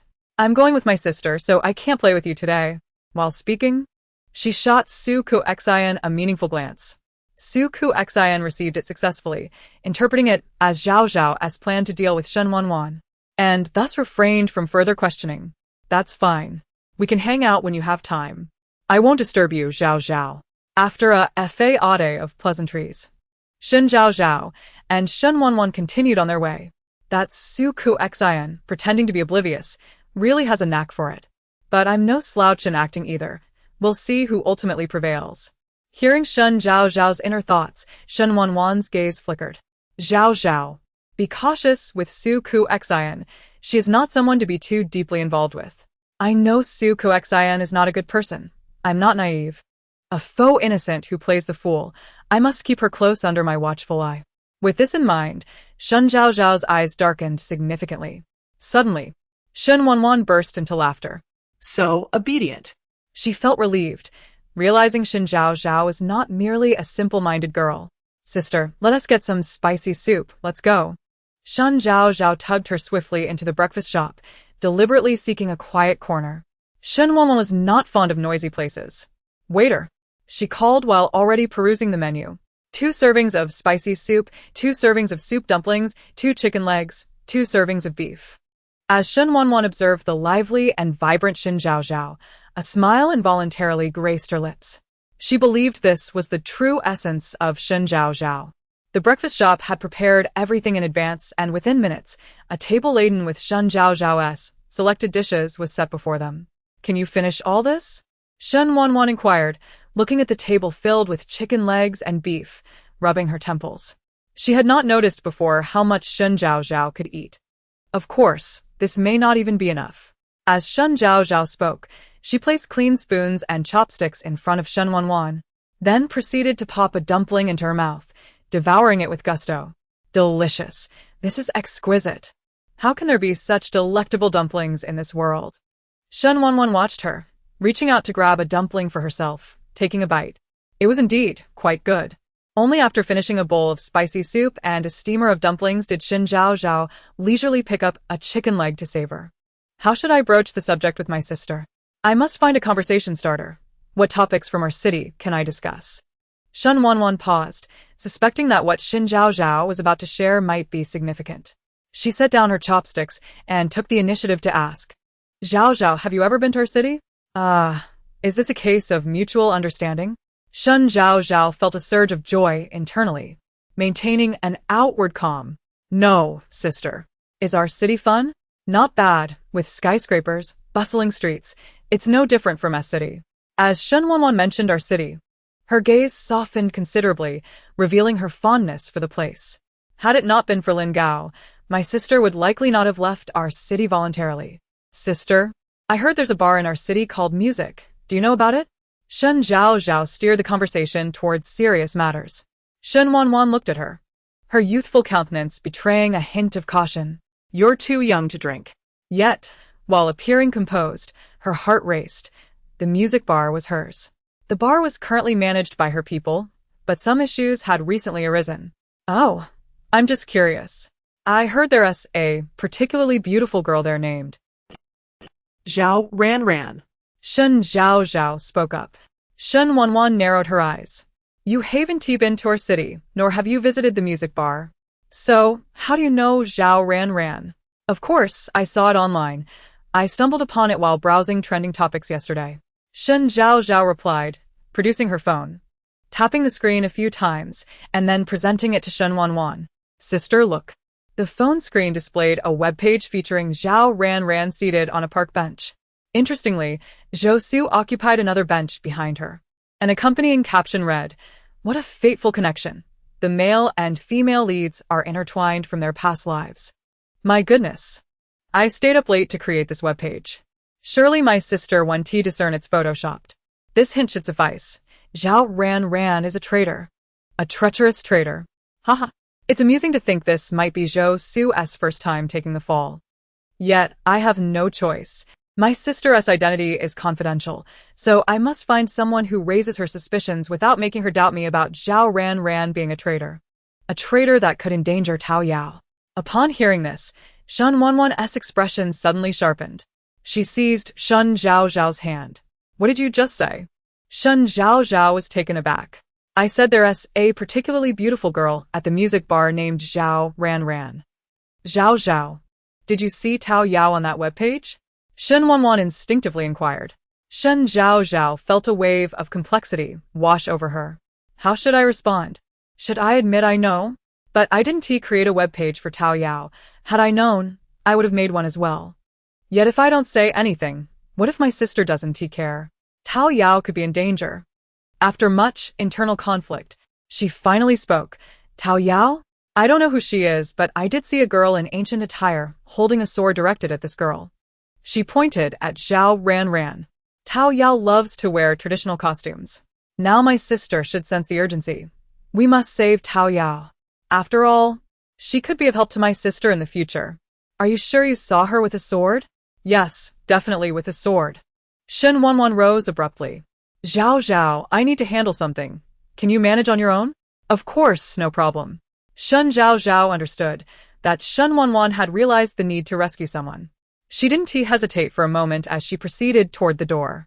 Shen Zhaozhao had achieved her goal, breathing a sigh of relief. Phew, that was not easy. At this moment, she felt elated, having finally accomplished something she had longed to do, completely oblivious to why someone as astute as Shen Wanwan had not caught onto the flaws in her words. Chapter 60. We have accomplished great feats after leaving the breakfast shop. Shen Wanwan promptly took out her phone to call Xiao He. Xiao He, what is the situation with music? Do not let your guard down. Keep an eye on Zhao Wanwan and send someone to ensure Tao Yao's safety. I will arrive tonight. The words spoken by Shen Zhaozhao echoed in her mind, sending a shiver down her spine. Regardless of whether Tao Yao would truly assist her in the future, she held a desire for Tao Yao to live. The bond forged since childhood cannot be measured by any standard. Upon hearing her serious tone, Xiao He put aside his usual playful demeanor. Jiao Jia, have you received some news? Yes, Zhao Wanwan is not to be trusted. The moment she uttered this, the word traitor surfaced in Xiao He's mind. He too became serious, contemplating whether they should take the initiative and capture her. No need. Let's first see if we can lure out a bigger fish. Understood. After ending the call, Shen Wanwan reached out to Mu Xian. Zhaozhao. You are flirting on the edge of death. The system activated the oven with a flick of consciousness, placing the marinated chicken legs inside before starting to crush potato chips. It was said that this way of eating was quite delightful. Xiao, Ji-Chen is still in S City, right? Yes, why? Look, the plot has collapsed to this extent. Does it even matter whether Tao Yao lives or dies? Of course it matters. Tao Yao's presence may directly mitigate the significant crisis Shen Wanwan faces later. Did you warn me about this? No. The system was perplexed. Shen Zhaozhao's actions had directly altered the narrative of the original story. Why had there been no warning? Could it be that someone in the Temporal Bureau was protecting Shen Zhaozhao? If that were the case, then let us eat. In high spirits, Shen Zhaozhao opened the bag, and the aroma of the jianbingguozi wafted through the air, prompting her to take a sniff. Brother, didn't you just eat? This is a snack. Side quest. Rescue Li Fenglin from extortion, unlock Li Fenlin's transformation, and lay the groundwork for Li Fenglin to assist Shen Zhaozhao in the future. Just as Shen Zhaozhao took a bite of the jianbingguozi, the system's task notification chimed in. She continued to chew calmly, pondering if there were indeed kidnappings and extortions in this ancient town. Outside the ancient town in the woods, there is a murderer who wanted to flee but lacked funds. Encountering Li Fenglin, he resorted to violence. Poor Li Fenglin. Yes, it was Shen Zhaozhao who reported the incident. Oh, so the life-saving grace originates here. During the 76th confession, Li Fenglin had mentioned a life-saving favor, and now it all made sense. Indeed, at 6 in the afternoon, Li Fenglin was kidnapped. Pay attention to the time. Understood.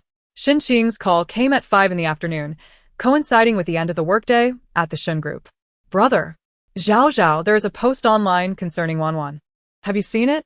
Xin Qing's deep voice resonated from the phone. I am aware. I do not know who posted it, but it's truly outrageous. However, brother, Wanwan is not that kind of person. Please do not misunderstand her. Shen Zhaozhao hurriedly explained, concerned that they might misinterpret Shen Wanwan. The situation had arisen due to her tasks, and now that they were complete, she needed to find a way to resolve the matter. I am not misunderstanding. But why can't I reach Wanwan? Shen Zhaozhao swiftly concealed Shen Wanwan's whereabouts. She is currently occupied with Tao Yao's matters in our city, surely too busy to check her phone. After a pause, Shen Zhaozhao inquired, Brother, do you need to contact Wanwan for something? I can speak with her when she awakens. Brother just wants to know who that old man with Wanwan is. You mean the man in the video? He is not an old man. He is clearly a young man of similar age to my sister. Wanwan mentioned he is a fellow villager from our city, who came to our city specifically to see her, but has dyed his hair white. I see. That is acceptable. After pondering for a moment, Shen Qing remarked, This time, we Zhaozhao have accomplished great things. It is good to assist you and Wanwan. Upon saying this, Shen Zhaozhao remembered something and quickly added, Brother, I heard that the Su family has a project requiring financial turnover recently. Has Su Curson approached you? Upon hearing the mention of the Su family, Shen Qing immediately deduced that Su Curson had taken the initiative to contact her. Brother, how much does the Su family need in total? Are you considering investing in the Su family? Shen Zhaozhao narrowed her eyes, contemplating that she wished to use her own funds in the name of the Shen family, while keeping the Shen family untainted by the Su family's murky affairs. To appease Su Curson, collaborating with the Su family was the most enticing strategy. However, Shen Zhaozhao did not want to drag the Shen family into this quagmire. Thus, using her own money, with representatives from the Shen group, was the most suitable approach. Yet, these matters could not be concealed from Shen Qing. So she clearly articulated her intentions. Shen Qing seemed to grasp what she intended to do, but could not fathom the reasoning behind her actions. Zhaozhao, could you explain to brother why you wish to do this? Shen Zhaozhao bit her lip, responding, Brother, although I do not particularly like the Su family, considering Curson has treated me fairly, let us lend her a hand. Her final statement carried a hint of pride, reminiscent of Shen Zhaozhao's past demeanor. Shen Qing did not suspect her motives. Very well, I will have Xiaowen contact you. Discuss your plans directly with her. Thank you, brother. You're welcome. The phone call lasted half an hour before concluding. Shen Zhaozhao collapsed onto her bed, unable to refrain from venting to the system. My brother and Wanwan are far too astute. Conversing with them is mentally exhausting. She had to constantly guard against them discovering that she held the script and possessed foreknowledge, which was indeed challenging. As long as you do not engage in unnecessary actions, it is not difficult at all. Creak. The system took a bite of the potato chip chicken leg, its eyes narrowing in delight. Isn't that still difficult? Just stubbornly carry on. You will realize your error when you find yourself in a pickle. You know nothing, Shen Zhaozhao retorted, asserting that if she truly held the script and chose not to save lives, that would indeed be a grave error. The system, not being human, could not comprehend her psychology, so Shen Zhaozhao did not blame it. Do not forget the upcoming task. I cannot forget. What on earth is Li Fenglin doing running outside the ancient town? People can do as they please. Why do you concern yourself so much? Shen Zhaozhao. At 1740, Shen Zhaozhao got up promptly from her bed, donning a pair of loose-fitting pants and sneakers conducive to a swift exit. She tied her hair into a ponytail, popped a lollipop into her mouth, and stepped outside. It seemed the student council was hosting several large-scale events today, including a murder mystery and live-action werewolf game, and many individuals were dressed in camouflage gear, brandishing prop guns as they headed out. Chapter 61. Guess if I have a real gun following the system's guidance. Shen Zhaozhao arrived at the location where Li Fenglin had been extorted. Is it true that Li Fenglin's skills improved because of this incident? Indeed, it was this very occurrence that prompted him to train in mixed martial arts to protect you. Such infatuation. As she pondered this, Li Fenglin approached from a distance, his expression somewhat vacant, seemingly wandering aimlessly. She couldn't help but think, this guy truly has terrible luck. Even aimless wandering leads him to trouble. Hiding behind a tree, Shen Zhaozhao effectively concealed herself. Given that Li Fenglin seemed preoccupied, he completely overlooked her presence and continued walking straight ahead. Just a few steps in, a burly bald man blocked his path. The man brandished a knife, swiftly pulling the frail Li Fenglin towards him. Is he about to say, "This mountain I opened, this tree I planted, if you wish to pass, leave your toll"? You've watched too many martial arts dramas. In my opinion, he will definitely say. You must have watched too many palace intrigue dramas. I relish them. Ceasing her playful banter with the system, Shen Zhaozhao dialed 110. The police quickly answered, "Hello." Shen Zhaozhao fell silent. "Hello?" The police inquired again. Still, she remained mute. It wasn't that she was unwilling to speak. Rather, the proximity of the assailant made her hesitant, fearing that her words might provoke him into fleeing or committing an act of violence. Sensing her predicament, the police continued, "Are you unable to talk?" Yes. Shen Zhaozhao replied softly. "Are you encountering a dangerous individual? Kill someone. Are you facing the suspect Chen, who is currently wanted by the police?" Yes. "Can you tell us your location?" "Near the ancient town, in the woods." Nearby? Chen held a knife to Li Fenglin's throat, demanding, "Kid, empty your pockets." Having been raised in affluence, it was Li Fenglin's first encounter with such a situation. Feeling the knife's sharpness against his throat brought a wave of dread, causing his legs to weaken. In mere moments, cold sweat beaded on his forehead, and his hands trembled, unsure of how to respond. "Take out whatever you have." "Hey, bald guy, what are you doing?" As soon as Chen's words left his mouth, Shen Zhaozhao emerged from behind the tree, slipping her phone into her pocket as she stepped forward to confront them. "Zhaozhao, get away!" Li Fenglin shouted, surprising himself with a sudden courage. Upon seeing her, Chen quickly pulled Li Fenglin closer, pressing the knife firmly against his neck. What? "In this day and age, you still resort to kidnapping? Are you after money or a life?" Shen Zhaozhao questioned calmly. Upon arriving, she had observed classmates preparing for a fight, and on a whim, she had borrowed a realistic airsoft gun, along with a reward card, which could effectively buy time until the police arrived without endangering Li Fenglin. Thus, she remained composed. "You'd better not meddle, or you'll regret it." Chen glanced nervously over his shoulder, seeing only a young girl behind him, which eased his tension. "Empty your pockets, or I will kill him." Clearly your motive is financial. However, you've targeted the wrong person. I am the second daughter of the Shen group, and the cash I carry alone could sustain you for a lifetime. What do you say? Would you consider switching your target? "Zhaozhao, just go," Li Fenglin cried out, fearing Chen might agree.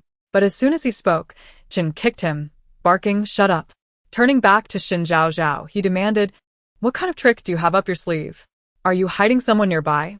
Are you really that foolish? If I had hidden someone, would I be here alone?" Taking 2 steps forward, she continued, "The truth is, this person has aided me, and I owe him a favor." Free him, and take me instead. This kid is useless. It would be more convenient for me to be your hostage. Besides, why should I listen to you? What if you're plotting against me? Plot against you? You. A penniless nobody with no power. Are worth my scheming? Do you even think you have that significance? Shen Zhaozhao regarded him with disdain, producing a bank card from her pocket and raising it high. This card holds 200,000 and the password is if you release him, this card is yours. I presume you are planning to flee, right? Money would make it easier, wouldn't it? Chun hesitated, his expression revealing his contemplation of the proposal. Perhaps her words struck a nerve, for his face twisted in anger. You filthy woman, bring that card over. And don't act rashly, or he has done for. Chun pressed the knife deeper, its tip piercing the skin and drawing a trickle of blood. Shen Zhaozhao responded with a knowing smile, advancing towards him with the card in hand. Cao Cao, me fine. Just go, Li Fenglin shouted, his eyes filled with desperation. As Shen Zhaozhao continued her approach, he glanced at the knife poised against his throat, gritted his teeth, inhaled deeply, and raised his head to look gently at Shen Zhaozhao. A glimmer of resignation in his eyes. Seeing this, Shen Zhaozhao sighed inwardly. I now question whether Li Fenglin truly is the person I believed him to be. Is he really unafraid of death? You should prioritize your own safety. Don't let your throat get slit here. What is there to fear? I still have my time-freezing card. That will suffice. While jesting with the system, Shen Zhaozhao had already approached within an arm's length of Chen. Stand still and reach for it, Chen instructed. Raising an eyebrow, Shen Zhaozhao complied, extending her hand with the card. Confident in his ability to control both the useless Li Fenglin and the girl, Chen reached out to grasp the card, inadvertently shifting the knife's position against Li Fenglin's neck. System, be ready to switch my airsoft gun for a real one. Understood. With her other hand, Shen Zhaozhao retrieved the gun, crouching down as she called out to Li Fenglin. Reacting swiftly, he crouched beside her, and at that moment, Shen Zhaozhao aimed the gun at Chen. Don't move if you value your life. The black barrel of the gun was now pointed directly at Chen's forehead, and uncertainty flickered in his eyes as he swallowed hard, stammering, Who are you trying to scare? Do you really think a little girl like you can wield a gun? With her finger poised on the trigger, she retorted, You clearly underestimate us wealthy families. Facing assassination attempts is a daily occurrence. And it's perfectly normal to have a few guns at hand. Perhaps you should test whether this is real or not. Meanwhile, Li Fenglin had managed to position himself beside Shen Zhaozhao. Zhaozhao, let us go. Holding the gun aloft, Shen Zhaozhao began to retreat slowly, and Li Fenglin followed suit without hesitation. Realizing he would not obtain the money, Chen glanced around frantically before bolting in the opposite direction. Chapter 62.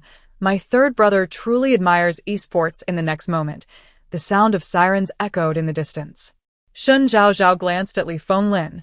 Realizing they were saved, Li Fenglin exhaled a heavy sigh of relief. Zhaozhao, how could you be so bold? Aren't you afraid? Perhaps it is you who lacks courage. Though in the original narrative, Shen Zhaozhao merely called the police without appearing herself, she was certainly not a timid individual. Otherwise, how could she have committed such ruthless acts in the end? Wish fulfillment card. Upon successful use, the host can fulfill any wish within a specified time frame, lasting a total of 15 minutes. Reward, 2 lottery draws, with a cumulative total of 8. Reward points, 65 points, cumulative total of 170 points. They wasted no time and quickly got back into the car, pursuing the police vehicle. A police car came to a halt before Shen Zhaozhao. One of the officers approached her and Li Fenglin, asking, Who called the police? Shen Zhaozhao obediently raised her hand. It was me. Noticing the man's gaze fixated on the gun in her hand, she added, This is a CS airsoft gun. I took it to scare my friend because I feared for his safety. Oh dear, how foolish. It's clearly a toy gun, yet no one can see through it. The officer took the gun, confirmed it was indeed a fake, and escorted Shen Zhaozhao and Li Fenglin into another police car. Upon finishing her statement, Shen Zhaozhao emerged to find Li Fenglin waiting at the door. He immediately approached her.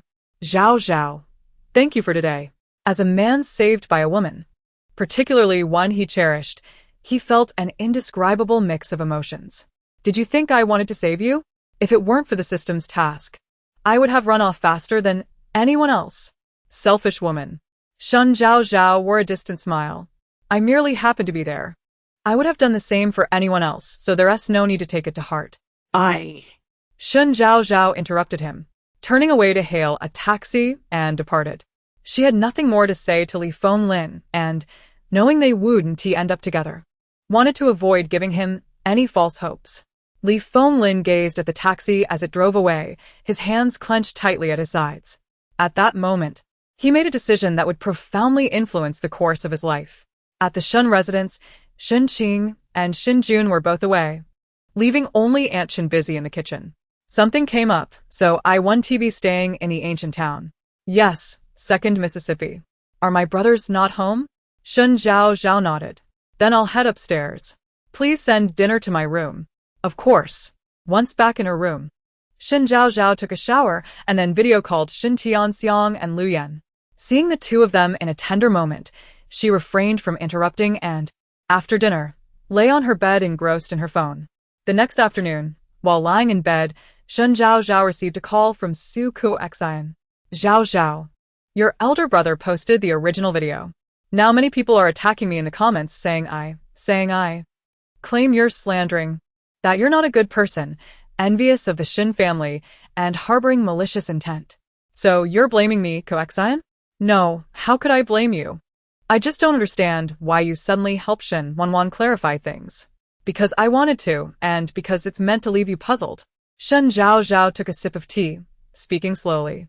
Had you not involved the Shen family, I wouldn't have needed to clarify for Shen Wanwan.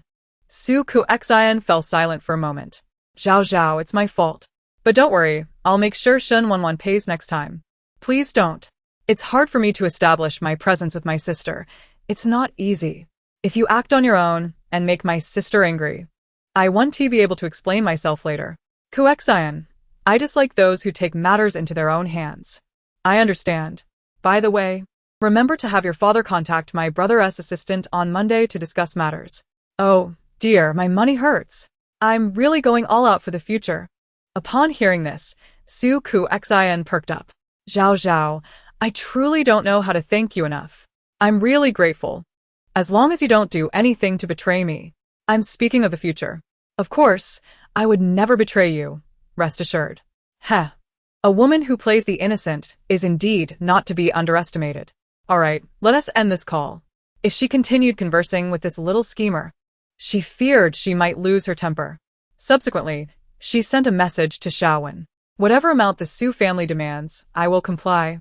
But the Shen family must not be dragged into this. Remember to record the entire conversation. Having resolved these two matters, she awaited Shenyu's live stream that evening. In the original narrative, Shenyu streamed during a training match where the opposing team targeted him absurdly. Frustrated, he uttered a mild curse, prompting a frenzy from his fans who inundated Shenyu and his team's social media with outrage. Eventually, due to the opposing team's violations of training match rules and their targeting of Shenyu, the instigator was suspended for a match, while others faced fines of varying amounts. Initially, fans were unaware of the violations. They simply sought to vent their frustrations. Unbeknownst to them, the esports league seized the opportunity to penalize the opposing team. Therefore, when Shenyu and his team went to compete 2 days later, they were attacked with a bottle of sulfuric acid by fervent fans of the opposing team. Shenyu shielded his teammates from most of the acid, but his face and neck were severely disfigured, and his left hand was rendered useless, marking the end of his professional career. He struggled to recover for 1 or 2 years until the tragic car accident that claimed Shen Tianxiang and Lu Yan, leaving Shen Qing gravely injured and hospitalized. This was the most harrowing incident the Shen family had faced in many years, marking the beginning of a nightmare. As the clock struck 7, Shen Zhaozhao received a notification from the official Succeed team account regarding the live stream. Her eyes narrowed. The inevitable plot will unfold, no matter what. Indeed, in this narrative, regardless of the number of butterflies flapping their wings, the original plot remains unchanged. Listening to the system's words, Shen Zhaozhao felt an ambiguous emotion as she clicked on the live stream video. As soon as it opened, she heard the voice of the Succeed team manager. Welcome to the live stream of the training match between Succeed and Zero Above. As you can see, Our Succeed team members have taken their seats. Now. Let us introduce yourselves. Shen Yu sat in the center of the gaming chair, a carefree smile gracing his face. His eyes sparkled with genuine passion as he greeted the camera. He truly loved esports. Chapter 63, Shen Zhaozhao. What a busy life I led. Just 1 minute into the live broadcast, over 100,000 viewers tuned in, and the screen was flooded with comments. I'm here. The Succeed team played exceptionally well in the last match. Longxing stood no chance. Amazing. Oh my, doesn't anyone think Shen Yu is handsome? To the sister above. You are not alone. Hey, what should I do if I want to see Shen Yu take down Mosey? It seems our fans are eagerly awaiting. So, without further ado, let the match officially commence. As the team manager finished speaking, the players donned their headsets and opened the game interface. After both sides banned heroes, Shen Yu selected Diao Chan, sparking yet another wave of discussion in the comments. The game commenced. Right from the start, the 5 members of the Zero Above team concealed themselves in the bushes on either side of the mid lane. As soon as Diao Chan emerged from the tower, the opposing team surged forward. The enemy marksman, pursuing too closely, was taken down by the tower. First blood. With the system announcement of the initial kill, the opposing team once again surrounded Shen Yu. After a fierce skirmish, Shen Yu managed to secure a 1-for-1 exchange, taking out one opponent. Shen Zhaozhao frowned, unable to restrain herself from voicing her frustrations about the Zero Above team. It was infuriating. Wasn't it enough that her third brother had been the MVP in their previous match? Why target him so maliciously? It's mainly because your brother is skilled, and the team has good synergy, while the opposition is envious. Crunch, crunch. The system was happily munching on chips. Shameless. Utterly shameless. They were pushing towers in both the upper and lower lanes while still targeting my brother. What a disgrace to the spirit of esports. It's not just poor gameplay. Are they really cheating? How can they even show their faces? I'm usually so patient, but even I can't help but want to curse those on the other side. My brother must feel the same. Come on, with that temper of yours. You're not much different from Shen Yu. Crunch, crunch. Clearly, it's the other side that us acting like fools. What's wrong with me cursing them a bit? Just as Shen Zhaozhao was about to retort, Shen Yu's voice came through the computer. Is the other side out of their minds? As the captain, I'll address this first. The other 4 members of the Succeed team chimed in. These Zero Above players must be brainless, only focusing on attacking the mid lane while neglecting their own development. At this moment, I didn't know whether to laugh or cry. My upper lane tower was nearly destroyed, while the opponents were still fixated on blocking mid lane. It was absurd. Was this even a match? How did these simpletons even form a team? They were a disgrace to esports. Captain, did you steal their girlfriend or insult their family? Why such blatant targeting? Amidst the discontent from teammates, the live chat exploded into 2 factions arguing. The Succeed mages just can't handle a loss. Does the match rule state they can only attack mid lane? Agreed. Look at Shen Yu's pathetic skills. He doesn't even dare to leave the tower. And his fans are still claiming he is the #1 in the country. How embarrassing. I've long found Shen Yu displeasing. Well done. Zero Above. The person above must have eaten too many soybeans tonight. How else could they speak such nonsense? Zero Above is just stirring the pot. They're about to lose both upper and lower towers and still only know how to attack mid lane. What fools. I feel for my brother. He's being mindlessly targeted right from the start. How frustrating. I think Zero Above is just jealous of my brother. Who can blame him for being skilled when they can't even secure a few kills against him in team fights? A few minutes later, the match concluded with Zero Above's crystal being destroyed. However, the Succeed team members were far from pleased, especially Shen Yu, whose face was darkened with deep contemplation. Marksman Li Beisheng, with a grim expression, removed his headset and tossed it onto the table, utterly frustrated. Honestly, with this time, I'd rather practice with regular players. What a waste. Alright, Beisheng, I think the one most upset today is the captain. As soon as this was said, everyone's gaze turned toward Shen Yu. Constrained by the live camera, Shen Yu forced a cold smile and spoke in a relatively mild tone. Thank you, Zero Above, for igniting my ambition to take on 5 opponents. Upon hearing this, not only did his teammates laugh, but others in the base joined in as well.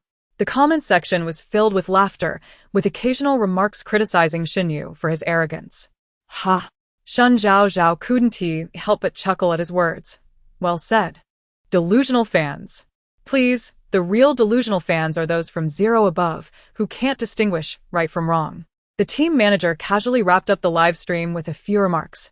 However, this match stirred quite a commotion on social media. Shen Zhaozhao scrolled through the barrage of insults from fans, her expression dark as coal. This bunch of scoundrels must have bought their way into trending.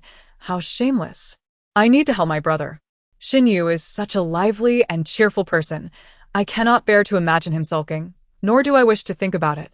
With this in mind, Shen Zhaozhao took out her phone and called Shen Yu. Although he was likely furious at this time, he answered without hesitation upon seeing her call. Instantly, he adjusted his tone. Zhaozhao, why are you still awake so late? She glanced at her phone.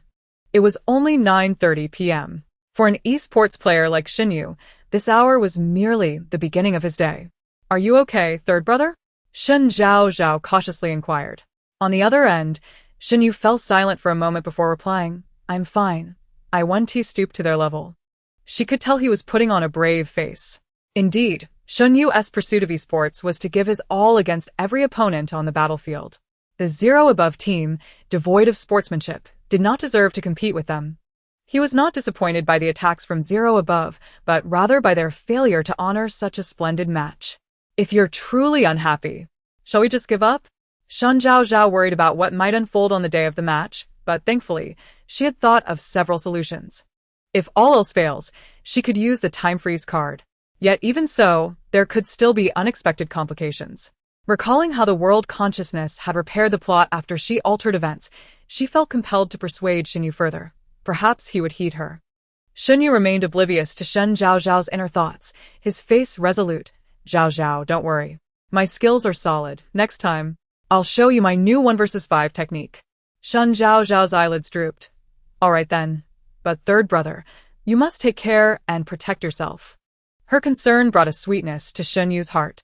Well then, I won't keep you any longer. We'll see each other the day after tomorrow. All right. See you then. After hanging up, Shen Zhaozhao lay down on her bed, pondering the situation on Shen Yu's side. The worst-case scenario was already laid out before her. Her current worry was for Shen Wanwan. That was the true life-and-death struggle, and she had no idea how Wanwan was faring. Little did she know that, thanks to her direct reminder, Shen Wanwan had swiftly resolved all issues. Now, she was seated on a plane, awaiting its landing in City S. Chapter 64. Neither Xiao Jichen nor Liang Jing deserve it. On Saturday, at 8 in the morning, Shen Zhaozhao descended the staircase, stifling yawns and squinting her eyes. As her foot hit the ground, a faint fragrance of camellias wafted through the air. Just then, a cold hand steadied her, causing her head to instinctively lean against the shoulder of the newcomer. Her hands wrapped around their waist reflexively. How careless! A cool voice laced with tenderness remarked. How fragrant! So soft. This delicate waist. Oh my, I would gladly embrace it. I was mistaken. Neither Xiao Jichen nor Liang Jing deserve it. I deserve it. Initially feeling downcast due to Zhao Ranran's betrayal, Shen Wanwan found her spirits inexplicably lifted by Zhao Zhao's lively and youthful words. After ensuring Shen Zhaozhao was steady, Shen Wanwan took her hand and led her into the dining room. It was nothing much, just. Shen Zhaozhao intended to concoct a casual excuse to evade the situation, but upon turning her head, she was met with Shen Wanwan's inky black gaze. Devoid of any discernible emotion, she pouted, recalling the encounter with a robber, how she reported it, and then gave a statement at the police station, and that was that. Half-truths often seem more credible. Oh dear, that bald man couldn't even distinguish between real and fake guns. Yes, truly Navi. Shen Wanwan's eyes flickered as she turned to fetch milk, placing it before her, urging her to drink up. Oh, by the way, sister, Sanga left us tickets for his competition. Let us go together tomorrow. If Wanwan goes, Sanga will surely be delighted. That taciturn fellow just feels too shy to ask Wanwan directly. But if Wanwan doesn't go, what excuse can I concoct to drag her along? No. Let us go, let us go. I assure you, Sango's competition is exceptionally thrilling, and only at the venue can you witness a different side of him. Before Shen Wanwan could utter a refusal, she was interrupted by Shen Zhaozhao, who shook her hand gently, her tone soft and endearing, a tactic that proved effective with anyone in the Shen family. Indeed, Shen Wanwan hesitated. Shen Zhaozhao continued, "Sister, Sangha specifically mentioned you should come along. He's merely too bashful to say it himself. Sister Wanwan is truly exceptional in every way. She just needs to be more sociable at such events to fully integrate into the Shen family. I genuinely worry for Sister Wanwan and her brothers." Listening to her heartfelt words, it became difficult for Shen Wanwan to articulate a refusal. "Fine, I'll go," Shen Wanwan said, a hint of resignation flashing in her eyes. When did she become so lacking in boundaries with Shen Zhaozhao? "Sister, eat this, I know you love it." Shen Zhaozhao beamed, picking up a xiao mai and placing it on Shen Wanwan's plate. "Zhaozhao will eat, too." Shen Wanwan added a soup dumpling to her plate. Today, the system assigned no tasks, and Shen Zhaozhao naturally lingered beside Shen Wanwan. Shen Wanwan indulged her, watching horror movies, walking the dog in the garden, and even posing as a model for her drawings. Although the final artwork was abstract to the point of being unrecognizable, Shen Wanwan accepted it nonetheless. "Sister Wanwan, look at this flower basket I made. Isn't it beautiful? Brother, could you refrain from insulting the flower basket? Such a lovely flower basket. Only those lacking taste would fail to appreciate it." Shen Zhaozhao had somehow twisted yellowing dry grass into a lopsided, unidentified object. Yet, she was utterly delighted, proudly presenting it to Shen Wanwan. "Sister Wanwan, look, isn't it lovely?" "It's lovely. I knew it. My sister has discerning taste unlike those blind individuals." "Foolish girl." Side quest. Agree to have dinner with Zhou Su to foster further relations, laying a foundation for future collaboration between the Shen and Zhou families. Shen Zhaozhao scratched her head. "Does this mean I can't even enjoy a few days of rest? Taking a break is certainly not an option." Creak, creak. Zhou Su. The moment I see his pretentious demeanor, I feel loathing. He is even more theatrical than I am. Sitting nearby, Shen Wanwan raised her head, feigning casualness as she asked, "Zhaozhao, what are your thoughts on the Zhou family's second young master? An uncouth beast. Shameless. A despicable scoundrel. Not a good person." Shen Zhaozhao managed to muster a faint smile. "He is quite an elegant gentleman. From what my brother mentioned, you facilitated the collaboration between the Shen and Zhou families." "Oh, that project was chosen by my brother. It certainly won't result in losses for our family. However, the Zhou family may incur losses from a subsidiary company." No sooner had Shen Zhaozhao finished speaking than a message from Zhou Su arrived. "Zhaozhao, I recently came across some information regarding Shen Wanwan. May I have the honor of inviting you to dinner?" "Honor, my foot." Oh. "So you're starting to sow discord between me and Sister Wanwan, are you? Very well, I'm eager to hear how you intend to slander my sister." Then Shen Zhaozhao tucked her phone away, turning to Shen Wanwan. "Sister Wanwan, I need to step out for a bit. I want to be home for dinner tonight." Shen Wanwan had already gleaned her intentions from her thoughts. With a calm demeanor, she replied, "Be careful out there." All right. This flamboyant demeanor suited Shen Zhaozhao perfectly, also serving to distract Zhou Su. Watching the Aston Martin depart from the villa, Shen Wanwan closed her book and texted Xiaohe, "Investigate Zhou Su and the Zhou family." 40 minutes later, the Aston Martin halted in front of the corner Western restaurant. As the car came to a stop, a waiter promptly approached to open the door. Shen Zhaozhao emerged with a radiant smile, stepping out of the car in her vibrant dress, instantly capturing the attention of numerous onlookers both inside and outside the establishment. Zhou Su was seated in a secluded corner by the window, and Shen Zhaozhao walked over, guided by the waiter. Why sit in such a remote location? She removed her sunglasses, purposely displaying her displeasure. I wonder if my extraordinary acting skills could pave the way for a career in the entertainment industry. Unattractive yet delusional. The moment Shen Zhaozhao alighted from the vehicle, Xiao Jichen had spotted her. Concerned that he might startle her, he refrained from approaching immediately. "Yun Shuo, what do you think about Zhao's acquisition of a film company?" Yun Shuo replied, "The entertainment industry is indeed lucrative, as long as the mister selects the right stars. Profitability should not be an issue." This conclusion stems from his analysis of the current situation, especially since the government is keen on cleansing the entertainment industry, making the character of stars and actors all the more significant. Chapter 65. Shen Zhaozhao truly possess a sharp tongue but a tender heart. He lifted his gaze towards Xiao Jichen, only to find him intently staring at Shen Zhaozhao and Zhou Su ahead. Rolling his eyes, he silently criticized his companion for being infatuated with romance. In front of them, Shen Zhaozhao sat down reluctantly, furrowing her brow. As she preferred the comfort of the central hall, Zhou Su maintained a gentle smile. The Shen family's reputation in S-City was far too illustrious, especially for Zhaozhao. If someone were to mistakenly recognize her and misconstrue her relationship with him, it would be quite unjust for her. Thus, he had taken the liberty of selecting a more secluded spot, urging Zhaozhao to sit and enjoy the view outside. As he spoke, he turned to glance out the window, only to be met by the exaggerated face of a child pressed against the glass, making funny faces. The unexpected sight startled Zhou Su momentarily. Noticing his feigned composure despite the fright, Shen Zhaozhao couldn't help but smirk. Ah, This is utterly hilarious. Why doesn't heaven strike Zhou Su with a lightning bolt to humble his ever-arrogant demeanor? She scoffed internally, her expression softening. indeed. Who could possibly be unaware of Shen Zhaozhao? Zhou Su poured her a cup of tea, remarking, indeed. Zhaozhao is the most esteemed young lady of the Shen family. Although Zhou Su may not be the most remarkable person, he certainly excels at flattery. What would you like to eat, Zhaozhao? He asked, handing her the menu with a voice imbued with warmth.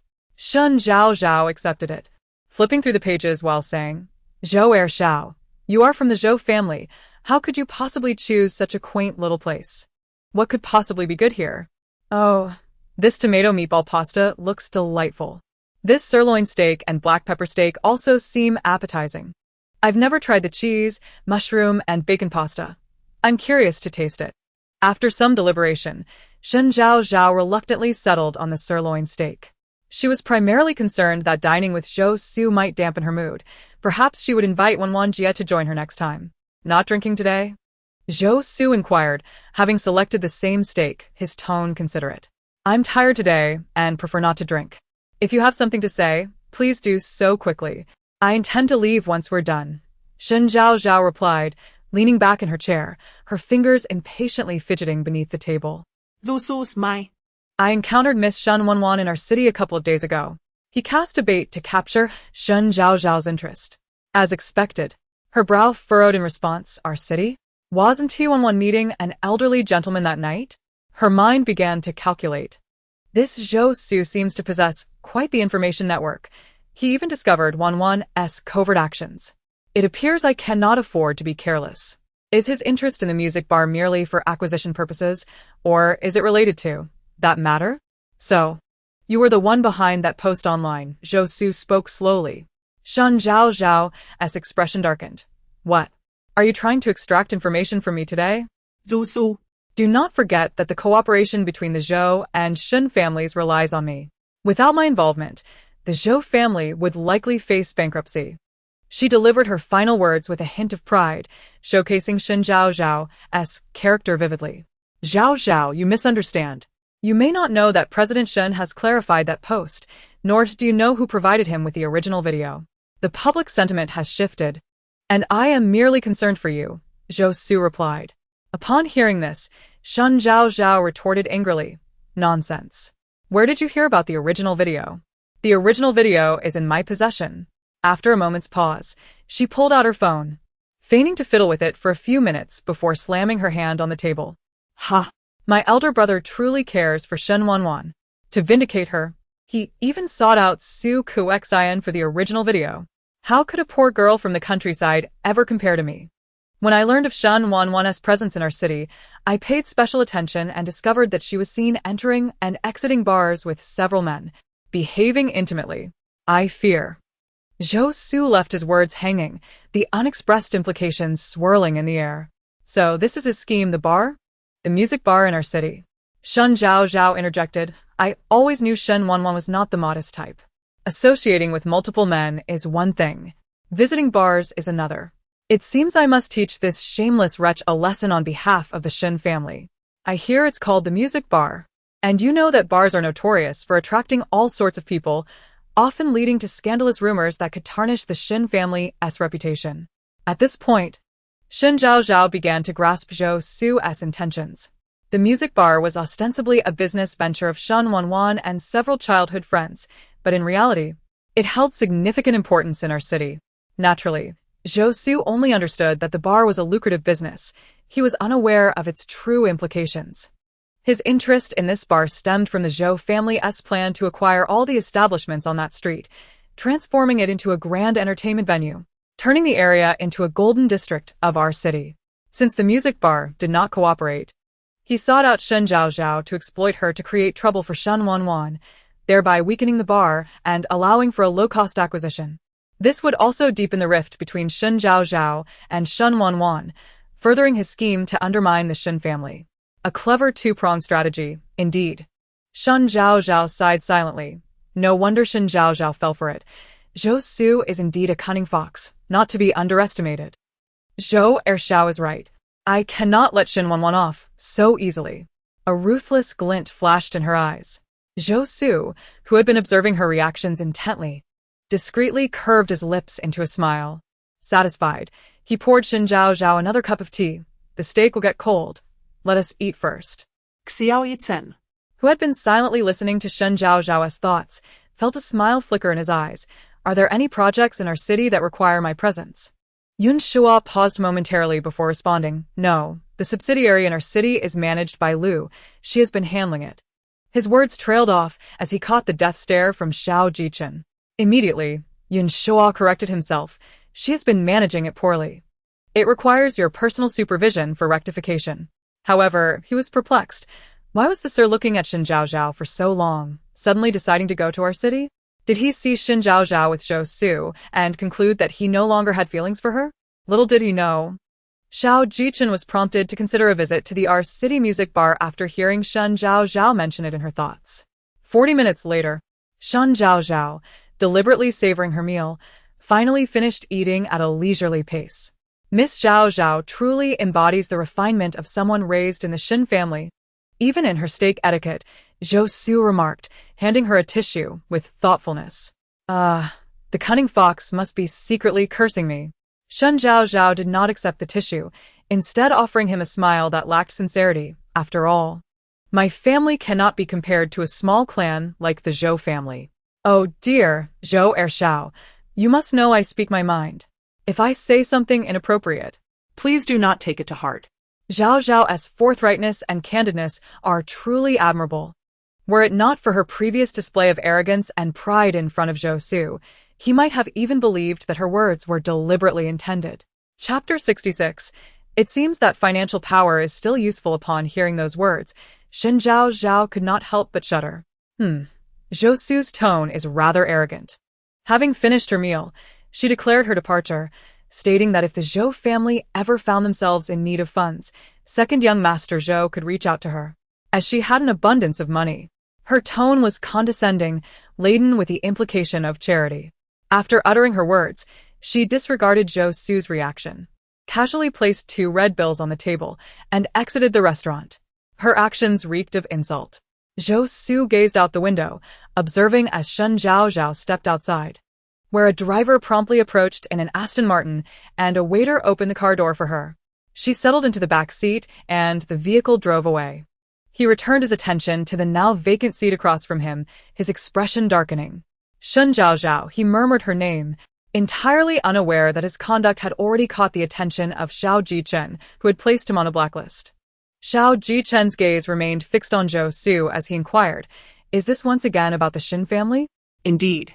The elder had insisted that Shen Wanwan was his savior, and thus, a visit to the Shen family was imperative. Does Zhao Zhao have any plans for tomorrow? Indeed. Zhou Su confirmed. Xiao Jichen is inquiring about Shen Zhaozhao's agenda. The reason he had refrained from taking the elder to visit the Shen family in recent days was his belief that Shen Zhaozhao would find it inconvenient. He had heard that she had encountered a robbery in an ancient town. Although she had emerged unscathed, he assumed she would be frightened. He had anticipated that she would spend the day resting at home, but unexpectedly, he encountered her here. After pondering for a few seconds, Yun Shua spoke. I am not certain of her exact schedule, but I believe Miss Zhaozhao will attend Shenyu's competition tomorrow. What competition is Shenyu participating in? An esports competition. Xiao Jichen raised an eyebrow. Prepare a ticket for me. I shall attend as well. Understood. Pausing for a moment, Yun Shuo then asked, what about the elder? Inform the elder that S City is currently unstable, and going out may lead to an assassination. Listening to Xiao Jichen's serious tone, Yun Shuo felt a wave of disbelief. Surely, if he uttered that excuse, the elder would not have him killed, would he? Sir, the elder will not. Then tell him that Shen Wanwan is not in S City. Xiao Jichen interrupted impatiently. Yun Shuo nodded, understood. As long as Shen Zhaozhao was preoccupied, the Shen family visit would be off the table. He comprehended the situation fully. And what are your current plans? Yun Shuo felt exasperated. They were in a shop owned by a distant relative of the Xiao family, and Xiao Jichen had initially come to discuss a collaboration. Yet, after concluding their discussions, he found himself waiting for over an hour, staring at a bottle of red wine and a cup of cool tea, as the infamous Shen Zhaozhao had not once acknowledged his presence. After a few seconds, Yun Shuo finally realized who the bald man he mentioned was. Yes. Even if the sir did not speak, the Shen family had already made their intentions known. Moreover, considering Shen Zhaozhao wielding a gun, it was uncertain who posed the real threat. The Shen family is the Shen family and I, they are different. Yun Shuo agreed, pondering how accurately Yu Rui's had spoken. Shen Zhaozhao was indeed a femme fatale, while Xiao Jichen appeared to be ensnared by romantic thoughts. Zhaozhao, do you like chicken wings? Since getting into the car, Shen Zhaozhao had kept her eyes closed, and upon hearing the voice of the attendant, She did not open them. why do you seem so downcast? Are you frightened? Sleepy. Father, I have done nothing heinous. What is there to fear? Ha. Tomorrow you are going to recklessly engage in an affair unrelated to the original plot. Sorry, I cannot hear you. Please change the language. E. That sounds oddly familiar. Stop babbling. I need to rest. After a long day spent with Shen Wanwan and engaging in a battle of wits with Zhou Su, she was utterly exhausted. The following day, at 6 in the morning, Shen Zhaozhao found herself wide awake. She soaked in the bathtub, unable to stifle a sigh. Although she held the script in hand and knew the unfolding narrative, she was unfamiliar with the characters. After all, the author had not provided illustrations. What a disappointment! She had exhausted many arguments in an attempt to negotiate with the organizers to exclude fans from the upcoming competition. Despite her efforts, they remained obstinate. As tickets had already been sold, and fans were eagerly anticipating the event, leaving no room for cancellation. Even should she bear the financial losses on behalf of the league, it was still unacceptable. Her financial prowess had proven ineffective. Contemplating this, Shen Zhaozhao sighed once more, realizing that she would have to adapt her approach as the situation unfolded. Feeling the water grow cool, she rose from the bathtub, and in that instant, a thought struck her. She quickly dried her hands and called the organizers again. Fortunately, the competition was scheduled for the afternoon, granting her ample time to prepare. After a few rings, the call was answered. Miss Zhao, it's not that I do not wish to assist you. Your suggestion is commendable. But the tickets have already been sold. If fans are barred from entry now, it would lead to chaos. The esports league's head, Lin Feng, was a good-natured man. During their conversation the previous day, Shen Zhaozhao had used both soft and hard tactics for over an hour. Had he not been resolute, he might have been swayed by her reasoning. Upon recognizing Shen Zhaozhao's number again, Lin Feng instinctively considered hanging up. However, given that the Shen group had invested in the competition, he felt compelled to answer. Furthermore, he was astute enough to preempt her words. Shen Zhaozhao blinked innocently. I am aware, Lin Ge, that I did not call you regarding that matter.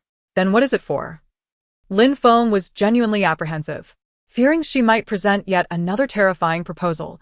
I presume my elder brother also invested in this competition? Yes, thank you for your generosity, President Shen. Then, during ticketing, would it be unreasonable to implement an additional security check? That. Lin Feng began to refuse but quickly realized she was referring to security measures. I agree with this proposal, but the official match begins at 2 o'clock, and I fear we will not have enough time to set up the security equipment. Do not worry about that. The Shen Group will provide both the security equipment and personnel.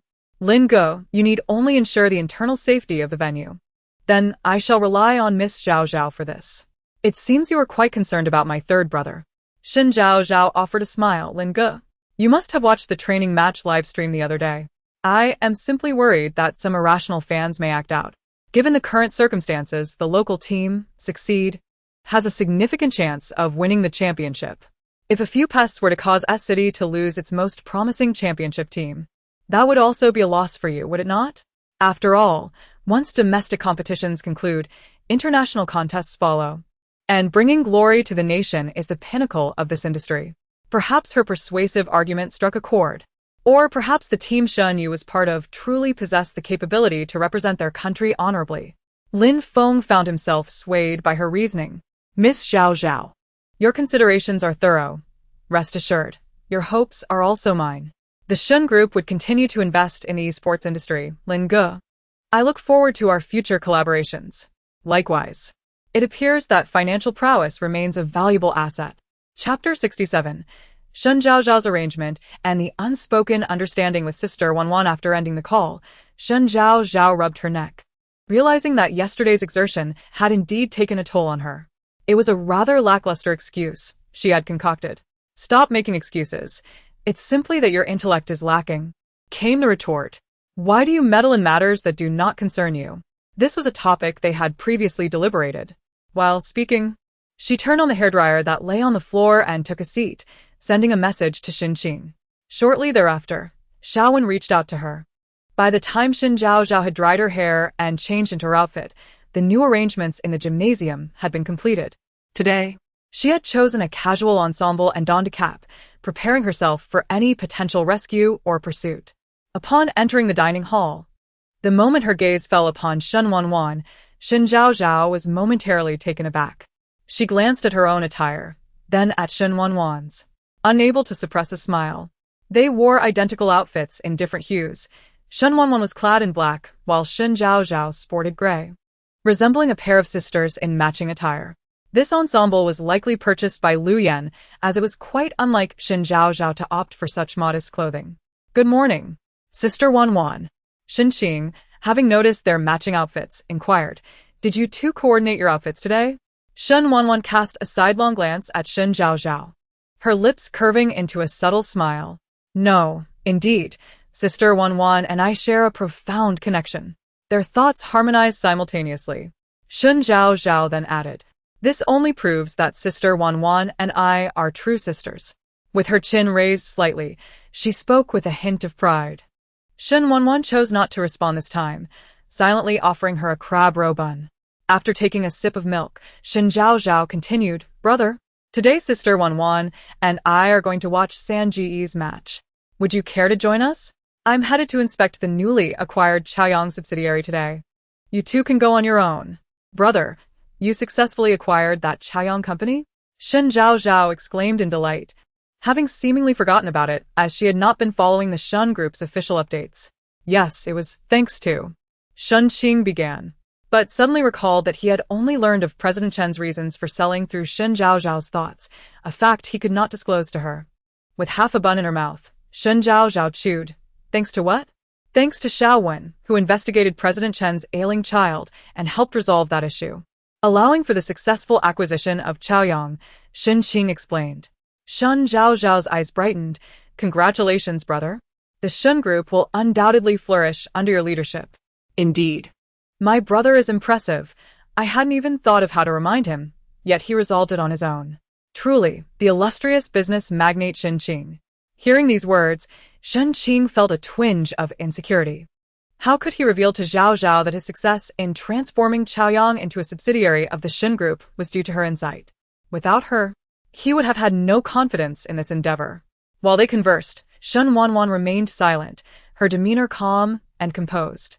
Aside from occasionally serving Shen Zhaozhao food, she offered no further words or gestures. At 1 p.m., Shen Zhaozhao and Shen Wanwan were escorted by the driver to the largest gymnasium in City S. The first round of the winners group for the King of Glory Autumn Tournament was to be held here.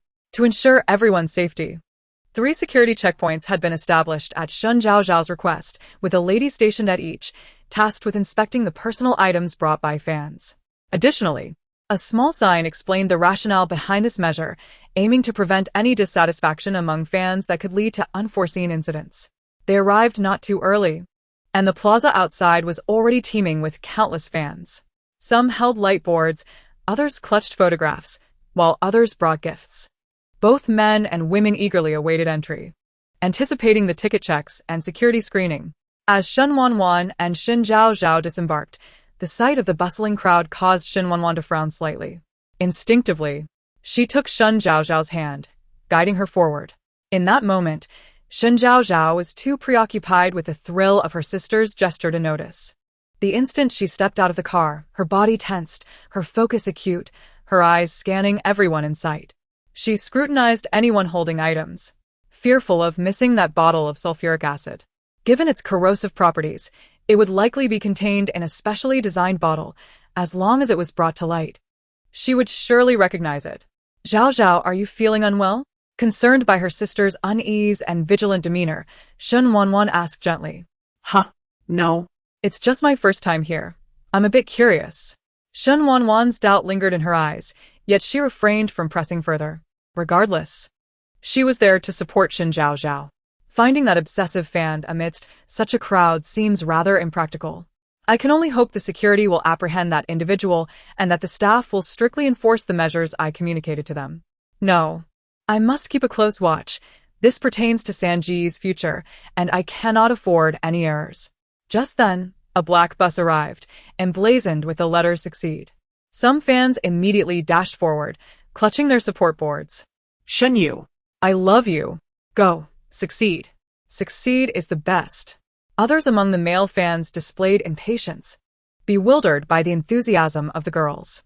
Honestly, this is an esports competition, not the entertainment industry. Do they understand the game? Exactly. It's not like only guys can enjoy esports. The bus departed amidst the cacophony of voices. A few minutes later, ticketing commenced, and Shen Zhaozhao confirmed that the security personnel were diligently adhering to her directives, allowing her to breathe a sigh of relief. Are you Shen Zhaozhao and Shen Wanwan? A youthful voice called from behind, prompting both sisters to turn around. A bespectacled man stood a short distance away, dressed in a white shirt and dress pants, resembling an office worker. Who are you? Shen Wanwan, disinterested in such matters, did not recognize him. However, Shen Zhaozhao had recently watched the live stream of the training match between the Succeed team and the 0 Degree team, rendering the man somewhat familiar.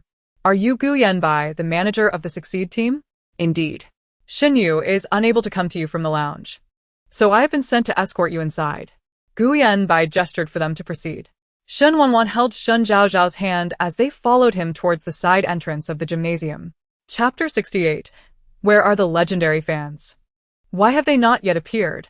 In the Succeed Team S lounge, Shen Yu stood at the door, anxiously peering outside. Where could they be? Boss. Why do you look like a stone waiting for your wife? Why not discuss tactics with us for a while? Li Beisheng called out to him. Lin Fan, seated on the sofa, tossed a cushion at him. Did your language teacher teach you? The boss is waiting for his sister. It should be stone waiting for sister. Having heard that the boss's two sisters are both stunning beauties, Wu Wei, the oldest member of the team, interjected, please, let us not scare the girls. Ignoring their banter, Shen Yu noticed Gu Yanbai, Shen Zhaozhao, and Shen Wanwan approaching.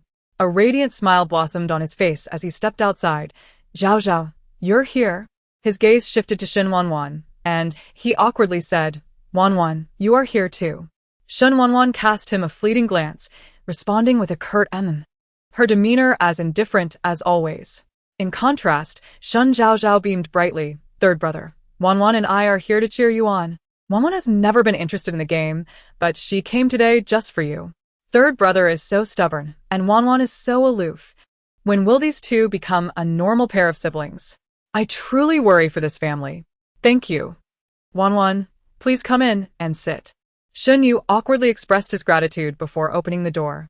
Li Beisheng, Lin Fan, and another support player, Anan, had already crowded at the entrance, their eyes widening in surprise at the sight of Shen Wanwan and Shen Zhaozhao.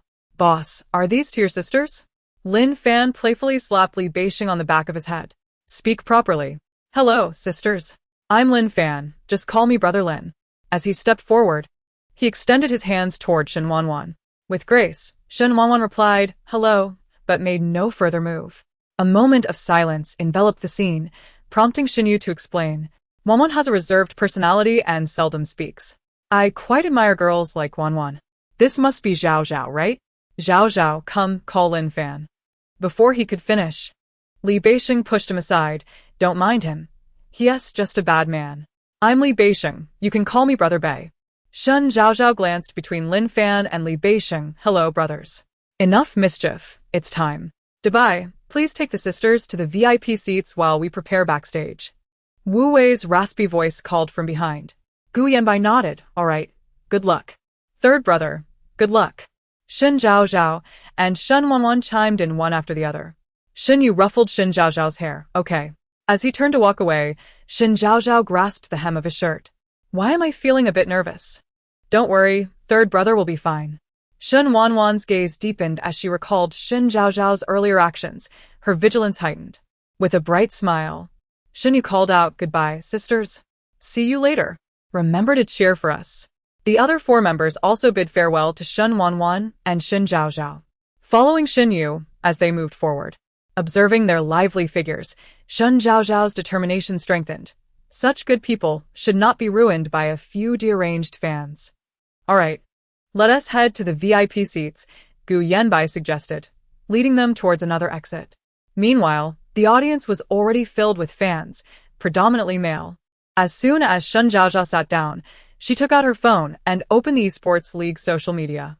Indeed, the top post was about the penalties and criticisms directed at the Zero Above team from the previous day. The content detailed how Zero Above had cheated in the first round of the losers bracket, resulting in lifetime bans for the players and the coach being barred from coaching. Upon the announcement, fans of Zero Above and BY, the opposing team during the match, engaged in a fierce online battle. Zero Above's fans claimed that the league only discovered the cheating due to reports from Succeed's fans, alleging that Succeed's players had openly insulted Zero Above's members during the live stream, asserting they were unworthy of competing and should apologize to all members of Zero Above. Irrational fans descended upon Succeed's official social media, hurling insults, even attacking Shen Yu's account. One particular comment caught Shen Zhaozhao's attention. Shen Yu, if you have the guts, don't take the stage. Otherwise, I will make you regret it for life. The tone was filled with the juvenile bravado of a teenager, clearly indicative of a minor or an overly dramatic young girl. Shen Zhaozhao recognized this individual as the deranged fan who had threatened to throw acid. She took a screenshot of the comment for safekeeping. Deranged fan, I wonder how much Zero Above's fools paid you to dare throw acid? Truly immature. The VIP seats are closest to the stage. She should be within the first 5 rows, making it easier for her to strike. You forgotten? You're merely a character in a book, not of this world. Ignoring the crunching sound of the system munching on chips, it spoke in a serious tone. Shen Zhaozhao's gaze was fixed on the stage, where both teams were now in position, preparing to ban heroes. I have not forgotten. I simply do not wish to see my hard-earned family suffer. She was not a saint. She could be ruthless towards people like Zhou Fan. But the Shen family were good people, and they did not deserve to endure such cruelty. Shen Zhaozhao's thoughts were consumed by the deranged fan, oblivious to Shen Wanwan's expression. The match in the winner's bracket proceeded smoothly, without any unexpected events, leading to King Team's defeat against Succeed with a score of 0-4. As both teams exited the stage, only Shen Yu remained, having been crowned the MVP of the match. Why has there been no commotion? Shen Zhaozhao's face reflected her confusion. Chapter 69, Crisis Averted, Truly My Sister. Meanwhile, at Shishu apartment, Xiao Jichen found himself on the receiving end of Xiao Li's earnest admonitions. Are you out there pursuing some dubious woman? How else could you have lingered in S City for so long? Xiao Li sat assertively on the sofa, wielding a cane with authority. The typically aloof Xiao Jichen stood beside him, bending slightly. Grandfather, I am managing matters of the corporation. Then why did you not accompany me to the Shen family? The young lady saved my life. One ought to express gratitude, Xiao Li continued. I have already delivered 3 lucrative projects to Xinqing, with the Xiao family backing. Bang! What sort of talk is that? Can you truly repay a life-saving favor with money? Before Xiao Jichen could respond, Xiao Li, in frustration, struck the ground with his cane multiple times. Who said I intended to merely settle with money? Xiao Jichen replied, visibly exasperated. for his true intention was to offer his devotion. Then speak up. Do not let Yin Shua, that foolish lad, concoct unreliable excuses to deceive me. Miss Shen, the second daughter, has recently been traumatized by a kidnapper.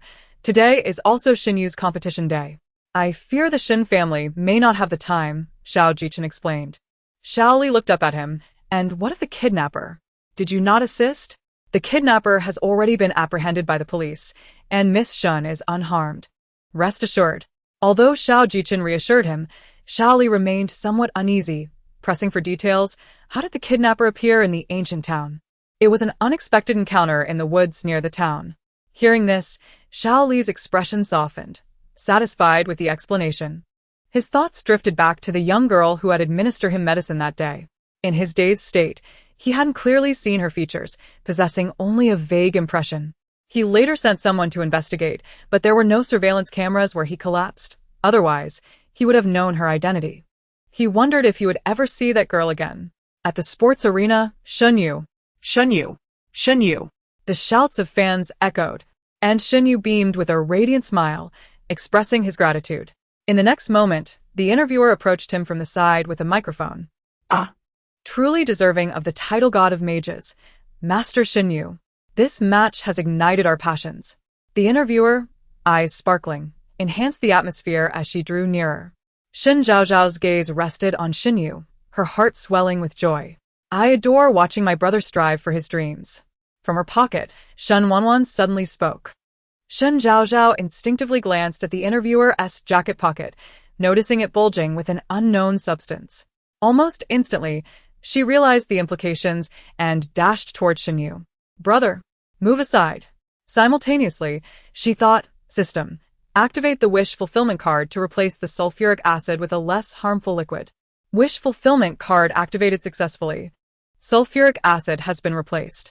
Zhaozhao. Although the new liquid lacks the corrosiveness of sulfuric acid, it can still cause harm.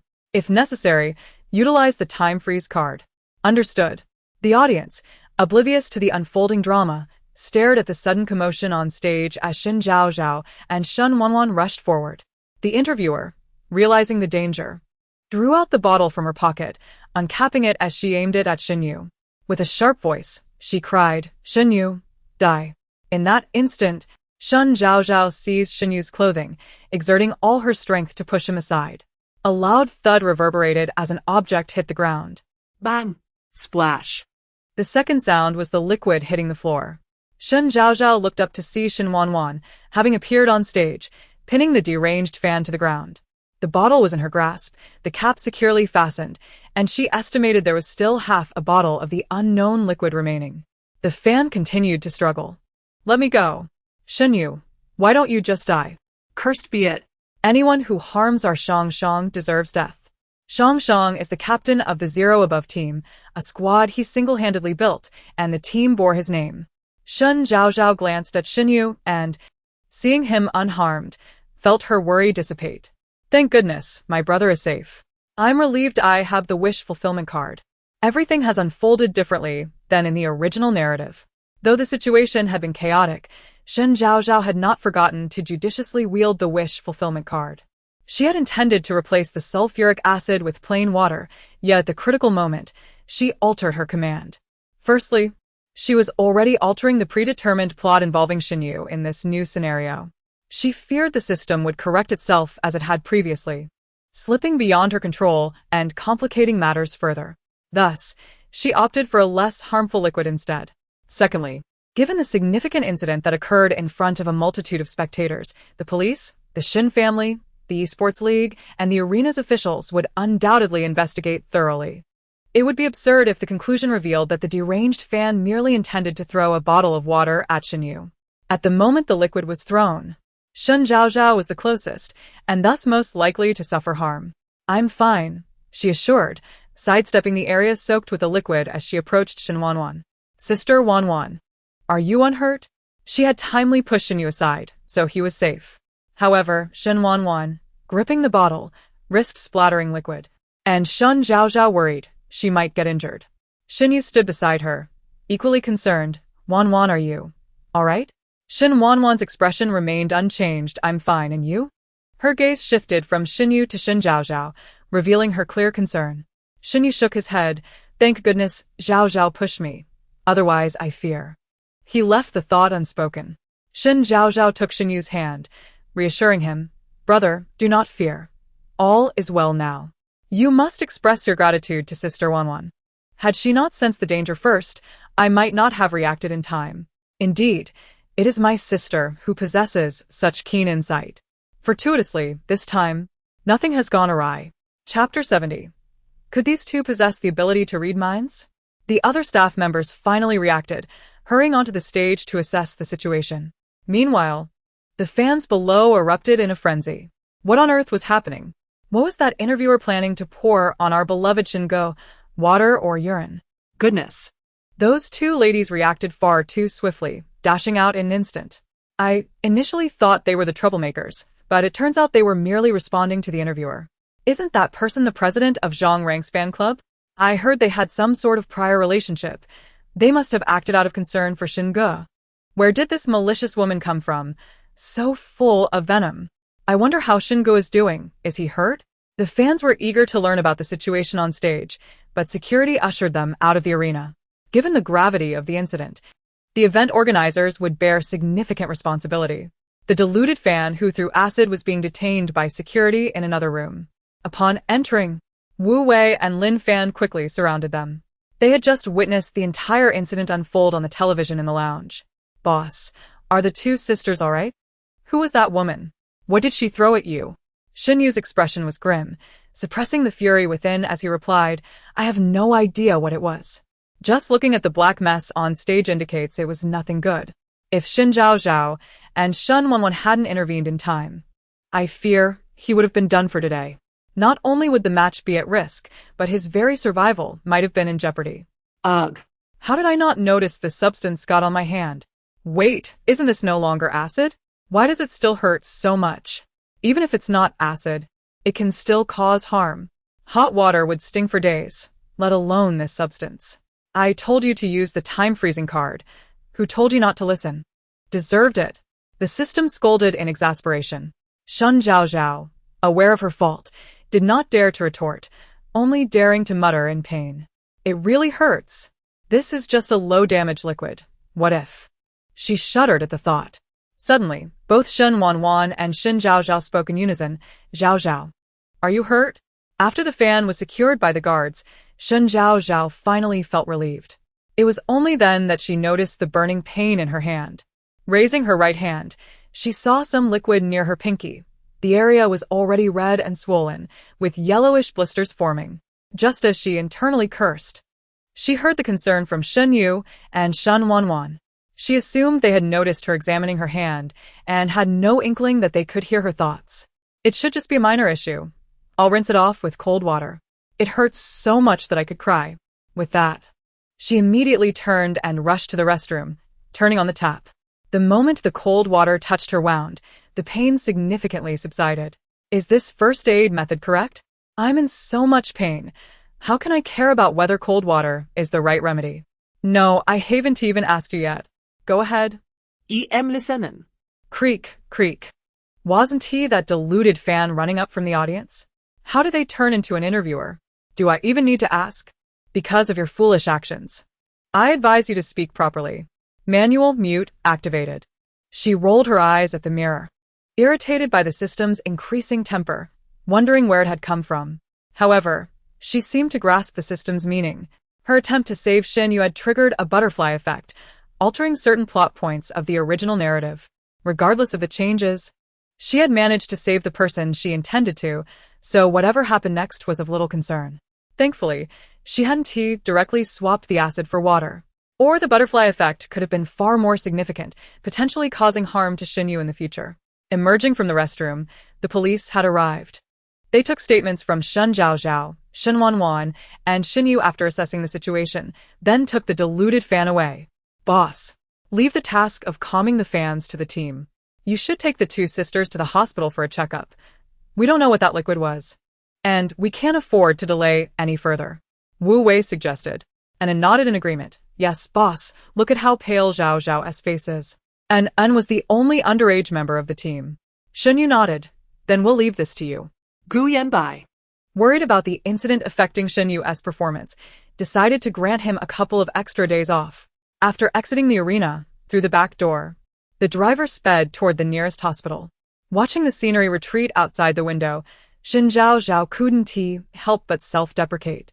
In less than a month, I've already been to the hospital 4 times.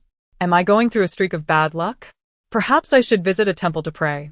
But does this city even have a temple? Why does it still hurt after so long in cold water? Want to visit a temple?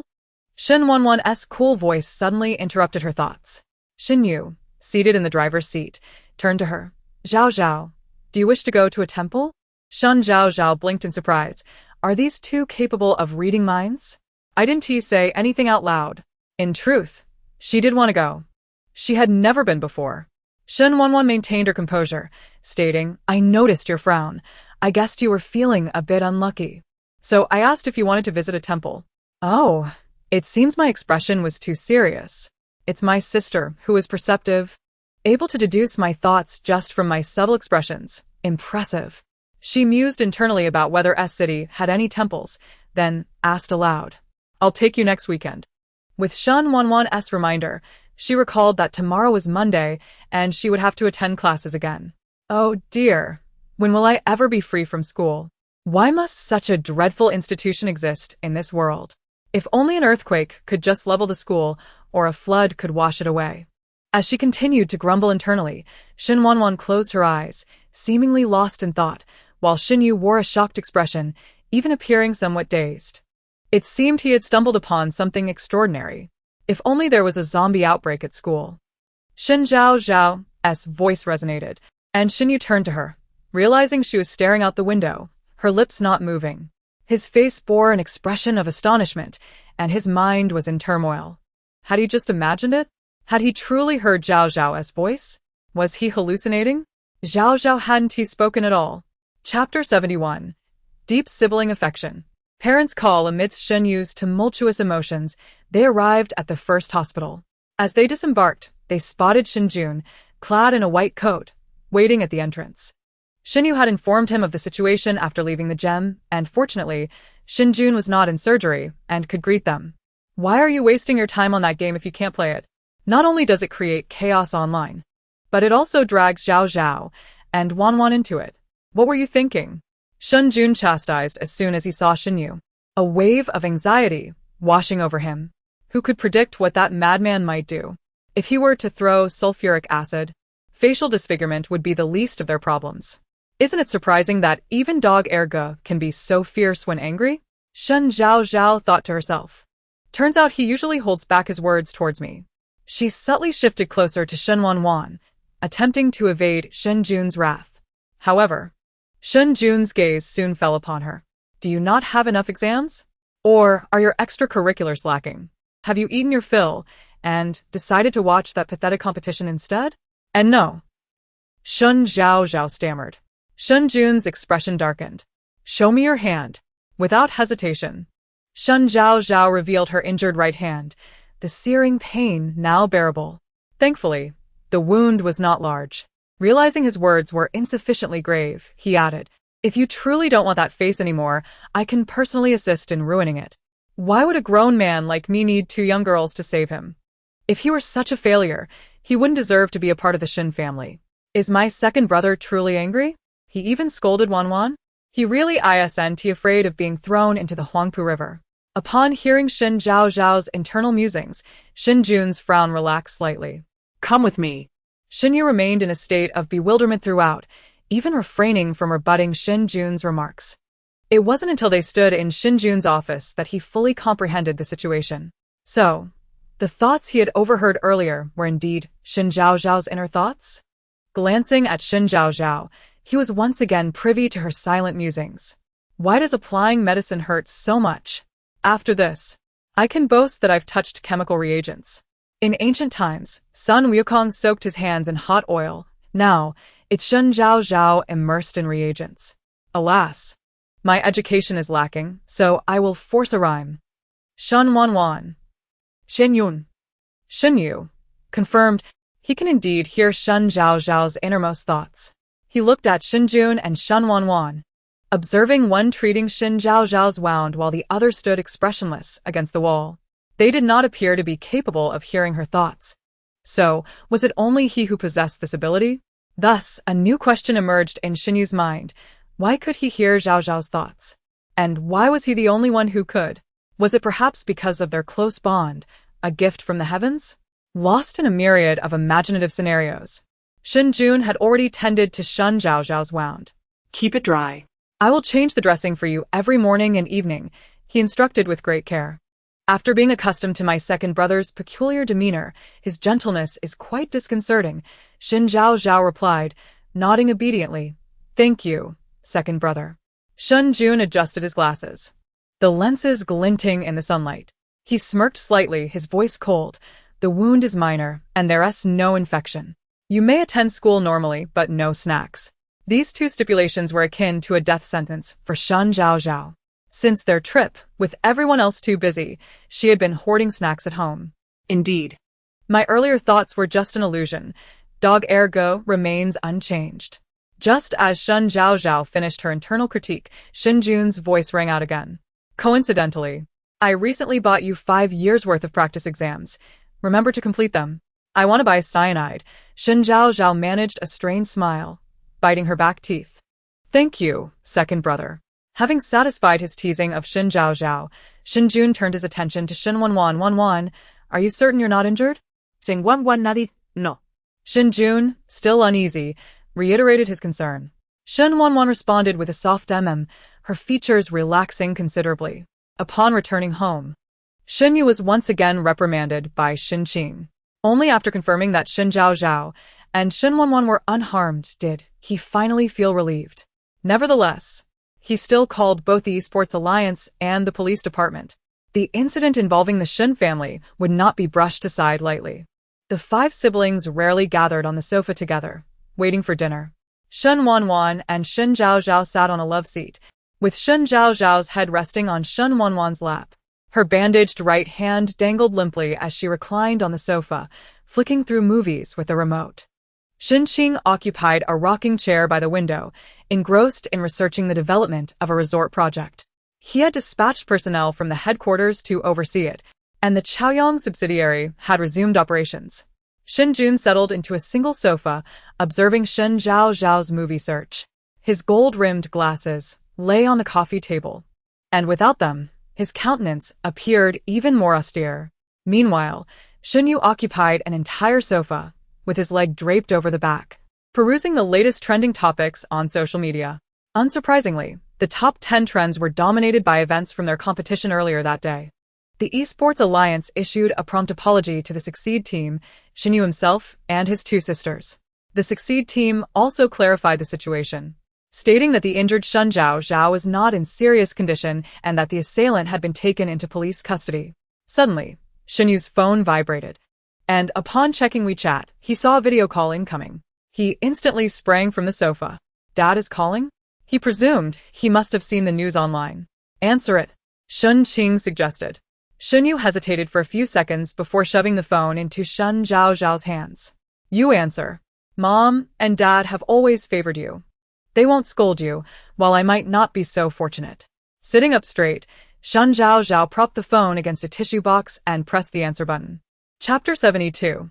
This matter cannot be left unresolved. Shen Tianqiang's serious face appeared on the phone screen, and upon seeing Shen Zhaozhao, he immediately broke into a warm smile. Is that you, Zhaozhao? Father, did you and Mother enjoy your day? Hearing her words, Lu Yan walked over with concern. We are all well. But what about you and Wanwan? Did you get hurt? Shen Zhaozhao turned the phone slightly toward Shen Wanwan. I am completely fine. As for my sister, I cannot say.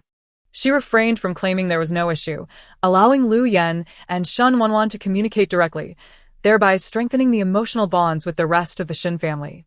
Wanwan, are you sure you're not hurt? Lu Yan inquired. Shen Wanwan nodded. No, not at all. Seeing that the two indeed did not appear injured, Shen Tianqiang and Lu Yan felt a slight relief. That's good to hear. You too, why did you rush in like that? What if something had happened? Father and I were terrified when we saw it, worrying for your safety. You didn't even call to let us know, causing us unnecessary concern. Indeed. All mothers in the world are the same when it comes to nagging. Shen Zhaozhao thought to herself as she discreetly tucked her injured right hand into her sleeve, determined not to let her parents see it. Otherwise, they would surely worry. Shen Wanwan remained her usual silent self. Shen Zhaozhao reluctantly spoke up. Mother, please don't worry. My sister and I are perfectly fine, and Sanga is also unharmed. She deftly redirected the topic to Shinyu. I'm sorry, Sanga, but I must share this burden of maternal love with you. Shen Yu's eyes widened, and before he could protest, he found the phone turned towards him by Shen Zhaozhao. Once again, Lu Yan began. What reckless thing have you been doing out there? Shen Yu lowered his head. I didn't. Didn't? Did no one throw anything at you on stage? I told you not to play games, but you didn't listen. Now look, someone couldn't stand it anymore, and this is what you get. Hurry and deal with your troubles outside. If there's a next time, I'll break your legs. In contrast to her sternness with Shen Yu, Lu Yan spoke to Shen Wanwan and Shen Zhaozhao with genuine gentleness. Shen Zhaozhao watched in astonishment, unable to resist leaning closer to Shen Wanwan. Is this still my gentle and caring mother? Suddenly feeling a pang of sympathy for Sanga. He must have been adopted, right? Hearing her thoughts, Shen Wanwan couldn't help but smile slightly. Shen Qing quietly remarked, Mother only becomes irritable when dealing with Xiaoyu. The fact that the typically composed Shen Qing would say this indicated Lu Yan's true agitation at that moment. Shen Jun scoffed, he deserves it. I believe he should be given a good beating to learn his lesson. Shen Yu, distracted by Lu Yan's discipline, had to endure their mockery. His mind was buzzing. He realized Zhao Zhao might be right, perhaps he truly was adopted. After Lu Yan's 20-minute lecture, she finally paused to take a sip of water from Shen Tianxiang. Good. At that moment, Shen Yu resembled a scolded golden retriever, keeping his head down and refraining from uttering a word in defense. Fortunately, Shen Qing timely intervened by taking the phone away, rescuing him. Father, Mother, have you gathered all the information? Shen Tianxiang asked. Shen Qing nodded. I have instructed Xiao Wen to investigate. I called the police station and the Alliance. We should have results soon. Shen Tianxiang responded affirmatively. Once it's clarified, if we are not at fault, you know what to do. This matter cannot simply be overlooked. Rest assured, Father.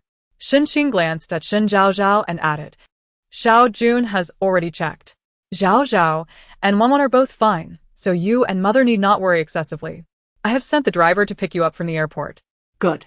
At that moment, Police Chief Mo Zhou was in his office, overwhelmed with stress. He turned to another officer and asked, How is the investigation progressing? That girl just graduated from university and is new to society. She may not understand the seriousness of her actions. Not understand? That was methanol. Although it's not an extremely toxic chemical reagent, it's not something one can casually purchase. Did you not see the surveillance? She was openly threatening Shen Yu. This is attempted murder.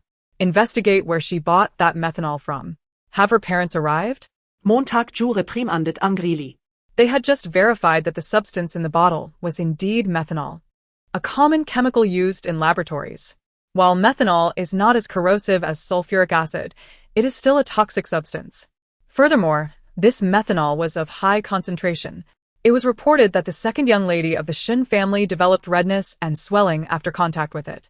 This demonstrated that the girl was not acting impulsively, but had prepared in advance. As soon as he finished speaking, his phone rang again.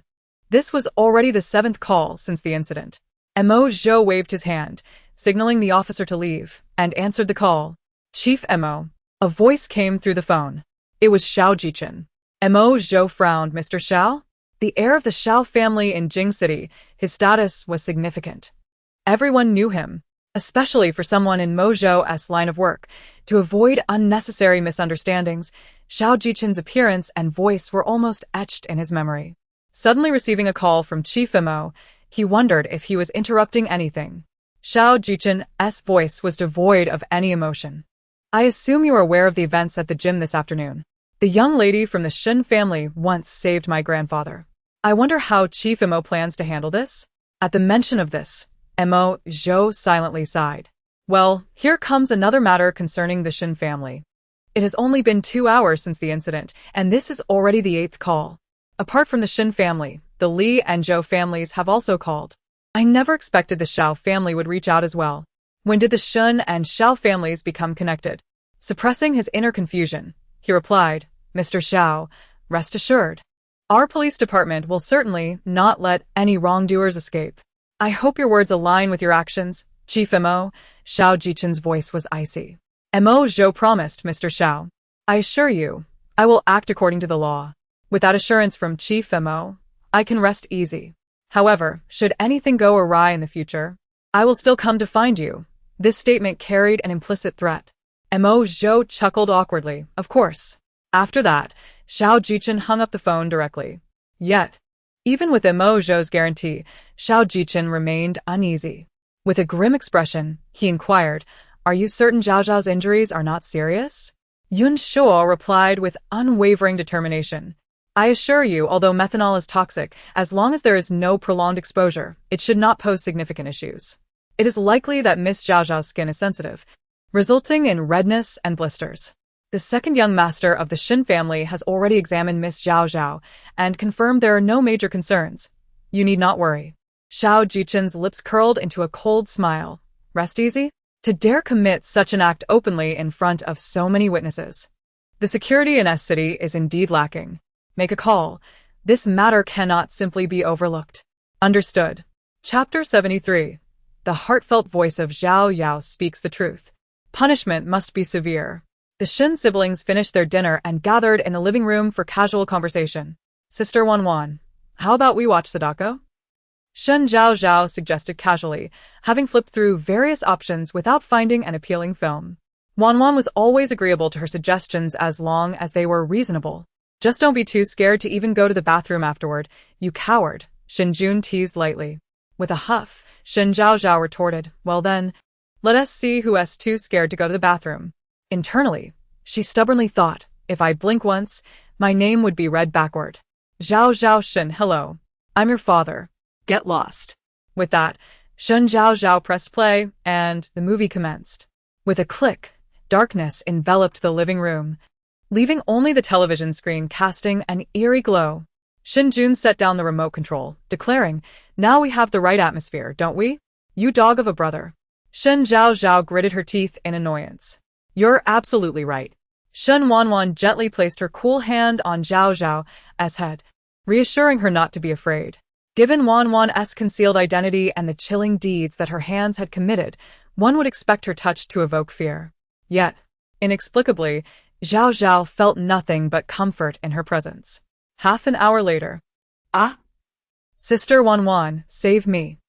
Shen Zhaozhao's scream echoed throughout the villa. Just remember not to go to the bathroom. It's filthy. What if something is combing its hair in the mirror? Or in the bathtub? Ah! Before Shen Jun could finish a sentence, Zhao Zhao conjured a horrifying image in her mind, screaming once again. Ah! How am I supposed to sleep tonight? My mind is filled with these images. I'm doomed. Zhao Shen, can't you handle it? Creak, creak. What if there's a ghost? Shen Jun, clearly enjoying the chaos, added, you see how Sadako's dress resembles your red dress? Zhao Zhao's face turned pale. Shen Wanwan shot a disapproving glance at Shen Jun, pulling Zhao Zhao into her embrace. Don't listen to him. There are no ghosts. Knowing Zhao Zhao is afraid, why would you scare her? Shen Yu attempted to kick Shen Jun but was easily evaded. Shen Jun gazed at the trembling Zhao Zhao nestled in Wanwan's arms, a playful glint in his eyes. I'm only speaking the truth, Zhao Zhao. Just remember, next time you go to the restroom, don't look in the mirror. Fine, I won't go to the restroom at all. Zhao Zhao's voice was muffled against Wanwan's abdomen. Just don't look at your phone in the middle of the night. Sadako climbs out of phones. Whoosh. Shen Zhaozhao tossed her phone aside, letting it land on the carpet. Help! Why do I have such a vivid imagination? One comment from him conjures an entire scene. Why did I even suggest watching a horror movie? Zhao Shen, congratulations, after today, you'll have no face left. Outside. Shen Qing had finally finished his call and found Shen Jun still tormenting Shen Zhaozhao, his expression darkening. Xiao Jun, stop fooling around. Okay. The cunning fox was most attentive to Shen Qing's words. As soon as he spoke, Shen Jun promptly turned on the lights in the living room, halting the film. Shen Qing walked over to Shen Zhaozhao's side, speaking softly, Zhaozhao, don't be afraid. The movie is off. Come. Your elder brother has something to discuss with you. Zhaozhao hesitated momentarily before rising, adjusting to the sudden brightness, and looked at Shen Qing. "Elder brother," she said in a pitiful tone, prompting Shen Qing to lightly scold Shen Jun. "Your second brother is being thoughtless. Ignore him." "Yes, I'm fine, elder brother." Though a bit frightened, Zhaozhao was not angry. She had resolved to devise a meticulous plan to deal with Shen Jun and put an end to his incessant scaring. Shen Qing continued, "The police have gathered all the details. The girl's name is Song Shi, 24 years old, a recent college graduate. She is a fan of the Zero Above team and in a relationship with Zhang Rang. After watching Xiao Yu's training match live, she harbored resentment toward him. She stole methanol solution from her uncle's lab and secretly brought it to the venue. She intended to teach Xiao Yu a lesson, thinking methanol was not too dangerous, which led to her committing the crime on stage. Her parents wished to contact us for a private settlement. What do you think?" She was targeting third brother. "How does third brother wish to proceed?" Zhaozhao turned to Shen Yu. Without hesitation, Shen Yu replied, "Third brother defers to you." Zhaozhao then looked at Wanwan. "And what about you, Sister Wanwan?" Wanwan gently rubbed her head. "You decide. Do not negotiate. Everything will be handled according to the law. If it weren't for me, Song Shi would be thrown sulfuric acid." Song Shi initially threatened on Weibo, then meticulously planned this. It's a premeditated murder. If it weren't for me and Sister Wanwan, third brother would have faced more than just disfigurement. His hands would have been ruined as well. Why should we settle privately? I refuse. I've already shown the Song family enough courtesy by not taking action myself. As she spoke, Zhaozhao's expression darkened. Her hands clenched into fists at her sides. She was no saint. She would never forgive someone simply because they professed sincerity. Here, in this world depicted in the book, she bore no burdens. Anger surged through her mind, causing her to overlook the equally grim expressions on the faces of the others.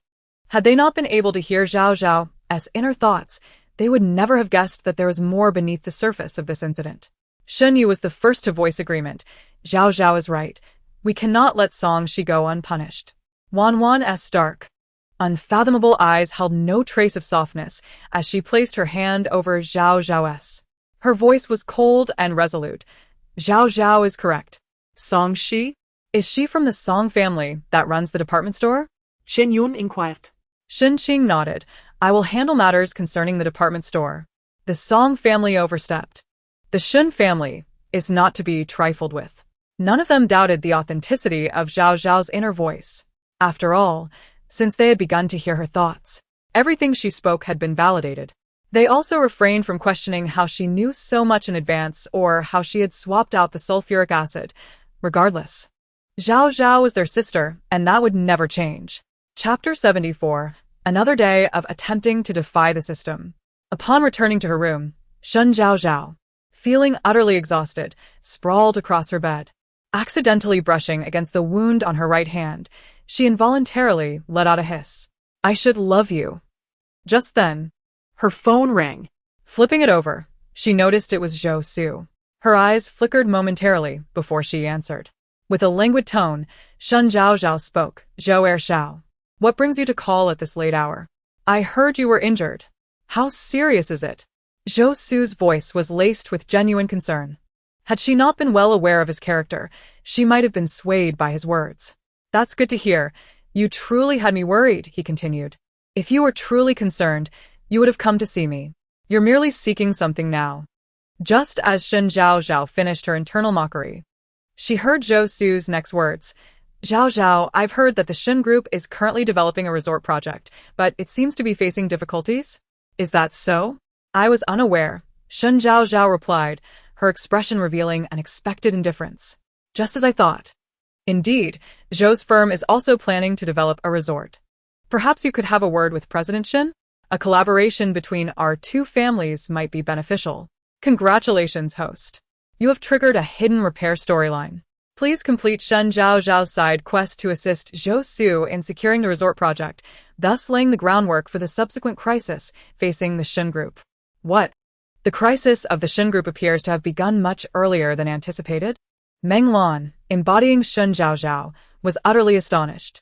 Had she not been on the phone with Zhou Su, she might have gasped aloud. While reading the original text, She had believed the crisis began with Shen Zhaozhao leaking internal Shen group information. Little did she know, this was already a foreshadowing. Sister, how about I find you the original text for another read? I absolutely refuse to engage in last-minute cramming. Zhaozhao, Zhou Su inquired, noticing her silence. She let out a silent sigh. You remember to get me a physical copy of the book. All right. Shen Zhaozhao turned to Zhou Su and said, Fine, I agree to assist you, but in return, could you do me a favor? Speak, Zhaozhao. It's about Shen Wanwan. Recently, she has been getting along increasingly well with her family, and I find myself at a loss. If this continues, I fear there may be no place for me within the Shen family. Zhou Su, initially expecting something else, was momentarily taken aback, his eyes glinting with a hidden light. Perhaps you could take advantage of the music bar. Oh. I completely forgot about that. But I am currently in S City, making it inconvenient to travel to our city. You need not go personally. I have contacts there, just await my delivery of the evidence. You little schemer, you had this all planned out, didn't you? You're quite the sly one. Then I shall trouble you, Zhou Shao. It's getting late. I will hang up now. Zhaozhao, good night. Zhou Su's objectives had been achieved, and he hung up the phone first, feeling quite pleased. Has Shen Zhaozhao agreed? Zhou Zhenkong remarked, holding a cup of coffee while seated on the balcony. Zhou Su approached, standing merely 2 steps away. Indeed. It seems Shen Wanwan is becoming increasingly significant in the hearts of the Shen family, prompting Shen Zhaozhao to act. Zhou Zhenkong smiled in satisfaction. That is splendid. In that case, let us commence with the resort project. Understood. I shall give the orders immediately. What of the project we previously collaborated on with the Shen Group? Everything is proceeding smoothly. The subsidiary's profits have more than doubled compared to last year. Virtually a windfall, Zhou Su said, a trace of pride glimmering in his eyes. He lifted his gaze to Zhou Zhenkong, a look of anticipation gracing his face. Zhou Zhenkong sipped his coffee. Do not become overly fixated on these minor profits. Once the R City and resort projects are realized, it will not be long before the wealthiest family in S City will be the Zhou family. Zhou Su, having not received the encouragement he yearned for, felt his spirits dampen. Rest assured, father, these 2 projects will undoubtedly succeed. Meanwhile, at the Tsuehu Manor, after concluding her call with Zhou Su, Shen Zhaozhao scrolled through WeChat. Messages from Su Kersen and Li Fenglan awaited her. But the most intriguing was that Xiao Jichen had taken the initiative to add her on WeChat. Staring at Xiao Jichen's blank profile picture, she muttered to herself, why is Xiao Jichen in S City? She recalled that she had first met him at the resort. Realizing this, she continued, wait. How could Xiao Jichen's storyline become so disordered? Well, it's not a concern. After all, Xiao Jichen isn't part of the main narrative. As long as Shen Wanwan and Liang Jing's storyline progresses normally, it should suffice. Upon hearing the system's words, Shen Zhaozhao nodded in agreement. You are right. It's best not to dwell on it. If the Zhou family wishes to meddle in the resort project, I must ensure to visit the resort with Xinqing during the Mid-Autumn Festival. That is indeed the case. Creak, creak.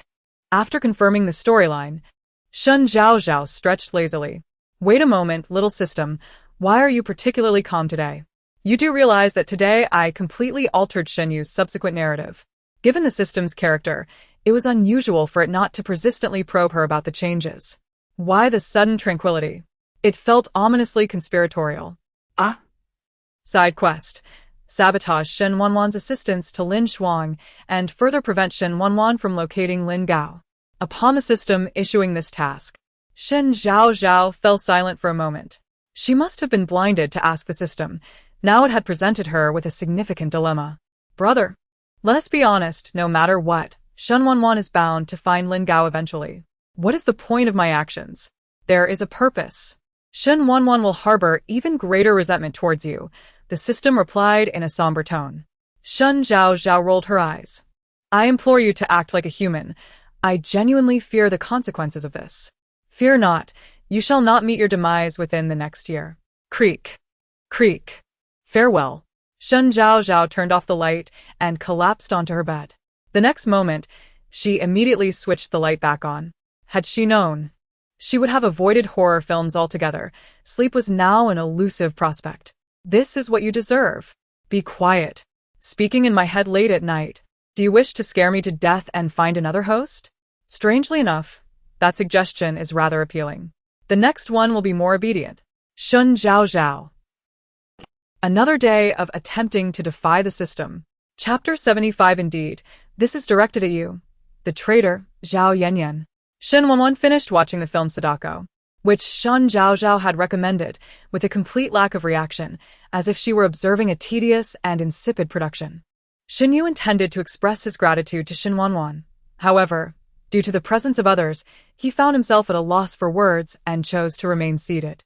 This film isn't particularly frightening, is it? He remarked, glancing at the closing credits on the large screen. Shen Wanwan merely nodded in response. What kind of movies do you enjoy? Any type, she replied, and the living room fell into an awkward silence. Once the ending theme concluded, Shen Wanwan switched off the television. Wait, Shen Yu said hastily, rising from his seat with an air of unease. Thank you for today. Shen Wanwan turned her head to look at him. No need for thanks. I appreciate you attending my match and also thank you for saving me, and for rescuing Zhaozhao as well. With the initial expression of gratitude, the subsequent words flowed more easily for Shen Yu. Shen Wanwan blinked, no need for thanks. Zhaozhao is my sister too. Though her words remained sparse, at least her expression was no longer devoid of emotion. Shen Yu suddenly found her much more agreeable. Up until this point, he had genuinely accepted Shen Wanwan. Shen Wanwan accepted the card. Thank you. On Monday, the Shen family arose early. Xiaowen arrived around 6 to pick up Shen Qing, as they were headed to the capital and needed to depart promptly. Shen Jun was resting, preparing to go to the airport to pick up Shan Tianxiang and Lu Yan. After breakfast, Shen Zhaozhao and Shen Wanwan were driven to school by Shen Yu. If you two are bullied at school, remember to call me. Shen Zhaozhao immediately noticed the shift in Shen Yu's attitude toward Shen Wanwan. She glanced at Shen Yu, then at Shen Wanwan, pondering, has third brother started to care about Wanwan? What on earth has transpired that I am unaware of? Shen Yu ruffled her hair. I'll pick you both up after school. Under normal circumstances, he would have been indifferent, although their parents did not support his interests. They were fairly open-minded and would not impose restrictions. However, this situation was different. He could not evade it no matter what. Shen Zhaozhao nodded. All right, third brother. Shen Wanwan nodded in agreement, but did not speak. Shen Zhaozhao was momentarily taken aback by the barrage of questions from him. She replied, I didn't check my phone yesterday. That's quite a serious excuse. Oh, it's fine, your injury is healed, hasn't it? Li Fenglin instinctively glanced at her bandaged right hand, inquiring with concern. It's nothing, just a little bump. It doesn't hurt anymore. Shen Zhaozhao waved her hand dismissively. The concern in Li Fenlin's eyes did not dissipate with her words. He extended his hand, offering her a bottle of medicine. This will be particularly effective for treating wounds. Shen Zhaozhao's attention was immediately drawn to the bruise on his arm. She frowned. I think you need this more than I do. Is Li Fenglin actually working out? In just 2 days, he has gotten himself into this state. The boy is quite fierce. It seems that the kidnapping incident truly frightened him. But wait, could it be that Li Fenglin is doing this for Shen Zhaozhao? What are you mumbling about? Li Fenglin's injury. He was also trying to protect Shen Zhaozhao, and coupled with your actions that day, it bruised his ego, she continued. Who told you to provoke him like that? Shen Zhaozhao had not finished speaking when the system grasped her implication and continued, apologies for my actions, I am fine. As soon as her words fell, Shen Wanwan appeared behind Shen Zhaozhao at an unknown moment, her tone icy. Shen Zhaozhao turned around, her gaze meeting Shen Wanwan's impassive face. Sister Wanwan, I forgot. Before Shen Wanwan could finish her sentence, Shen Zhaozhao dashed to her seat, hastily retrieving her textbook, a few stray hairs standing on end due to her swift movements. Shen Wanwan then turned her cold gaze towards Li Fenglin. Mind your own business. Li Fenglin, not wishing to engage with Shen Wanwan, scoffed, it's none of your concern. With that, he walked back to his seat, casting a gentle glance at Shen Zhaozhao's back. Stay away from him. From whom? Li Fenglin. Even if my sister didn't warn me, I would naturally keep my distance. That boy is too sincere, and I can't afford to let him down.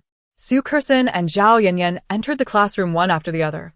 Both promptly set down their backpacks and approached Shen Zhaozhao. Zhaozhao, how is your health? We all saw what happened with the scarf. How is your injury? Su Kerson's familiar voice rang out first. Currently, Shen Zhaozhao was her fortune bringer, and she needed to be well coddled. Shen Zhaozhao set down her book, her mind filled with the words she had hastily crammed. It's nothing, just a scrape. Zhao Yanyan then chimed in. Zhaozhao, I've heard you've had quite an eventful few days. Are you all right now? Her words were double-edged. Between Xiao Li fainting in the ancient town, Li Fenglin encountering the kidnappers, and Shen Zhaozhao facing a deranged fan in the gymnasium, it had indeed been a thrilling few days. I apologize for not being by your side these past days due to family matters. Otherwise, I would never have allowed you to face these challenges alone. Oh, Zhao Yanyan is truly exceptional. Just look at how eloquently she speaks. It's an art form. It's fine. None of it is significant. I could have managed it all without you, Shen Zhaozhao implied. Zhao Yanyan seemed to catch the underlying meaning in her words and opened her mouth to respond, but Su Kerson interjected. Zhaozhao, I tried calling you multiple times last night. Why didn't you answer? I was asleep, and didn't hear. After a brief pause, Shen Zhaozhao continued, by the way, has the Shen family signed the cooperation agreement with you? Regarding this, Zhaozhao, I truly do not know how to express my gratitude. My father said the Shen family S project is outstanding. He suggested I take you out for a meal sometime. Su Kerson said excitedly, clutching Shen Zhaozhao's left hand. She had facilitated the collaboration between the Su family and the Shen family, and in her father's joy, he gifted her a card worth 200,000, an unprecedented privilege for her. That sounds great.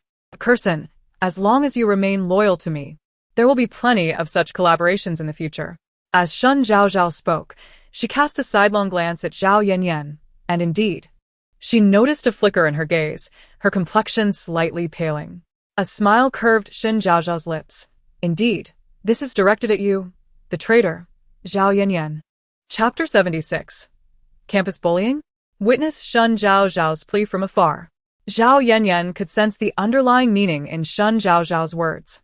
Yet, in her mind, Shen Zhaozhao had always been an impulsive and reckless spoiled young lady. Thus, this sudden declaration left Zhao Yanyan momentarily perplexed.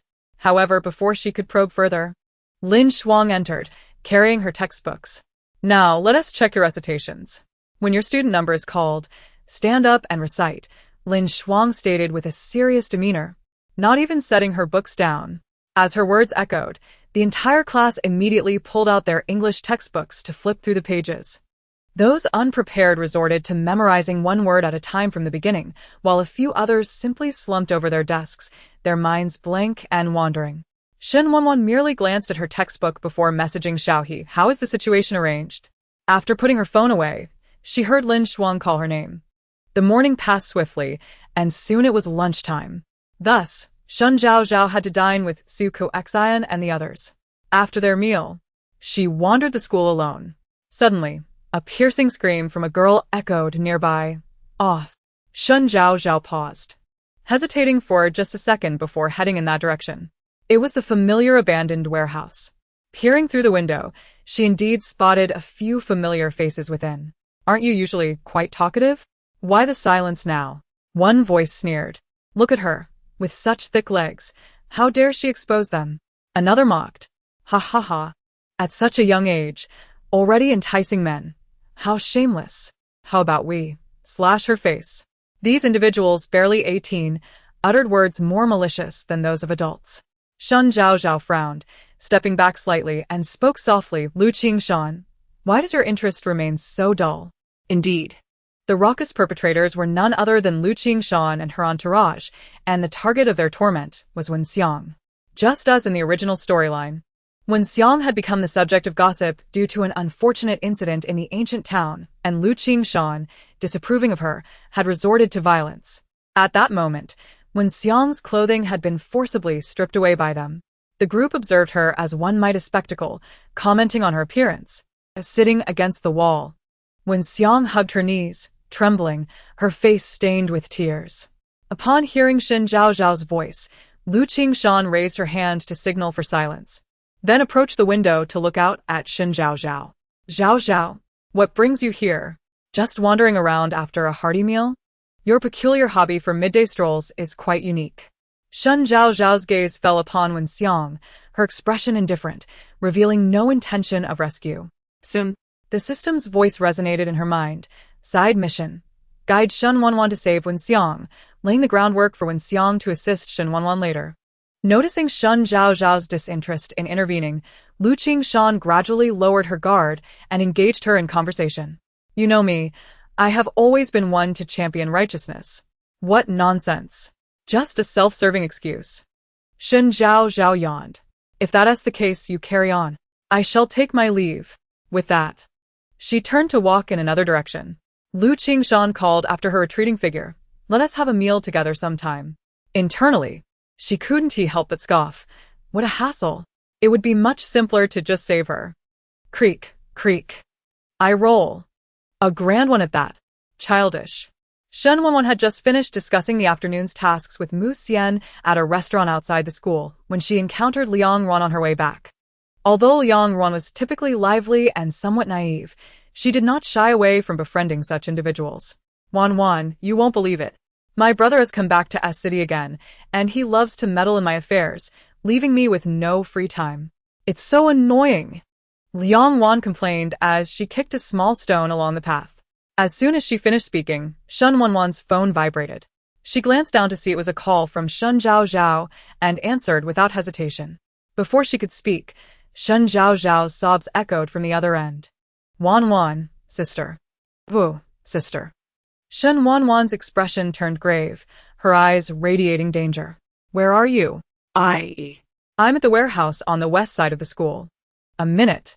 Without a moment's hesitation, Shen Wanwan pivoted and headed toward the warehouse, with Liang Ran hurrying to follow. Don't worry, I'll call the principal. With the school involved, Shen Zhaozhao will be fine. This was her typical student mentality, turning to teachers in times of trouble. In her mind, while Shen Wanwan might be exceptional, she was still just another powerless female student like herself. What if the danger Shen Zhaozhao faced was beyond what the two of them could handle? Thus, she believed seeking a teacher was the more prudent option. Shen Wanwan did not stop her. With a teacher present, she wouldn't need to reveal her capabilities. Otherwise, drawing attention to herself would be the real peril. She moved swiftly, reaching the warehouse within an hour. Hearing the mocking laughter from inside, her gaze grew increasingly frigid. God. How can such things happen at our school? Liang Wan exclaimed in disbelief. Shen Wanwan remained silent, striding inside. At the entrance of the warehouse, she kicked the door open, her expression dark as she surveyed the interior. Although Shen Zhaozhao's call had been urgent, there were no other voices around. She must have called from a particularly quiet spot. She had cried out desperately, providing the location of the warehouse, yet was not present herself, evidently.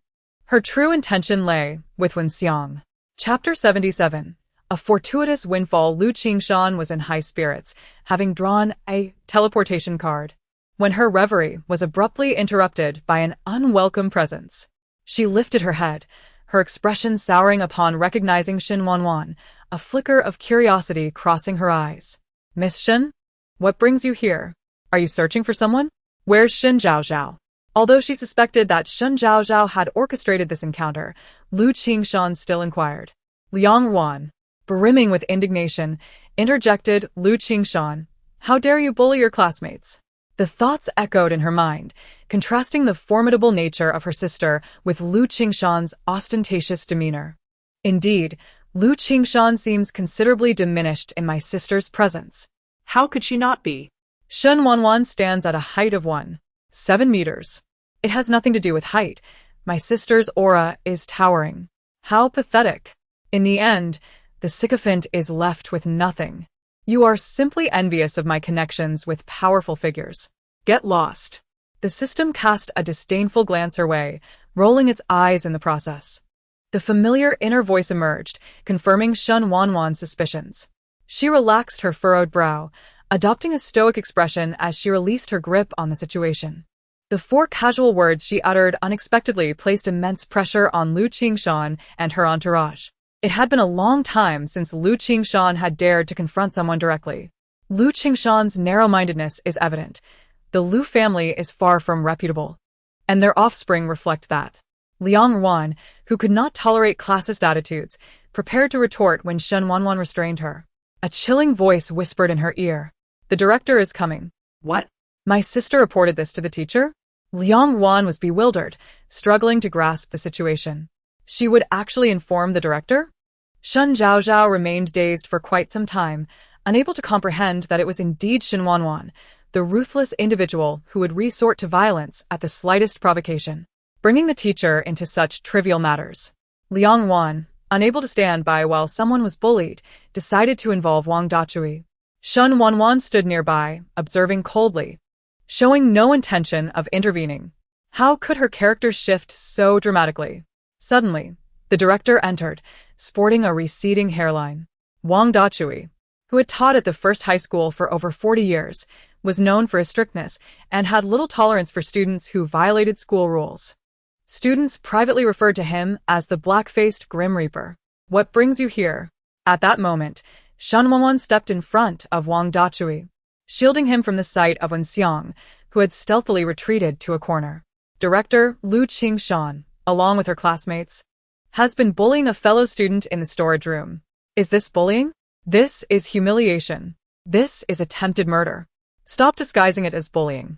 Liang Wan quickly grasped the situation, removing her school jacket and draping it over Wen Xiang. No one can see you here. Put this on.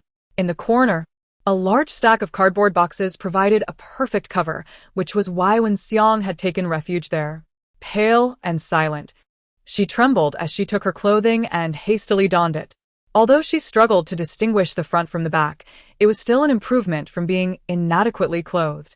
Director, Lu Qingshan has gone too far. Liang Wan supported Wen Xiang as they approached, while Shen Wanwan discreetly stepped aside. Far too far. She deserves to be detained. Listening to Shen Zhaozhao's subtle agreement, Shen Wanwan's gaze softened, a hint of an imperceptible smile gracing her features. Wang Dachui immediately noticed Wen Xiang's bruised body, realizing the gravity of the situation. With a fierce glare, he addressed Lu Qingshan and her companions. You all need to call your parents. No one will escape the consequences of such actions at school.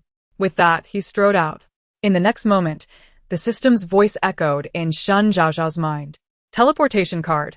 Upon successful use, the wielder can transfer from one space to another within a designated range of 10 meters. Note: this card is a single-use item and will vanish after successful activation.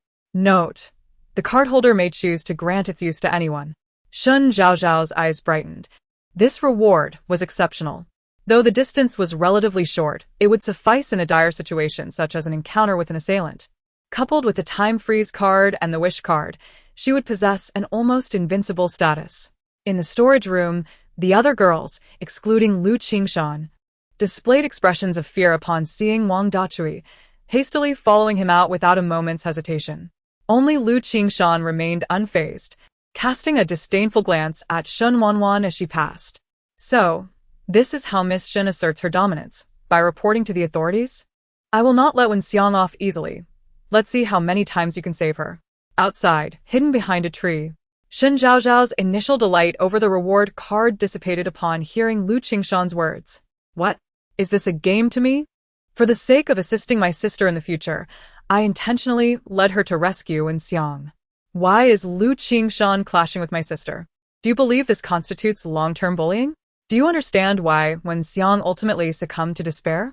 Shen Zhaozhao realized that what appeared to be an unrelated series of minor tasks was, in fact, guiding her towards the main storyline. Wen Xiang would become her ally, while Lu Qingshan stood among the three principal antagonists. Some aided Shen Wanwan, while others tormented her. All of this was a gradual accumulation from the very beginning. In the original narrative, Shen Zhaozhao had been manipulated by Zhou Su. Now, through the system's tasks, she was directly and indirectly facilitating the unfolding of the original plot until its conclusion.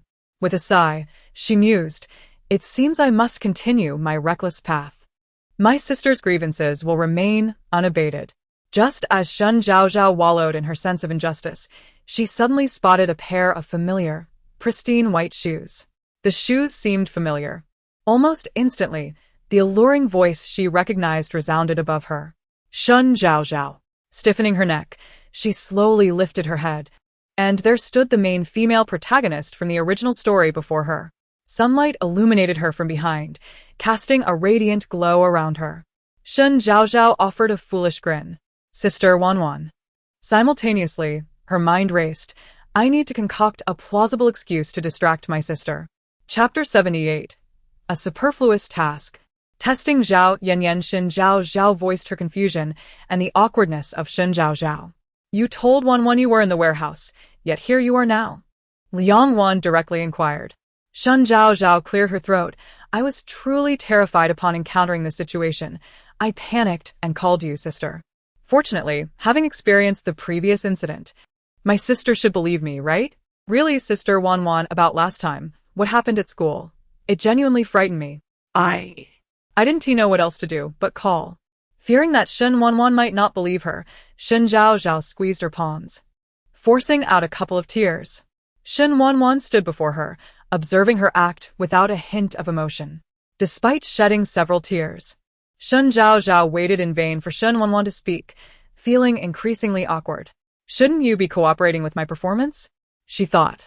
What should I do now? Could it be that my sister is caught on? The truth is Shen Wanwan is not foolish.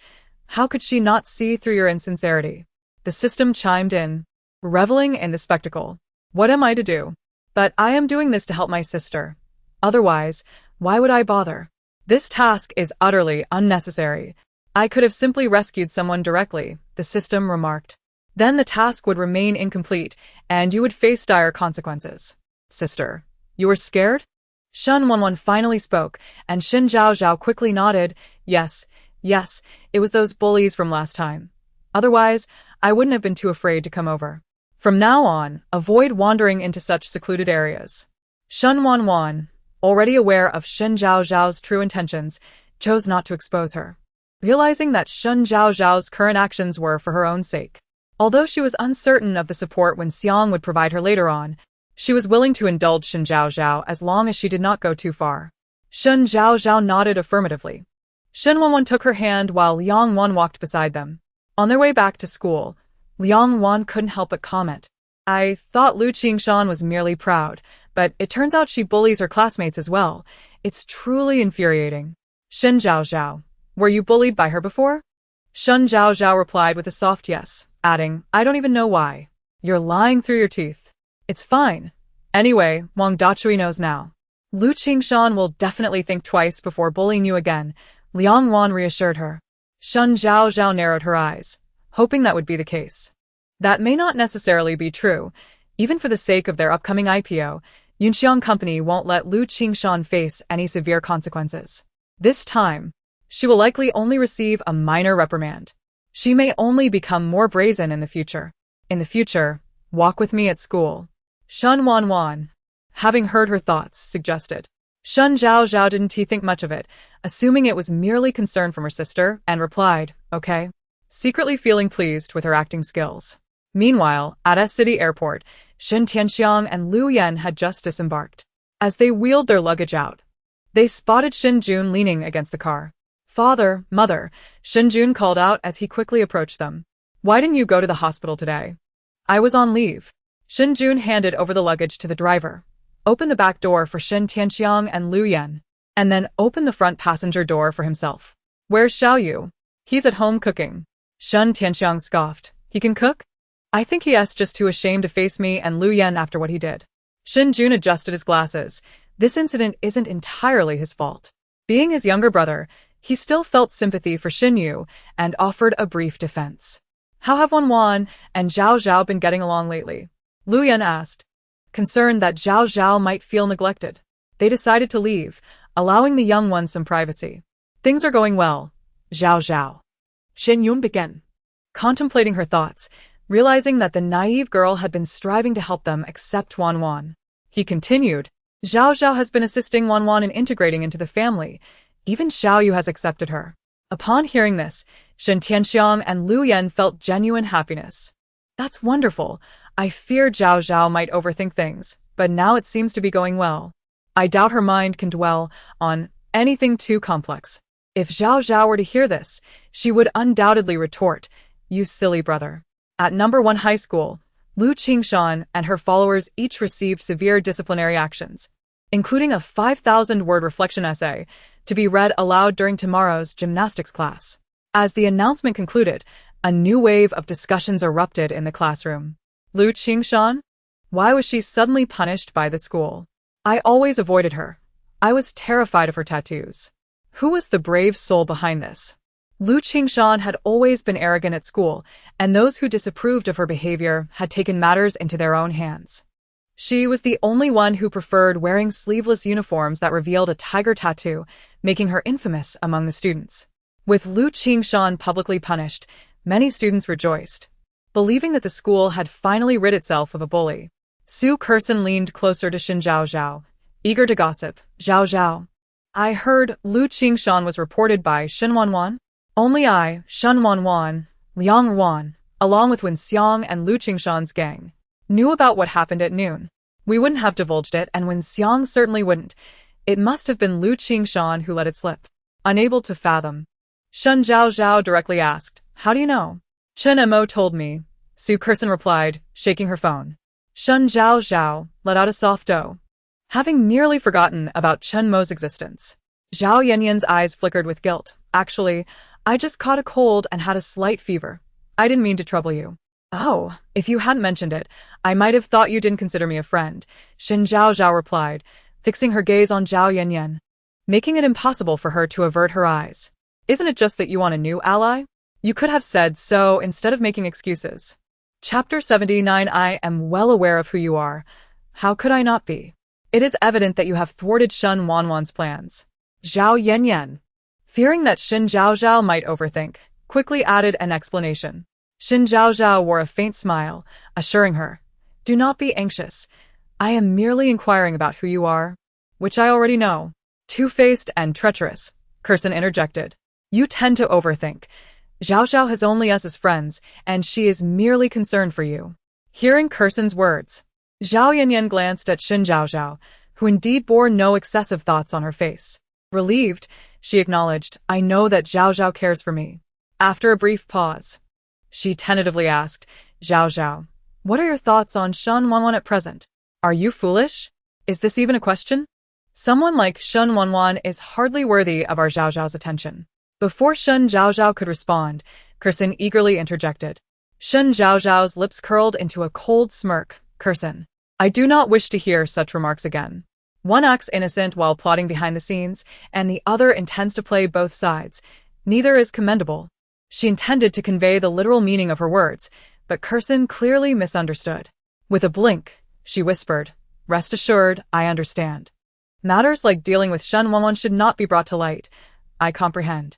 To maintain her cover, Shen Zhaozhao did not elaborate, tacitly agreeing with her statement. She retrieved her textbook in preparation for class. As the school day drew to a close, the system kindly reminded her, "Xiao Zhaozhao, Lin Shuang's first challenge has arrived. She has nowhere to live, correct?" "Correct." This time, Shen Wanwan altered her strategy. She began targeting Lin Shuang through various minor incidents, causing her continuous misfortune. Then, she would coincidentally encounter Lin Shuang and assist her, thereby strengthening their bond. For instance, Xiao He purchased the apartment Lin Shuang was renting, forcing her out. According to Shen Wanwan's plan, she would appear in Lin Shuang's neighborhood at this juncture. Having learned of Lin Shuang's predicament, she arranged for her to stay in her residence in S City, marking the first step towards befriending Lin Shuang. She aspired to cultivate a friendship with Lin Shuang to glean information about Lin Gao or ascertain his whereabouts. However, this scheme faltered. Under their watchful gaze, Shen Wanwan was unable to leave that day. Consequently, Shen Zhaozhao preemptively assumed the role of the teacher in her stead. As the class bell rang, Shen Zhaozhao gathered her belongings and approached Shen Wanwan. Shen Wanwan glanced at Kursen, signaling her to be cautious.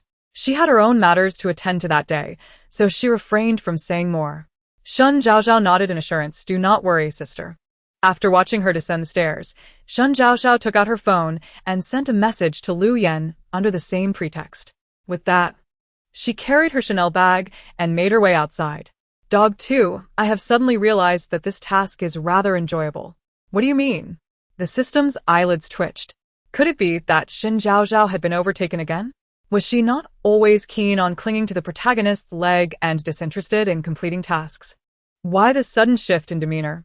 This abrupt change made it uneasy, fearing that Shen Zhaozhao was concocting a grand scheme. No. I simply discovered that this task is quite appealing.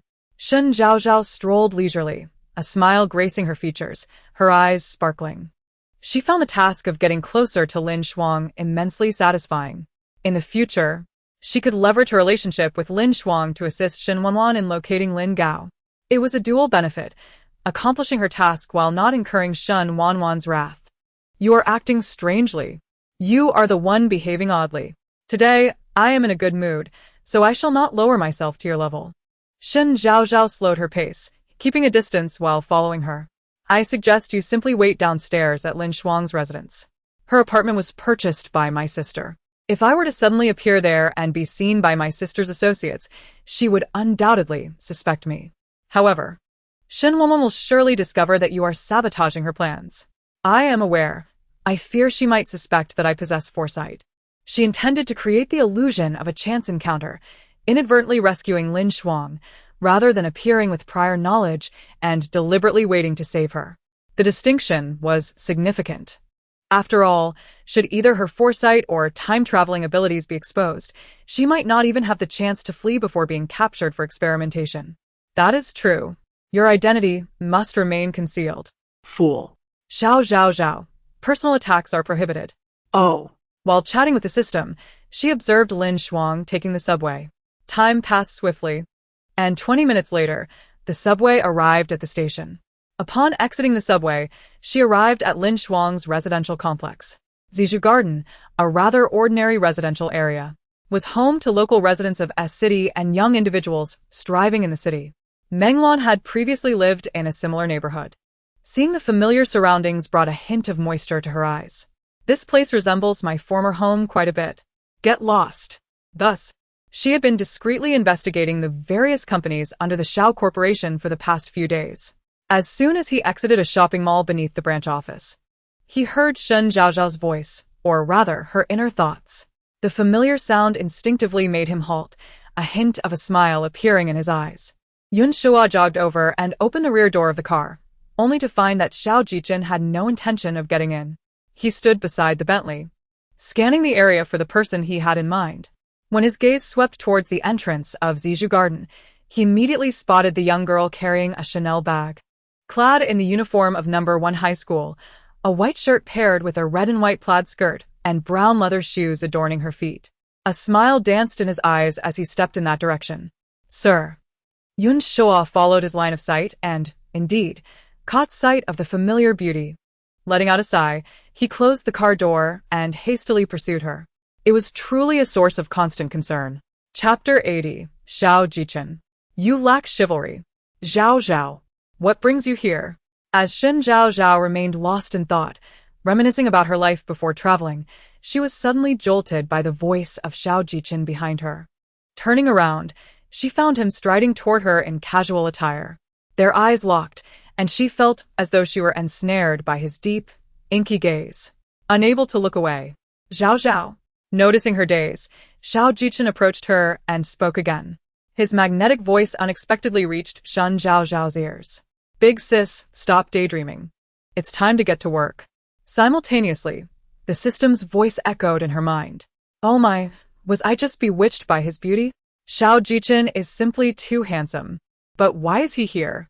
I came to check out the mall under the Group S banner. But what about you, Zhaozhao? Xiao Jichen smiled gently, glancing thoughtfully at the Zijou Garden. It seemed Zhaozhao had been observing this community. Could it be that she had a friend residing here? I'm just passing by with a friend for a meal, and I happened to glance over. This excuse was quite similar to what she had told Shen Wanwan. Primarily, she could not conceive of a more suitable alibi. Strange. Why do I feel like my encounters with Xiao Jichen are becoming increasingly frequent? It is indeed a bit off script. But it's not a significant issue. Hearing the system's words, Shen Zhaozhao nodded in agreement. As long as it didn't affect her, it was fine. I saw the news yesterday. It seemed you were injured? Are you all right now? Indeed. My good deed has been witnessed throughout the entirety of S City. I'm perfectly fine now. Just as she finished speaking, the sound of rolling luggage came from the entrance of the community. Upon hearing it, Shen Zhaozhao quickly turned her head. It was Lin Shuang, looking somewhat disheveled, her clothes dirty, and one of the wheels on her suitcase had broken off. A large bag rested atop it. Oh my. Did my sister's people go too far? That makes sense, if they didn't take it seriously. How could my sister appear like a hero swooping in to save the day? However, this time, this hero has to let me take the lead. Xiao Jichen listened to her thoughts, his gaze fixed on her face. He observed her initially pulling at her lips, then her eyes widening in shock as she sprinted toward the entrance of the Zizhu garden. Raising an eyebrow, he mused, is she off to save the damsel in distress? Yun Shua had been standing a respectful distance away, only approaching once Shen Zhaozhao had departed. Sir, now that we've encountered someone, shouldn't you treat them to a meal? He had come to realize that rather than resisting Shen Zhaozhao's presence, it was better to embrace it. Helping his master win her over sooner might lead to a more pleasant future for them both. No rush, Xiao Jichen replied, heading in the same direction. Meanwhile, Shen Zhaozhao had reached Lin Shuang. Teacher Lin? Lin Shuang paused upon hearing Shen Zhaozhao's voice. Zhaozhao, what are you doing here? I came specifically to wait for you. I'm here with friends for a meal, Shen Zhaozhao said, sizing up Lin Shuang before inquiring, Teacher Lin, are you moving? A hint of discomfort crossed Lin Shuang's face. She was at a loss for how to explain her current predicament to her student. She couldn't possibly admit to being evicted by her landlord. Yes, I'm preparing to move, she finally managed. Teacher, where are you relocating to? Let me help you, Shen Zhaozhao said, her mind whirring with thoughts. Clearly, the issue here is with the rented accommodation, but how can I phrase it to spare her embarrassment? Lin Shuang thought to herself, how'd she never noticed this child's sincerity before? A Zhaozhao this is? Xiao Jichen's sudden appearance sparked an idea in Shen Zhaozhao. She winked at him. This is my homeroom teacher, Lin Shuang. Turning back to Lin Shuang, she continued, Teacher Lin, this is my older brother's friend, Xiao Jichen. He is also like an older brother to me and is quite helpful. How fortuitous that Xiao Jichen appeared just in time to alleviate Lin Shuang's awkwardness. I shall play the role of the Good Samaritan. Perfect. Xiao Jichen's lips twitched slightly, deliberately remaining silent. Thus, an awkward silence enveloped the group. Is my hint not clear enough? Why hasn't Xiao Jichen brought up the matter of Lin Shuang being evicted? Shen Zhaozhao stepped closer to Xiao Jichen, tugging at his sleeve. Brother Jichen, don't you have anything to say? The affectionate address struck a chord with Xiao Jichen. Her soft, tender voice melted his resolve, leaving only Shen Zhaozhao in his gaze. After a moment, she added softly, help me just this once. Zhaozhao, since you're going to dine with your brother, you should hurry. It will soon be dark, Lin Shuang interjected, recovering her usual composure after a few moments of awkwardness. Shen Zhaozhao replied, I will head over now. She pulled at Xiao Jichen again, urging him to speak up.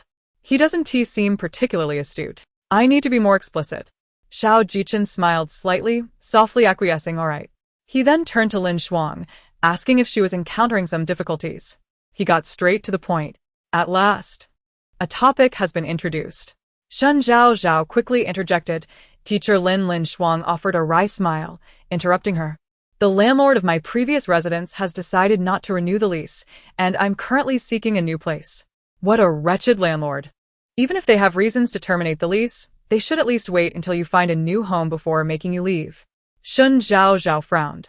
Though I know my sister is intentionally making things difficult for Lin Shuang in her search for Lin Gao, I must admit Lin Shuang is rather innocent and pitiable. It's all for Lin Gao's sake. As this thought crossed her mind, Xiao Jichen turned to Shen Zhaozhao with surprise. It was astonishing that the elusive Lin Gao was acquainted with Lin Shuang, and that Shen Zhaozhao was aware of it too. From the implication in her thoughts, it seemed Shen Wanwan was also searching for Lin Gao. What is Shen Wanwan's identity? Suppressing his curiosity, he turned back to Lin Shuang, saying, Teacher Lin, I happen to have several vacant properties available for rent. Perhaps you might consider them? Wait. This man lacks chivalry, trying to poach someone. Brother Jichen, considering Lin Shuang is my teacher, it would be more appropriate for her to reside with me. Besides, as a man, it would be inconvenient if Lin Shuang encountered any difficulties, wouldn't it? Shen Zhaozhao's sudden outburst left Xiao Jichen speechless. In terms of closeness, he indeed had no advantage over Shen Zhaozhao. Little fool, I still hope to send Lin Gao to my sister. You think you can compete with me for someone? Dream on. Chapter 81. The novel is truly not deceitful. Shen Zhaozhao cast a triumphant glance at Xiao Jichen, then took Lin Shuang's hand. Teacher Lin, since you currently have no place to stay, I happen to have an apartment near the school. You can move in, and once you find a suitable house, you can relocate. Lin Shuang hesitated but did not outright refuse. Indeed, she found it challenging to find an appropriate place at the moment. This. Teacher Lin, I will charge you rent, so it won't be free of charge. Sensing Lin Shuang's struggle, Shen Zhaozhao hurriedly added. Xiao Yichen stood by. Watching the scene with a smile, a hint of satisfaction gracing his features. Now that he was aware of the connection to Lin Gao, it was inevitable. Moreover, with Zhao Zhao wanting this person, there was no distinction between them. Oh dear, teacher, please do not hesitate. I will call the driver. And we can head over right away. Shen Zhaozhao decisively grabbed Lin Shuang's suitcase and reached for her phone to call the driver. Xiao Jichen seized the moment to interject, I will drive you over. At this, Shen Zhaozhao immediately regarded him with suspicion, thinking, this man harbors ulterior motives. How could I forget, he is also in search of Lin Gao. No, I cannot allow him to discover Lin Shuang's identity. I must keep my distance. Seeing her regard him like a potential threat, Xiao Jichen could not help but chuckle inwardly. It was merely a simple gesture of offering a ride, not the implications she feared. Although Lin Gao was of some utility to him, he did not feel compelled. He had no patience in need of Lin Gao's rescue. Shen Zhaozhao narrowed her eyes. Really? Xiao Yichen, amused, nodded affirmatively. He then turned slightly, making a gentlemanly gesture. Miss Shen, after you. All right, teacher. Let us hitch a ride. Side quest progress. 10 completed. There remains 90 of this side quest. Please continue your efforts. Even without the system's interjection. Shen Zhaozhao mentally noted the number of times Lin Shuang would face difficulties.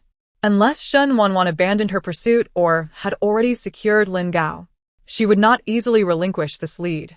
Silence enveloped them as they traveled, and a short while later, the vehicle halted in front of the first high school across the street from the Xuxia apartment. When Shen Zhaozhao first enrolled at the school, Lu Yan and Shen Tianxiang had specifically gifted her this apartment for convenience. Since Shen Zhaozhao's essence had been replaced, she had not set foot here once. To her surprise, it would come in handy now. Yun Shua followed behind them, carrying the suitcase up the stairs. Shen Zhaozhao pressed in the code and opened the door, stepping inside first, with Lin Shuang, Xiao Jichen and Yun Shua trailing behind. Shen Zhaozhao spoke up. Lin Shuang nodded. Thank you, Zhaozhao. There's no need for formalities, teacher. Here's how to modify the password. Should you require anything, just give me a call. Shen Zhaozhao suppressed her wandering thoughts and smiled. Lin Shuang inquired, what is the rent for this apartment?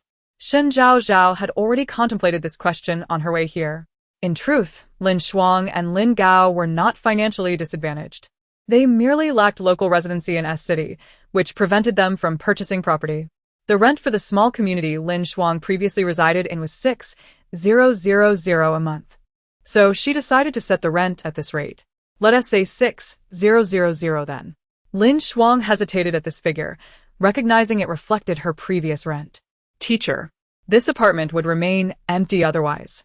You moving in will bring some vitality to it. I should be thanking you. Anticipating Lin Shuang's objections, Shen Zhaozhao promptly interrupted her.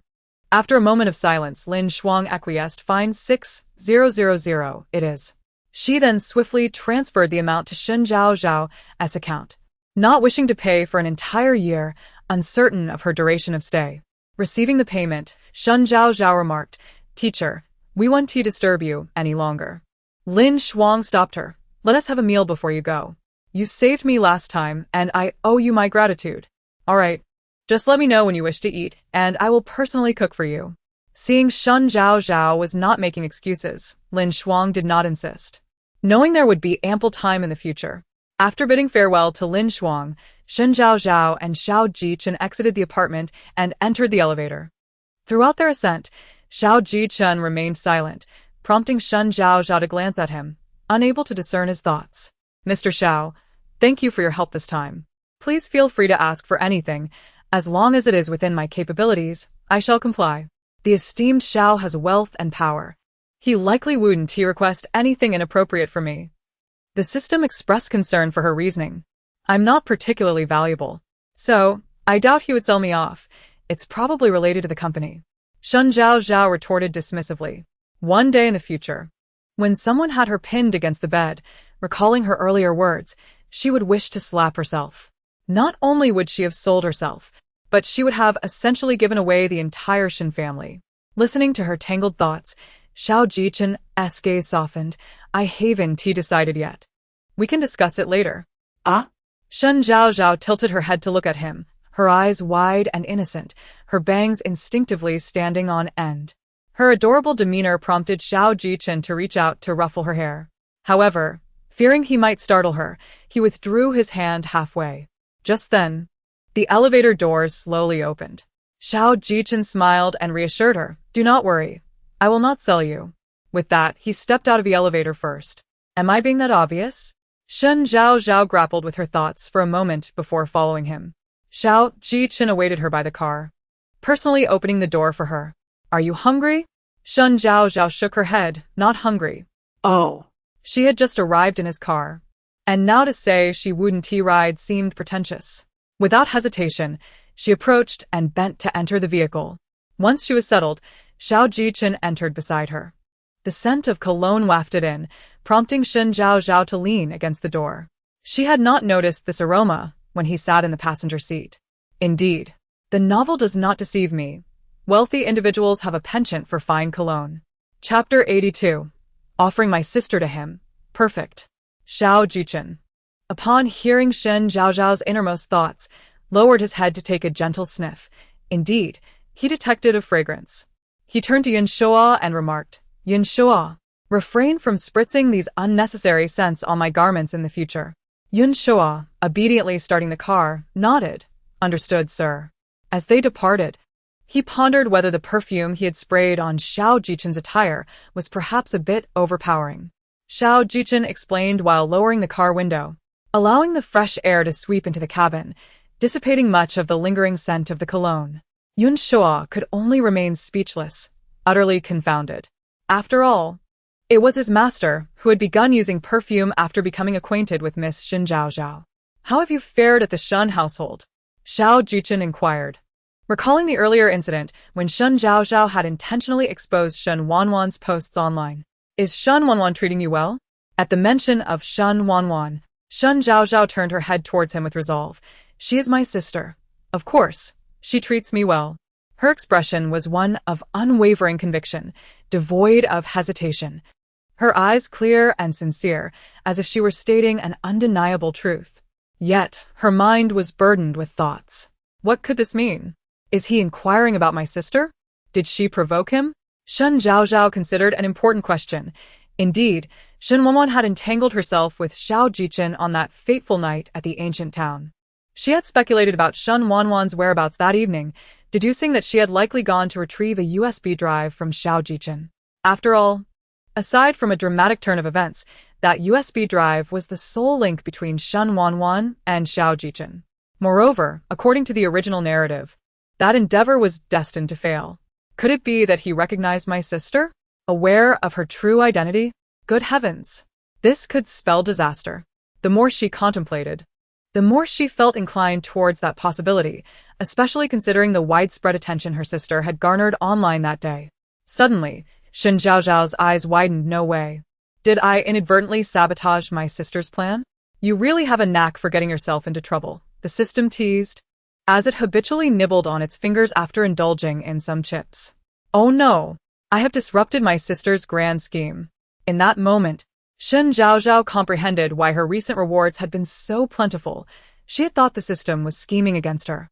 But it turned out she had indirectly thwarted Shen Wanwan's primary mission.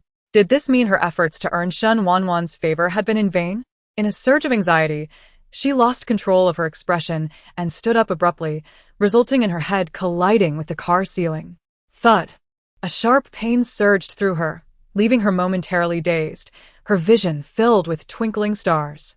Hearing the noise, Xiao Jichen felt a surge of panic and a sense of helplessness. What seemed like a mere accidental bump felt as though the sky were falling. He would have preferred to bear the impact himself than to see Shen Zhaozhao hurt. This was a feeling he had not experienced in many years. He quickly took her hand to assess her injury. As anticipated, a sizable bump had formed on her head. He retrieved a bottle of cool water from the side and gently placed it on the swelling, firmly stating, "We must go to the hospital." "No need." What are you staring at? "A serious incident has occurred. How can one be concerned about a doctor at a time like this?" Zhao Jichen gently urged. "It could lead to a concussion. You must see a doctor for my peace of mind." Shen Zhaozhao was preoccupied with thoughts of having ruined Shen Wanwan's plans, hardly registering what Zhao Jichen was saying. "No need. I often bump my head at home. It's nothing serious. Besides, my second brother is still at home. I can just have him take a look." Wait a moment. Her plans were thwarted by me. Yet I haven't seen her express any anger? Could she be secretly plotting something against me? But surely, she wouldn't need an elaborate scheme to deal with me to the Shen residence. At least Shen Jun was there, which offered her some comfort. Yun Shoa complied, casting a surprised glance in the rear-view mirror. This was the first time he had witnessed Zhao Jichen so readily change his mind. He couldn't help but wonder what kind of magic Shen Zhaozhao possessed. He pressed the accelerator, increasing their speed significantly. 20 minutes later, at Suehu Manor, Shen Zhaozhao and Zhao Jichen stood outside the car. "Mr. Zhao, I am immensely grateful for your assistance today," Shen Zhaozhao said, having regained her composure after the earlier incident. Zhao Jichen's concern lingered in his eyes. "Are you truly certain you do not need to go to the hospital?" "Yes, it's just a minor bump. It's nothing severe." Shen Zhaozhao reached up to touch the swelling. It still throbbed slightly, but it was much improved. A hint of embarrassment crept in as she thought, "I hope I didn't leave a dent on his car after all. He is my future brother-in-law. It's best to remain courteous." Zhao Jichen's lips twitched upwards momentarily at her words before promptly falling back into a serious expression. He sighed silently, recalling how Shen Zhaozhao had saved his grandfather during the incident in the ancient town. "Please convey my gratitude to your family. I will visit with my grandfather tomorrow." "Oh my, are my ship and my OTP finally about to meet?" The image of her sister standing alongside Zhao Jichen, both strikingly handsome and beautiful, filled her mind. And she could not help but envision their past lives together. Shen Zhaozhao nodded very well. After a pause, she continued, "I owe you a favor. You may call upon me whenever you require assistance. I could offer my sister to you." Lost in her fantasies of shipping her OTP, she failed to notice Zhao Jichen's handsome visage gradually darkening. All right. Goodbye. "Rest well." Zhao Jichen watched as Shen Zhaozhao entered the gate before turning to leave. Hey. If I recall correctly, in the original narrative, Zhao Jichen never visited the house, only Shaoli did. I wonder where the discrepancy lies that has led to such a deviation in the storyline regarding Zhao Jichen. Indeed. Suddenly, Shen Zhaozhao recalled the scenes from the original story depicting Zhao Jichen's interactions with Shen Wanwan, prompting her imagination to run wild. Could it be that Zhao Jichen has taken a liking to my sister and is deliberately staying in S City for her sake? Exactly. That must be it. Otherwise, how could he possibly take the initiative to visit the Shen family? He is not someone who easily abandons his principles. The more she thought about it, the more plausible it seemed. They had met at the banquet. She had stolen from him for a special reason. And they had gradually developed feelings for each other amidst various challenges, with him always protecting her. Alas, their identities were opposed, and they could never be together. Ah! What a classic tale of star-crossed lovers. As if struck by a revelation, Shen Zhaozhao's eyes widened. I understand now why they cannot be together in the original narrative. It's all about their identities. Neither of them has the courage to break through that barrier. She couldn't help but stomp her foot and smack her forehead. If only I had promoted my sister more in front of Zhao Jichen earlier to foster their mutual affection. Overcoming the barriers of their contrasting identities. What I owe now is merely a favor to my future brother-in-law. Perfect. Offering my sister to him is truly the best outcome. If Zhao Jichen had heard her thoughts, he would have felt an overwhelming urge to take action against her. Chapter 83. My sister is the most impressive. At the Tsuehu Manor, the living room radiated with bright lights, and the Shen family gathered together, a rare occurrence, with the exception of Shen Zhaozhao. Lu Yan engaged Shen Wanwan on the sofa with gentle words, while Shen Tianxiang and Shen Qing conversed on the balcony about a project. Shen Yun, feeding bolt. continued to peel raw eggs, and Shen Yu was engrossed in a video game. As soon as Shen Zhaozhao entered, she was spotted by Shen Jun, who remarked in a sarcastic tone that could freeze the air. Calm down. I must remain composed. I won't stoop to the level of this dog. Taking a deep breath, she adorned her face with a radiant smile and walked in. Upon hearing her voice, Shen Tianxiang and Lu Yan simultaneously rose and approached her. Zhaozhao, have you thought about us? Shen Tianxiang inquired, glancing at her bandaged hand. How many stitches did you get? Do you need to be hospitalized? Elise, Shen Yun, with a tremor in his hand, accidentally punctured the half-peeled egg. He glanced at the egg liquid in the plate and then turned to the living room, speaking calmly. Don't worry. I've examined Zhaozhao's wound, and it's nothing serious. She merely had a severe reaction due to methanol allergy. Otherwise, a simple rinse with clean water would suffice. The medical skills of Shen Jun garnered the family's trust, and hearing this, Shen Tianxiang and Lu Yan felt relieved. Just yesterday, she dared to deceive me and Dad during the video call. Is that a trivial matter? Lu Yan scolded, pinching Shen Zhaozhao's cheek. Aware of her guilt, Shen Zhaozhao smiled sheepishly and replied, Oh, it was nothing serious. If it were particularly severe, I would never hide it from you. Lu Yan pointed a finger at her forehead, warning, no next time. Shen Zhaozhao raised her hand, fingers together, assuring, I promise there won't be a next time. Noticing Shen Wanwan from the corner of her eye, she continued, Mom, let me tell you, this time I owe it all to Sister Wanwan. Had it not been for her, that bottle of methanol might have ended up on third brother's face.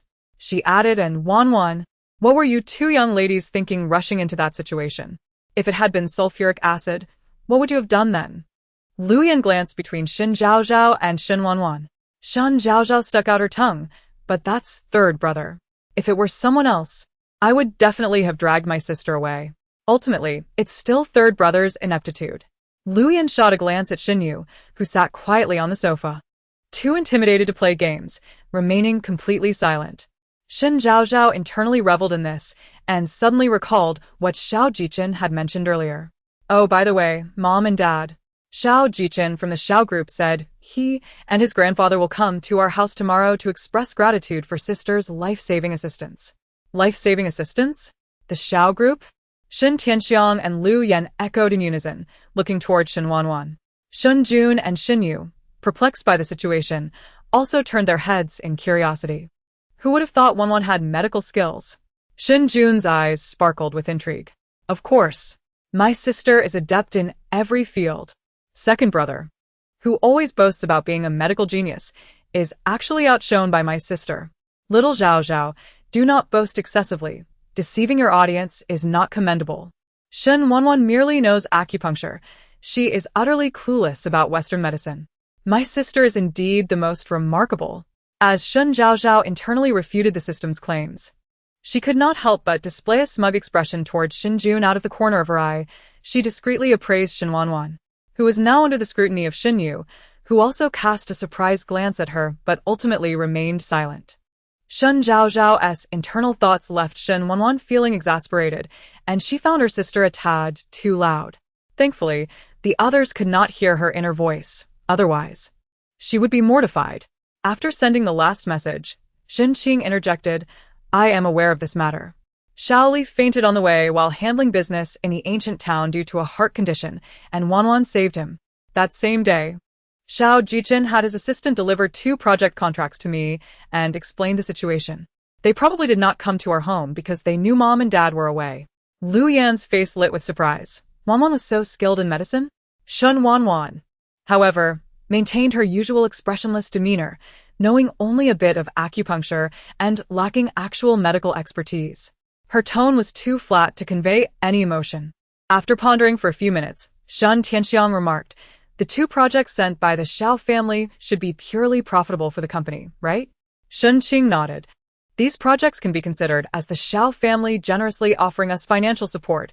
Once initiated, they could yield approximately 100 million in profit within 2 to 3 months. The old man from the Xiao family's life is worth this amount. Such is the foundation of a top-tier family. After a moment of reflection, Shen Tianxiang continued. Since the Xiao family is inclined to foster good relations, we should not offend them, but we should also avoid being overly flattering. Normal interactions will suffice. Understood. Once the serious matters were addressed, Shen Tianxiang softened his expression and kindly asked Shen Wanwan, "Does Wanwan enjoy medicine?" "Not particularly," she replied. "Primarily, I study a wide array of subjects, so I don't have a specific passion." Lu Yan lightly smacked Shen Tianxiang's arm, stating, "Let the children pursue what they love. We need not interfere." Immediately, Shen Tianxiang obediently nodded. "I merely asked out of curiosity." At that moment, Chen Ma emerged from the kitchen, announcing, "Sir, Madam, dinner is ready." "All right, let us eat." Lu Yan took Shen Wanwan by one hand and Shen Zhaozhao by the other, leading them towards the dining room. At 9 in the evening, Shen Zhaozhao brought a cup of milk from the kitchen and knocked on Shen Wanwan's bedroom door. She was quite anxious about the events from that night in the ancient town and felt compelled to inquire. Otherwise, she feared she wouldn't be able to sleep. Knock, knock, knock. Creak. Before Shen Zhaozhao's hand could fall, Shen Wanwan opened the door. Upon seeing her, a flicker of surprise crossed Shen Wanwan's eyes. Quickly shifting to the cup of milk in Zhaozhao's hands, raising an eyebrow. Shen Zhaozhao forced a smile. "Sister, I brought you milk.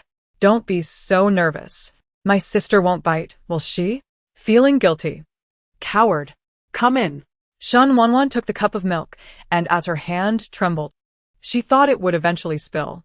She placed the cup on the table, noticing Shen Zhaozhao still standing in place, and walked over to guide her to the sofa. She gently tucked back the strands of hair that had slipped down Zhaozhao's temples. "Is it just milk you brought me?" For some inexplicable reason, Shen Wanwan's voice was particularly magnetic that night. Shen Zhaozhao, as heart raced at the sound, she could hardly fathom what would transpire if a man were to speak in such a manner. Calm down. "Don't be afraid.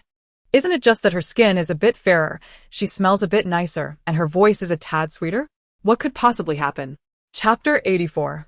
What should I do? I seem to have disrupted my sister's plans. Darling, please remove the feelings from your thoughts. Sister, I have something I wish to inquire. Summoning her courage, Shen Zhaozhao broke the silence. Shen Wanwan poured a cup of calming herbal tea and placed it before her, settling beside her with an arm resting on the back of the sofa. "What is it? Wasn't there a post that captured you embracing someone? Where did you go that night? Did you visit Xiao Jichen at the Shirshu apartment? Were you retrieving that USB drive? Did my instructing Shika Xin to post that lead to the failure of your plan?" Listening to her unspoken thoughts, Shen Wanwan widened her eyes, lifting Shen Zhaozhao's chin with her finger, compelling her to face her. "How do you know?" "I went out." On numerous occasions, she had wanted to ask Shen Zhaozhao how she knew such things, yet each time the question lingered on her lips. She was unable to voice it upon seeing Shen Zhaozhao's innocent expression and those clear, bright eyes. A friend resides at the Shirshu apartment, and he saw you." Shen Wanwan gazed directly into Shen Zhaozhao's eyes. "What a coincidence." Shen Zhaozhao instinctively nodded. "Yes, indeed. It is indeed quite the coincidence. But it wasn't Li Fenglin who informed me. I simply knew where you were headed. I am so worried. What should I do? I seem to have disrupted my sister's plans. Getting something from Xiao Jichen is no easy feat. I wonder if my sister will have another opportunity. Yet. Perhaps it is for the best. After all, Xiao Jichen is not someone to be trifled with, but rest assured, your sister is under the protection of the heavens. She will eventually attain what she desires." Is that so? Roll your eyes, raise your middle finger. Creak, creak. "Yes, I went to the hotel to rest. I dislike overly lively atmospheres." Upon hearing this, Shen Zhaozhao felt a weight lift from her heart. It seems that the plan that day never truly commenced. Fortunately, it wasn't that post that caused the issue. "Ah, so that is how it is." Shen Zhaozhao echoed, then added, "Sister, it's getting late. Drink your milk and rest early. You have school tomorrow." Good night. Good night. Returning to her own room, Shen Zhaozhao completely relaxed, sprawling on her soft bed and taking a deep breath. It was merely a question. "Look at how you frightened yourself, so lacking in composure." "I was merely afraid of letting something slip. What if she asked how I knew all this? Is there a reward for that? Young one, your vision is rather narrow. There is nothing we cannot accomplish." The system's voice brimmed with pride as Shen Zhaozhao rolled her eyes in exasperation. Hey. Are you not going to draw for those 11 times? I lack the mood. I'll save them. Perhaps I will draw a double card later. Dream on. Ignoring the back and forth between Shen Zhaozhao and the system, next door, Shen Wanwan, after Shen Zhaozhao left, took a sip of milk from the table. Typically averse to milk, she surprisingly found it quite agreeable at that moment. Finishing the cup leisurely, just as she was about to take it downstairs. A video call from Tao Yao came through. Tao Yao was her childhood friend, managing the music bar in our city. Before Shen Wanwan came to S City, she was best friends with that traitor, Zhao Ranran. Now, Shen Wanwan could confide her innermost thoughts only to Tao Yao. As the video connected, Tao Yao's face appeared on the screen. She was in the bar's lounge, wearing a facial mask. Long time no see. Have you missed me? Oh. Of course I missed you. Unlike Shen Wanwan's cold demeanor, Tao Yao possessed an alluring voice. Each word that escaped her lips seemed to tantalize the heart, captivating many patrons at the bar with her enchanting tone. It seems you are enjoying life at the Shen family, even drinking the milk you loathe? Tao Yao, sharp-eyed, noted the milk stain at the corner of her mouth, her surprise evident. Shen Wanwan quickly wiped her mouth with a tissue, caught off guard. Thinking of Shen Zhaozhao, she tentatively asked, Tao Tao, do you know if someone can foresee the future or knows everything? Tao Yao discarded her mask into the trash.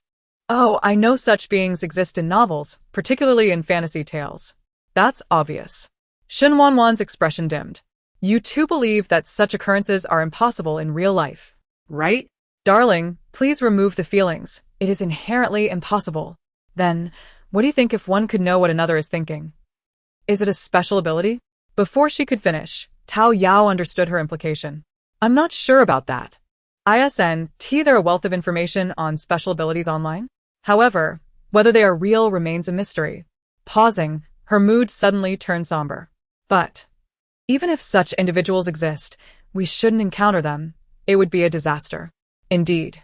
By the way, I heard from Xiao He that your plan to get close to Lin Shuang has failed. Tao Yao abruptly changed the subject. Shen Wanwan acknowledged with a hum, having already guessed as much. At this hour, Lin Shuang was either at a friend's house or staying at a hotel. She had missed the optimal moment to appear and could only wait for another opportunity. Tao Yao nodded on the other end. If Lin Gao were easy to track down, he wouldn't still be at large. Suddenly, she shifted the conversation. However, Xiao He discovered that it was Shen Zhaozhao who encountered Lin Shuang and took her away. I must say, is Shen Zhaozhao deliberately opposing you? Though she wasn't present, she was aware of the happenings in S City. Noted. Shen Wanwan maintained a calm demeanor, casually uttering 3 words that seemed to bear no weight. Reflecting on what Zhaozhao had said after school, a faint smile crept across her lips. Alas, still naive. Seeing her like this, Tao Yao was at a loss for words. She opened her mouth, left with a simple goodnight before hanging up. Tuesday. After a peaceful morning, Shen Zhaozhao lay down for a nap in the classroom. Although the material was not new, it still demanded considerable mental energy. Thus, every afternoon, students in the class took naps to ensure they were well rested. Chapter 85. A dog so distinct that it could be recognized even in ashes. She lowered her head and collided with Shen Wanwan. I'm sorry. Upon realizing it was her, Wen Xiang's expression soured, and her tone of apology lacked warmth. Liang Wan could not bear to watch and grasped Wen Xiang's arm. Yesterday, no matter how you look at it, Wanwan saved you, yet you didn't even utter a word of gratitude.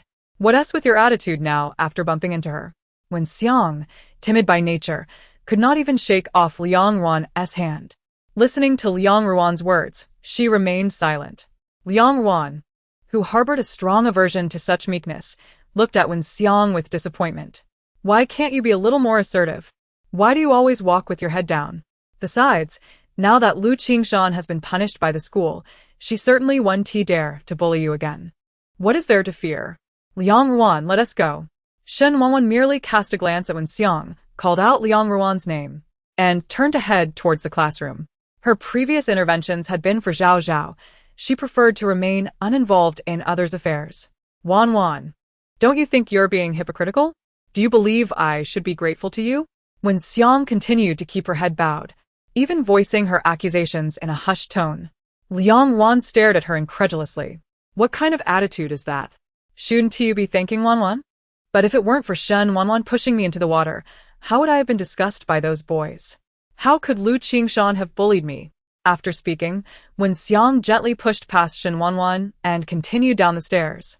Liang Ruan, watching her retreating figure, exclaimed, "That's not true. Wanwan, didn't he push you at all?" With that declaration, Wen Xiang vanished from sight at the staircase. Liang Ruan, exasperated with hands on her hips, declared, "I must go find her and clarify this. It has nothing to do with you." As she started to leave, Shen Wanwan grabbed her collar. "No need for unnecessary actions." Liang Ruan looked at her. "But can you just endure being misunderstood by her? You're taking the blame for her." "No. We must clarify this. You cannot remain misinterpreted." Shen Wanwan raised her gaze to Liang Ruan and spoke earnestly.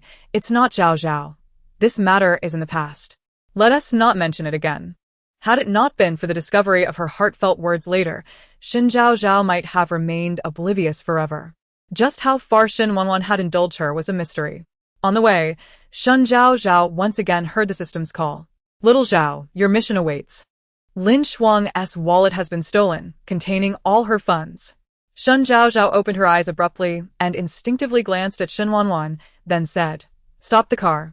Shen Wanwan turned to her. "What's wrong?" "I just remembered I made an appointment with Su Kurson in a few days. It's Yan Yan's birthday. And I need to buy her a gift. Didn't my sister mention she disapproves of my association with Su Kurson? She wouldn't stop me from going, would she?" Shen Wanwan disregarded her vivid imagination, leaning back in her seat and closing her eyes. "All right, understood." Shen Zhaozhao acquiesced and exited the vehicle. Suppressing her unusual emotions, Shen Zhaozhao began to focus on her tasks. "Are you foolish?"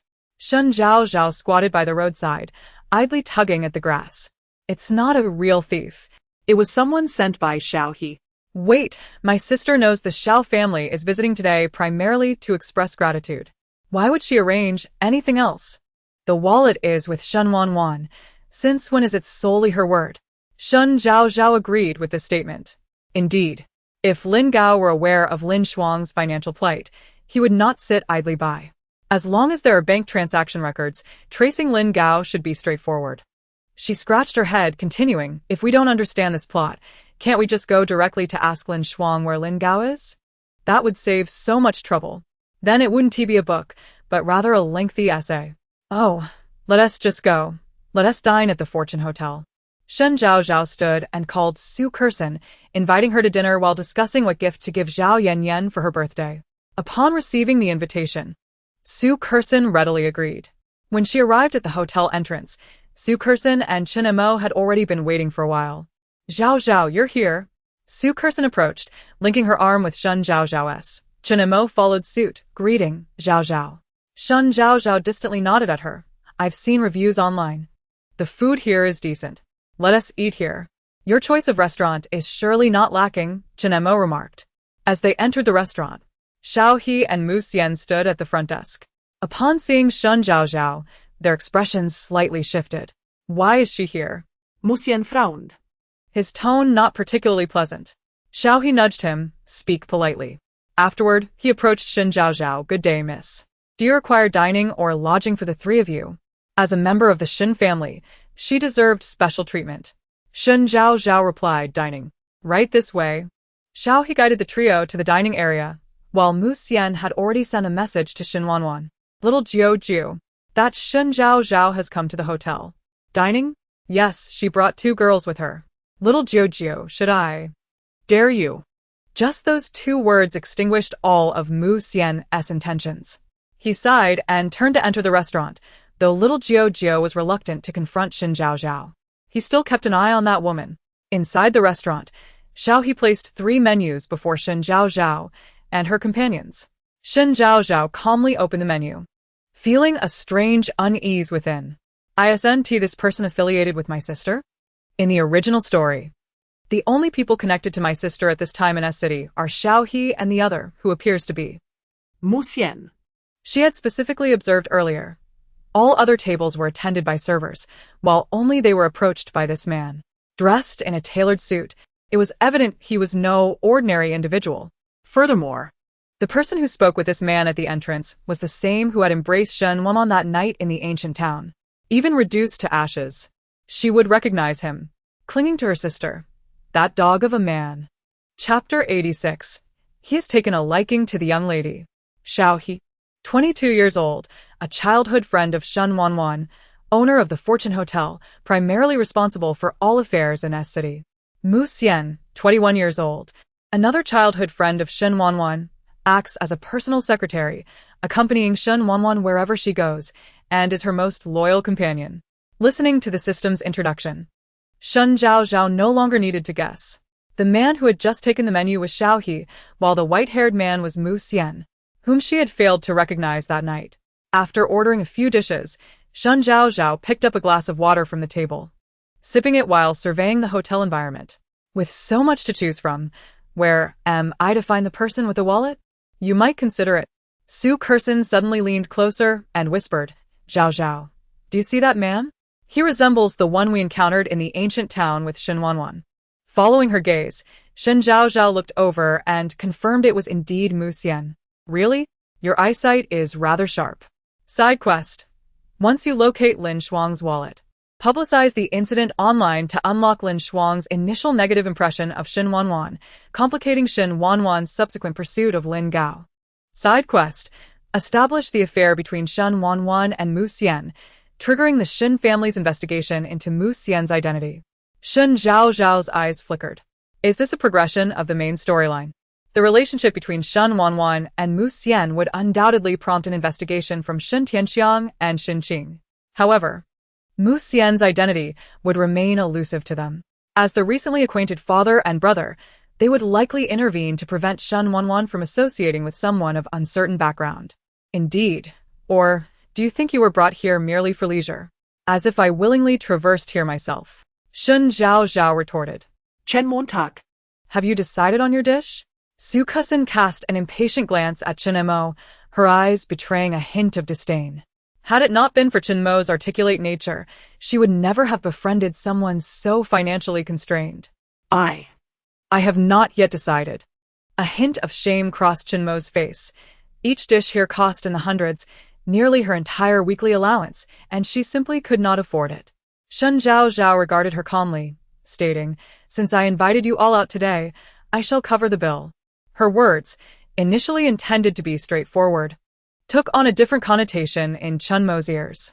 Her face flushed, then I will have the matsutake mushroom soup. Xiao He set the menu aside. Very well, please wait a moment. Zhaozhao, should we? Su Kersen looked towards Mu Xian, speaking softly. Shen Zhaozhao took a sip of water. But Shen Wanwan is not here now. It is just him. What can we do? Su Kersen smiled slyly. That is easily resolved. This is a hotel, after all. He cannot possibly remain here alone.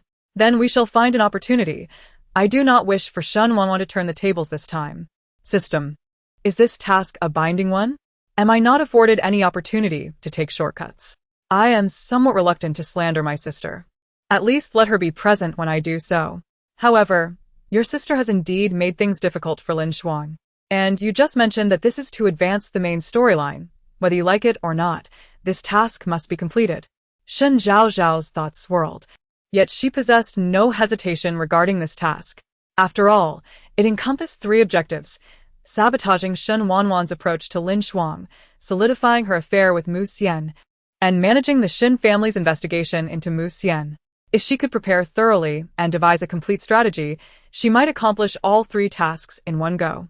However, should any error occur and the tasks remain unfulfilled, she wondered if, as System 2 suggested, she would still have an opportunity to remedy the situation.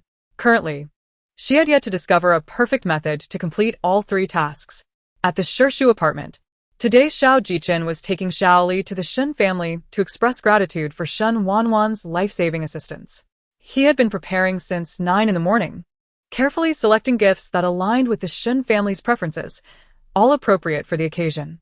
Next was the choice of attire. Yi Rui's observed the array of clothing laid out in the bedroom and couldn't help but sigh. Is this sufficient? We are visiting the future mother-in-law. It must be more formal. Yun Shua's perspective had shifted. Noting that Xiao Jichen had been deliberating over suits for a long time without making a decision, he stepped forward and picked up a hoodie.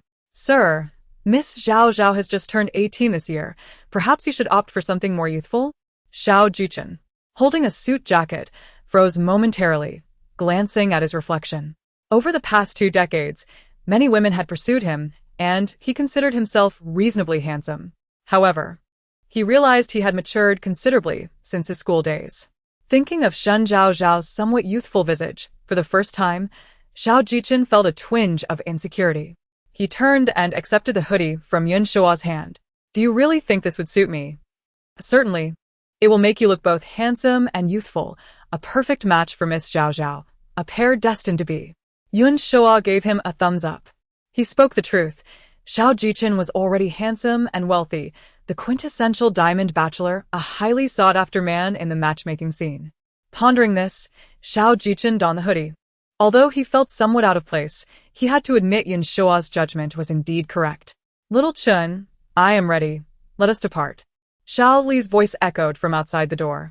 After making a final adjustment in front of the mirror, he opened the door and stepped out.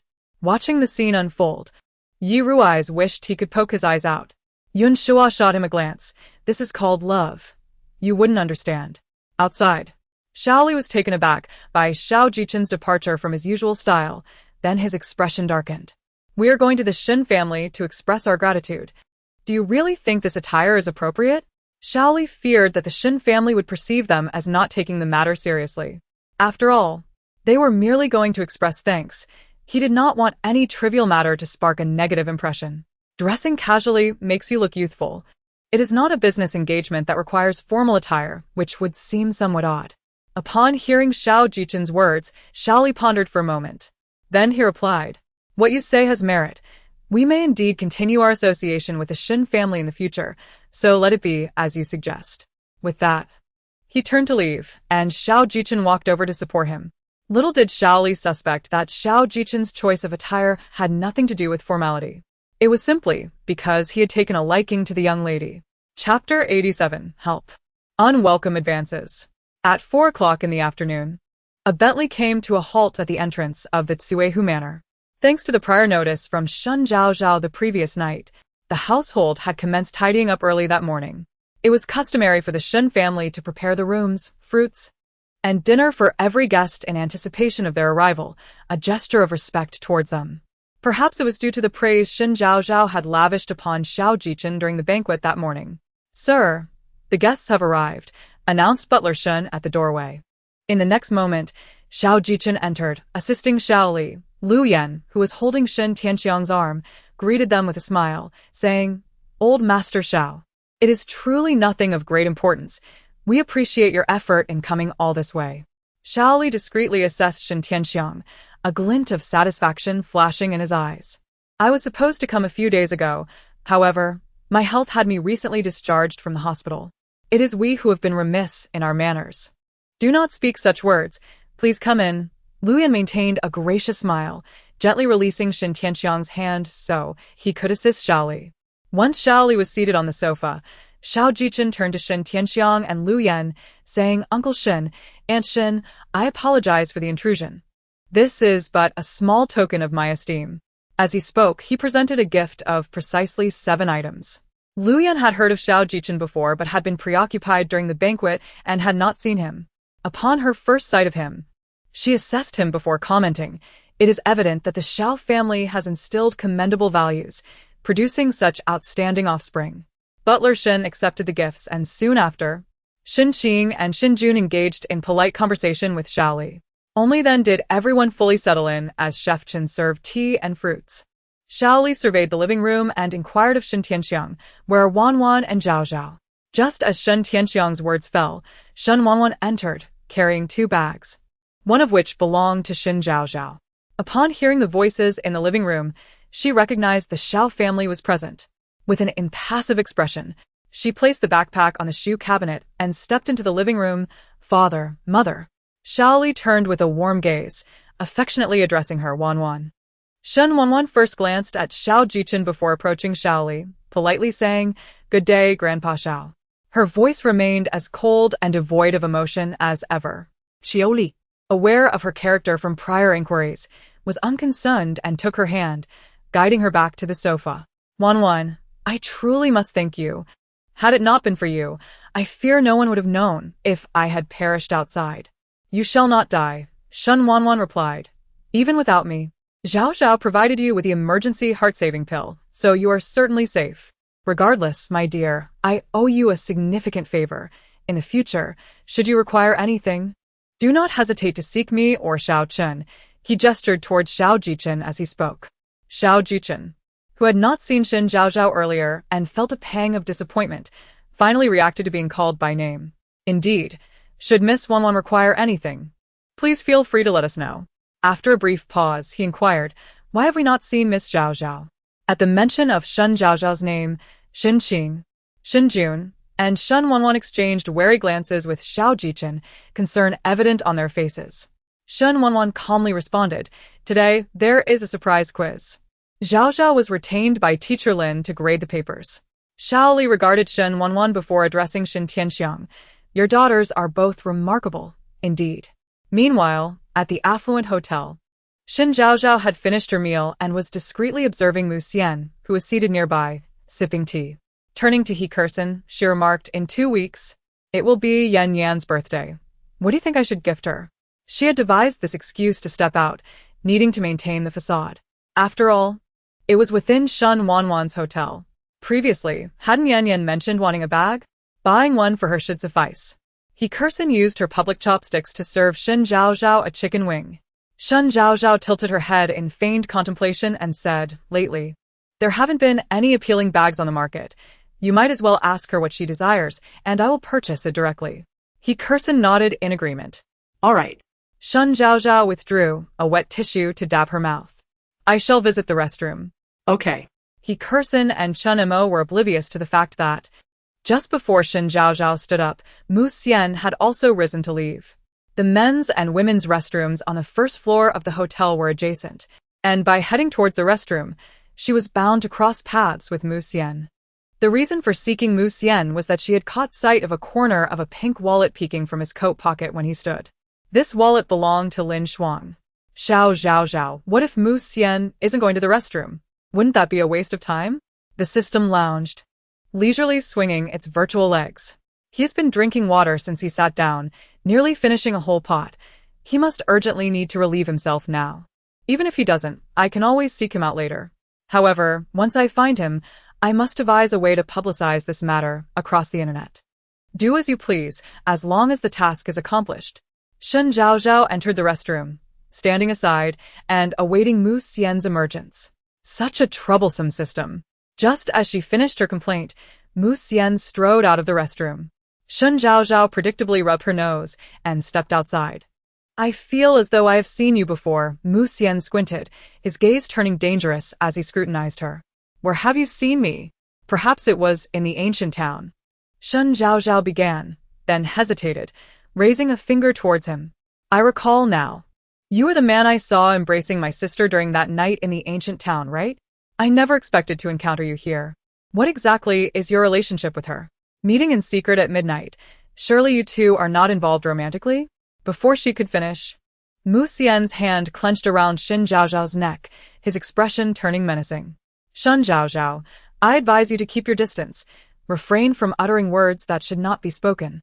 Or else, the consequences will be yours to bear. From the last 4 words, Shen Zhaozhao sensed a murderous intent. Yet, threats were her greatest disdain. She paid no heed to the grip on her neck and forcefully kicked Mu Xian. Regrettably, I am not wearing high heels today. I, Shen Zhaozhao, have grown up not to be easily intimidated. If you possess the courage, strike me here. Mu Xian felt a sharp pain in his leg, and his grip on her neck loosened. Hearing her words, a cold smirk crept onto his lips. Indeed, you are quite the rebellious one, allow me to. Help. Unwelcome advances. Her scream abruptly interrupted his words. Chapter 88. The thrill of being wealthy in the next moment. A furious voice echoed from behind. Mu Xian, what are you doing? It was Xiao He, his ire palpable. This woman was restless and would inevitably cause trouble. It was better to resolve the matter swiftly. A beguiling light flickered in Mu Xian's eyes as he tightened his grip, as if the act of killing were a source of amusement for him. Shen Zhaozhao felt her breath growing increasingly labored and couldn't help but curse him inwardly. This despicable creature, he truly dares to exert such force. Perhaps you should utilize the time-freezing card. Rewards will still be available later, but you may not have another chance to traverse again, the system suggested, its urgency apparent. Ha. He is unworthy of wasting a card on. Rest assured, he will not allow me to perish here, she retorted. I shall remember this, Mu Xian. Indeed. Upon witnessing Mu Xian's intent to take decisive action, he rushed over, grasping his arm in an attempt to pull him away, but Mu Xian was resolute and unyielding. With a sigh of resignation, he stated, if you do not release your grip, I shall call Jiao Wanwan. Fearful of revealing Shen Wanwan's identity, he altered his address. He pulled Mu Xian behind him, turning with an apologetic demeanor towards Shen Zhaozhao. Miss Shen, I sincerely apologize for the fright you have experienced. Shen Zhaozhao lightly touched her neck, a cold smile gracing her lips. Apologies? Is it sufficient to issue an apology while threatening me by choking me? How could I not slap you twice, considering my sister's influence? What happened, Zhaozhao? Perhaps Shen Zhaozhao had lingered too long, as Su Curson approached. Upon witnessing the scene, she hurried to Shen Zhaozhao's side. Zhaozhao, what is the matter? A mad dog appeared from nowhere, claiming he would resolve me here. Is this how your affluent hotel treats its guests? Even the Shen family's young lady is disregarded? Su Curson immediately turned to glare at Xiaohe and Mu Xian, rebuking them. Xiaohe lowered his head, appearing somewhat unwell. I apologize on his behalf. I hope you. What is this? Su Curson abruptly interrupted him. The others followed her gaze and saw a pink wallet lying on the ground. She instinctively presumed it belonged to Shen Zhaozhao, approached, bent down to pick it up, and offered it to her. Zhaozhao, this must be yours.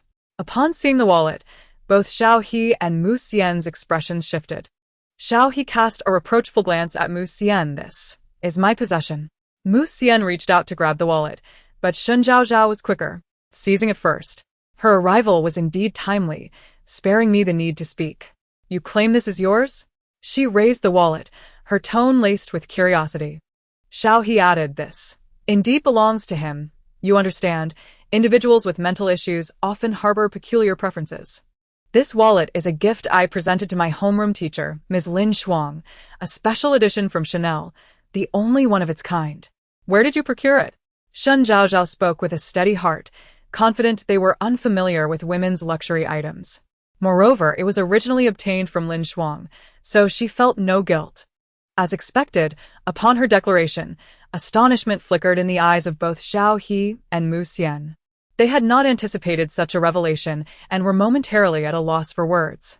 Could it truly be Ms. Lin's? Shen Zhaozhao chuckled. How amusing that you, operating a 5-star hotel, would be so audacious as to take someone else's wallet? This is utterly hilarious. Two oblivious men, unaware of such matters, have been easily exposed by me. Your competence warrants criticism. How can you possibly assist my sister when you lack such discernment? Though Su Curson was unaware of the full situation, she had no affection for Shen Wanwan or those associated with her. Shen Zhaozhao blinked innocently. She had intentionally mentioned Shen Wanwan in front of Mu Xian, referring to the events of that night in the ancient town, purely to provoke him. After all, the mere mention of Shen Wanwan was sufficient to incite Mu Xian's fury. As anticipated, her deliberate provocation, coupled with her prior actions against Shen Wanwan, incensed Mu Xian to the point of contemplating her demise. Only by inciting Mu Xian's hostility could she ensure the Shen family would investigate him. She was uncertain whether the nature of Shen Wanwan and Mu Xian's relationship could be adequately explained. If it turned out they were simply friends, her mission would remain unfulfilled. Thus, she intended to escalate the matter, hoping it would become widely known, compelling Shen Tianxiang and Shen Qing to acknowledge Mu Xian as a perilous figure requiring scrutiny. My sister is already beset with troubles. Will she be driven to despair by my deliberate meddling? Focus on your own affairs. Do not allow your failure to complete the task to lead to your downfall, the system advised. Shen Zhaozhao cast a sidelong glance at Mu Xian and Xiaohe. I shall remember this matter. I am eager to see how capable you two truly are to act with such arrogance. Curson, let us depart.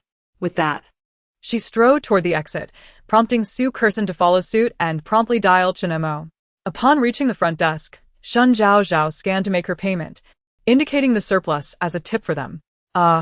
This feeling of being affluent is simply exhilarating. If I were to watch a live stream, I wouldn't even need to blink for the donations. I have sent you the recording. This man has an ambiguous relationship with Shen Wanwan and even possesses Ms. Lin's wallet. What do you think would happen if the public were to find out? At the hotel entrance, Shen Zhaozhao spoke softly. Indeed, she had recorded the conversation, deliberately activating the recorder while in the restroom to fulfill the system's task. Every word spoken had been captured. Su Curson accessed the chat with Shen Zhaozhao, observing the lengthy recording with a knowing smile. Zhaozhao, rest assured, this time I shall not disappoint you. Remember, I only require the name Shen Wanwan. No extraneous details need remain. If she had not misheard, it seemed Xiao He had vaguely mentioned the word Jiao. Though the voice was faint, she deemed it prudent to edit it out to prevent Shen Wanwan's identity from being exposed. What purpose would there be in restoring the plot if everything were to unravel? No need. I shall take a taxi myself. With that, Shen Zhaozhao hailed a cab and departed. Su Curson, frustrated, stamped her foot. If you won't let me go, I shall insist on entering the Shen family's estate. As Chen Mo emerged carrying her bag, she overheard this declaration and quickly lowered her head, her gaze flickering. Chapter 89. Small expenses, great achievements on the other side. After leaving the hotel, Xiao He, in a fit of rage, struck Mu Xian with a punch. Incompetent in accomplishing anything yet proficient in causing trouble. She merely came for a meal. Couldn't you endure a little? Mu Xian, Caught off guard by the turn of events, leaned against the wall, the earlier murderous intent dissipating. How was I to know it would come to this? Xiao He swept her hair back with her hand. Have all of Lin Shuang's bank cards been frozen? Mu Xian nodded. Having initiated the freeze the moment he obtained the items. Now they could only hope that Lin Gao had transferred funds to Lin Shuang. After finishing her thought, Xiao He took out her phone and called Shen Wanwan. The call was answered slowly, just as it was about to disconnect. What is it? Hearing that familiar, cold voice, Xiao He suddenly found her tongue tied. Jiao Jia, what has happened? Mu Xian couldn't contain himself. He had struck Shen Zhaozhao. He quickly recounted the events that had transpired. Silence lingered on the other end for a long time before Shen Wanwan finally spoke. Where is Mu Xian? Next to me. This punishment was more painful for Mu Xian than death itself. He snatched the phone, pleading, Jiao, I was wrong. I truly know my mistake. I merely found her displeasing and wanted to vent for you. I never intended to harm her. Beep. Before he could finish, a busy tone echoed in the receiver. In an instant, Mu Xian deflated like a punctured balloon, slumping against the wall, realizing he had upset his precious Jiao. Serves you right. Who told you to court disaster? Xiao He shot him a glare, devoid of sympathy. He needed to quickly check with the bank for any transfer records from Lin Gao. Their primary purpose in S City was to locate him. After getting into a taxi, Shen Zhaozhao sent a message to Lin Shuang. Half an hour later, she spotted Lin Shuang, dressed casually, at the foot of the apartment building. Teacher, is this yours? It is mine, Zhaozhao. Where did you find it? Lin Shuang exclaimed, receiving her wallet with delight, entirely surprised that her lost item could be recovered. Fearing someone would use her cards to withdraw money, she hurried to the bank to report the loss the moment she realized it was missing. While her funds were secured, she indeed found herself short on cash. Had Shen Zhaozhao not arrived, she would have likely had to resort to using the backup card Lin Gao had given her. Unbeknownst to her, those cards had already been frozen by Xiao He and the others, regardless of her reporting the loss. I found it at the rich hotel during dinner. Pausing briefly, Shen Zhaozhao continued. Teacher, did you have any contact with my sister when you lost your wallet? A few days ago. I was still on good terms with my sister. Now, I've betrayed her, and I can't believe I'm capable of such a thing. If I were her, I would want to end my own life. Lin Shuang looked at her in confusion, puzzled by her words. Shen Zhaozhao furrowed her brows, sighing. Well, there was a post recently with a photo of my sister embracing a man. This wallet. I obtained it from him. Perhaps I am overthinking. I just feel you wouldn't know him. How could this be? Well, it's possible he found it. My sister wouldn't do such a thing. Upon hearing this, a flicker of dark intrigue passed through Lin Shuang's gaze. Then, smiling, she replied, "Silly child, what are you thinking? I probably just dropped this wallet while walking. Don't overthink it." All right. Shen Zhaozhao gave her a sweet smile and hailed another taxi to leave. Watching the taxi fade into the distance, Lin Shuang squeezed her wallet and sent a message to Lin Gao. At the Tsuehu villa, the group had finished dinner. Xiao Li and Xin Tianxiang were conversing in the living room, while Xin Qing discussed collaboration matters with Xiao Jiqing. As the clock struck 7, Xiao Li suggested it was time to leave, stating it was already late, and he wouldn't wish to impose further on the old man. "Many wish to converse with you, and I feel honored that you could come today," Shen Tianxiang remarked as he stood, prompting the others to rise as well and escort Xiao Li and Xiao Jiqing to the door. As Xiao Jiqing was about to get into the car, he glanced into the distance. Not seeing the person he hoped to meet, his mood dipped. Take care, old man. With Shen Tianxiang's words, the visit to the Xiao family came to a formal close. "Yen, after discussing so much, are you tired?" Shen Tianxiang supported Lu Yan with one arm while gently massaging her back with the other to ease her discomfort. Lu Yan's eyes sparkled with mirth. "I'm fine. Just didn't he expect old Master Xiao to be so amiable, nothing like the stern and imposing figure described by others. Mother, that us because Wanwan has done him a favor. Naturally, he would be more approachable in gratitude," Xin Qing interjected softly as they walked together. This sentiment resonated with several others, including Shen Wanwan. Perhaps they had been having too much fun outside. "Zhaozhao is the most mischievous. She will be fine," Shen Jun said thoughtfully. No sooner had he finished speaking than the three others, aside from Shen Tianxiang and Lu Yan, heard a familiar voice. "Oh my! How did it come to this without doing much? We didn't even have a proper meal. What a waste of my 30,000 RMB. I wonder how many snacks third brother bought me. Could it be that dog second brother has eaten them all?" With Shen Zhaozhao's incessant chatter, she gradually appeared at the doorway. Lu Yan quickly halted, turning to seek her out. "Of course, we are here to accomplish great things." Shen Zhaozhao approached Lu Yan, wrapping her arms around her arm, casting a furtive glance toward Shen Wanwan, feeling a tinge of guilt over the earlier incident. Chapter 90.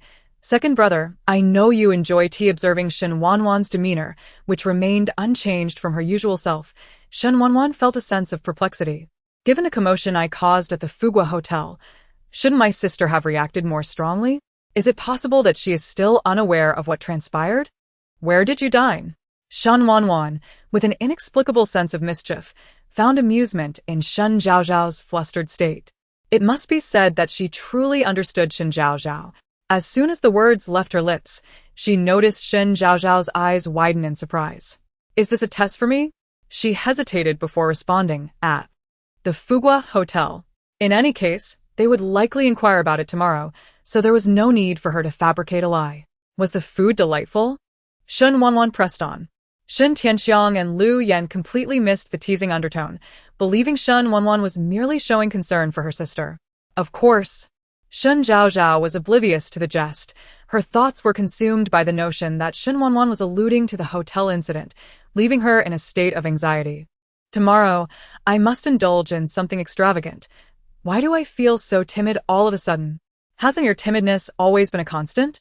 Creak, creak.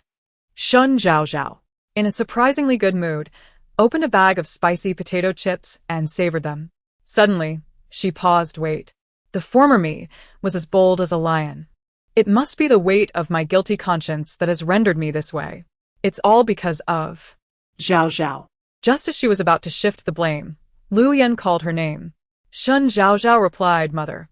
Lu Yan remarked, "Indeed, it must be my brother's undeveloped resort project. Alas, I need to assist my elder brother in resolving this issue, otherwise he will be unprepared. Where do you wish to go, Sister Wanwan? What are they planning?" Shen Zhaozhao inquired. Shen Jun had initially been reluctant to attend, but upon hearing Shen Zhaozhao's thoughts, it seemed likely that they would indeed be heading to Beihua Island for the Mid-Autumn Festival. After all, Zhaozhao was the cherished one in the family. Her wishes almost guaranteed their plans. After considering it, he decided to go as well. Perhaps something intriguing would unfold on the island. "I am also on break for the Mid-Autumn Festival. It works out perfectly. I shall accompany my elder brother to Beihua Island." as I have heard there are many rare plants worth studying. This revelation left Shen Zhaozhao taken aback. Huh? This doesn't seem right. Plot twist. Don't overreact. You must grow accustomed to it, the elder brother replied nonchalantly.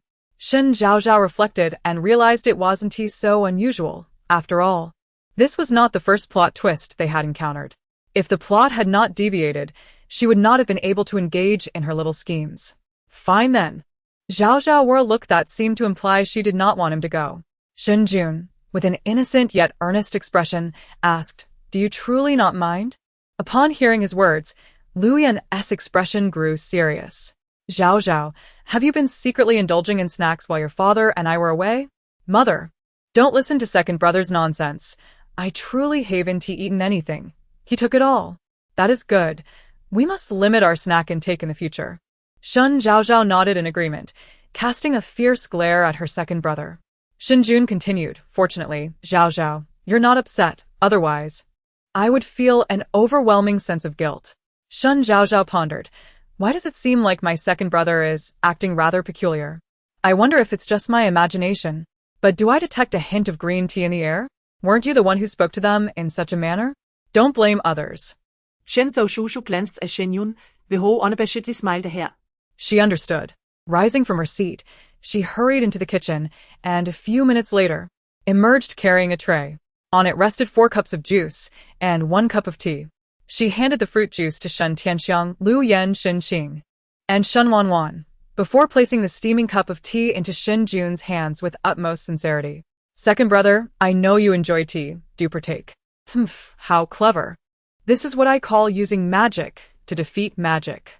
Shen Jun chuckled at her familiar antics. "Thank you, second brother. No need for gratitude. Should you desire tea again, I shall gladly brew it for you." Shen Jun raised the cup, taking a delicate sip, his expression a mix of amusement and bemusement. "That would be troublesome for you." Zhaozhao. Shen Qing, bemused by their childish banter, sipped her juice to conceal her smile. Shen Wanwan gazed fondly at Shen Zhaozhao, appreciating her vivacious spirit. "Well then, it's getting late. Have you all decided where you wish to go?" Shen Tianxiang inquired, his gaze fixed on Lu Yan. She replied, "I am open to anything. Let's see where the children wish to go. Mother, how about we join elder brother on Beihua Island? I've heard there's a delightful hot spring there." Beihua Island, situated near City S, could only be accessed by boat. The island's vast expanse comprised both residential areas and untouched wilderness. Within the woods resided various protected wildlife. In the year 2000, half of the island was designated as a nature reserve by the government. Yet, some islanders continued to capture wildlife and destroy natural vegetation. Consequently, the government decided to auction off the island, ensuring that residents would be monitored. The auction came with 2 fundamental conditions. First, the undeveloped half of the island could not be exploited without permission, with penalties ranging from 1 month to 10 years of imprisonment for violations. Second, the residents could not be forcibly removed. The existing resources had to be utilized reasonably to promote the residents' economic development. After the Shen Group successfully acquired the island, Shen Tianxiang and Shen Qing personally visited to assess the situation. They discovered that while the residents' cultural practices were somewhat outdated, the island's environment and architecture were impeccably maintained. There were also natural attractions, such as hot springs and cherry blossom groves. After much deliberation, they resolved to establish a resort while preserving the island's natural beauty and restoring damaged buildings and forests. Their goal was to improve the living conditions of the residents to the greatest extent possible. Lu Yan turned to Shen Qing. "Isn't construction currently underway there? Can we visit?" Shen Qing nodded. "There is one household that has consistently refused repairs, so work has been temporarily halted. My visit this time is to address this issue. For the repairs to proceed, the islanders must vacate their homes temporarily, but that particular family has refused to leave. If we were to proceed with construction without their consent, it could adversely affect them, so we must wait for them to move out before we can resume work." Chapter 91. Sister Wanwan's. "Quite large, indeed. Wanwan, do you want to go?" Lu Yan turned her gaze toward Shen Wanwan. Shen Zhaozhao also turned to her, her heart fervently exclaiming, "I want to go. I want to go. Such a fun place. My sister must want to go." Shen Wanwan raised the corners of her mouth. "I After uttering a single word, she purposefully paused. The others were relatively calm, but Shen Zhaozhao was in a state of anxiousness. Why did you stop talking? What do you mean? Side quest progress. 30 completed, 70 remaining. Zhaozhao, keep pushing, and you will soon break through the qi refining stage.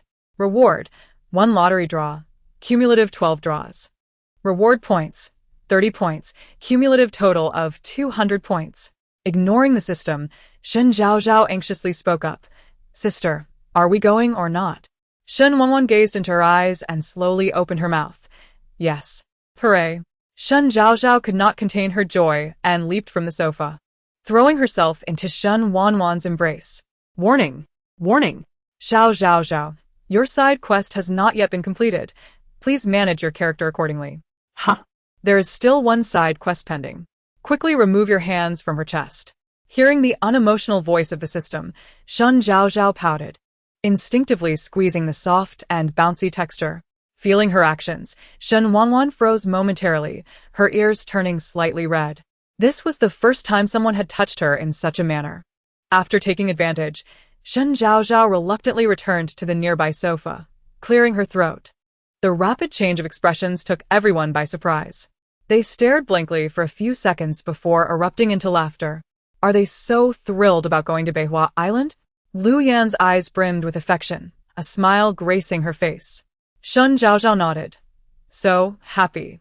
Lu Yan reached out, tucking a stray strand of hair behind her ear. All right, then we shall go to Beihua Island. We have school tomorrow. Shouldn't you both be heading to bed? Understood, good night, Mom. Shen Zhaozhao quickly planted a kiss on Lu Yan's cheek before bounding upstairs. Mother, good night. After Shen Wanwan echoed her farewell, she too ascended the stairs at a leisurely pace. Good night, father and mother. Good night. Lu Yan nodded. Indeed, it seems Wanwan and Zhaozhao get along splendidly. She had been concerned about their relationship, but seeing them so harmonious now eased her worries completely. Madam, it is rather late. Perhaps we should. At our age, we ought to behave more appropriately.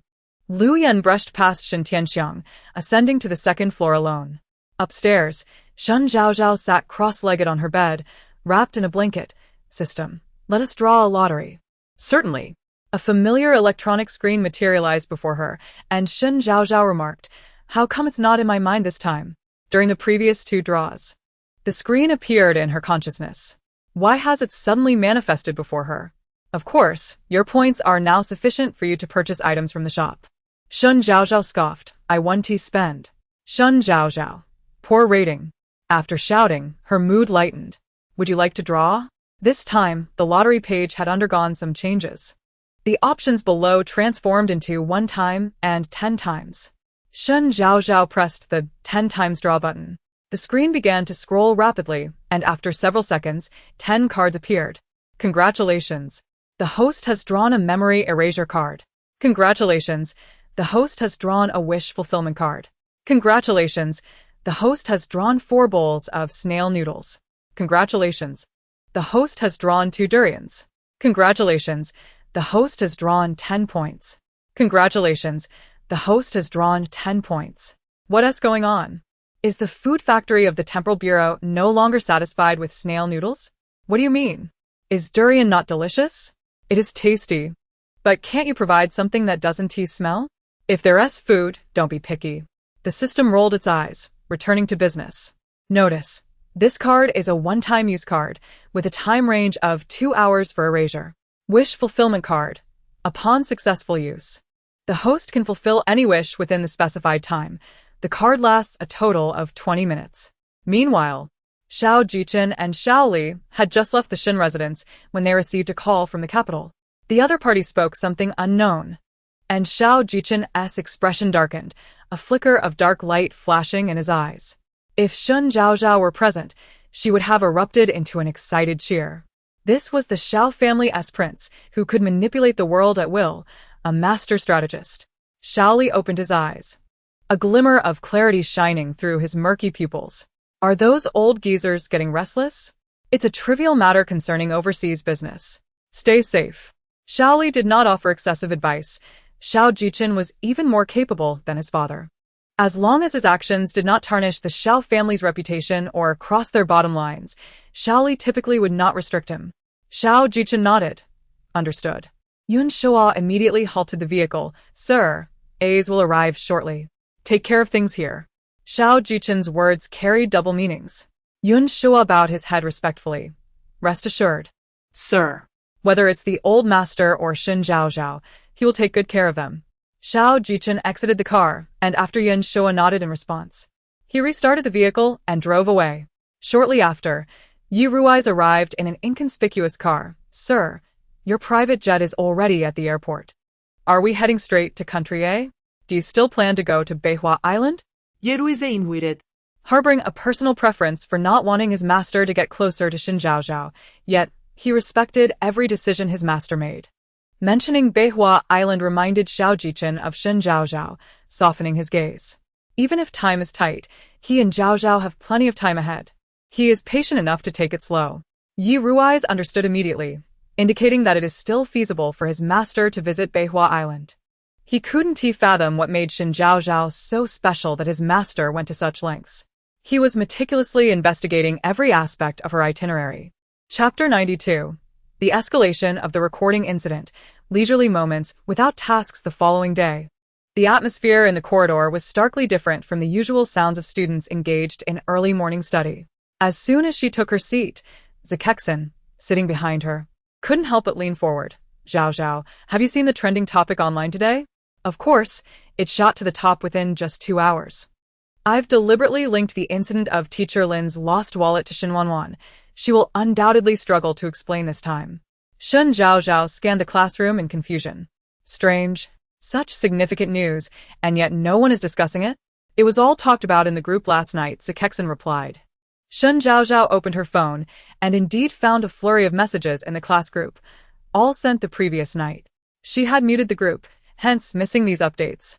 Are you talking about the recording regarding the rich hotel from last night? Zhao Yanyan inquired. Shen Zhaozhao nodded. Well, class has already started. What are you all still chatting about? Just then, Lin Shuang strode in, her high heels clicking on the floor. She rapped on the blackboard and waited until the class fell silent before approaching the lectern, opening the textbook to finish the exercises not completed yesterday. Followed by a pop quiz.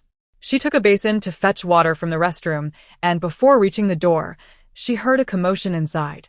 Oh, isn't that Wen Xiang? We've unjustly received such severe punishments. We can't let her off so easily this time. Shen Zhaozhao stood at the entrance for a few minutes, not hearing the system announce any tasks. She inquired again.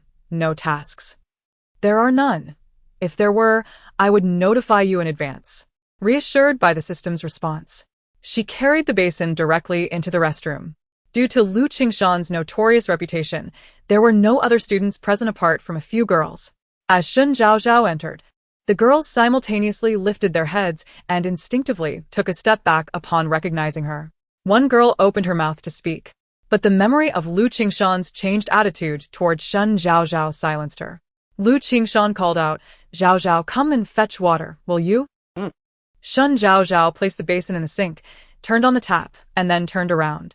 Take care of that wretch, Zhaozhao, as you see fit, Lu Qingshan said amiably. Shen Zhaozhao approached Wen Xiang and helped her up. I have use for her, so please refrain from harming her for now. In the original narrative, Wen Xiang's life was exceedingly pitiful, born into a poor family that favored sons over daughters. She endured until her senior year, hoping that if she could get into college, she might escape her dysfunctional family and find a brighter path. But she ended up being targeted, manipulated, bullied by Shen Zhaozhao, and subsequently tormented by Lu Qingshan. Although Shen Wanwan eventually rescued her, she remained indebted to Shen Wanwan, serving her loyally. It could be said that she had never lived her life according to her own desires. Really? Lu Qingshan's face showed a hint of doubt. You clearly had no intention of saving Wen Xiang yesterday in the warehouse. What has changed today? Shen Zhaozhao's expression darkened. Do I need to explain myself to you? At her words, a flicker of an inscrutable emotion crossed Lu Qingshan's eyes, and her hands clenched into fists at her sides.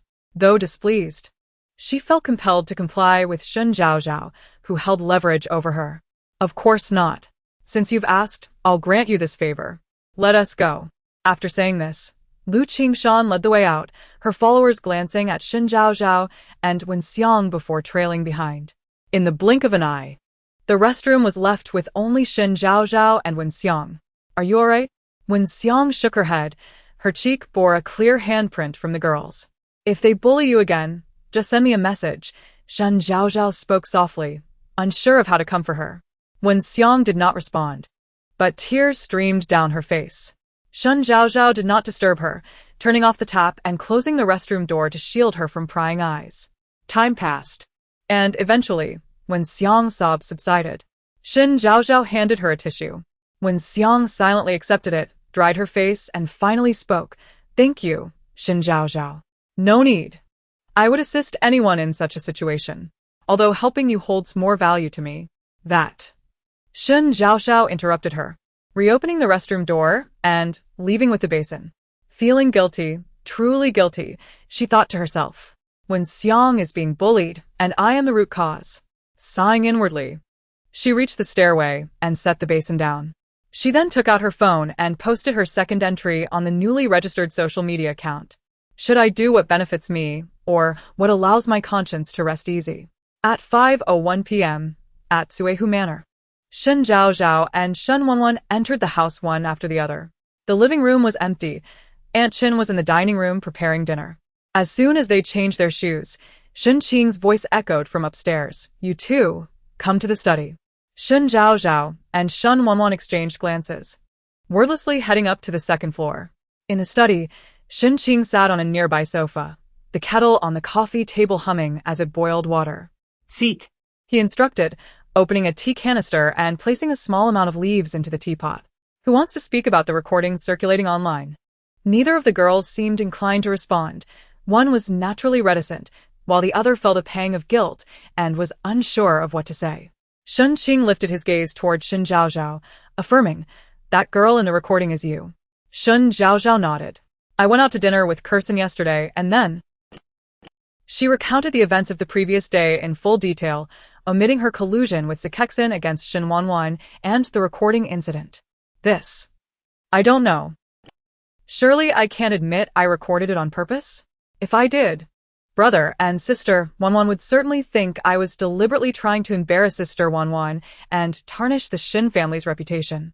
By heavens, I did this purely out of compulsion. No, as a man of integrity, I cannot confess." Chapter 93. Amazing, my brother. Can you include me in the mental connection you share with sister Wanwan? In the Liang family villa at Half Moon Bay, Liang Jing had just stepped through the door when he was greeted by the frantic voice of his sister. What nonsense were these keyboard warriors spouting online? Clearly, our Wanwan is a kind-hearted fairy. What's this about secretly meeting wild men and stealing from teachers? Are they out of their minds? These people don't even think. The Shen family is wealthy enough that Wanwan wouldn't bother stealing their money. They treat her poorly. And shouldn't such posts be deleted immediately? Why are they still trending? Even if theft were true, it would undeniably be Wanwan being deceived by that wicked man. Liang Jing hung his coat in the wardrobe, changed into casual attire, and stepped out of his room. He knocked on Liang Ruan's door and, upon entering, heard her exclaiming, "What happened, brother?" Liang Ruan opened the door, revealing her bare feet on the floor. Liang Jing walked in, picked up her slippers, and bent down to place them before her. "Put on your shoes first." Obediently, Liang Ruan slipped into her slippers, took a deep breath to calm herself, and finally spoke, "It's all because of my new friend, Shen Wanwan." Liang Jing recalled Shen Wanwan's face from the Shen family's banquet. Indeed, she had been stunning, but after the event, he had no particular thoughts about her, merely considering her a fleeting presence in his life. Yes, it's her. Liang Ruan passionately recounted the events circulating online, interspersing her narrative with fervent defenses of Shen Wanwan, her personal opinions crystal clear. "What is your anger change?" Liang Jing inquired lightly, without offering any opinion on her views. To him, such online sensationalism was a waste of time. He would rather attend to serious matters than indulge in trivialities. "I'm standing up for Wanwan. These people don't understand her at all, and hurl such vicious words. I can't stand it." Liang Ruan frowned. Liang Jing ruffled her hair and asked again, "Do you believe in your friend?" "Of course," unreservedly. "Since you believe in your friend, Why do you care about the irrelevant opinions of those online? Liang Wan blinked. Although you make a valid point, I'm still angry. Liang Jing's direct nature seldom allowed him to waste time on inconsequential matters. He had conveyed all he needed to Liang Wan, respecting her thoughts. A flight from city S to city R takes about an hour and a half. While not excessively long, she was feeling rather lazy. Suddenly, she had a thought and leaned closer to Liang Jing, resting her chin on her hand and squinting playfully. With a curious expression, she asked, "Brother, do you have a girlfriend?" Liang Jing looked down at her. "No." "What are you scheming?" Liang Wan clapped her hands. "That's not good. How about I introduce you to someone? A cool, sophisticated lady, standing at 1.7 meters, perfect for you. Her family background matches ours. Grandma and grandpa, mom and dad, would surely approve. What do you think? Give it a thought." As soon as she finished speaking, Liang Jing playfully tapped her forehead. "My affairs don't require your concern." With that, he turned and headed downstairs, while Liang Wan hurried after him, persistently asking, "Brother, just think about it. She's really wonderful." At the Tsuehu Manor, after Shen Zhaozhao recounted the incidents at the Fortune Hotel, a brief silence enveloped the study. It was not until the kettle began to whistle that Xinqing picked it up and poured hot water into the teapot. He served a cup of tea to both Shen Zhaozhao and Shen Wanwan before addressing Shen Wanwan. "Do you have anything to say regarding this matter?" Considering Shen Zhaozhao's earlier sentiments, he assumed Shen Wanwan had deliberately pressured her. Shen Zhaozhao was too timid to speak up, hence his inquiry. "Nothing." Shen Wanwan maintained her composure. "Who is this person?" Xinqing placed a photograph in front of her, taken from a video still. It depicted the moment Shen Zhaozhao and Su Kersen had secretly filmed Mu Xian embracing Shen Wanwan during that evening in the ancient town. The image captured Mu Xian's face unmistakably.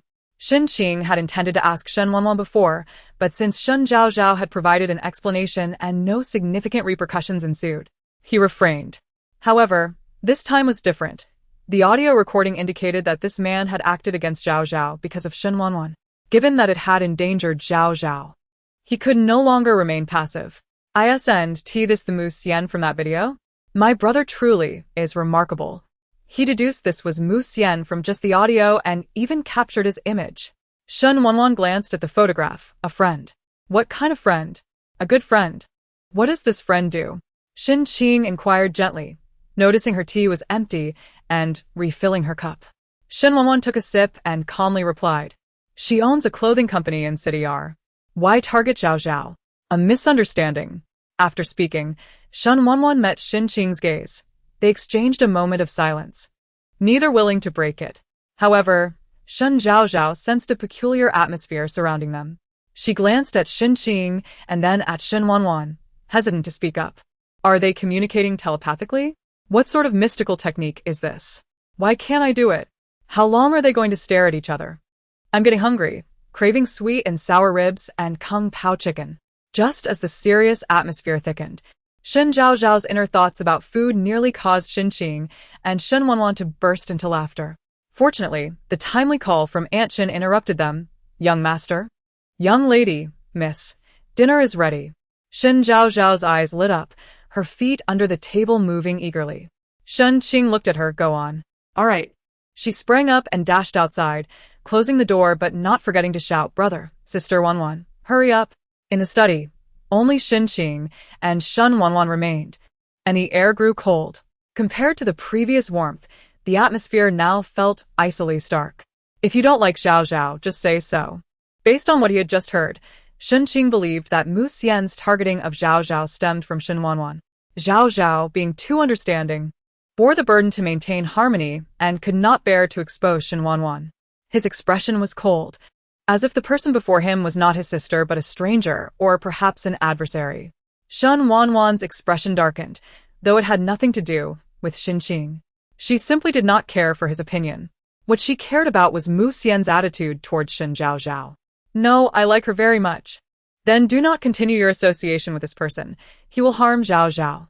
Xinqing pointed at Mu Xian's photograph. Without hesitation, Shen Wanwan retorted, "He won't." Standing tall, she looked down at Xinqing, declaring, "I will never harm Zhaozhao, nor will I allow anyone else to harm her. It's time for dinner. If we delay..." Zhaozhao will overthink. With that, she turned and exited the study. The newly poured cup of tea still emitted steam as Shen Qing's gaze darkened. He took out his phone and sent a message. Investigate Mu Xian. Chapter 94. Gathering at Beihua Island Wind Listening Ear. This card is exclusively for the host's personal use. Upon successful activation, the host can hear all conversations within a 50-meter radius. This communication is limited to surface dialogue, excluding inner thoughts. Note: this card is a one-time use item with a total duration of 3 minutes. In September, Beihua Island resembles a picturesque painting. From a distance, one can observe a blend of vibrant greens interspersed with hints of autumn gold.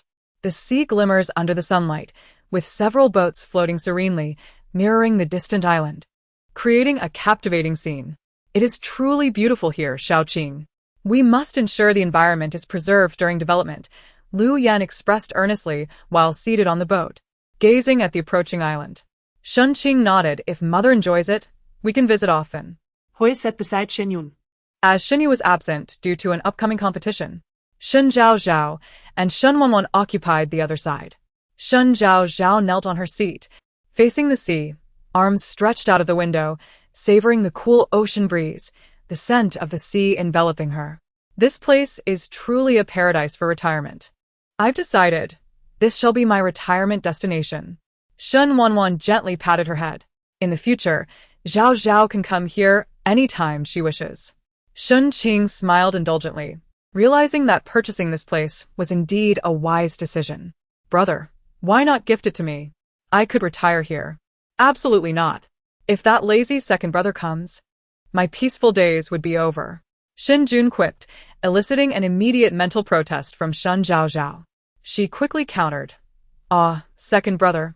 This place is ill-suited for someone like you, who is above the mundane. You should reside in the heavens. Are you suggesting I should depart this world?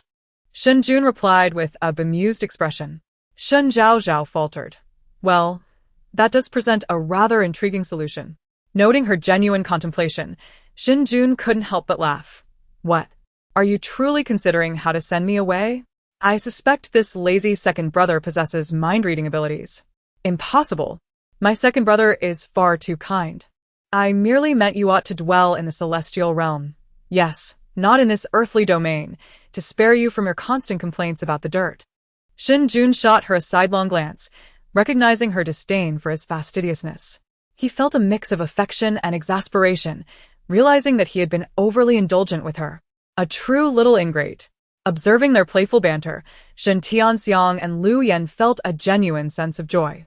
The boat traveled swiftly, and within 20 minutes, the Shen family set foot on Beihua Island. The village houses on the island were arranged in a stepped formation, predominantly constructed of bamboo.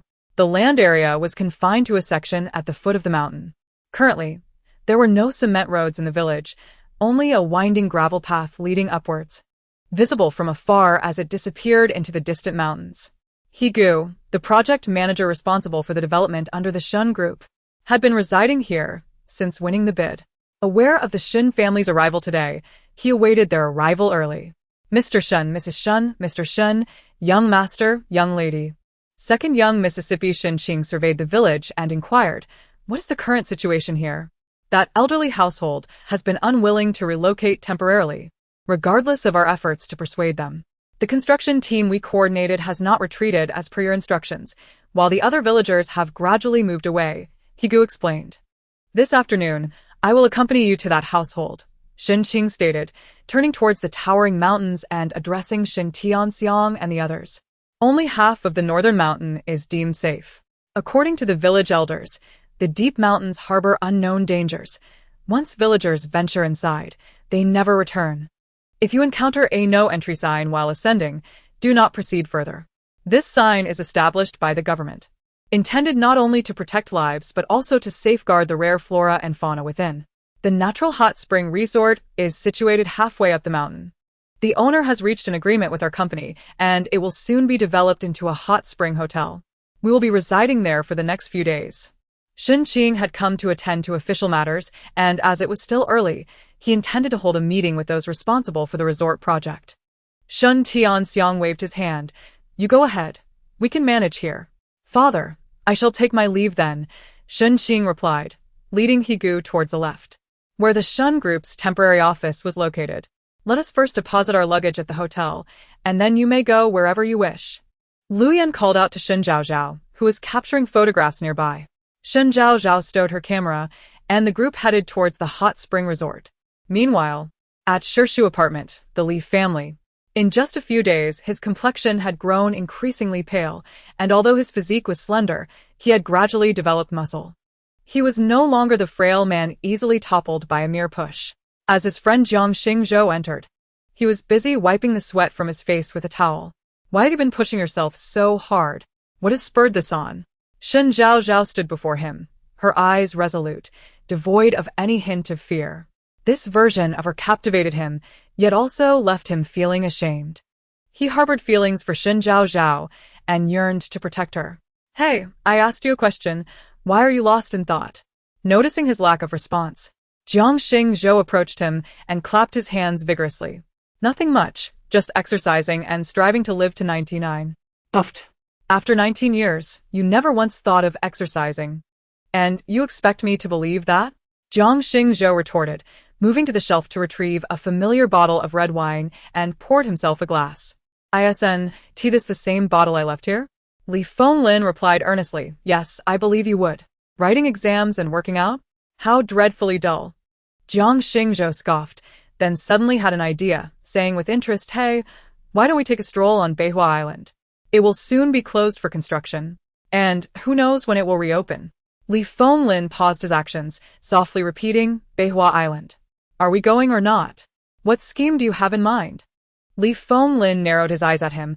Having known you for 19 years, I refuse to believe you would get out of bed for a mere holiday or vacation. Jiang Xingzhou had a defining characteristic. He detested unnecessary movement. If he could handle something from bed, he would never bother to get up. He would happily remain in bed for all 24 hours if he could. With a grin, Jiang Xingzhou stated, I received word that the Shen family arrived on the island this morning. What does that have to do with you? Come now, don't say that. I'm merely trying to create an opportunity for you to interact with Shen Zhaozhao and perhaps earn some goodwill in front of Uncle Shen and Aunt Shen. How splendid! By the way, the Shen and Li families have been family friends for generations. However, the Li family emigrated 2 years ago, leaving only Jiang Xingzhou in S City. Typically disinclined to venture out, he rarely visited the Shen family. The only person capable of motivating him to be active was none other than Shenjun. Is this all for Shenjun? Li Fenglin had long seen through his fade. He was perplexed by Jiang Xingzhou's peculiar behavior. Ever since meeting Shenjun, he felt compelled to involve himself in any matter related to Shenjun. However, Jiang Xingzhou was determined to maintain his charade, declaring, this young master is merely acting as a bridge to connect you with the Shen family and Shen Zhaozhao. Li Fenglin, recognizing the true nature of Jiang Xingzhou, turned and walked towards the bathroom. The latter remained unhurried, leisurely finishing his drink. Do hurry with the shower. Just as Li Fenglin comprehended him, he equally understood Li Fenglin. The mere mention of Shen Zhaozhao would undoubtedly lead Li Fenglin to capitulate. He could not fathom why Li Fenglin was so enamored with Shen Zhaozhao when it was evident that only Shenjun held any true intrigue. Chapter 95. I happen to need a specimen. Why not contribute one? System. What about Lin Shuang during my stay on Beihua Island these past few days? Shen Zhaozhao was entranced by the island scenery, only remembering her pressing matters after packing her suitcase. The system was attempting to stack potato chips one by one on the table. Just as one was about to succeed, her distraction caused the chips to tumble down, meeting a disastrous fate. It glanced mournfully at the corpse of the chip, then reluctantly opened another bag. All right. In the morning, Shen Zhaozhao and Shen Wanwan accompanied Lu Yan on a tour, gaining a basic understanding of the island situation. Zhao, wake up. In this sunny and beautiful weather, how can you waste time sleeping? As a promising youth of the new era, you should strive to excel and be proactive. After a long absence from this familiar yet irritating wake-up call, Shen Zhaozhao weakly pulled the blanket over her head, attempting to linger in bed. Moment latte. She sat up with a messy hairdo, irritation etched on her face. You better have something important to say. Side mission. Lead Shen Wanwan to the right waterfall cliff to unlock the plot of Shen Zhaozhao falling off the cliff. Shen Zhaozhao's eyes widened in shock. Wasn't this plot reminiscent of the time she fell down the stairs? Was it not a ploy to malign Shen Wanwan through self-harm? Nonsense. It's entirely different. This time is more perilous. You might even break a leg. The system retorted with a mischievous tone. It sounded almost gleeful. Shen Zhaozhao fell silent for a second, then let out an expletive, an IGV son. Care to repeat that? Nidaye. She had never encountered such a cheeky demand before. Should she say it again? No need.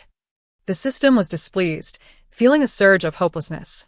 Unable to best her in argument, curse her, or overpower her, life felt unbearable. Second system. I'm here. How may I assist you? Whether it was due to its own provocation or not, the tone sounded oddly like that of a eunuch. Shen Zhaozhao rubbed her eyes and inquired, Can I use a reward card? Certainly. After all, you haven't completed the mission yet. So, how could I let you die? That sounded eerily similar to a heartless boss at a corporation. She reclined back on her bed with a sigh. What if I don't scare my sister and just push her directly? No, that won't do. The moment those words escaped her lips, she shook her head in denial. But your attitude toward her during previous missions wasn't very pleasant. Stop resisting. Even if you're friendly now, your demeanor will revert to unfriendly during future missions. Crunch, crunch. The system commented while munching on potato chips. Shen Zhaozhao recognized the truth in its words. She had acted rather arrogantly when locking Shen Wanwan in the restroom and splashing water on her. Since there hadn't been a mission that required her to confront her directly, she had maintained her green tea persona. After pondering, she concluded that it was best to keep things as they were. This would help maintain her character, wouldn't it? Yawning, she glanced at her phone. It was only 12:40. Unable to resist, she cursed the system again.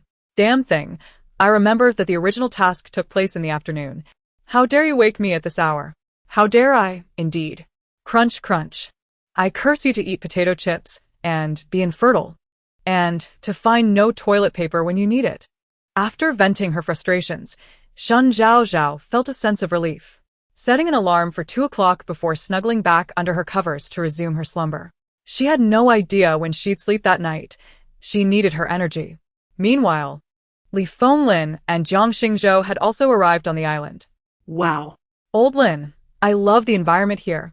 Jiang Xingzhou spread his arms to embrace the gentle breeze wafting from the mountains, squinting in delight. Li Fenglin nudged him. Where are Zhaozhao and the others staying? How would I know? They must be at the hot spring resort, faced with his penetrating gaze. Jiang Xingzhou quickly changed his tune. Without a word, Li Fenglin headed straight for the resort. Jiang Xingzhou, however, lingered behind, having spotted a familiar figure. A smile crept across his face as he leisurely approached that person. Due to his profession, Shen Jun's sleep schedule was irregular, and he had no habit of napping. The hot, stuffy weather and boredom drove him outdoors to stroll through the orchard. The fruits were grown by the residents, and at this hour, the sweet scent of ripening fruit filled the air. Having exchanged money with the elderly man overseeing the orchard, Shen Jun strolled in with a small basket, leisurely picking the best fruits to fill it. Who would have thought that young Master Shen had the potential to be a devoted housekeeper? A teasing voice chimed from behind. The voice was so cheeky that Shen Jun could only think of Jiang Xingzhou. Jiang Xingzhou sauntered up beside him, plucking an apple from the basket, wiping it on his sleeve, and taking a bite without hesitation. This free apple is sweet. Hearing this, Shen Jun turned and picked a small green apple from the tree, offering it to him. Here, second brother picked this one just for you. It's even sweeter. Jiang Xingzhou paused, sensing the sourness of the apple without needing to bite it. Shen Jun adjusted his glasses, tossed the apple back into the basket, and fell silent. I heard the hospital is researching a heart case lately. How's your research going, second brother? After finishing the apple, Jiang Xingzhou playfully nudged Shen Jun. Shen Jun glanced down at the spot Jiang Xingzhou had touched with a cold voice. I happen to need a specimen. Why not contribute one? Being a specimen for second brother would be a coveted honor. When do you think I should go to the hospital? Now would be perfect. Before Jiang Xingzhou could react, he felt a cold object against his cheek. He turned to see Shen Jun pressing a scalpel there. the smirk on his face suggesting he was not joking. The knife could genuinely cut his face. Yet, Zhang Xingzhou paid it no mind, calmly responding, "What a pity. I just managed to buy that instrument you wanted." Upon hearing this, Shun Jun's expression turned sharp as he moved the knife to Zhang Xingzhou's neck. "Are you deliberately opposing me?" Zhang Xingzhou was not a medical student. Why would he snatch the medical equipment from Shen Jun unless he was intentionally provoking him? Zhang Xingzhou blinked. "Second brother, your words wound me. This isn't defiance. It's a predicament." Chapter 96. "Aunt, it's late. Don't catch a cold in the heart of the capital." At the airport, Xiao Jichen and Yi Rui's arrived in the dead of night. The chauffeur from the Xiao family had been waiting there for quite some time. As soon as they emerged from the terminal, they proceeded directly to the car heading towards the Xiao residence. "What is the situation at home?" The driver, with a troubled expression, disclosed that the two girlfriends of President Xiao were embroiled in a quarrel at the old mansion. President Xiao refers to the current CEO of the Xiao Group, Xiao Zhen, who is also Xiao Jichen's father. Renowned in the capital as a notorious playboy, Xiao Zhen began seeking various women following the death of his wife, Li Lu. For him, if a woman could endure for a week, it was deemed a sign of relative fidelity. The elite circles of the capital privately speculated that the image of a model husband he portrayed during his marriage to Li Lu was merely a faade, and that his true nature had only recently emerged. Xiao Jichen maintained a composed demeanor. "Has there been any news from the overseas business?" No. He chose not to press further, closing his eyes to feign sleep. The journey remained silent until the car pulled into the Xiao family's old mansion at 2 a.m. This residence was originally the royal palace of Prince Shen from the Qing dynasty. During the Republic of China, Prince Shen relocated to City South and sold the estate to Xiao Jichen's grandfather, allowing the Xiao family to reside there ever since. As Xiao Jichen stepped out of the car, he was greeted by the cacophony emanating from the main hall. The door to the hall swung open, revealing the brightly lit interior. He raised his gaze and clearly saw Xiao Zhen seated in a grand chair, confronted by two women who were arguing animatedly. Where did this little harlot come from? Does she not know whose house this is, whose man she is dealing with? One woman shouted, while the other retorted. "And who do you think you are? A mere dancer from a nightclub? You should be ashamed for even stepping foot in this place. How dare you? I'll make you regret this." "Xiao Zhen, why haven't you thrown her out for insulting me?" Just as he stepped over the threshold, a pristine white porcelain vase shattered at his feet, scattering fragments around him. What on earth is happening here? Yi Rui's interjected. Stepping protectively in front of Xiao Jichen and calling into the room, the occupants turned toward the entrance, and upon seeing Xiao Jichen, the two women immediately silenced. One retreating to a corner, heads bowed, their earlier arrogance utterly diminished. Upon seeing Xiao Jichen, Xiao Zhen sprang to his feet, tears streaming down his face as he extended his arms towards his son. Xiao Jichen pulled Yi Rui's in front of him, effectively blocking the overly affectionate embrace. "Stay right there." Xiao Zhen, sniffling, lowered his arms, responding with a meek "okay." "Who broke this?" Xiao Jichen surveyed the two women with a cold gaze. The woman in the qipao slowly raised her head, her voice trembling as she admitted, "It was me. The Ding Kiln engraved flower vase, worth 17 million. Just transfer the money to Uncle Xiao."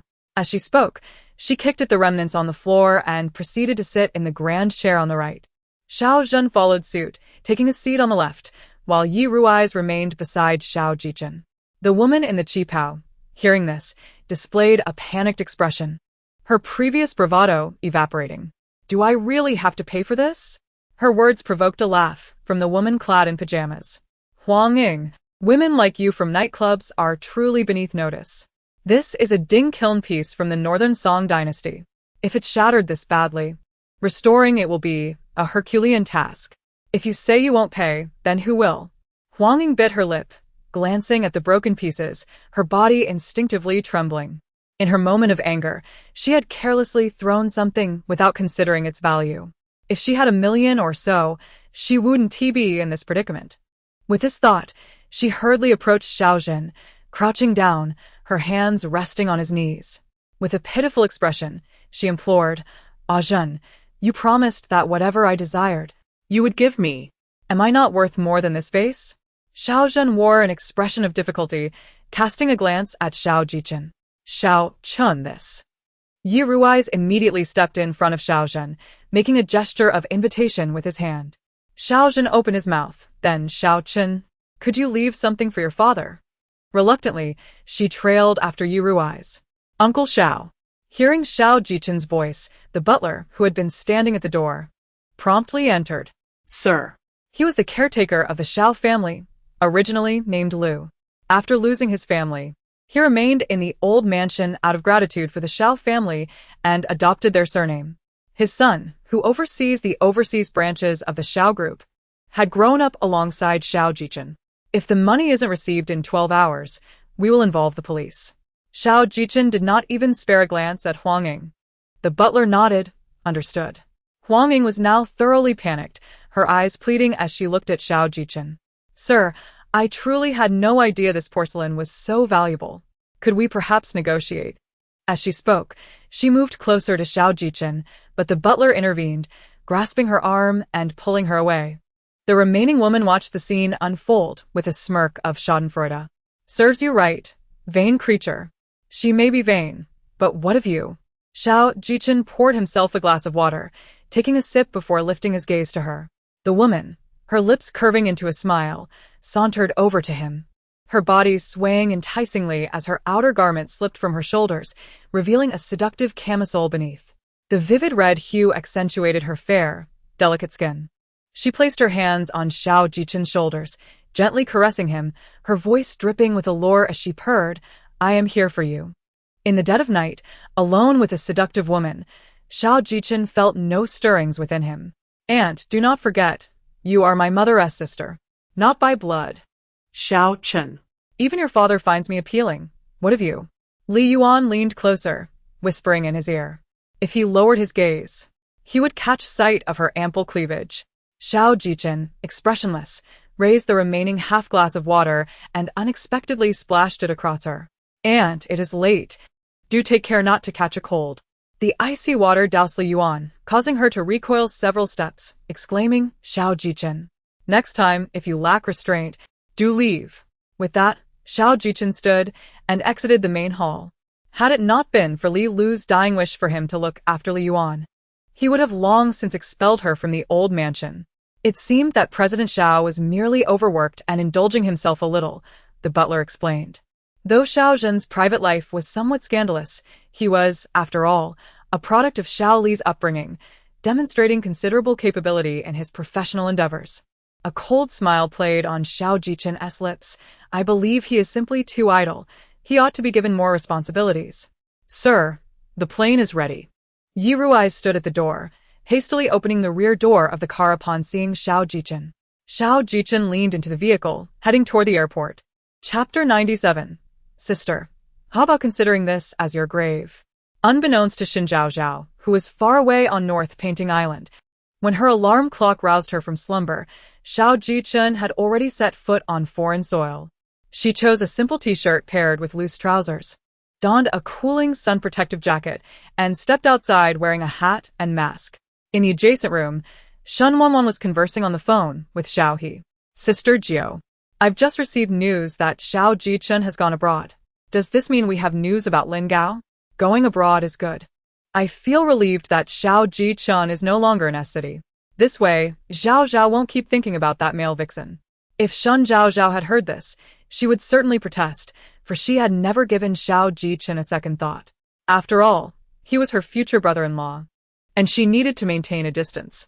Sister Jiao, should we investigate abroad? No need. Let's observe Liang Jing's reaction. Isn't he also looking for Lin Gao? All right.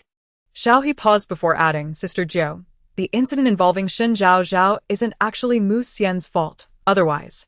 Upon mentioning this matter, Shen Wanwan's expression darkened considerably, and the recordings online, though edited, bear no signs of alteration. Hence, this incident is distinctly different from Zhaozhao's previous deliberate actions. It was Mu Xian who instigated the conflict. Indeed. Xiao He's voice diminished significantly. Shen Wanwan snorted coldly. Let's not mention him in front of me for now. Understood. Just as the phone call concluded, there was a knock at the door. Sister Wanwan. Hurry and open the door. I want to take you out for a stroll. Shen Zhaozhao's voice resonated through the door. Shen Wanwan's previously cold demeanor transformed as she lifted the corners of her mouth. Still up to mischief, are you? If only you could truly cause some trouble. With that thought, she rose and walked over to open the door. You want to go outside for a walk? Yes. How could we just stay in the room after coming out? I heard there's a waterfall nearby. Sister, let's go check it out together. I've long heard that waterfall is beautiful. This time we can see it up close. I wonder if the water is cold, and if we can swim? What if I discover something supernatural behind the waterfall, like an ancient tomb? Then I would be truly fortunate. Shen Zhaozhao's eyes sparkled with excitement, a little voice in her heart bouncing with joy. The system, overwhelmed by her chatter, decided to wake her at 3 in the morning next time. Shen Wanwan, with a fond smile, nodded all right. Without taking anything, she closed the door and took Shen Zhaozhao's hand, leading her outside. Shen Wanwan was a head taller than Shen Zhaozhao. One a short-haired, composed woman, the other a long-haired, sweet girl. Together they formed a harmonious and visually pleasing sight. The island's residents, accustomed to their surroundings, were familiar with one another. Although some tourists occasionally visited, they had never seen two such lovely young ladies. Young ladies, you must be from the city. You are truly stunning. Indeed, indeed. Some were secretly admiring them, whispering to each other, isn't that the daughter of that wealthy boss? She is simply exquisite. I've never seen such a refined girl. After all, they were privileged city dwellers. Just look at them compared to us. It's incomparable. How I wish I could be as beautiful as these two sisters. Unlike the discussions in S City, which were often laced with a sense of schadenfreude, the islanders lived simple, kind-hearted lives, their faces adorned with genuine smiles that were not off-putting. Shen Zhaozhao stole a glance at Shen Wanwan and, noticing her slightly upturned lips, understood that she too was pleased.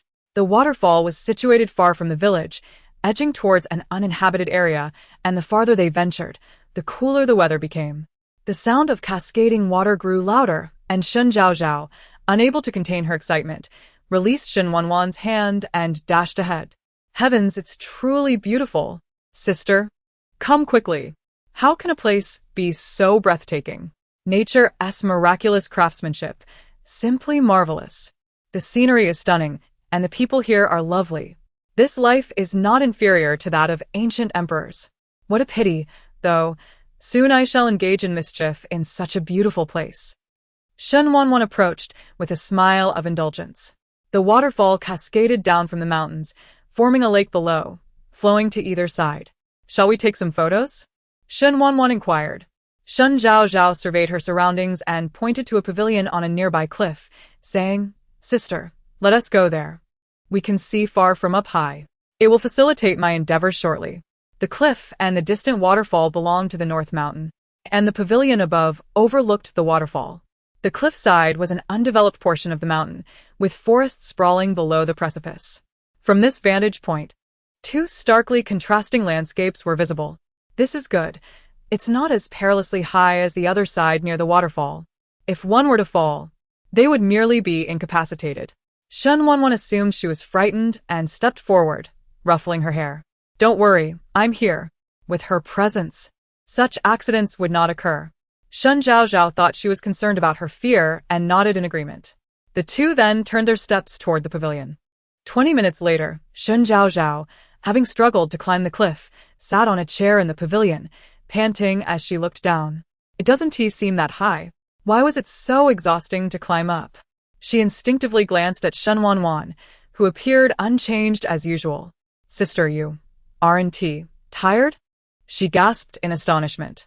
Shen Wanwan unscrewed the cap of her water bottle and, noticing Shen Zhaozhao's breathing becoming more stable, handed it to her. Drink some water. You should start jogging early. Shen Zhaozhao smiled as she accepted it, taking a large gulp before stowing the remaining water in her jacket pocket. Zhaozhao, the countdown for the mission has begun. You need to hurry.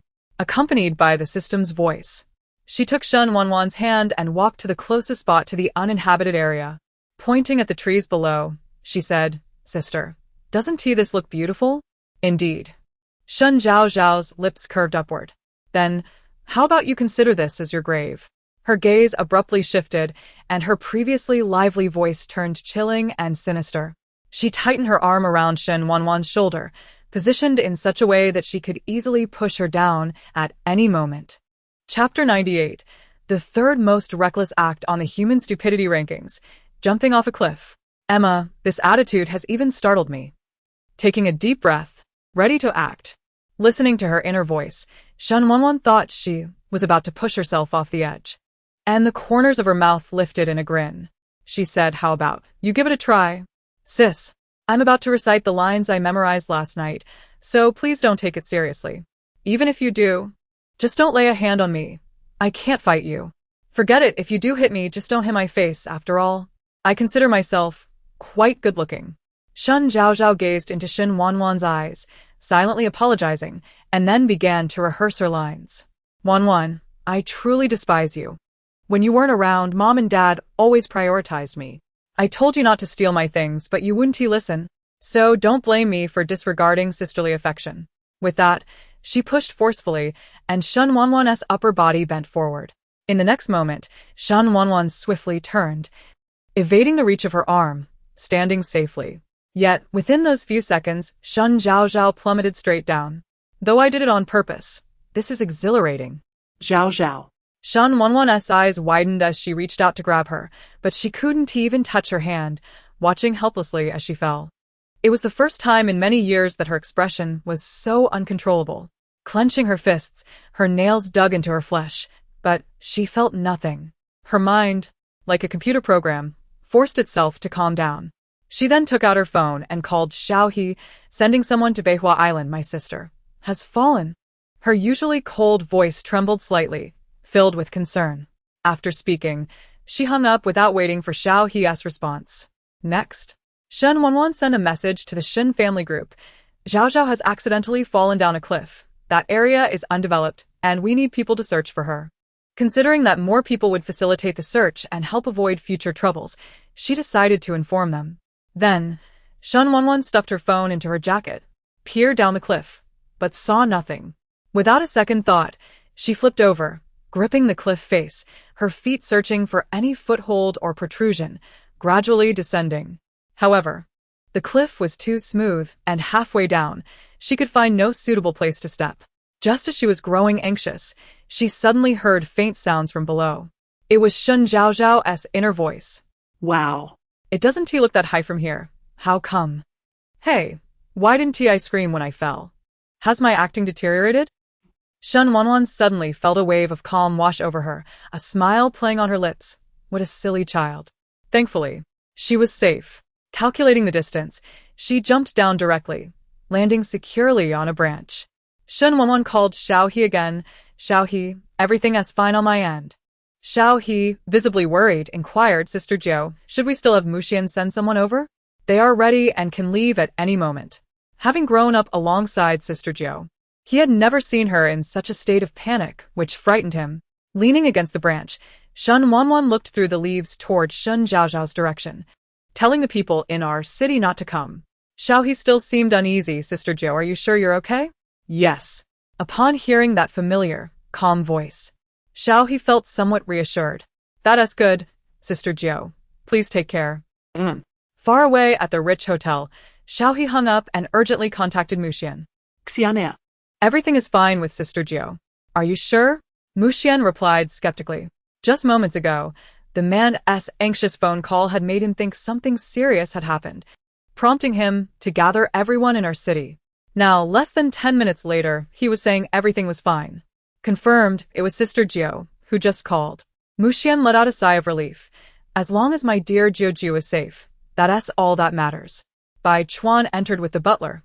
Finding the Liang family gathered in the living room, Liang Wan sat between her father, Liang Qiming, and her mother, Xiao Chunyun, smiling and animatedly gesturing.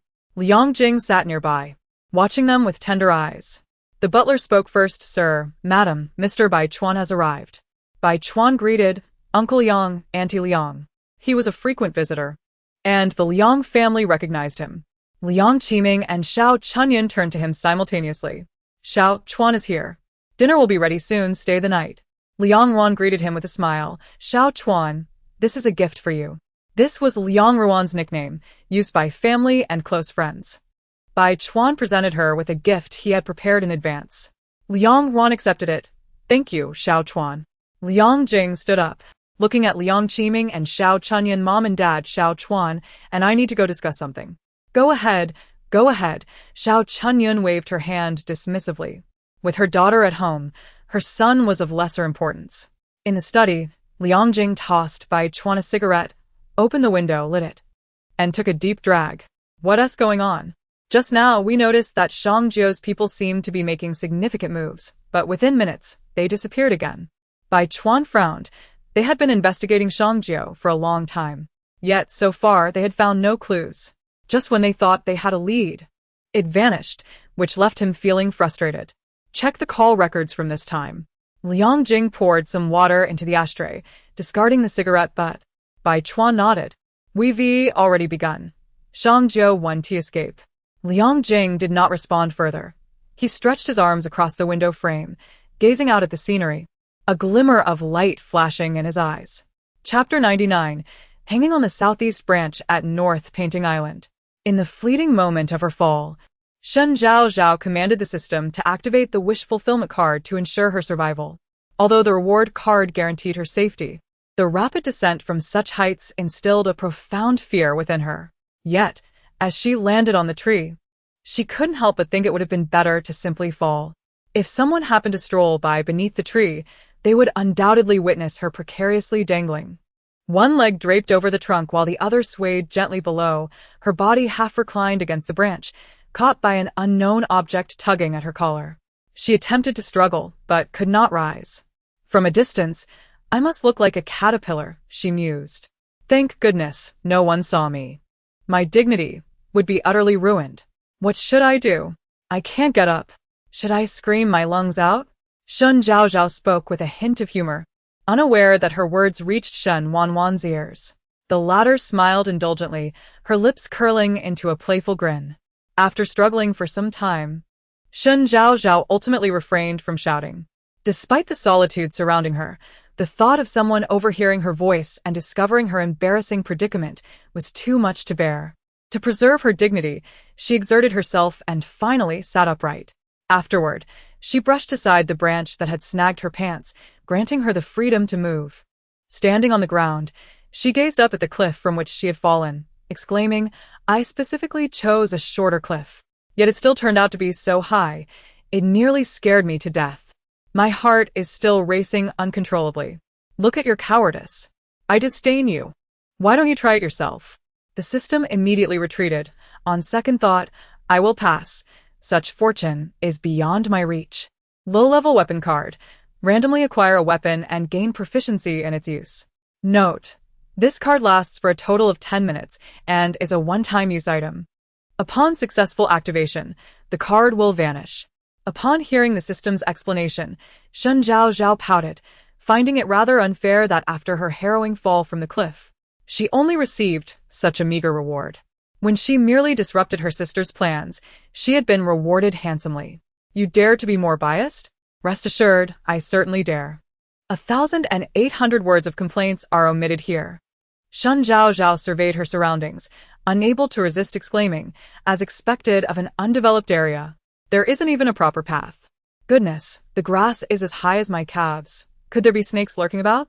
The mere thought of such cold-blooded creatures made her shudder involuntarily. "I can tell you, according to the original text, there are indeed snakes here." When Shen Zhaozhao first arrived, she encountered none, but Shen Wanwan did. Does this mean my mischief this time was unsuccessful, but indirectly aided my sister Wanwan?